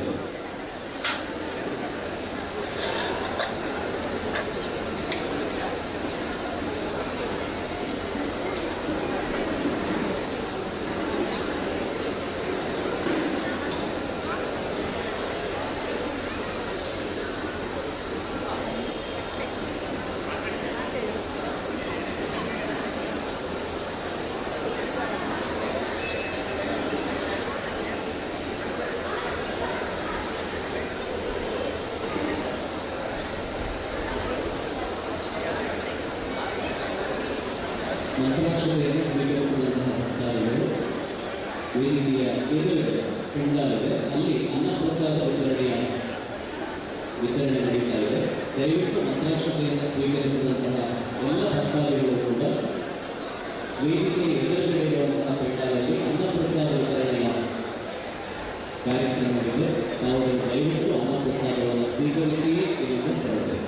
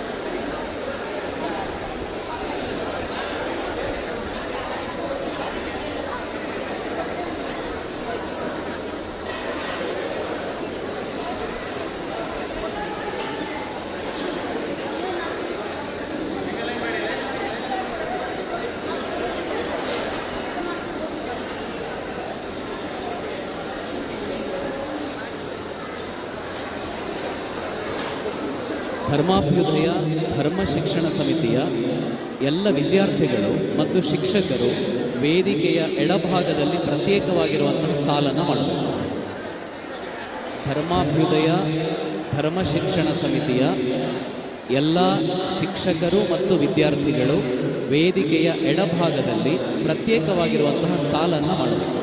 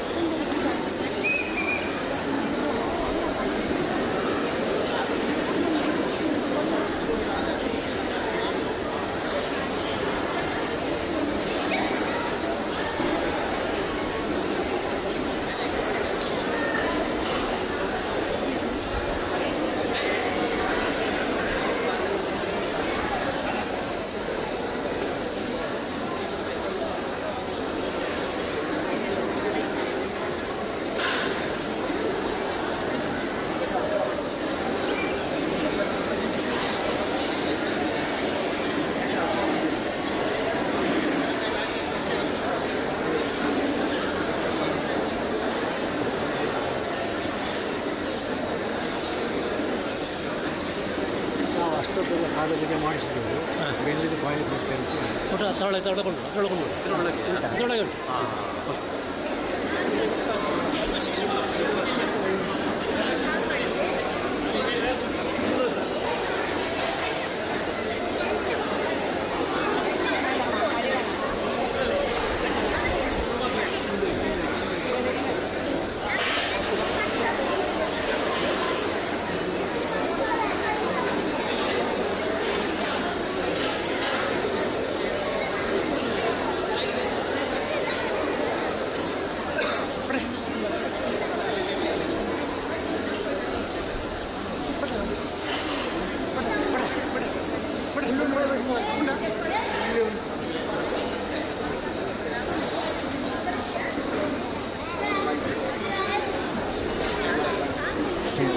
ಜಲಸಮರ್ಪಣೆ ವಿ ಪುರುಷೋತ್ತಮಾಚಾರ್ಯ, ಅಧ್ಯಕ್ಷರು, ಆನೆಗುಂದಿ ಗುರುಸೇವಾ ಪರಿಷತ್ ಮಹಾಮಂಡಲ, ಪುತ್ತೂರು, ದಕ್ಷಿಣ ಕನ್ನಡ.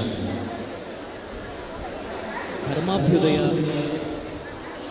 ಧರ್ಮ ಶಿಕ್ಷಣ ಪ್ರಕಲ್ಪದ ಶಿಕ್ಷಕರೆಲ್ಲರೂ ಮಂತ್ರಾಕ್ಷತೆಯನ್ನು ಸ್ವೀಕರಿಸುವುದಕ್ಕೆ ಸಾಲಲ್ಲಿ ಬರಬೇಕು. ಧರ್ಮಾಭ್ಯುದಯ ಧರ್ಮ ಶಿಕ್ಷಣ ಸಮಿತಿಯ ಶಿಕ್ಷಕರು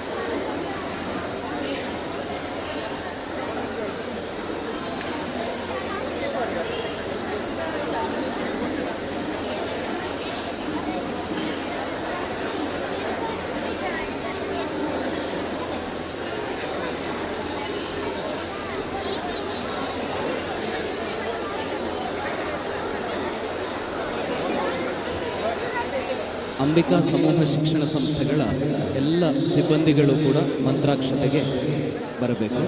ಅಂಬಿಕಾ ಸಮೂಹ ಶಿಕ್ಷಣ ಸಂಸ್ಥೆಗಳ ಉಪನ್ಯಾಸಕ, ಉಪನ್ಯಾಸಕೇತರ, ಶಿಕ್ಷಕೇತರ ಬಂಧುಗಳು